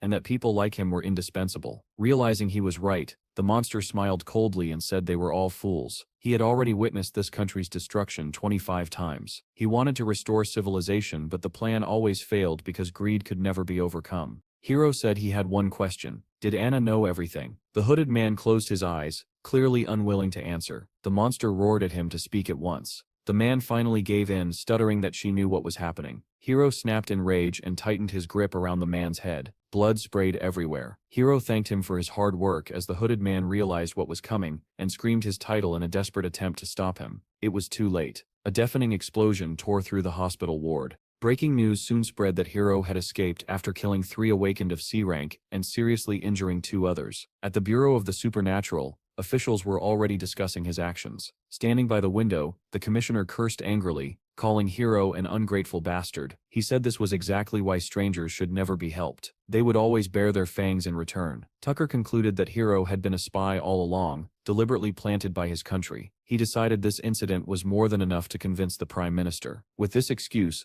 they could eliminate many problems and create perfect heroes to replace Hiro. Turning toward the door, Tucker called loudly for his assistant. A man entered immediately and asked what needed to be done. Tucker ordered him to contact all broadcasting stations. There would be a press conference about Hiro in 2 hours. The media followed Hiro's movements closely. One headline claimed that the strongest man was now in job. Another article showed Jim training the boys, reporting a surge of new recruits in the guild. A different paper announced that the countdown to job becoming the 13th district had already begun. On a popular video platform, a clip titled "Analysis of Steve's Guild, Job Edition" went viral. Another video analyzed Steve's fight, calling it the Dragon Knight's path to divine power. Donnie scrolled through the endless stream of news, amazed by the sheer volume of information. All top 10 trending videos were about Steve, and he smiled, thinking that this was truly world-class. Then he stumbled upon an article reporting Hiro's escape from the hospital. The news anchor said that Tucker had called a press conference and invited viewers to listen. At the conference, the commissioner declared that there was reason to suspect Hiro was a spy and demanded an explanation for Steve's so-called terrorist attack. In response, the opposing press secretary rejected the accusations,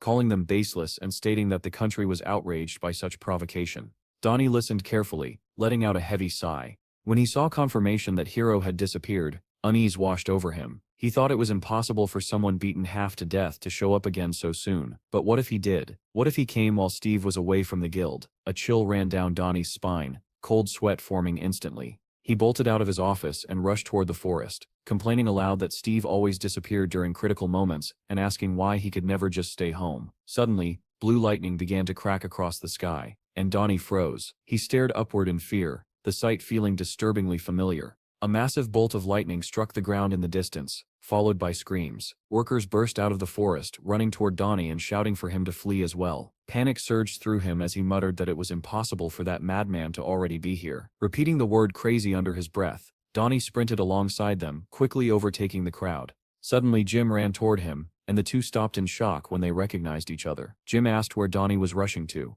Donnie blurted out that the crazy Hiro was already here. Jim frowned and asked what he was talking about, explaining that he had received a report that a portal had opened nearby and was heading there. Donnie echoed the word portal in disbelief as workers rushed past, and Jim confirmed it. They turned back together, watching lightning continue to strike the ground. A red sphere slowly formed amid the lightning. Donnie swallowed hard, saying that the portal looked terrifying. Soldiers soon arrived, and they learned that it was a 7th-level portal set to explode in 42 days. Jane shouted that there was not enough time. Chad recalled that a similar portal had once had 23 gates and a countdown of 120 days. The group clutched their heads in despair. Chad realized that they had been so focused on developing District 13 that they had accepted people without considering their true capabilities. If a breakthrough occurred now, they would not be able to guarantee anyone's survival. Only the monk remained calm. He said that they had no choice but to accept it and clear the dungeon before a breakthrough occurred. The boys lowered their heads, unsure how to respond to such a proposal. Munch asked whether Steve would even allow something like that. Jim replied that the first priority was coming back alive, while Donnie asked if they were really planning to go in. The boys pointed out that they were still pathetic E-ranks, and Jim added that he was no different. He then asked where Steve was at a moment like this. Donnie said he would look for him. Chad decided to check the animal farm and moved ahead. Munch said he would scout the eastern side, while Jim chose to head toward the entrance. The boys split up, walking in different directions, and none of them noticed a ferret standing quietly in the middle of the clearing. The animal looked strangely like Steve.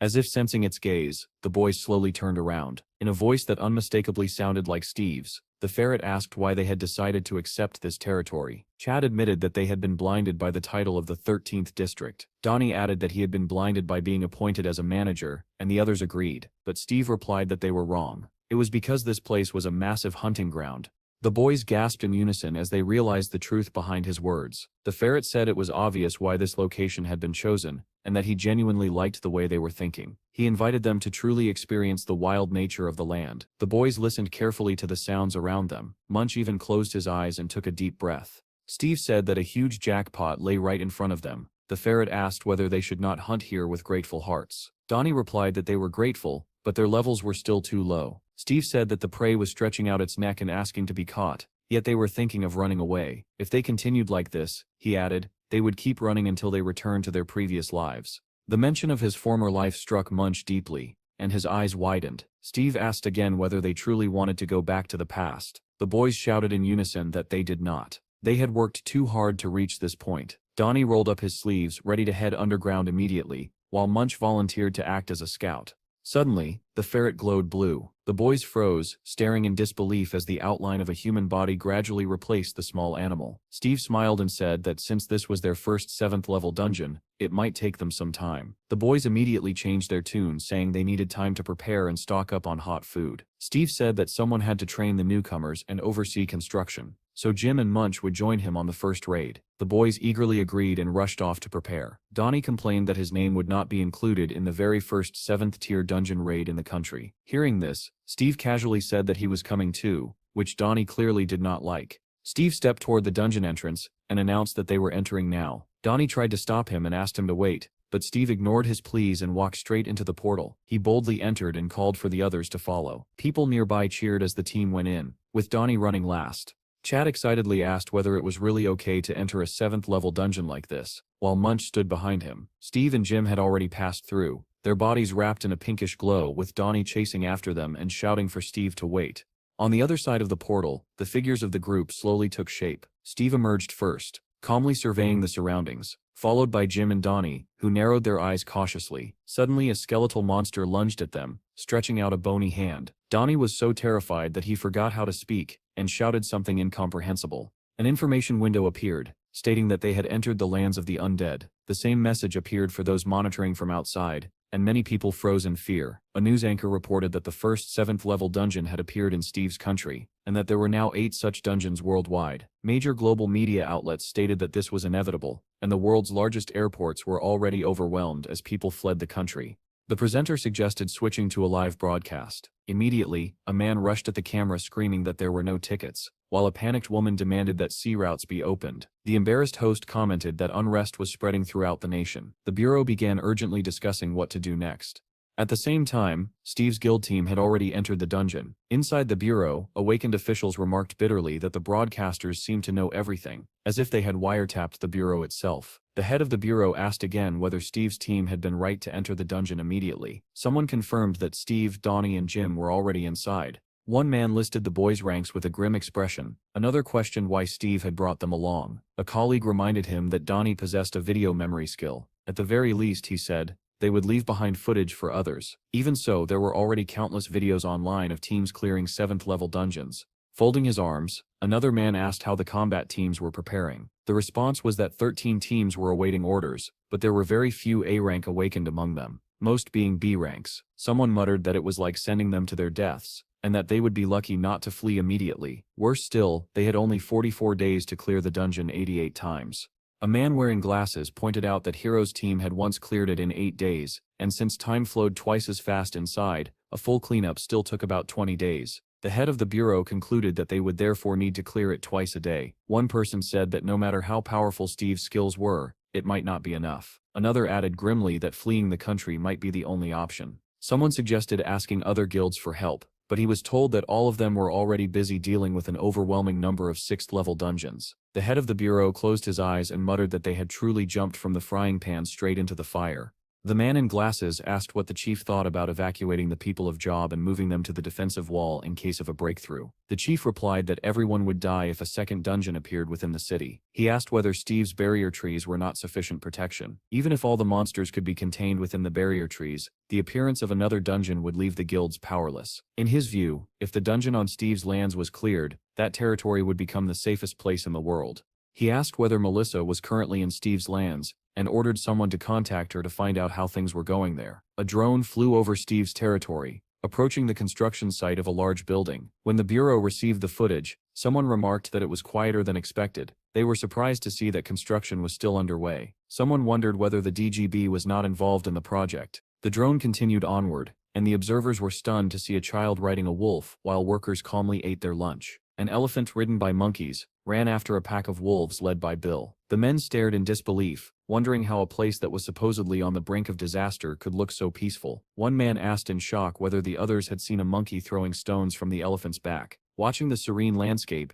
they questioned whether this was truly their country. Several of them agreed that it looked like another world altogether, and even double-checked the drone's coordinates. The chief chuckled softly and asked where the department head, Melissa, was. The drone flew onward and stopped above a long residential building. On the screen appeared a girl lying on a sun lounger, basking in the sun. Someone commented that it looked like a soldier's dormitory. Then another voice hesitantly asked whether that sunbathing woman was Melissa. As the drone moved closer, there was no longer any doubt. It really was her. Melissa lay there in a black open swimsuit, her eyes hidden behind dark sunglasses. The men in the bureau widened their eyes in disbelief. The man in glasses remarked that her appearance was a perfect illustration of the situation on site. At that moment, Melissa seemed to sense that she was being watched. She lowered her sunglasses and looked straight ahead. An energy sphere instantly formed in her hand as she shouted angrily, asking which bastard wanted to die. Then she noticed the emblem on the drone, bearing the acronym of the Bureau of the Awakened. Realizing what was happening, she gasped quietly and covered herself in embarrassment. The chief covered his face with his hand and muttered whether she had really picked up such shameless behavior from Zen's friend. Hastily pulling on her shirt,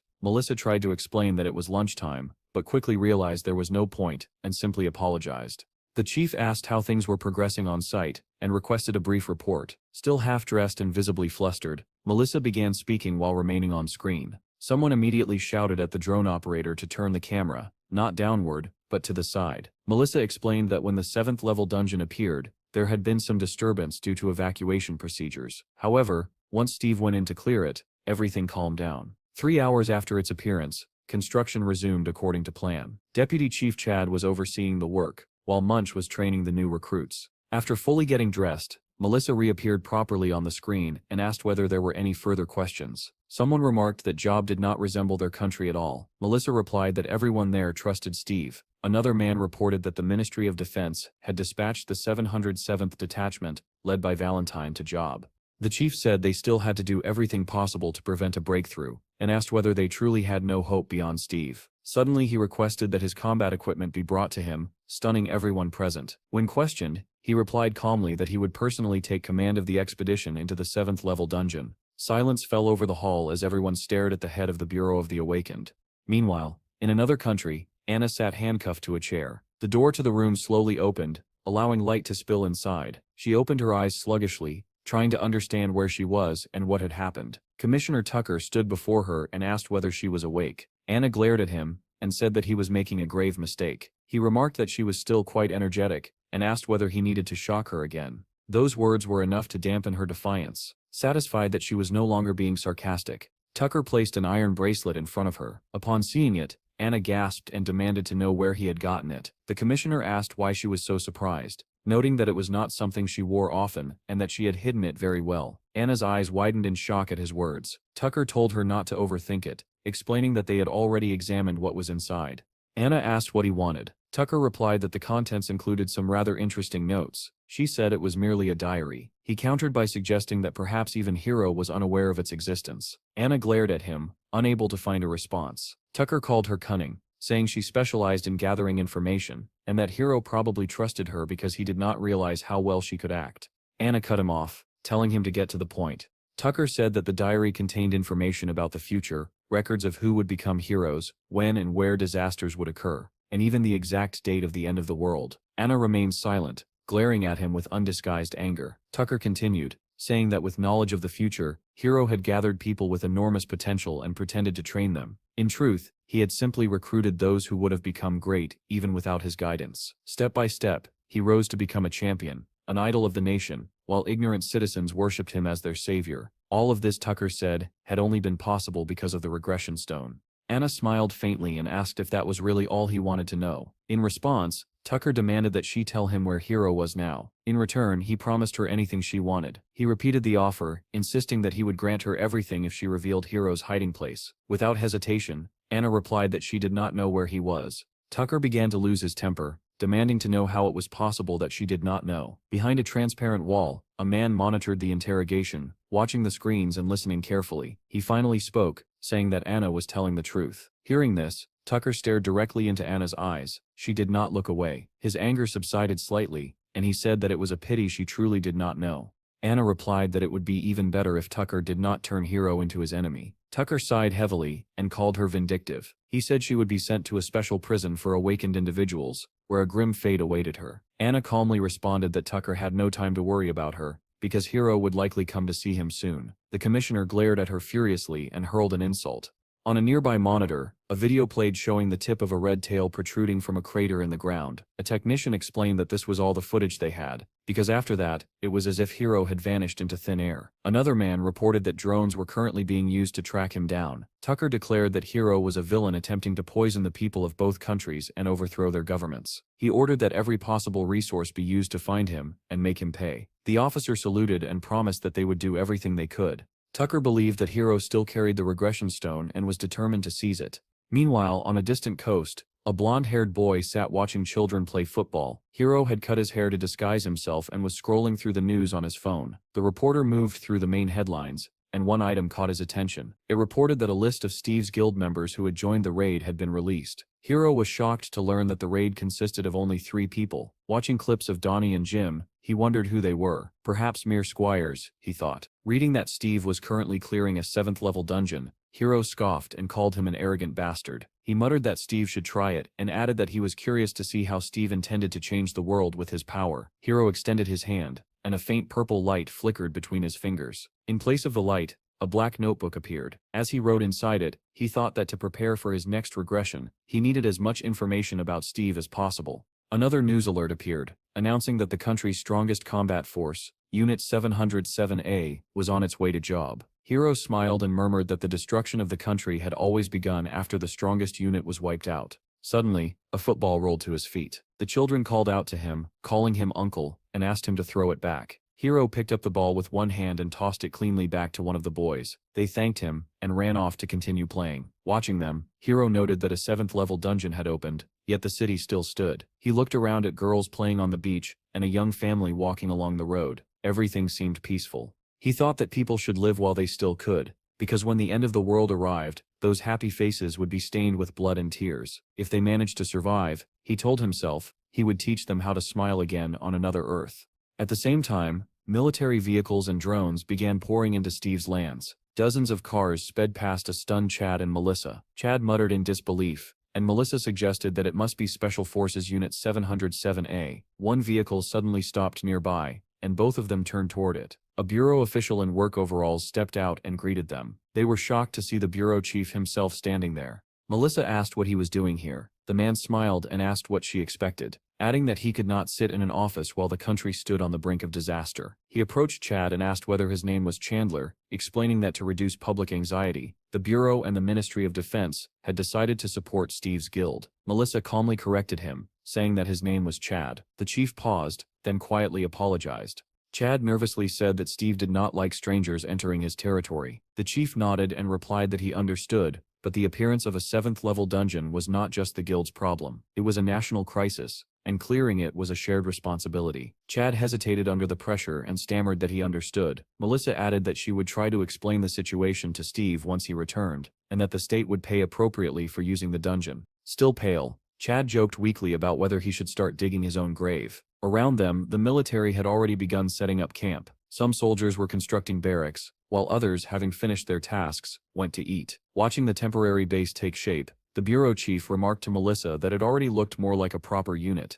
The girl turned to the chief and asked why he had come here in person. Instead of answering directly, the man asked what she meant by that. He began to say that if the head of the bureau did nothing during a crisis, it would be irresponsible. But Melissa cut him off and said that the whole point was that this place was the safest location possible. The chief bristled at her words and asked what she was implying about him. He told her to stop talking nonsense, and to assign him a place at the command post, adding pointedly that the chasse lounge she had been lying on earlier had looked very comfortable. He went on to say that they intended to invite all available professionals to join the operation, and that they also planned to bring Jen here.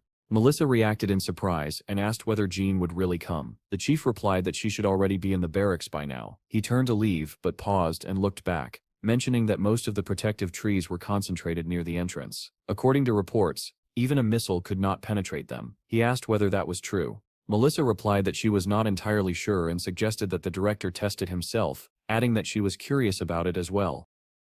The recruits from Steve's guild watched the special forces with open admiration, their gazes lingering especially on Valentine. One of them muttered that he believed he had seen these people fight monsters with his own eyes. Another immediately objected, asking what he meant by calling them monsters. To him they were heroes. Fired by excitement, the recruits decided to approach them. They walked up to Monk and politely asked whether he would mind ending the training session and joining them for dinner. At that moment, the monk was lying on a stone engraved with the words, "My temple," calmly chewing on something. Without moving, he replied that a person would stain their karma if they could not let go of attachment, and instead use tricks to obtain what they desired. One of the boys answered that they still could not die of hunger, since they had to live in order to eventually reach nirvana.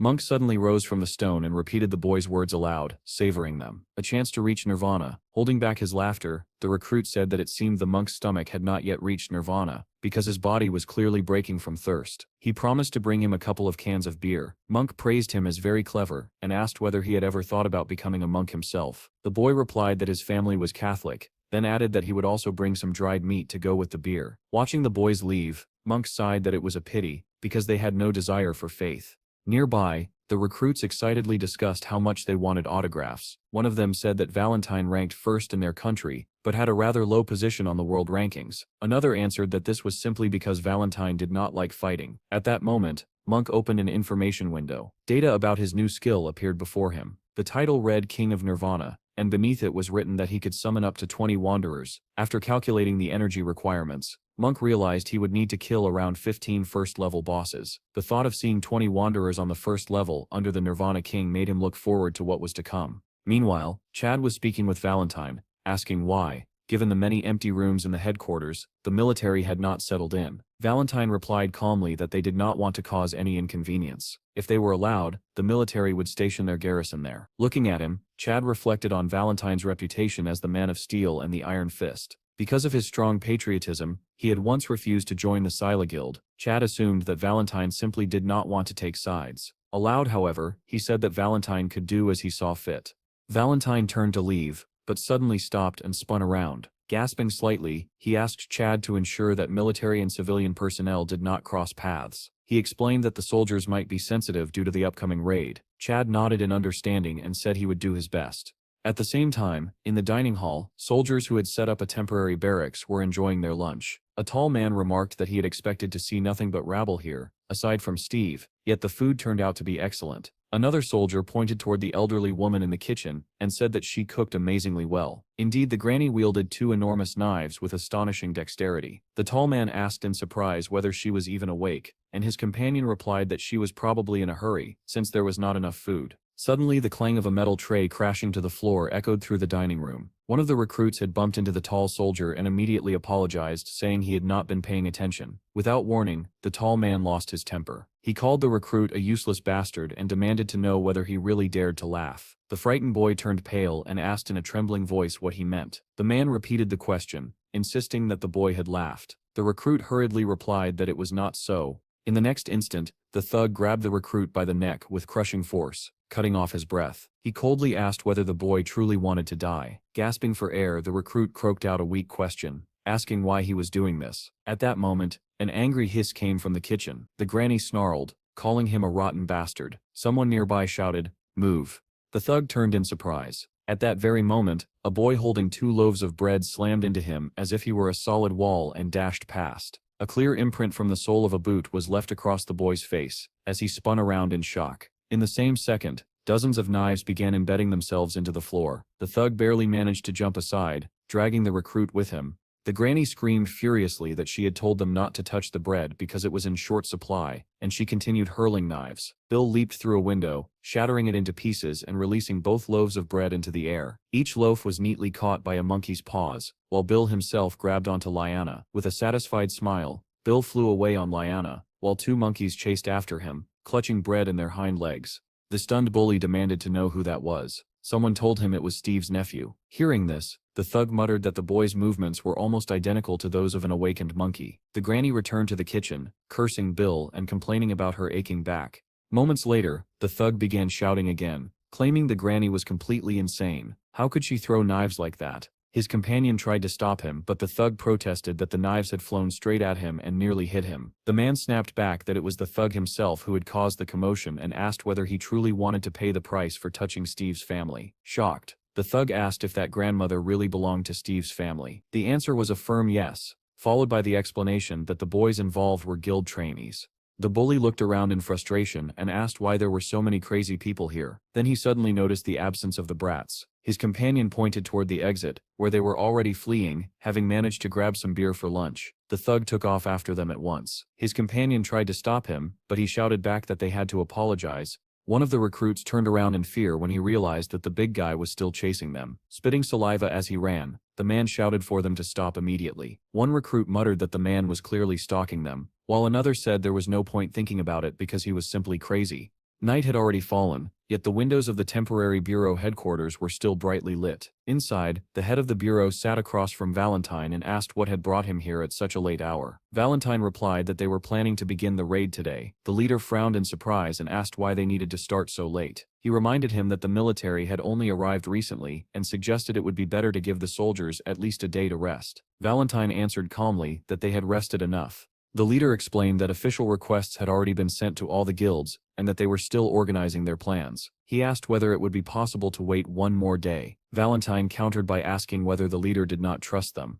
adding that they did not even need additional manpower at the moment. The leader shook his head and said it was not a matter of mistrust. Even hero squads suffered casualties during cleanups, and for their country, the loss of even a single soldier was unacceptable. He asked how they could continue conducting raids if they rushed in and lost people. He added that even Steve had not yet returned, even though it usually took him only 20 minutes to clear a 6th-level dungeon. Hearing this, Valentine realized that the leader was most likely waiting for Steve's return. The man continued, saying that 4 C-rank mercenaries and 12 A-rank mercenaries were currently on their way and should be included in the combat unit. He reminded Valentine not to forget that Unit 707A was their strongest asset. Valentine nodded and said he understood. They would remain on standby for one more day. Despite the late hour, the lights were still on in the temporary barracks. In one of the rooms, Jean lay curled up on her side inside a sleeping bag. Suddenly a ball of bright light flashed just a centimeter from her face. Jean sprang up and shouted angrily, asking which bastard dared to do that. Melissa stood over her and said that Jean should have come out to greet them instead of sleeping. Jean lay back down irritably and replied that it was very good not to see them at all.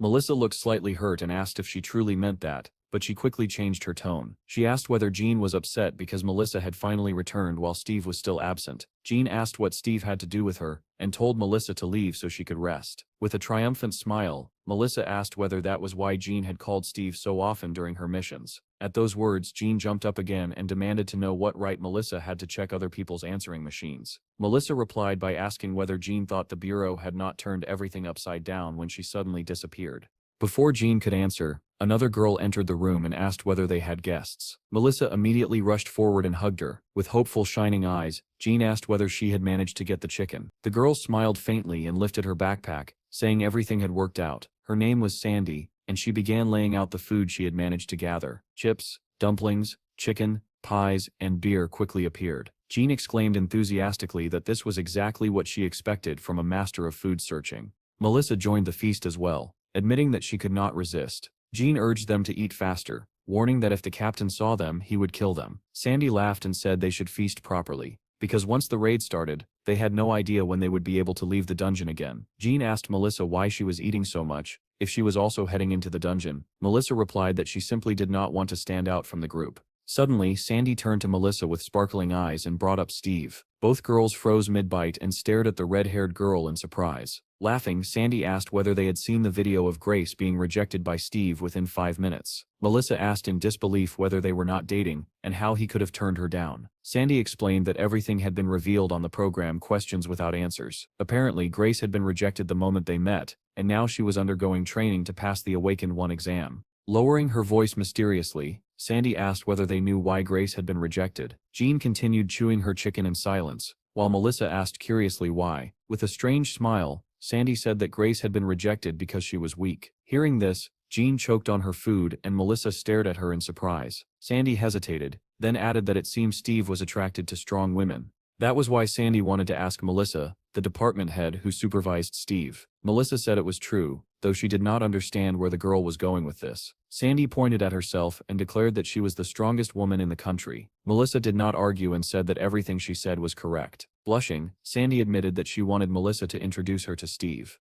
At that moment, the chicken bone Jean had been gnawing on suddenly cracked in half. She stared at it in confusion and groaned softly, lamenting her poor leg. Melissa looked at her with understanding. The news feeds were soon filled with headlines. Steve had gone underground 24 hours ago. 36 mercenaries had joined the squad. Valentine had stated that retreat was impossible. A reporter complained about the rain, saying it was not a sign of bad luck. Bill ran past and waved at Jean, and she waved back as she walked with the squad toward the portal. Chad turned to the recruits and asked where Munch was. One of them replied that Munch had gone into the first-level dungeon with them, defeated the boss several times on his own, and then left with an angry expression. Munch was now driving a car, and had told them to continue without him because he needed to go somewhere else. Chad wondered what kind of trouble the monk was about to cause this time, and whether he had remembered to bring his pills. Suddenly, Valentine's voice rang out sharply, commanding everyone's attention. He announced that the only known information about the dungeon was that it was a land of the undead, which meant their unit would serve as the vanguard. First, they would locate the optimal place to establish a camp. Then, they would create a map and a detailed plan of action. He reminded them that they were the best group in the country and had to perform accordingly. As he walked toward the portal, he declared that the raid was beginning and ordered Group 1 to move out. Following their commander, the soldiers of Group 1 rushed toward the red portal. The controller announced that 27 had entered successfully and urged Group 6 to hurry, warning that only 3 seconds remained. 2 men sprinted toward the portal, one of them shouting desperately for them to run faster. They did not make it in time. The portal closed, engulfing them in fire and lightning. Seeing the tragedy unfold, the head of the bureau screamed, but there was nothing he could do. The dispatcher reported that 28 had entered successfully, while 2 had failed to make it. Steve had been inside the 7th gate for 23 hours, and the raid had only just entered the 12th. Suddenly, an alert flashed on the screen, stating that there were 3 minutes left before the explosion of portal number 7. The dispatcher thought the equipment had malfunctioned and muttered that it was impossible. The raid leader and Melissa stared at the glowing portal in disbelief. Then, 3 silhouettes appeared within the red light. Moments later, 3 figures emerged from the portal, wrapped in crackling red lightning. Steve, Donnie, and Jim. A wave of shocked cries rippled through the crowd as everyone recognized Steve. It was unbelievable. He was already back.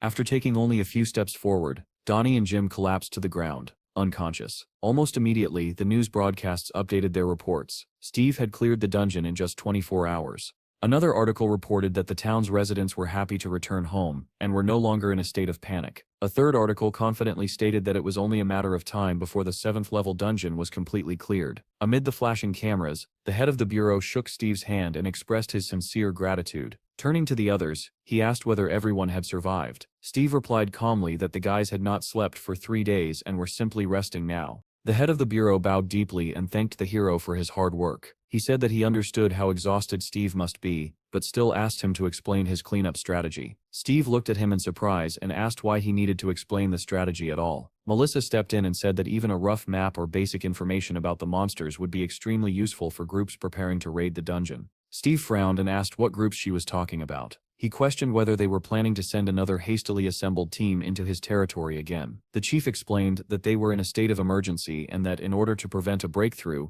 it would be better if another group assisted. Steve immediately rejected the idea, saying there was no need to cooperate. He alone would be enough. Melissa realized with surprise that, to Steve, the 7th-level dungeon was not a disaster at all. To him, it was more like a treasure-filled island that had conveniently fallen into his hands. It was difficult for him to imagine that they were trying to help him avert a catastrophe. In his eyes, their actions looked more like an attempt to take away his spoils. Glancing around at the reporters, Steve asked why there were so many people present. The chief turned to Melissa and muttered that it seemed they were in serious trouble, prompting her to ask him to stay quiet. With a composed smile, Melissa said that she understood everything and promised that she would not send anyone there. However, she added that one unit was already conducting a raid. Steve's expression darkened with fury. He demanded to know who had given permission to raid his land. Both Melissa and the bureau chief obediently lowered their heads, and Melissa pointed to the side. A frightened Chad admitted that it was true. He had given permission. At that very second, Steve grabbed Chad by the ear and said that everything was clear. If it was not Chad,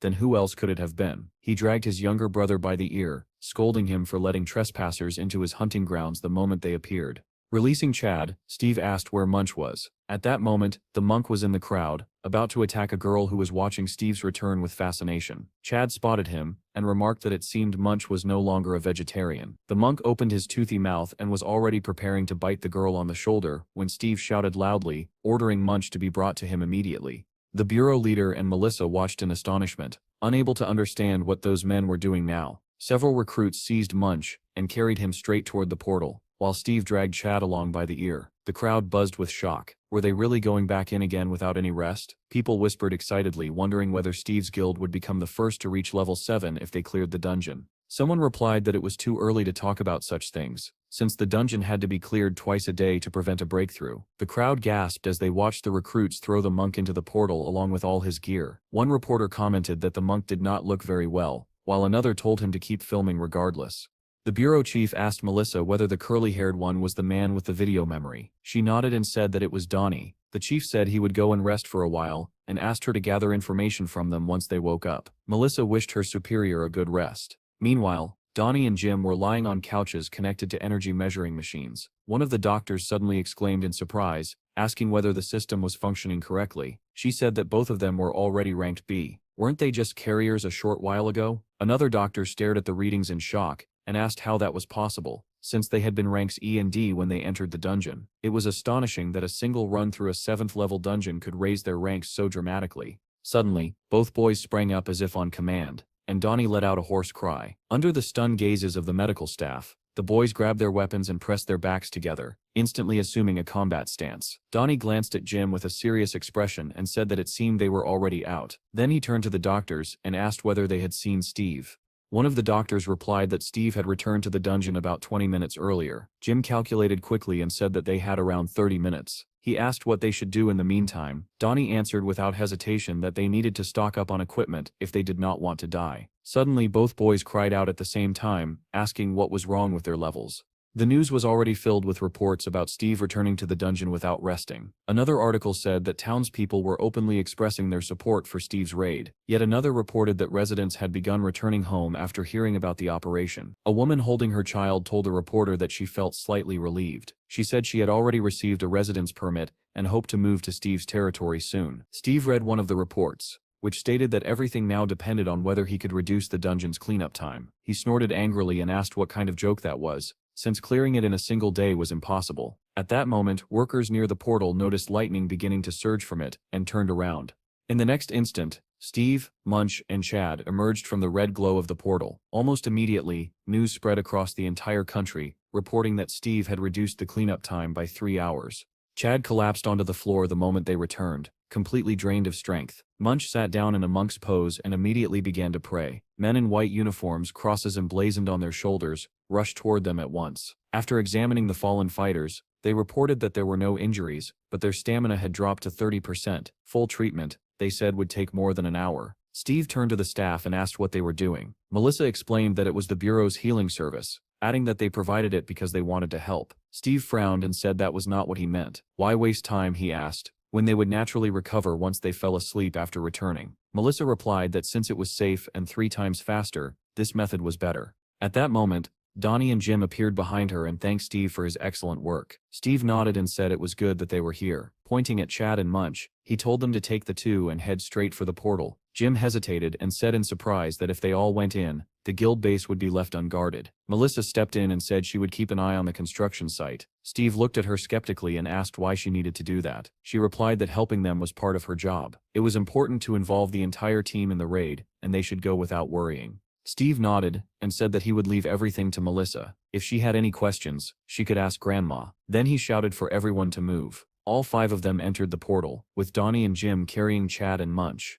Almost immediately, a new article appeared, reporting that Steve's group had launched a 3rd raid into the dungeon. The crowd gathered beneath the massive billboard buzzed with excitement. Inside the dungeon, the group found themselves in an area surrounded by thick bushes. Chad and Munch were laid down in the center, while Steve, Jim, and Donnie spread out to cover them. Steve placed his hand on the ground and closed his eyes, activating his reconnaissance skill. The others already understood what he was doing, and watched both the surroundings and Steve himself. Suddenly Steve opened his eyes, now glowing with a faint blue light, and said that it was time to wake the sleepers. The boys shook their comrades with all their strength. Munch woke first, letting out a deep sigh. Then Chad and Munch both sprang up at the same time, startling Donnie, who had been trying to wake them. Chad took a heavy breath and asked whether they had not cleared the dungeon yet. Donnie, already bracing for combat, replied that they had cleared it and then come back in again. Chad stared in disbelief and asked whether defeating the boss had been a dream. Turning to Steve, he began to complain that they needed proper rest, since they were not like him. Steve remained unmoved and replied that they had slept for 30 minutes.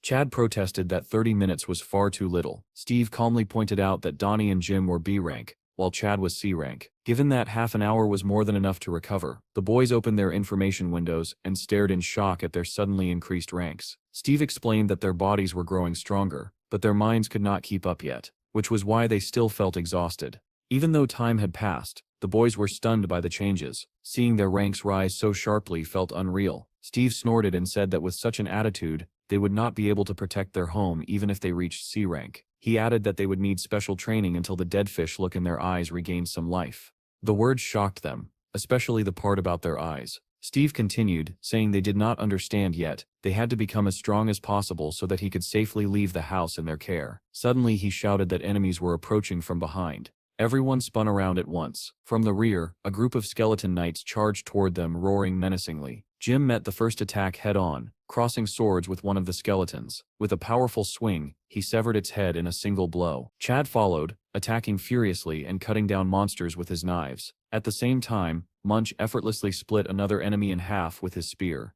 Working together in perfect coordination, they pushed the monsters back with ease. Then all four froze as a new sound echoed nearby. A massive group of undead orcs was approaching at high speed. Steve glanced at them and remarked that they were moving far too quickly. Likely because of Munch, the monk raised his spear and began chanting. For those who cannot find peace in death, the door to the 6 paths of reincarnation shall not open. He slammed his spear into the ground and declared that the only world awaiting them was Dopion, a realm free of temptation. A massive dragon materialized on the battlefield as Munch shouted the name of his skill, Dragon Ascension. Donnie was quick to follow, activating a new ability of his own. He warned the others to be careful and unleashed a perfect ghost trap, firing a barrage of 108 rays of the abyss. The monsters could not withstand such an assault, and agonized groans echoed from all sides. Jim shouted angrily at Donnie, demanding to know what he meant by telling them to be careful and calling him a crazy bastard. Chad, meanwhile, glanced at his new skill data and felt a surge of pride. Leaping high, he hurled his knives and roared the name of his technique, Destruction of Pangea. The blade embedded itself in the center of the horde,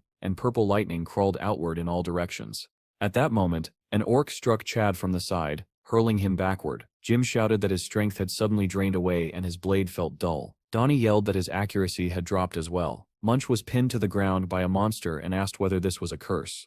Jim quickly assessed the situation and asked what kind of debuff it could be. Looking more closely, they spotted a creature flying above the orc horde. It had a female form, and they instantly recognized it as a banshee. Donnie turned and shouted to Steve, pointing it out. Steve stood bathed in a green glow and said that things were progressing even faster than last time. Meanwhile, back in the dining hall, new recruits enjoyed their delicious meal, quietly hoping that they would remain in Steve's lands forever. Melissa smiled and told them to eat their fill before returning to work. She stepped through a door and asked the granny seated at the table whether she had called for her. The old woman smiled and said she wanted to discuss the bathhouse. Melissa replied that they planned to install a finished sauna next to it. The granny shook her head and explained that a proper bathhouse needed a heated room with floors made of red clay stone. Melissa admitted, a little guiltily, that she did not know what to do now, since the order had already been placed. Just then, her communicator rang. The granny stretched and complained about her aching back.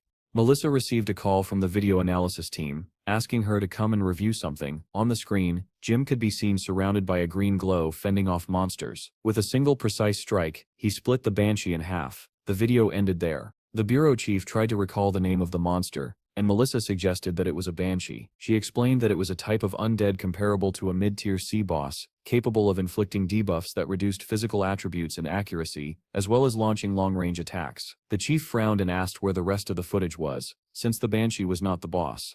The technician replied that they had tried to forcibly extract the remaining recordings while Donnie was sleeping, but he had woken up at that moment. He added that he would approach Donnie properly once they returned from the dungeon. The leader then asked whether anyone other than Steve's group had ever managed to clear a 7th-level dungeon. Melissa answered that now Steve had done it, and aside from his group, no one else had succeeded. The man reported that since Hero's country had refused to share information, they had begun receiving multiple requests for dungeon data from other parties. The bureau chief said that their highest priority was the safety of Unit 707A, and asked how the situation there was developing. In response, the man displayed a recorded fragment showing Jim receiving healing from Earth fairies after nearly dying upon entering the dungeon. Not only had he been healed, but he had also received a powerful buff. Based on their analysis, without Steve's abilities, they believed that no team on Earth could defeat Banshees without suffering casualties. The chief asked how much time had passed since the Special Forces unit entered the dungeon. The answer was that 9 Earth days had already gone by. The man added that, compared to another group, they still technically had time. However, he assumed that the Special Forces squad, being stronger than the heroes group, might have been instantly wiped out upon encountering a Banshee. Hearing this, the leader slammed his fist down and shouted that they had to rescue them immediately, no matter the cost. At that moment, the radio crackled to life, announcing that Steve's group had returned from the dungeon. The chief and Melissa stared at the device in disbelief. Over the radio came voices filled with exhaustion and amazement, reporting that the dungeon's clearing time had been reduced to 13 hours. Both the leader and Melissa agreed that clearing such a dungeon in 13 hours was nothing short of incredible. The chief fell silent, sinking into thought, and staring into space. Suddenly he shouted that there was a way to save the Special Forces and ordered them to hold Steve. Almost immediately, a reply came over the radio saying that Steve had already gone back in. The chief froze and asked again, scarcely believing his ears, whether Steve had truly re-entered the dungeon. The answer was yes. After everyone else had left, Steve had gone back in alone. The chief clutched his head, unable to comprehend it. Melissa calmly explained that if one analyzed Steve's dungeon clearing times up to level 6, it became clear that he cleared dungeons in half the normal time when he went in with a group. If that pattern held, then the 4th raid of a level 7 dungeon should take roughly 6 hours. The chief groaned and said that if he had known how capable Steve truly was, he would have done everything in his power to stop the Special Forces from going in. Melissa then asked what he had meant earlier about having a way to save the unit. The chief replied that the more often something was repeated, the faster results could be achieved. He suggested that Steve needed to assemble a squad of veterans. Melissa gasped at his words. News updates continued to flood in. Reports announced that Steve had reduced the dungeon clearing time to 5 hours, and that 2 days had already passed since the Special Forces had been dispatched. Another article stated that 2 men had returned alive after clearing a dungeon in New Zealand, while experts expressed pessimism about the fate of the Special Forces. Yet another piece accused the bureau chief of poor command. Then breaking news erupted, declaring that Steve had cut the cleanup time down to 4 hours. At the dungeon exit, Steve was immediately surrounded by a crowd of journalists. Suddenly, a man threw himself at Steve's feet. The crowd murmured in confusion, and someone whispered that the man looked like the bureau chief. The chief begged Steve to save him, prompting Steve to ask dryly whether someone had really threatened to kill him. Melissa appeared behind the chief and said that she needed to talk to Steve. She gestured to the side and asked him to come with her if he had time. The 3 of them moved away from the cameras and sat on rocks by the edge of a small pond. After hearing the request, Steve asked directly how he was supposed to help the Special Forces unit. The chief replied that the dungeon needed to be cleared as quickly as possible. Steve answered that this was exactly what he was doing, but the chief said that was not what he meant. Steve frowned and asked why he should help those thieves at all. Melissa explained that it had been 3 days since the group entered the dungeon, which meant that 9 days had already passed inside. The chief added grimly that after 15 days, the chance of returning dropped by 50%. He said they could not afford to lose their Special Forces so senselessly. Steve's anger flared, and he demanded to know who had given such a reckless order. The chief lowered his head and admitted that it was his mistake. He alone was responsible. Steve then asked how it was even possible to save people who had already entered a dungeon. They would have to save themselves. Melissa said quietly that there was one way. Steve looked at her in surprise and asked whether such a thing really existed. She nodded and began recounting an incident from 5 years earlier. At that time, a first-level dungeon had appeared in an open field. The entry cost was low. Artifacts dropped frequently, and it quickly became known as a lottery dungeon. The number of available gates had once reached 500, but they dwindled rapidly. The real problem occurred at the last gate. 5 C-rank mercenaries entered a dungeon with a capacity of 15 people. They chatted casually, saying they wanted to finish quickly and then go drinking. One of them remarked that once they climbed a nearby hill, they would see a large rock that would make a perfect campsite. Another said that after this raid, he would finally be able to pay off all his debts. The others were puzzled by his optimism. Suddenly, the man at the front stopped dead and asked what the hell was going on. The rest hurried forward, asking what he had seen. Lying ahead of them were the corpses of monsters. They wondered who could have killed them. One of the men noted that the bodies no longer contained stones, meaning someone had already looted them. Then they saw lightning flashing beyond the forest ahead. Staring in disbelief, they said in unison that it was impossible. One of them reacted first, shouting that the gates had opened and that they needed to run forward immediately. Steve listened in astonishment and asked what had happened next. Melissa continued, saying that a countdown to the gate's explosion suddenly began, and only one mercenary managed to escape. He burst out of the closed portal, shocking another raid group outside. He had been an athlete, and that alone allowed him to reach the portal in time. The chief added that an investigation was launched, and the conclusion was clear. Due to a computational error, two groups had entered the same dungeon one after the other. Steve asked in surprise whether such a thing was even possible. The chief replied that because of that incident, they learned it was possible in the final dungeon. However, even if someone entered later, the number of people inside could never exceed the dungeon's capacity.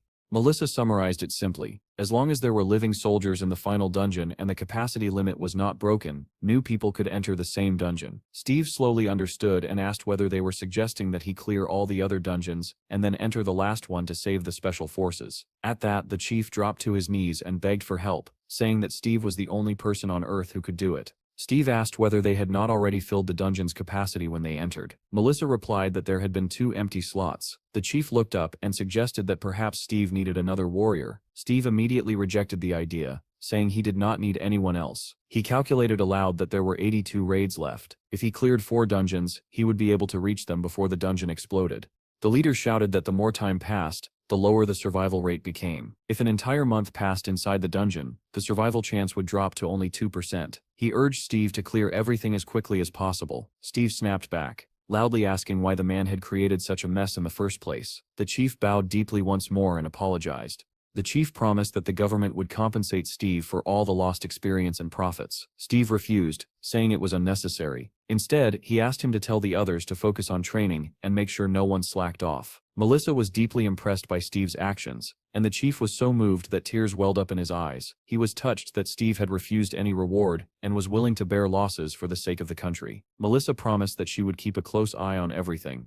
In the next instant, Steve took off, kicking up columns of dust. Small stones flew toward Melissa and the chief as he disappeared. The chief asked whether Steve had already left for the next raid, and Melissa replied that it seemed so. The man opened the budget allocated for rescuing the special forces and asked whether 5 million would be enough. Melissa could only sigh heavily. News broke immediately that Steve was going to rescue Unit 707A. A reporter announced that he was currently in Steve's lands. He had reduced the dungeon cleanup time to 4 hours and would soon begin a rescue operation. 10 minutes earlier, Steve had entered the portal again. Suddenly the reporter fell silent, and the crowd began to stir, all eyes fixed on the portal. Steve emerged, looking slightly tired, but as determined as ever. Reporters rushed forward, snapping photos and recording videos while shouting his name. The reporter announced a shocking development. Steve had exited a 7th-level dungeon after clearing it for the 6th time. Only 13 minutes later, without hesitation, Steve turned around and went straight back into the dungeon, stunning everyone present. The news later reported that Steve had completed 15 raids with an average time of 20 minutes.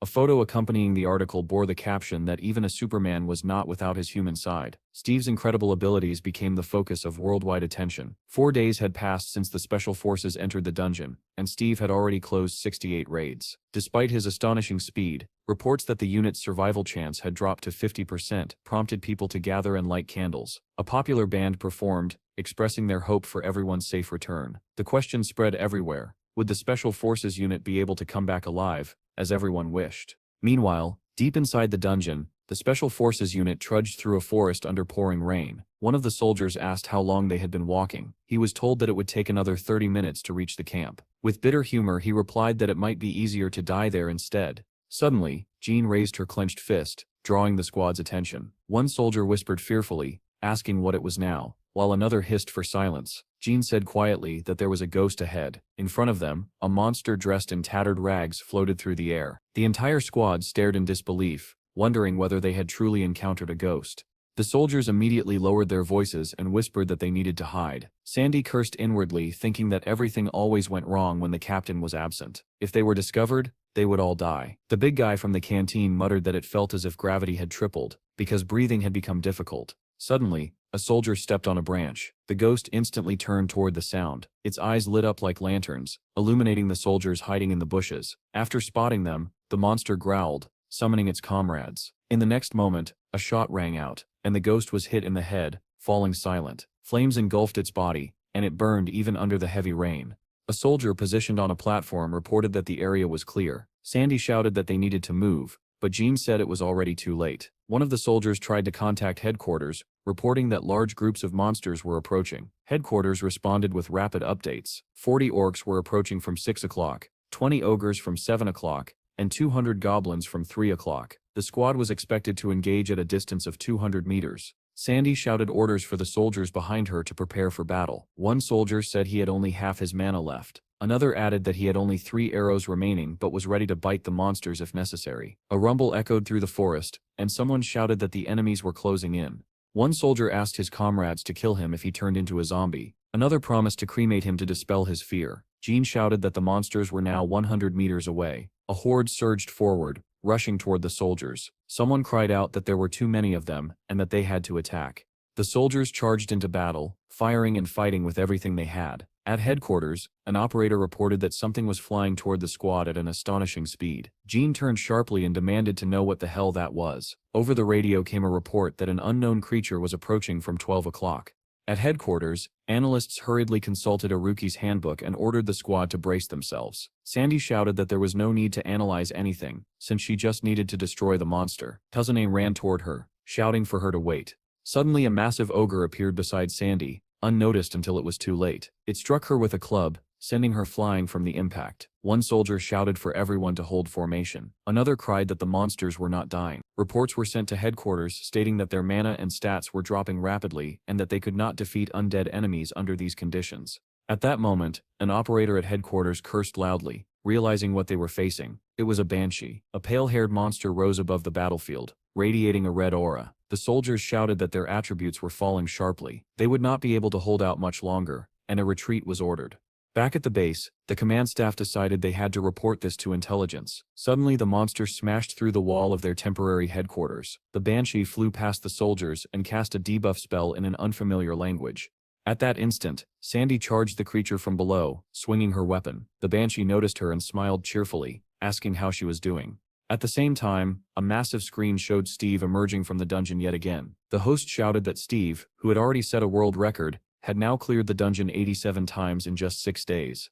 Donnie sat beside the sleeping team members, staring at his phone. He muttered that Steve had come out again and asked whether they should go greet him. Jim, without even opening his eyes, asked whether Donnie wanted to return to that hellish place once more. Donnie replied immediately, sounding frightened, that of course he did not. Jim, still keeping his eyes closed, told the boy to go back to sleep. Donnie agreed and lay down again, clutching his phone tightly. As he drifted off, he wondered what the world might have been like if the great catastrophe had never happened. Meanwhile, Steve emerged from the portal as if nothing had occurred, his body wrapped in crackling lightning. He walked up to the chief and Melissa and calmly asked whether he could go in now. Tears filled the chief's eyes as he replied that this was the final dungeon, and begged Steve to go back with the others. Steve nodded, stepped back toward the portal, and said that if they were still alive, he would bring them back. The host called Steve a patron saint and announced that he was entering the long-awaited final dungeon. News headlines overflowed with reports about dungeon clearings. Steve was hailed as the god of dungeons, and there was even talk of filming a documentary about him. Inside the dungeon, the battle against the howling banshee raged on. Despite the crippling debuffs, Sandy stubbornly charged the monster. She swung her weapon with all her remaining strength, slicing the banshee cleanly in half. Around her, soldiers were being torn apart by monsters, screaming that they could no longer deal damage because their stamina had dropped to 0. Rain continued to pour relentlessly as another detachment approached the ruins of a house. Valentine and his squad reached the boss location sooner than expected. One of the soldiers asked what they should do. Valentine ordered the entire unit to gather and erect an iron curtain. After isolating the area, they would kill the boss. Suddenly a soldier reported that the base seemed to be under attack. The main squad began fighting as well, but the situation quickly deteriorated. Their position was 20 minutes away, and the soldiers decided they had to move to rescue them. At that moment, a bolt of blue lightning streaked across the ground, cutting Valentine off from the rest of the squad. Someone shouted for them to retreat. Through a translucent bluish wall, the soldiers stared at Valentine. They realized too late that it was a trap. Skeletons of death began clawing their way out of the ground one after another. A soldier shouted that these were C-rank bosses from a 6th-level dungeon, and there were 12 of them. The soldiers begged Valentine to come back, but he could only stare in disbelief at what had happened. Back on the battlefield, the banshee burst into flames, and Sandy collapsed to the ground, her weapon slipping from her hands. She checked her stats and realized she could no longer move. Quietly, she wondered if this was the end. Nearby, Jin's sword was embedded in the ground, surrounded by a faint blue haze, and heavy breathing echoed through the rain.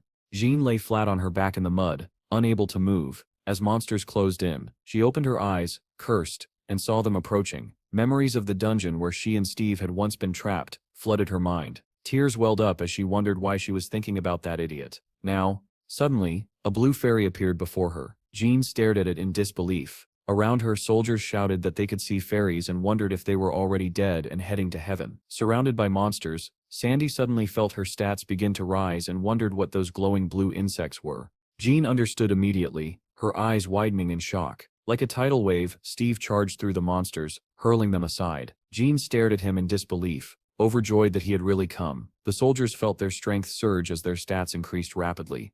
Just before the monsters could reach her, Sandy's eyes flashed white. Her body erupted in golden light. The monsters recoiled, but it was too late. The radiance burned them where they stood. Sandy laughed breathlessly, saying it felt refreshing as her strength was completely restored. The soldiers tore the undead apart with their bare hands, shouting in exhilaration as power flooded their bodies. Suddenly the soldiers noticed a mass of monsters rising into the air and demanded to know what it was.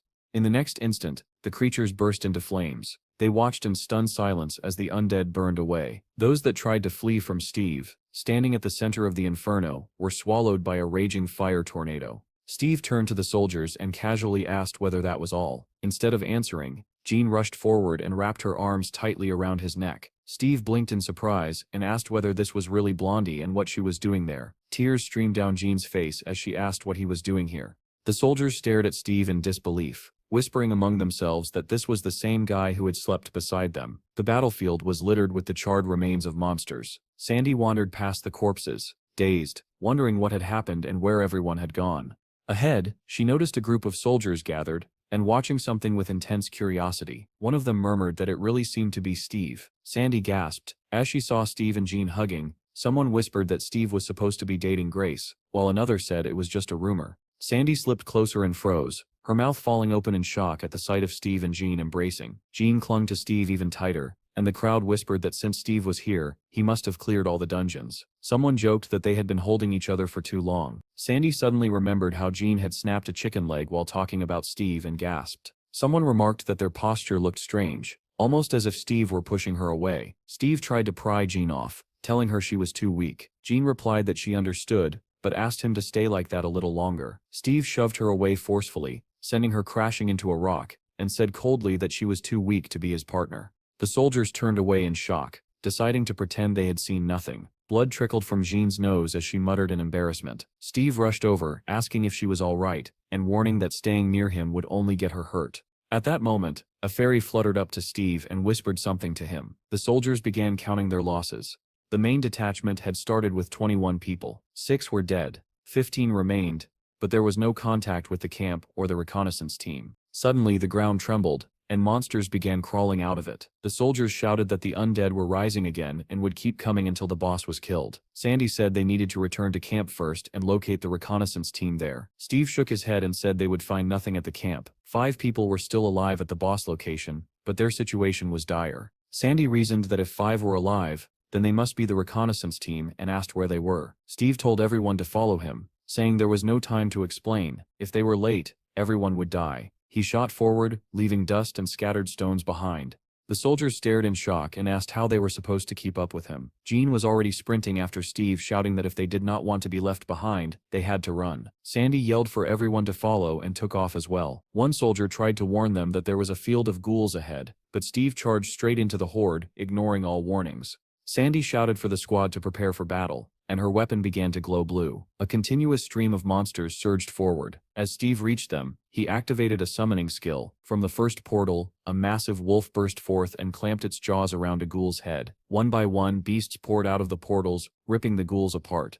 The soldiers stared in awe, whispering that this was a true call, and that they did not even need to fight. Sandy thought, without shame, that Steve was incredibly hot. Just then, Jean turned her head sharply and reported that a flying object was approaching from 11 o'clock. Sandy asked whether it was another flying witch-like creature. Jean shook her head and said no, because it felt different. Indeed, another flying being was approaching. When Steve saw it clearly, he smiled and greeted it calmly. "Hello, Lich." The soldiers screamed in shock, unable to believe what they were seeing. Could this really be a Lich? The monster looked imposing, wearing a golden crown and something resembling a royal robe. The soldiers shouted that another wave of undead was approaching and anxiously asked how they were supposed to deal with it. At the same time, the reconnaissance squad was still fighting the Death Knights, trying to keep their morale up by telling themselves that these him. Meanwhile, in Steve's guild, Donnie and Chad stood staring at something in front of them, stunned. Sandy stood there in a bunny costume, asking whether her brother Steve was awake and whether they could meet today. The two men looked at her in disbelief. Donnie finally managed to answer that her brother had not woken up yet. He must still be exhausted. The girl asked them to take the bags she had brought, explaining that they contained rolls soaked in raspberry wine. Donnie and Chad accepted the food in shock, unable to believe that someone had actually soaked rolls in raspberry wine. As she was leaving, the girl asked them to call her when her brother woke up, because she needed to see him before departing on a new mission. Donnie smiled and told her not to worry, they would definitely let her know. She walked away, leaving the two of them exchanging confused looks. Donnie asked when Sandy had started calling Steve her brother, and Chad replied that Steve was popular with women. They joked that this was probably why Steve lacked vitality. Peeking into the room, they were startled to see a boar lying on the rug. Chad remarked in disbelief that Steve had transformed in his sleep. He added that if Steve turned into a wyvern, the entire place would be destroyed, and asked whether they should wake him up. Donnie shook his head and said that Steve became extremely sensitive during transformations. He had once tried waking him when Steve was a wolf, and had nearly been bitten to death. Chad muttered that he still could not believe Steve could transform even while sleeping. Suddenly, Sandy burst into the room shouting that her brother was awake. Donnie and Chad froze in fear, instantly realizing that Steve might attack. The girl in the bunny costume ran straight toward the sleeping figure, and Donnie desperately tried to stop her. In the next moment, a blinding blue light filled the entire room, forcing everyone to cover their eyes. When the light faded, the boar was gone. In its place, a small kitten lay curled up on the rug. Sandy blushed at the sight, and said that it was incredibly cute. At the same time, Jean ran into Valentine in the corridor, and called out to him. Valentine had not expected to see her there, and greeted her in surprise. Jean asked how he was feeling, and he replied that he was already fine. Valentine said that he wanted to see Steve and asked Jean to go with him. She replied that she was heading to see Steve as well, and told him to follow her. Back in Steve's room, Donnie and Chad were watching everything with intense concentration. Sandy scooped up Steve in his cat form, and hugged him tightly, telling him how cute he was. Steve looked at her in surprise and asked why she had come, letting out an indignant meow. Sandy explained that after the Special Forces unit had been sent home, she had returned to the guild. Since she would not be able to see Steve for some time, she wanted to spend a moment with him. Steve tried to wriggle free and said that he would see her later. Sandy then asked whether she would be accepted into their guild. Steve replied that there was no reason to refuse her. Donnie and Chad were stunned to hear that Sandy was joining their guild. Donnie whispered that Steve was only staying in her arms because she was a woman. Suddenly, he hiccuped. Remembering something important, he rushed forward and shouted that the transformation time was almost over. Sandy and the cat both stared at him in confusion. At that moment, Jean and Valentine arrived at the door and greeted them. Donnie felt another wave of panic, realizing how badly timed their arrival was. In the next instant, blue light flooded the room once more. When it vanished, Donnie and Chad stared in disbelief. Jean leaned in with interest, asking what was going on. On the floor lay Steve, back in human form, his face buried in Sandy's chest. He lifted his head and looked toward the doorway, where an enraged blonde was standing. Jean screamed that he was a crazy pervert, and hurled the box of elixirs she had brought. It struck Steve squarely on the head, and jars spilled across the floor. Hissing curses, Jean stormed out without looking back. Melissa, who had witnessed the scene, stared in stunned silence. Sandy anxiously asked whether Steve was all right, and Donnie replied that nothing short of a catastrophe could harm him. Sandy still did not fully understand what had happened, and quietly watched from the side. Valentine bent down and greeted Steve. Sandy asked in surprise when the captain had arrived, and Chad replied that he had been there the entire time. Steve asked why Valentine had come, and Valentine replied that he wanted to thank him. Steve said it was unnecessary and asked him to leave, complaining that he had a headache. Valentine, however, said that the experience had made him realize that helping others did not always require sacrificing someone else. He vowed to save more lives. As Valentine continued his solemn speech, Steve fell asleep again, his snores echoing through the room. Chad sighed and said that Steve had passed out once more. He added that it was dangerous to stay there and suggested that everyone leave. Elsewhere, something was unfolding inside another building. A girl climbed the steps, with a man in a cap following a short distance behind. The girl turned excitedly, glanced at him, and quickly entered a code into the lock before slipping into her apartment and slamming the door shut. Leaning against it, she exhaled heavily. Suddenly, a man stepped out of the shadows inside the room and called her by name. She snapped irritably, asking who they were. The man replied that they were from the Bureau's criminal task force, and demanded to know what a living woman, who had supposedly died from a gunshot wound to the head, was doing at a murder scene. The girl's eyes glowed red as she remarked that he was very talkative. The man drew his gun and warned her not to move, Behind the door, his partner watched in horror as his weapon glowed gold and disassembled itself into pieces. He burst out of the apartment shouting for his boss, only to freeze in terror. Tentacles were wrapped around his superior's head, emerging from the mouth of the girl once known as Linda. The man cried out in shock, asking what the hell was happening.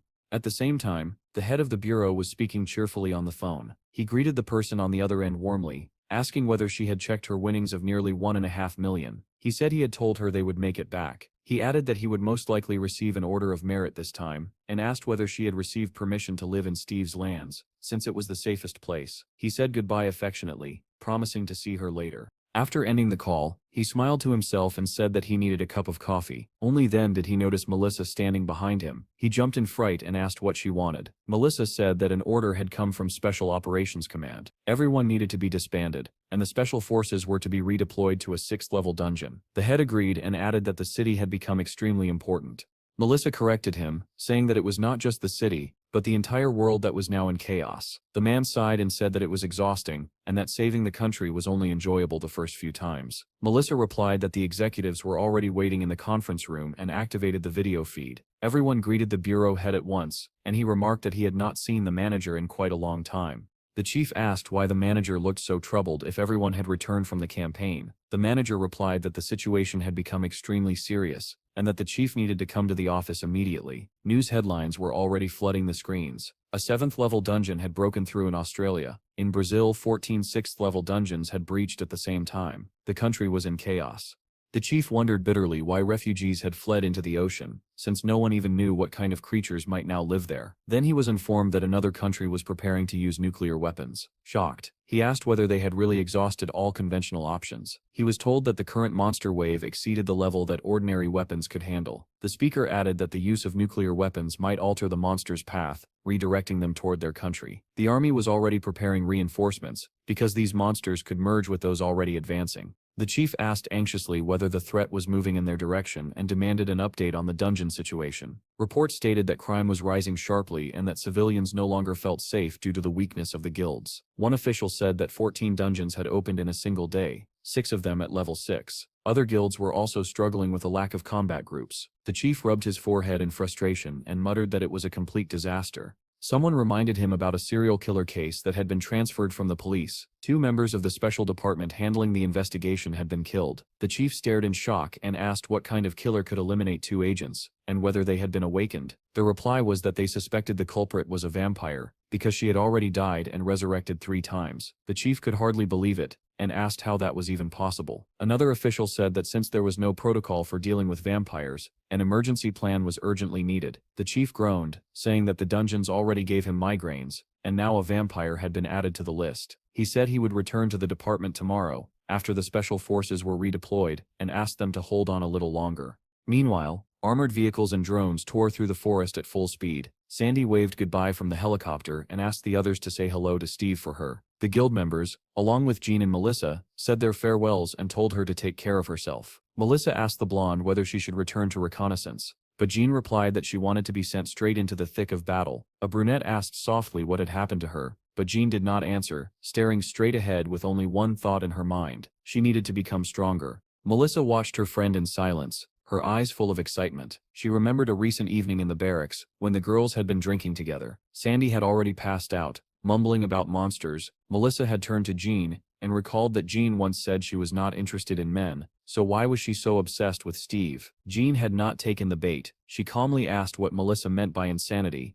then quietly said that she believed Steve would not die. Melissa had understood her meaning immediately. Remembering that moment now, Melissa smiled and wished her friend good luck. Sometime later, breaking news spread that a neighboring country had indeed used a nuclear weapon. Officials discussed whether city defenses should be reinforced. New dungeons continued to appear, and guilds were rapidly running out of combat-ready teams. Everyone understood the same thing. The only one who could change the situation was Steve, and something had to be done. The chief asked what was going on with Steve. He was told that rumors claimed Steve could handle all the dungeons by himself if he chose to. The chief clenched his teeth and muttered that those bastards could actually do something useful for once. While these discussions continued, Steve's guild was strangely peaceful. Soft moans echoed from one of the buildings, and someone lazily remarked that it felt very pleasant. It was Melissa. She and the granny were lying on the floor of the sauna, and Melissa said that her fatigue really had disappeared. Granny replied that when your whole body ached, lying on hot, flat stones was a dream come true. Melissa's phone rang, and she answered when she saw it was the bureau chief calling. At the same time, Steve and Donnie were sitting on the edge of a cliff, gazing down at the endless slope below. Steve asked whether that was enough, and Donnie asked what he meant. Steve said that their home should be safe while he was away. He asked whether everyone had reached A rank. Donnie confirmed that they had, and said it was hard to believe how fast it had happened. Steve asked what the others were doing. Donnie replied that Jim was training the newcomers, Chad was overseeing construction, and the monk often went out on his own. Steve asked where exactly. Donnie said the monk rarely explained himself, only muttering something about saving wanderers. Steve realized he would not get more information, and asked what Donnie himself was doing. Donnie grimaced and asked whether Steve was seriously asking that. When Steve looked confused, Donnie snapped that he was editing videos, until Steve dragged him off to the neutral zone to tame beasts. Steve recalled that it had indeed gone that way, and fell silent. Donnie snorted. Steve then said that animals had become restless because people had reduced pollution and started using gasoline more often. Maybe, he added, it was because they lacked partners and fought constantly when they met. Abruptly changing the subject, Steve suggested digging a ditch outside the wall. Donnie said that would strengthen the defenses and allow them to use the river flow. Steve nodded and proposed releasing alligators into it. Donnie said it sounded great, and Steve asked with a bright smile whether there were any alligators nearby. Donnie laughed nervously and said there were none. Steve sighed and said that was a pity, then suggested going into the neutral zone to catch some. Donnie replied that this really did not feel like the right time. Looking at his phone, Donnie said that people were holding candlelight vigils because Steve was not doing anything. Steve asked in confusion why he was supposed to go hunting in foreign lands. At that moment, a car stopped below them, and both boys turned in surprise. Steve asked who it was. Donnie replied that it was the bureau manager, and added that they would not be going anywhere today. Melissa approached them and said that the bureau had received a request for cooperation. Steve did not even let her finish and immediately said that he was passing. Melissa asked him to listen first, and explained that there were several dungeons they could not hold anymore. She did not get to finish her sentence. Somewhere behind her, a powerful explosion shook the air. Everyone turned around in shock. Melissa stared into the distance and asked whether that was not where the blood crystal power plant was located. Donnie's first thought was that the explosion might have been caused by Hero. Cries for help echoed from the station, as survivors shouted that the wounded needed to be carried out. Chad arrived at the scene of the blast and immediately realized that, because of the raging fire, it was impossible to enter and help directly. Jim and his recruits also rushed over and asked what had happened. Chad replied that the generator must have exploded, but Jean insisted that the fire had to be extinguished immediately to prevent a second explosion. Suddenly, blue lights began to appear around them, and everyone turned in surprise. Steve was standing behind them, summoning tiny fairies. Relief spread through the crowd at the sight of him. After finishing his preparations, Steve activated the water vortex skill. A massive whirlpool of water formed in the sky and descended over the entire building. Torrents of water poured down, extinguishing the flames completely, leaving not a single spark behind. Then someone noticed people falling along with the streams of water. Without hesitation, Steve shouted and called for Wyvern. A gigantic wyvern emerged with a thunderous roar, opening its massive jaws. Those watching stared in horror, not at the falling people but at the terrifying beast itself. As soon as it appeared, the wyvern assessed the situation and understood its task. Blue lights surrounded the falling people, the water gradually subsided, and instead of plummeting, the survivors began to float gently. One by one, they landed safely on the ground. The onlookers rushed toward the survivors, astonished that the wyvern had saved them. Soon ambulances arrived, and people hurriedly guided medics to the injured. Melissa and Donnie arrived as well and asked Chad what had happened. Chad said it seemed to be the generator, but nothing was certain yet because the investigation had not begun. Melissa remarked that DGB generators had caused explosions before, but never of such magnitude, and said that the group leaders needed to be gathered. At that moment, someone called out to the bureau manager. Everyone turned toward the voice. It was Steve. He calmly announced that he wanted to dig a large ditch around his lands. Chad stared at him in surprise, having never heard such a proposal before. Donnie explained that Steve wanted to strengthen the guild's defenses while he was away. Chad asked whether Steve really meant building a moat around all the walls, pointing out that they were already in debt. Steve looked surprised, and Chad added that such a project would cost an astronomical amount of money. Donnie reminded them that most of their funds had been donated after the duel in the 7th level dungeon. Steve said he would earn more money, but Chad replied that it would not help unless they found a dungeon rich in treasures. At that point, Melissa stepped in and said that such a dungeon existed. The others looked at her skeptically, waiting for details. She explained that there was a 4th level dungeon known for abundant treasures and multiple blood crystal drops. Donnie was shocked that such a dungeon actually existed, while Steve said it sounded perfect. They discussed that access would not be granted freely, and that they would probably have to pay. Melissa said that the dungeon was controlled by the core guild,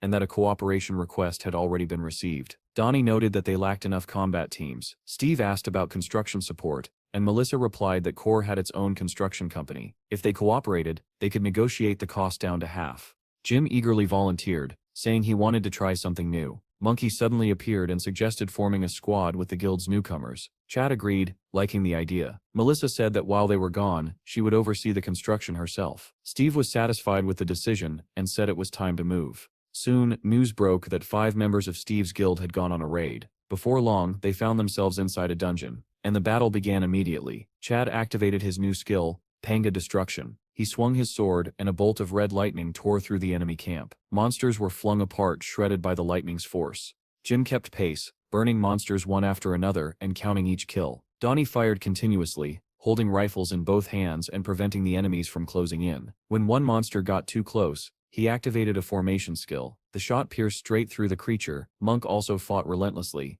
cutting down enemies with his spear. Suddenly Monk turned and froze when he saw silhouettes of more monsters approaching. He activated Dragon Ascension, and blue waves engulfed the enemies. However, they did not fall. Monk realized grimly that the skill was still not powerful enough. He clasped his hands together and activated another ability, Summon Wanderers, King of Nirvana, First Path. His left eye glowed red as he focused ahead. Zombie bodies began rising from the ground, and Monk ordered them to devour the monsters. Meanwhile, Steve calmly harvested crystals from fallen enemies, and was surprised to find 5 crystals from 5 monsters. Smiling at the glittering loot, he thought that this truly was a dungeon filled with treasures. Back on Steve's lands, construction was in full swing as workers dug the moat. As promised, Melissa supervised everything, issuing orders and coordinating the effort. Far beyond the peaceful territory, soldiers sat in trenches, eating lunch under pouring rain. Suddenly they heard a growl and turned toward the sound. Complaining about their rations, they grabbed their weapons.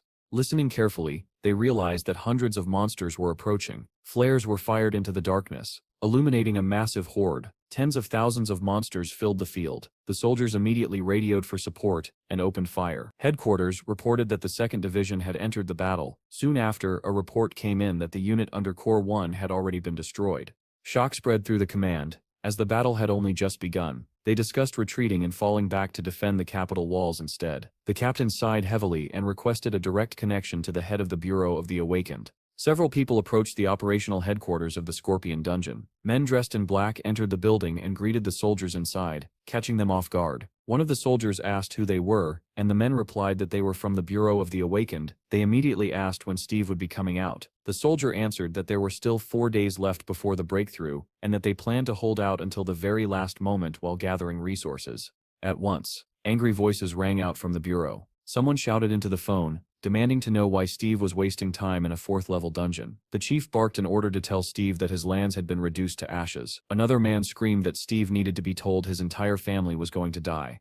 At that moment, something crashed into the battlefield, carving a burning trail through the ground. Inside the headquarters, the men stared at the live footage from a spy drone in shock. 3 meteorites slammed down near the combat zone, annihilating everything within a 6-kilometer radius. One man muttered that the squad had been wiped out by a meteor strike. Another added that the meteorites had been summoned by monsters. A third questioned how such an ability could even exist, pointing out that a massive release of spatial energy had been detected at the moment of impact. Scientists reported that a similar ability was mentioned in ancient texts from the planet Aruka, but even so, it was difficult to believe that a monster capable of summoning meteorites truly existed. The screen shifted to show monsters advancing, and the speaker noted that a humanoid figure could be seen among them. When the image was magnified, a man-like shape was visible sitting atop a 2-headed creature. At first, they suspected an awakened human, but further analysis confirmed it was a monster. The footage then showed the creature killing a soldier with its tentacles. The speaker stated grimly that this was the decisive evidence. When the image was enhanced to its clearest point, someone said the word aloud: vampire. It was reported that a recent breakthrough in a 7th-level dungeon had allowed many vampires to escape, and they were now hiding among the population. The men began discussing ways to kill a vampire, wondering whether the methods from movies, such as driving a stake through the heart, would work. Reports stated that vampires could only be killed by extremely high-ranking awakened individuals. In England, a special weapon had already been developed. It was made of araconite, a synthetic material created by Dr. Toddler. The speaker added that anyone bitten by a vampire either became its minion or died. The president spoke with alarm, stating that their country's forces were incapable of killing such creatures. One official suggested sealing the gates to the capital, but the president asked whether that would truly be enough. News reports confirmed the destruction of the first detachment and the retreat to the capital walls. Soon after, a state of emergency was officially declared. A siren wailed throughout the city. The residents immediately understood that martial law had been enacted. People were furious that the military had not evacuated them earlier, and that they were now expected to remain in their homes and wait for death. Meanwhile, in Steve's lands, the sun shone peacefully, and everything seemed calm as ever. Melissa received a call and said she was at a construction site. The voice on the other end sharply warned her that she could not stay there, as it was mortally dangerous. The chief told her that a state of emergency had been declared, that everyone was retreating to the capital, and that Steve's lands were already being surrounded from all sides. He ordered her to immediately join the third squad and retreat, warning that otherwise the monsters would encircle them completely. He added that when the monsters arrived, there could be a massive explosion, and even Steve might not be able to stop it. A siren immediately blared from speakers across the area. An announcement followed, ordering all personnel to gather on the parade ground at once. The only person who ignored it was the granny, who hummed cheerfully while wiping barrels. A soldier ran up to Melissa and pointed around the corner. Seeing the granny, Melissa rushed over, alarm written all over her face. She asked what she was doing, but the granny looked confused and asked whether Melissa might be hungry. Melissa insisted that they had to run immediately, yet the granny still did not understand what was happening. At the 34th gate, heightened security measures were underway due to the emergency. Everyone exiting the dungeon was being thoroughly inspected. One of the evacuees whispered that this must mean the rumors about vampires killing people in the city were true. Bureau personnel arrived at the gate, and a soldier asked whether the crazy girl had appeared. When they looked up, they saw Jean standing beside her red motorcycle. The soldiers immediately smiled and waved at her. Jean raised a finger to her lips, signaling for silence, leaving them confused. As inspections continued, a soldier suddenly noticed a girl's bare feet and ordered her to step forward. She wore a short dress, her body covered in abrasions and bruises, her head lowered. Jean stood nearby, carefully observing. The scanner passed over the girl and suddenly emitted a sharp beep. The soldier stiffened and reached for his pistol, but he did not get the chance to fire. The monster lunged at him, seizing him by the neck. The awakened individuals emerging from the dungeon froze in horror, and someone shouted that it was a vampire. A soldier fired, striking the creature in the head, forcing it to release its victim. The vampire then dissolved into black mist, vanishing before their eyes. The soldiers stared in disbelief, unsure of what had just happened. Medics were called as they rushed to the bitten man. Suddenly, Jean appeared and sliced through the black fog with her sword. In the next instant, the monster reformed in midair, only for its head to be severed cleanly from its body. Jean stated calmly that the target had been hit. The vampire's body began turning to ash. The military immediately surrounded the remains and burned them thoroughly to ensure it could not revive. People around them whispered in shock, asking who the girl was and how she had managed to kill a vampire. Someone said her name was Jean, from the Bureau of the Awakened. She briefly drifted into her memories, as Tim explained that her sword, the Ballad of the Soul, sang when it sensed spirits from another world. Swinging it lightly, he said it could destroy such beings in a single strike. Jean asked whether it destroyed ghosts, and Tim replied that it destroyed souls. Though it looked like a normal katana, it had been forged from a meteorite by a blacksmith from the 9th planet. Jen was pulled back to the present when her subordinates called to her. She sheathed her sword and reported that the gate equipment was operational. She then asked the soldiers whether anyone had arrived from Steve's lands. When asked for names, she said Melissa and Granny. The soldier checked the list and said they were not registered. Jen immediately pulled out her phone, and when the call connected, she shouted that evacuation had been announced long ago and demanded to know why they were not there yet. At the same time, in one of the buildings someone said urgently that it was time to leave. The granny stubbornly replied that Dad and Bill were not back yet, so she could not go. Melissa insisted that they had to evacuate immediately. Their argument was interrupted when soldiers entered the room in alarm, reporting that all workers had been evacuated but Bill was nowhere to be found. The granny calmly suggested that if he was not with the people, then he was probably with the animals. Melissa sighed anxiously and clenched her teeth, worry for the boy tightening in her chest. Suddenly, one of the soldiers pointed toward the window and said that the sky looked strange. Everyone in the room moved closer and looked up in fear. A black mass was spreading across the sky, neither quite a cloud nor a flock of birds. As it drew nearer, its shape became clear. It was a swarm of bats. Melissa reacted instantly and ordered all the windows to be shut at once. The soldiers hurried to obey, sealing the room and then checking the street outside. She immediately told them to move away from the windows. The moment they stepped back, bats began slamming into the glass. Everyone stared in shock, unable to understand where bats could have come from in broad daylight. Suddenly, a car crashed straight through a window, shattering the glass into countless fragments. Melissa ducked instinctively, shouting for everyone to be careful. When the dust settled, she looked around, breathing heavily. One of the soldiers was holding the granny in his arms, and she whispered faintly that her back hurt badly. All at once, the soldiers turned toward the broken window. Human silhouettes stepped out from the swirling bats and walked directly toward them. Melissa shouted for everyone to retreat, and a fireball flared to life in her hand. The vampires lunged forward, and vile tentacles burst from the mouth of one of them. Melissa released her spell, sending several firebolts crashing into the attackers. The blast struck true, knocking the vampires off their feet. Two collapsed immediately, while the third was left half-burned. Melissa turned to the soldiers and ordered them to head for the farm at once. One of the men lifted the granny onto his back, and they ran as instructed. Behind them, one of the vampires staggered to his feet and sneered that the most appetizing one had turned out to be the most athletic. Melissa glared at them and demanded to know what kind of creatures they were. Before she could react, one of the vampires struck her with terrifying speed. The blow landed before she could dodge. The soldiers and the granny screamed as Melissa was hurled to the ground, unconscious from the impact. One vampire hissed triumphantly that he had taken her down, while another claimed her as his prey. Crawling toward her, they began arguing over who would feed first. The vampire who had struck her declared that he would go first. At that moment, a frying pan smashed into his head. The granny, astonishingly lively, shouted that these vile creatures had attacked the wrong people. The soldiers froze in horror. With a casual swipe of his hand, the vampire sent the granny flying like a rag doll. He sneered that she tasted disgusting. The other two vampires had already reached Melissa, lamenting that they had not tasted fresh blood in a long time. The red-haired vampire shoved the others aside, insisting that he had captured her. As the vampires argued, the soldiers hastily decided to flee with the granny. The elder vampire snarled at the others to be quiet and gnaw on that stinking garbage instead. The soldiers realized with horror that he meant them. The blonde vampire leaned toward Melissa's neck, muttering that the strongest should go first. The others rushed at him, ready to fight. Suddenly all three froze and turned sharply. A motorcycle burst through the shattered window, kicking up clouds of dust. The soldiers instantly recognized Jean. With a single strike, she cut down two vampires who had not expected the attack. Her next swing erased the third, leaving only drifting dust. Jean spun her motorcycle around as black fog dispersed where the vampires had stood. She ordered the soldiers to take Melissa and the granny and run to the farm.